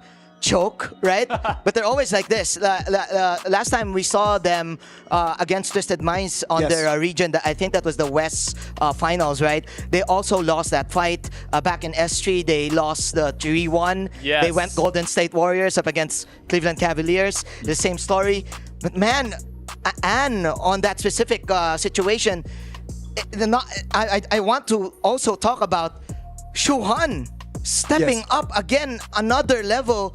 Shuhan 2 times in a row. The first flank was with the outbursts. I think that was around 12 minutes. And then for another minute, he managed to pick off Anne, who was alone. Yeah, exactly. That was so vital in this in this game. Those are the little openings, right? Like they find those little openings and then they just push it through. The Angela pick, I like it a lot. I'm telling you, a lot of people thought that Princess Frost was out, so the Liang combo was not going to happen. That Angela right over there, a great option because that still keeps open the Princess Frost option for OG. You know what? I want to actually take it further with Angela pick because there's also Scepter that was picking his first item compared to previous series when we have Milady, another unorthodox pick, unusual pick, where you have Massive Agony as first item. Yes. The difference is when you play a burst mage like Angela, you want to have one-shot burst, one-shot damage. And that's what Angela offers. Scepter just boosts that effect to another level. So when you're playing at home, try to copy this build, and have a great game. That first item gotta be the Scepter of Reverberation, right? And if you're actually looking for different other mages like Milady, then that item is gonna be Mask of Agony, right? Yep. Yeah, because the plan was whoever is in front, just burst down. Angela ultimate, you have the Jing Mirror Dimension. Also, you can definitely spend all of those. But the only thing that Nova needs to do is to survive the burst. If they manage to get a little bit of HP, they can definitely do the comeback. But the thing about this is that it was working for OG Esports, right? Like the whole game, it was working all the way until minute 19. They were in control. They had the Vanguards coming in, taking on the Crystal. In that last fight, Guan Yu was not even close to it because he was back in the high ground cleaning wave. And then they take in this fight, they lose it, they're just completely vanished, and they allow Nova just to, without actually deserving it, because Nova did not deserve it, just come in and take the victory. You're absolutely right there, Isaac, because it was working. Wynn's position was perfect. You saw the ultimate hitting multiple targets in a line, and they were winning those team fight. That's why I said they have to calm down. I mean, not just towards the late game, you have Un going in, doing very odd, interesting moves. You also have Cook, who was a one team fight. When everyone was retreating, he went in 1 versus 5. Almost traded. I mean, I was just shocked. I was like, yo, is there communicated? Is not communicated? What happened there? There is no reason for any of this to be happening. You have already such a big advantage. You're 2-0 down. You need to calm down and really just start taking whatever that you can and then just push for the high ground. There is no reason why they needed to rush for that. Look, they come in the 1920 and then it's going to be Shadow Overlord for them. They just needed to wait for the Tempest Dragon and then just seal the deal. And they were unable to do that. Again, it's very easy for us just to be talking about this as we already just saw this. It's very easy for us just from the comfort of our couch to be saying all of this, but it needs to be said. And I know that everyone at home is having the exact same questions as we have. Man, I feel bad for OG. They can't really play what they want to play right now, especially Keke. Like, Shuan is just on another level. First of all, in the early stages, they shut it down, the entire gameplay that Nova wants, especially CY. He was 0-3, but again, Nova outwitted them. It seems like Nova wants this more. What I like about this Game 3 is that there is some light at the end of the tunnel. You already started seeing OG on that comeback, and I like that. I like the fact that in Game 3, the attitude was different. The personality came back out again. It was the OG that we're actually used to. But we need to seal the deal. Personality is not going to put you in top 4. Wins is going to put you in top 4. And what a best way than just giving away 3 and then taking 4. Can that happen, Dave? Yeah, I mean, if Nova can do it, OG can do it, all right? I still believe my boys to take this further, take us to Game 7. But hey, if we end on a 4-0 series, that just showed how much Nova have improved. Remember, it's $130,000 to $200,000 difference, okay? You just have to win one game. That's huge. That's huge. Well, for me, I don't believe that. For me, it is going to be 4-0. It's Nova. It ain't Nova till it's Nova. Let's wait and see what is going to happen. We can already have the bans and the picks coming in. Let's take the BP and send it to Holler and Kindofu. That's right. I love it. It's not over till it's Nova, and it's looking like a potential 4-0. We are at series point here, ladies and gentlemen, for Nova Esports. Yeah, OG Esports, they need like 4 rabbits out of their hat right now. They just need to pull out any sort of miracle play. I mean, they need to start with just this game, start with baby steps, get themselves back in. Because right now, if you're looking at even the players, they look a little shaken up. This is not a miracle. This is going to be a fairy tale ending for OG Esports fans because they have to, like you said, 4 in a row. And it's not just any team, it is Nova. So, OG Esports, they're going to start with their best foot forward. The pay comes out. Tigress, ready to land some blows. Yeah, Dao is like, let me work. Let me get on my heroes. And they're going to prioritize it as quickly as possible. I mean, this pay will set the tone. Dao, again, if we saw what happened in Game 3, they had a great early start. They weren't able to close it out because, again, Nova just too strong in the end. But picking up the pay here, this is looking like a good sign thus far for OG, right?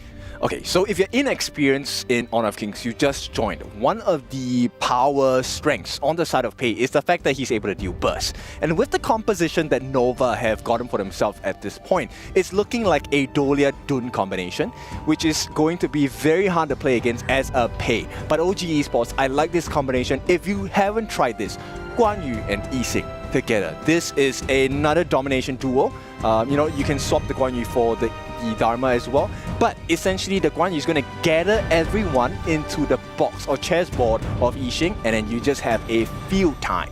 Yeah, I mean, just a lot of control. I mean, that's going to be the biggest thing for both of these lineups. We just kind of helping support the Dao Pei really do that damage with all of the control and CC that you provide. It's going to really come back to, again, how does Keke and Wen really just help support Dao in the end? But it's a double-edged sword. It goes back and forth. Because if you take a look at the strength of a Dun and Dolia combination, the Unruly Blade, that's the name of the ultimate for Dun, he is actually going to be able to maneuver in and out of situations with relative ease, which means number one, it's hard for the Guan Yu to catch you. It's also hard for Yixing to get in a perfect board because you're all over the place. And with that confusion, who's going to benefit? It's going to be Muji. D-Rens here, golden token, minus 25% on your physical and magical defense. You are going to be taken down. Yeah, but I just kind of feel like Dune has largely not been the same Dune of old, right?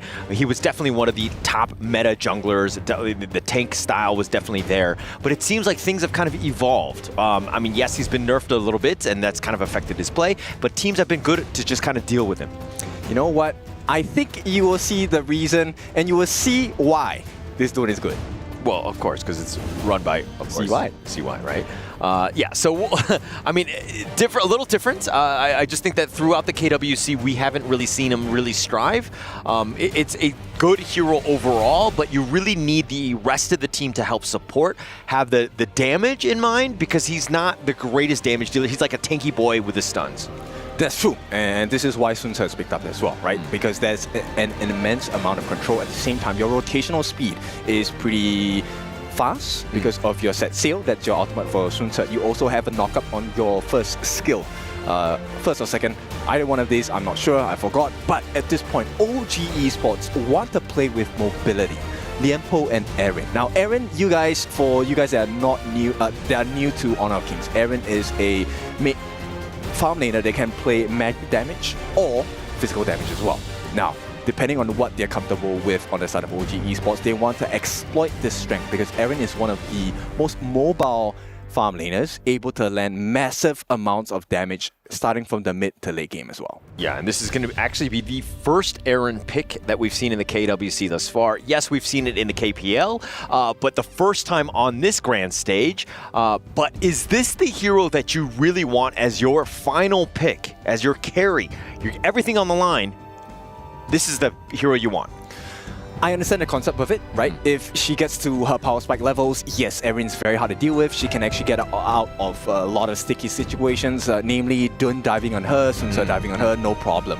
But this final pick, the Kong Ming, is a Wendy special. Now, if you are unfamiliar with Wendy, Wendy is one of the best mid laners in the entire KWC. And if you want to, fact check me, take a look at this guy's performance. Not just this series so far, but just across the board. Nova, this to me is a very strong lineup, but OG can turn this around as long as they have a early gold lead, because then the Lianpo will be tanky, Muchen will be able to block a lot of shots coming out from Wendy. So it's all about the gold. Can they find those advantages? I think they can. I mean, when you have Dao Dao with that pay, he's definitely going to set the tone, right? And he's going to be aggressive, he's going to push things out, just providing the space for the rest of the team to get farm. Obviously, if they fall behind early, I think that they just crumble, because it's a very early game setup lineup. So what you will see here is that KWC is going to try and help out in the mid lane, right? Get that fast clear, allow the pay to jump into the jungle on the side of Nova, which you can see Nova is fully prepared for. They're matching and mirroring the moves. Yeah, they know. They know. It was about to happen on this one, but it looks like game 4, everything on the line. OG Esports, if they lose this, they are out of the KWC. And this is not the way you want to exit a tournament. Likewise, on the side of Nova, in fact, it's the complete opposite, right? What a way to enter into the semi-finals with a 4-0 win against your opponent, regardless of who it is. Let's hold our horses a bit. Let's give a little OG a little bit more credit. I mean, yes, things have not looked great. They bounced back in game 3. Things were looking on the up and up, but Nova Esports just finding almost every little thread, every sort of luck to get themselves back in and to win that one and to pull away that victory.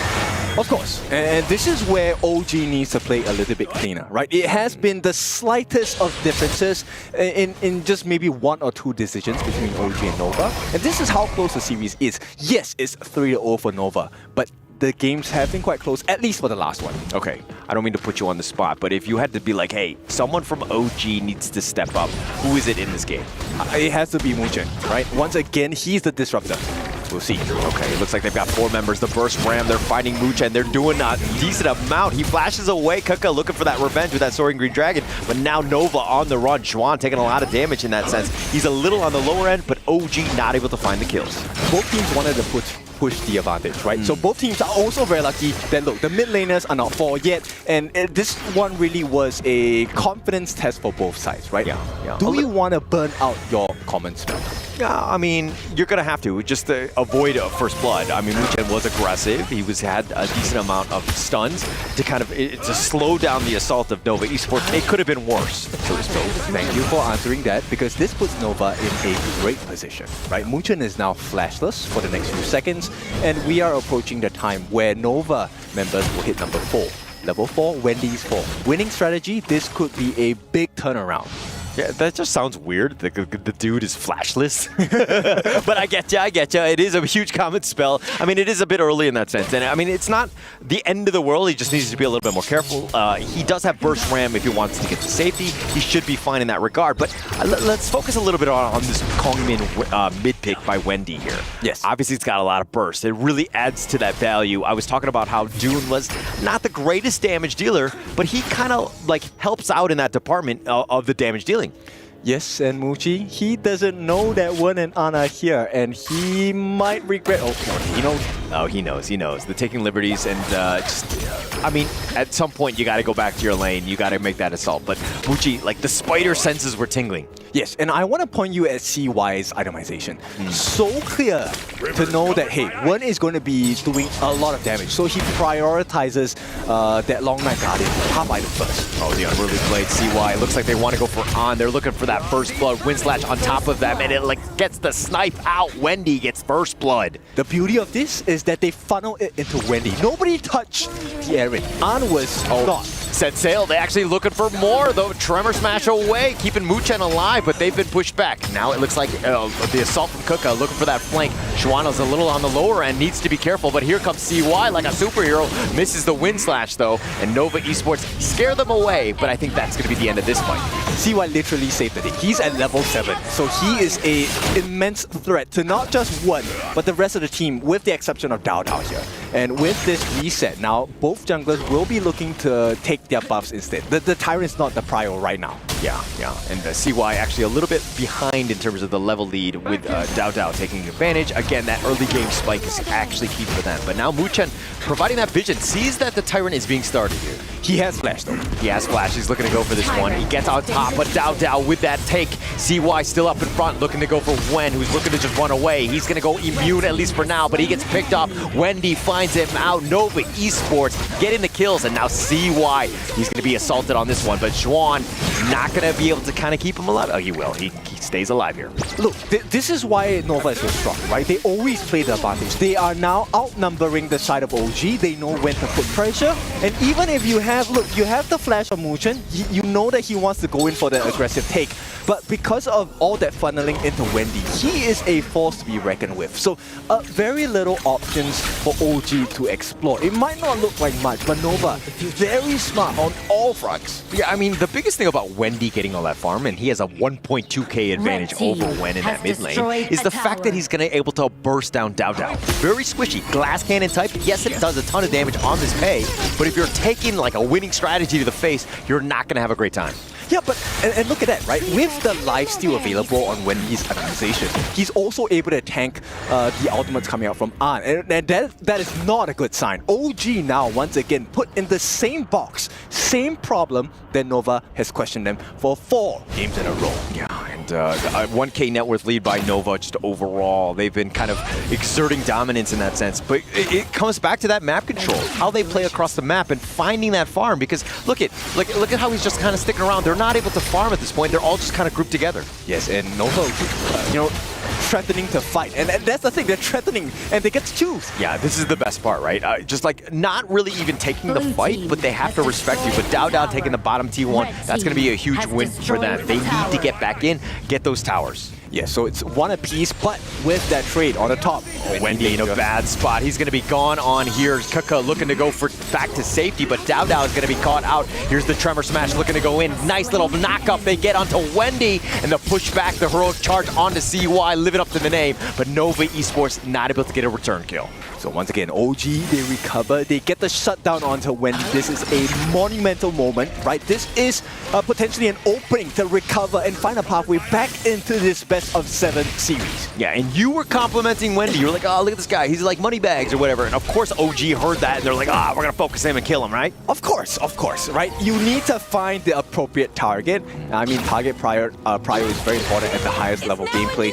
And look, we are on the side of Nova here. They have polished their axes, they have sharpened the steel, and they're ready to go for the killing blow. I mean, they're looking to go for this one. They're flash away, keeping Wen alive. That board is going to be set, but he is solo, cannot fight, and they want another target. They find Dao, and Nova with the pick off. They're continuing on. They take the mid T1 as well. With no minions, and once again, they play the same card. Numbers advantage. A 5v1. OG, you want to fight? We'll fight. 5v1. I mean, but Dao was like, why are you kind of being that aggressive? And like, I mean, yeah, you were near the tower, but with 5 members of Nova, you got to give them a little bit more respect, right?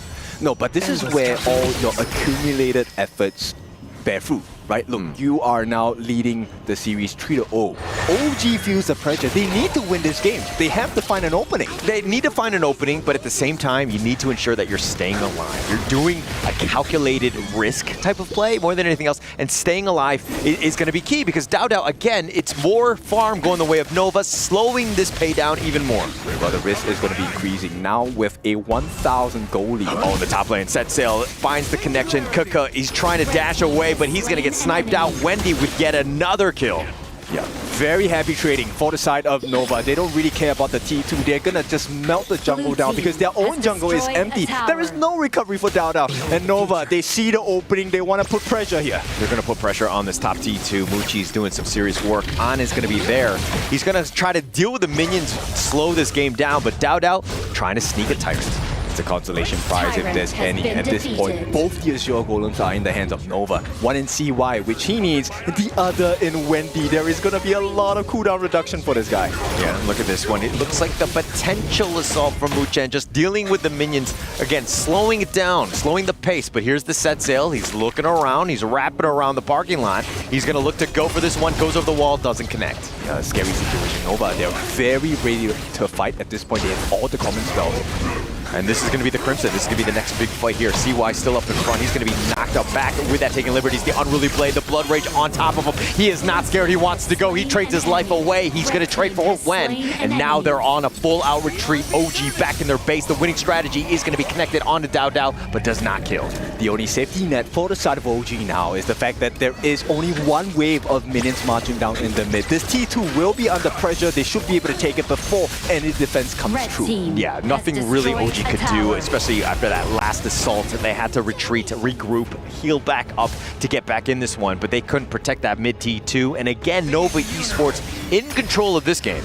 Yes, and you know, the saying is honor and power is never given, it is taken. And Nova have taken full control of this game. Okay, what is that quote from? Actually, I don't even know. One of the books I've read. Okay, all right. I'm surprised you read a book. But okay, here we can think of the knockup of the set sail right onto Kuka. There, he's trying to go for this one, but he's dashing away. He does get away. He has that speed. He is going to be fine. But this is an opening for the Tyrant yet again for Nova Esports here. But what a play! They can't do anything. So they not only they force a fight. OG are not in fighting shape. They have to give up the Tyrant, and once again Nova re-establishes control. And there is no more opening. OG cannot take the Overlord. Can't take anything at this point. I mean, Nova Esports, great movement, right? Just understanding that the Overlord was going to be the next thing. Yes, they have the Primal Bond on them, but they don't care. Nova Esports are so far up right now that they're willing to risk it here.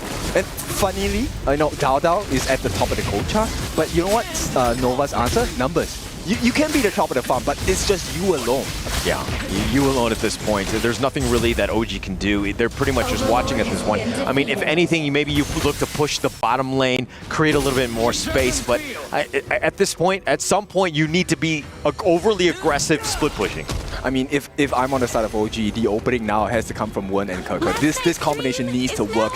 Assisting with the Radiant from Moochen is definitely going to be helpful, but they need the flank, which is why Xuan's positioning this game so clean. He has eyes on Kuka. It's like a spy cam. Yeah, actually, that's kind of scary. I don't think they actually have CCTV. I mean, he does see them across playing, but yeah, I don't understand what you're saying. His game sense is unreal, right? Understanding where he needs to be. I mean, yes, he's kind of in the back right now, but he's off the map. And so OG know that if they're ever able to just kind of, initiate, Xuan might be coming in with that boat at a moment's notice and could just like shake up everything in that team fight. Yes, and very smart decision. Nova put the Overlord on the bottom. They have a buff in that lane as well. And because they have the advantage, they are willing to fight at this lane. Yeah, and they're going to take this bottom T2. Nova Esports just complete control. The map control has been on point. With these Vanguards, OG really don't have any space to breathe. Yeah, perfect foundations, perfect form from Nova. They're looking for that opening. They're looking for the opening here, but with that Vanguard, they're putting a little bit of pressure. Here's the boat. It goes over the wall, connecting onto 3. They want to go for this one, and they find him. The flash away. Wen trying to stay alive, but they've taken the bottom T3. They haven't gotten a kill thus far, but they've been throttled back. They're in their fountain, and they need to heal up. But Nova Esports taking the mid T3. They make move to the top. Big wins all across the map. Right now, as long as they don't die, it's fine. Nova take another big win. It's not about getting the kills, it's wrecking the base. And OG have no answers. Yeah, I mean, Xuan was down for the count. That was like the biggest thing, but his boat was on points. That winning strategy onto Kuka, he's going to be taking that one. But again, they've taken everything what they want, which is the mid and the bottom T3. And yes, they traded away Xuan's life, but that is a trade he will take any day of the week. So Nova, once again, this is not a lesson. This is a curriculum, a course that OG cannot pass. Yeah, cannot pass at this point. It's not looking good at this stage. Nova Esports, they're so close. One team fight away from making it into the top 4. Probably so. CY now already has the Blood Rage. He was tough to kill before. He's practically impossible to kill at this point. And this provides so much room because Muji, Wendy, they're all having the time of their lives. And that pick, we didn't talk about this in the early parts of the game, but Waypit, the double Wendy refresh on that winning strategy seems to be the answer that OG just cannot solve. It's just too much burst. I mean, OG, like, you can't really survive that, and that's kind of why, the rest of OG aren't able to take a really good team fight, and they go the winning strategy right onto Moochen, who's trying to just get back to safety. He does stay alive, but they've been pushed away. Here's the secondary one. Ana's going to have to go golden for that, but Xuan gets the catch, gets the boat, finds Dao Dao, but now here comes Kuka looking for the save. Pushes him away, but it looks like he's going to be going in. He's going to use the Razor Cavalry to push them back, but now Kuka on the run. He's going to be chased. Nova Esports are like, actually, we're just going to take this top T3. Yep, he wants to buy time, but there is no time. OG now a barren base. ace. The players have the heal. Kirka is so low. And right now, 5-man strong across Nova here to lay the law. I mean, on down for about 30 seconds. That's an eternity at this stage. Here are the minions. Nova Esports putting pressure on that Crystal. They're looking to focus this down. What can they do? The Tremor Smash is on up, but Muchen is just trying to stay alive more than anything else. And now with the Crystal, Nova Esports will make it into the top 4. 4-0 to move into the top 4. Nova Esports fans, what more can you ask for? What more can you ask for indeed? I mean, this is the team. I mean, they were the S3 champions, MKL champions, and now they've made it to the top 4. This was the global team that everyone had their eyes on. Right now, across the global stage, right? If there's any team that has a chance to put up a strong performance against the giants that are coming from KPL, that dream is gonna come from Team Nova Esports. I mean, look, they look ready, they look poised, they look well coordinated. This is a team that's really finding their stride. They've been very difficult to beat. Any team has been able to try to find a single win. I think they've lost 1 game thus far in the Group Kings to OG, but that is pretty much it. Yep. Almost a clean record with no blemishes, right?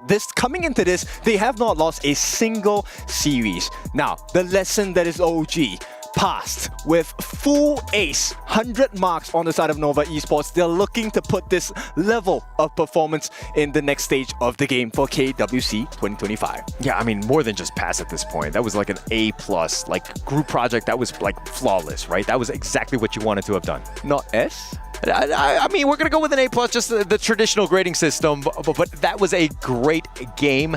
Let us go to Mara, who's going to interview the player here. Here we are with Xuan. Congratulations, another win for you. Now I'm gonna remind you, and I wanna ask you about it. During the playoffs bracket draw, when OG got you, everybody started cheering out loud and they were hugging each other. They were happy to get you, but now you defeated them. Did that add extra fuel to today's motivation? Did you take that personally? Is that why you're so strong today? 这个是哪个问题啊 Kita nak kasih orang tahu kami bukan victim.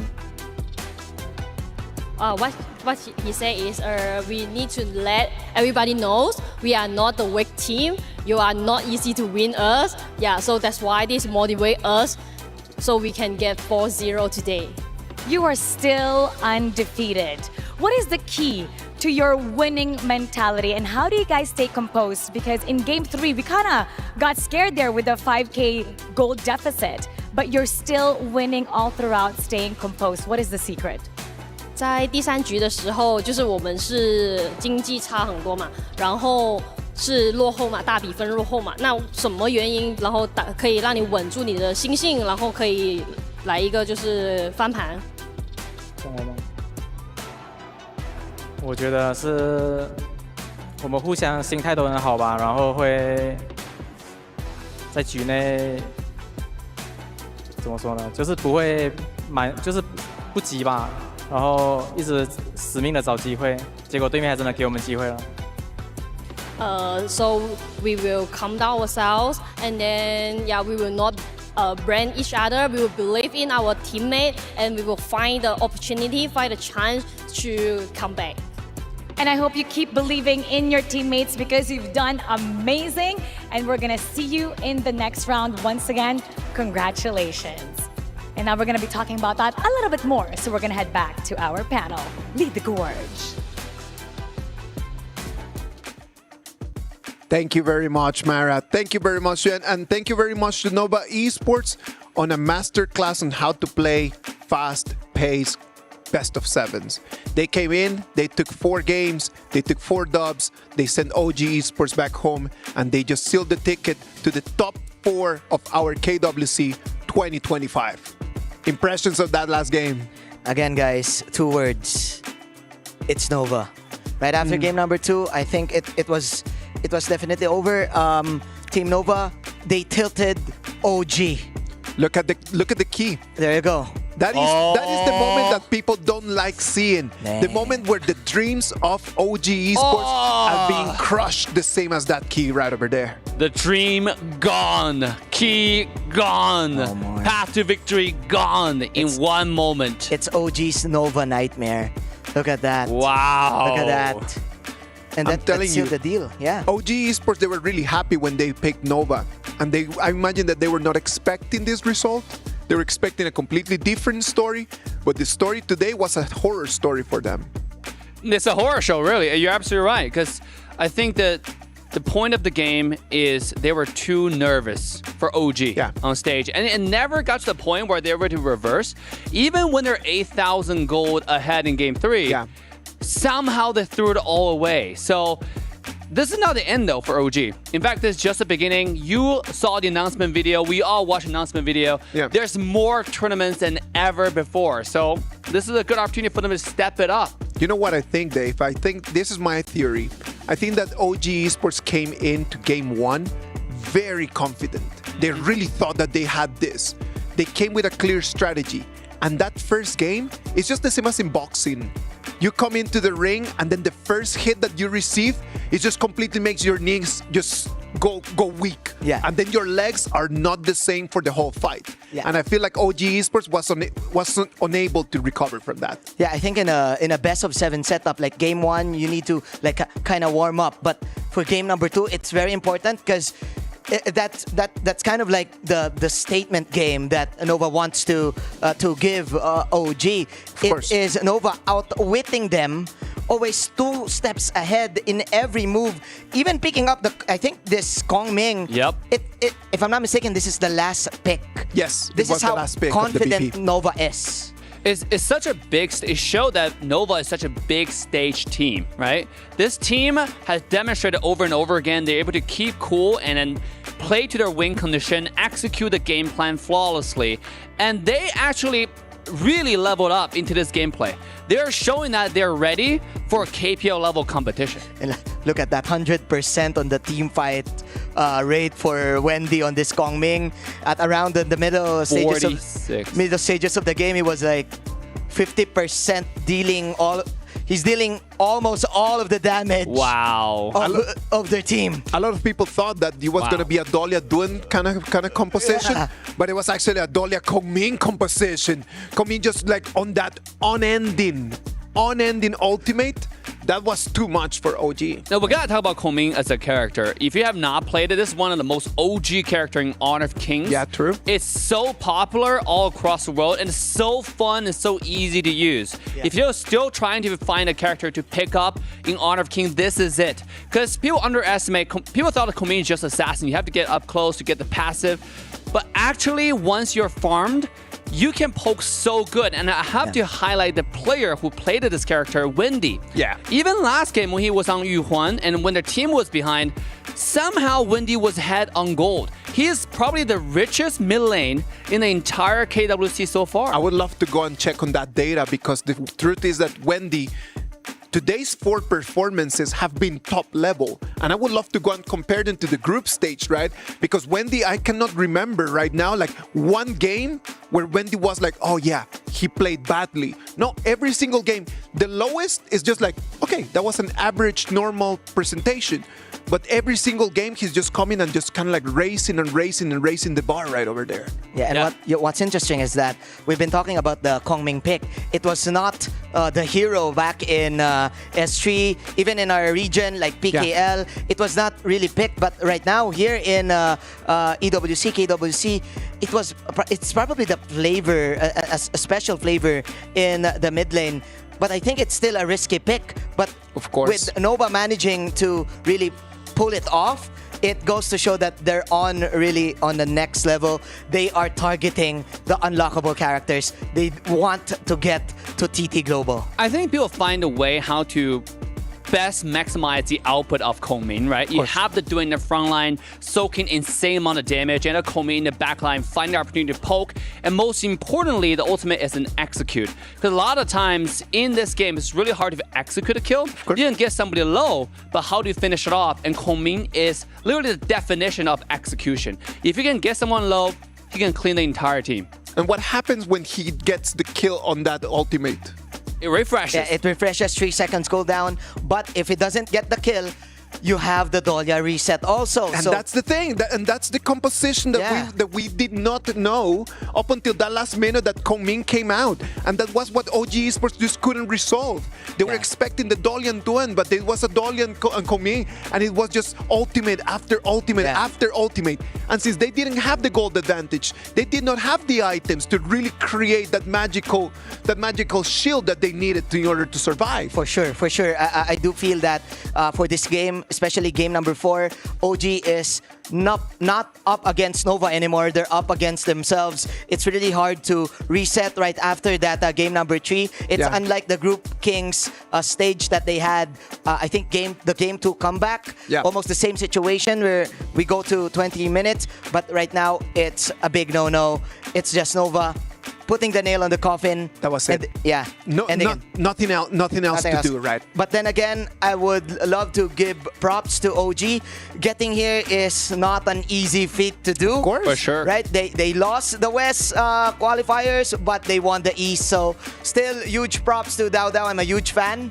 Huge fan when they visited the Philippines. But yeah, GG's to OG. I am really looking forward to hear what Coco has to say about this whole game. I know that Eruption had an opportunity to talk to him, so what about we check on that? Ladies and gentlemen, we're here backstage with one other Kuka of OG Esports, and I know it's a tough loss, but my question for you right now is, I know it's hard to explain and comprehend the things that are going through your mind, but what is the hardest thing going against a team like Nova Esports? I know that we've played them in the past, and it's always the same result. What is the hardest thing that is going against a team like Nova Esports? Che quello che ti ha chiesto è praticamente quello più difficile di giocare contro Nova Team. Quello è questa cosa più difficile di fare contro di loro. Lui sa che a questo momento sulla testa tua ci stanno tanti pensieri, però vuoi sapere almeno una cosa che tu dici, questo sempre è difficile da farlo contro di loro. Per me noi manca la pazienza e un po' di coraggio contro di loro. Posto? Forse serve un po' di tempo per allenare. Okay. He says that the most difficult thing to achieve is the patience to win the matches, and maybe some skills, but he also thinks that the patience is the most difficult thing to achieve. No, definitely, because patience wins everything, right? And also comes with timing. My last question is, what is your game plan, or now coming offered a defeat, but for the next tournaments, what is the blueprint there, or how are we going to bounce back from this? L'ultima domanda che ti ha chiesto è cosa ti piacerebbe da fare o come raggiungerebbe per il prossimo campionato, il prossimo tournament, per essere al livello di loro, cosa volete cambiare?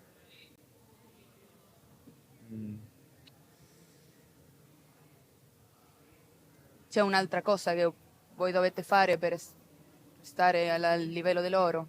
Una cosa da cambiare? Qualcosa da cambiare? Sì, sul team, su di te. No, per me non dobbiamo cambiare nessuno, solo che noi dobbiamo diventare più forti, dobbiamo allenare. Siamo noi che è il problema. Okay. He told me that they don't want to change anything. They are good as a team. They feel strong, but they want to be stronger. So they have to practice and train more confident and be more confident. Yeah. And just what he said, be more patient. Be more patient. Yes. Kaka, thank you very much for your time, and I just want to say that keep your head up high. At this stage, you guys have made the playoffs, even though it wasn't the result that you guys wanted. But keep your head up high as pros. You guys will get there one day. Thank you very much. Thanks, Kaka. Thank you. Thank you. Gracias. Grazie. Grazie. Grazie. Grazie. Back to you guys. Grazie. Thank you very much, Keke, on an amazing interview. Thank you very much. It was just very, very direct. What do you need to do? Just become more patient. That's it. Understand that in this moment, you might have the mechanics. You might have the understanding of the game, but the decisions need to be better. And that comes with patience. You just need to practice, work really hard, and understand that in some moments you just need to breathe. At the end of the day, it's again, it's black and white, right? For esports, you win some, you lose some. But props, of course, to OG for taking that interview. It's really hard to do that interview with such a devastating loss. 0-4, you didn't really get to perform, really didn't get to play, right? So still, OG, I salute you guys. But for Team Nova, it seems like they're hungry too. I gotta say, though, hungry to get this. Yeah, even though OG lost this series, but Coco has captured the hearts of tens of thousands of viewers. Of course. Okay? Yeah. Make sure to follow OG and follow this team's journey in the next tournament because they're hungry for more. Like we're saying today, the key is to calm down. And they're going to work on that, I think, going to the next tournament because this team got the skills, they got the mechanics, they got the micros, they got the looks. It's all about bringing it out, right? I think that we will not stop hearing from Coco. For sure, we're not going to stop hearing from him. But from whom we've been hearing the whole day has been from our Sony Series MVP, Xuan. Xuan, from Nova Esports, Xuan is going to be our Sony Series MVP. He really did out everything, Keke, in the entire series. Not even in this series, but also in the previous match that they had in the Kings group. Shuhan just pulled off a lot of key moments here, especially in game number 3 on that Guan Yu pick. There you go. That's it. Yep. He definitely gave the opportunity to Nova to do the comeback that they want. You got to remember that Guan Yu in that moment was really behind in gold. Yes. And he was still able just to come in clutch moment.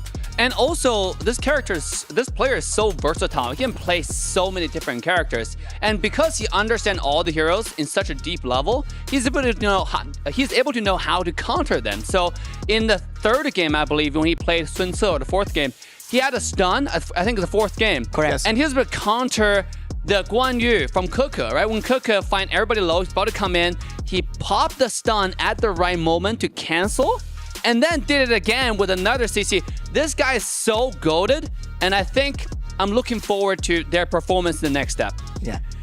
Right now, Nova Esports already sealing the deal and coming in as top 4 of our KWC 2025. They're going to be waiting for tomorrow's result. They're going to be fighting against the winner between TT Global and Team Vitality. Yeah. Again, I've been talking about TT Global. Actually, I'm not undermining Team Vitality, but let's face it, Teal, we need the real talk. Come on. We need to be real, right? So for tomorrow, for sure, TT Global, maybe 95%.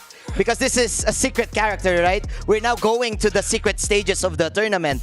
Right? TT Global versus Team Vitality and AG and versus Alpha. I'm telling you, TT Global against Team Vitality, it's going to be tomorrow's first game. TT Global against Team Vitality. And then right after that, the second game is going to bring us AGAL against Alpha 7 Esports. I mentioned at the beginning of the day, these two teams are the gold standard of competitive Honor of Kings. Of course, yeah. And they understand how to play the game so well every step along the way. Not just a draft.